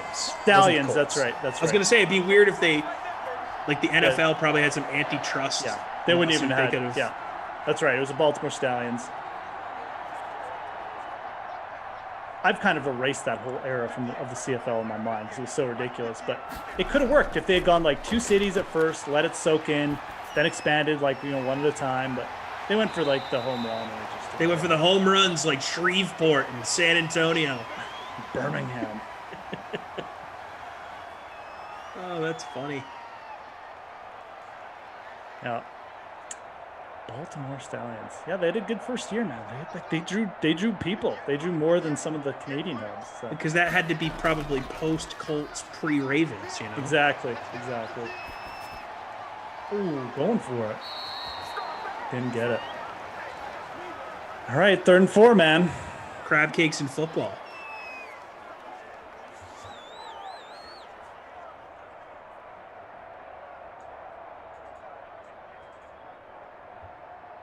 Yeah, Shreveport Pirates. That's right. It's just a damn cough, man. They had like decent attendance down there. Like Tom said, they love their football, but it's a long way too. It puts extra travel expenses on the teams. I like this idea from Daniel. If the XFL lasts, they should play their own version of the Super Bowl against the CFL. I like that, although CFL plays with different rules in a different field. Yeah. So I guess you'd have to decide on which rules you're going to go and by. A different season. Like the CFL would be like starting their preseason or something. But it's a great idea in theory. I love the idea of cross-league. They should merge those 2 leagues. They should merge the leagues and then somehow have that. Just tell the CFL to play normal rules. Oh, look at this. 34. Is that? No. Again. It is Gibson, isn't it? Have a day. That is Antonio Gibson.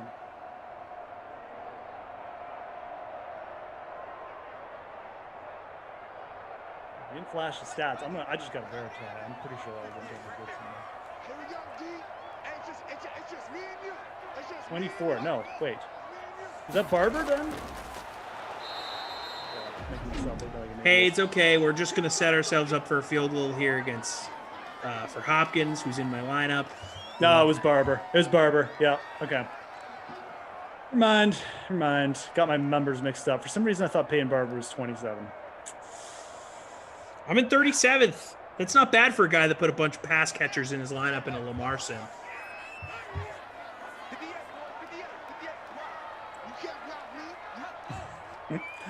Okay, 40 seconds left. Baltimore's out of timeouts. Touchdown. J.D. McKissick. That one I know, folks. 41. He's like the only running back who was 40. He's actually a receiver. He's one of those guys. Who's the running back? Ty Montgomery. Does he still wear number 88? Oh, yeah, because he used to be a receiver. And they let him keep it? I think that was stupid. Make him switch. He's not that good. I don't know if he wears it anymore. He's really not that good. They let him keep it the year after he had that one good season. Yeah, I remember because that was a story. Well, and he was still kind of like a hybrid too at that point, right? Like at this point, he's just a running back. Like he's not switching back at this point. But it's kind of weird. Like he wasn't a bad receiver. Right. I'm surprised someone hasn't used him more as like a hybrid, like a Cordero Patterson. They've just kind of been like, oh yeah, he's a running back now. We'll just sign him as a backup or something. Yeah, it's true. He's got good hands. Exactly, right? Like he was a receiver all through college. He was drafted like in the draft, like decently high up. I think maybe in like 5th or 6th round, but you get my point. I mean, he was drafted high enough where receiver. He should still be playing the position. Exactly, right? So if he's in the league still, Yeah, that was a funny year. Like all of Green Bay's RBs went down. You look good. You look better than most of them. Ty Montgomery. Big number 88. Ooh, Mike Sunken says that TD cost me $1,000. Oh my God. It's been right up there in one of those contests. Sorry about that. That is the way Showdown goes, though. Baltimore's out of timeouts, so, oh, yeah. Probably ain't going to be OT. Probably going to get one more play here. Love it.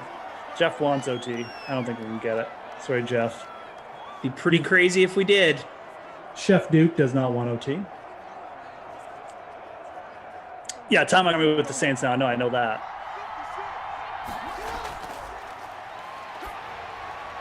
Oh, he's open. Wow, he was wide open, too. Just overthrow him. Yeah. Wide open. That would have been insane. Ty Montgomery, a third-round pick. Yeah, that's high. Is he still under contract with the Saints, though? I thought that was a one-year deal. No idea. Let's see.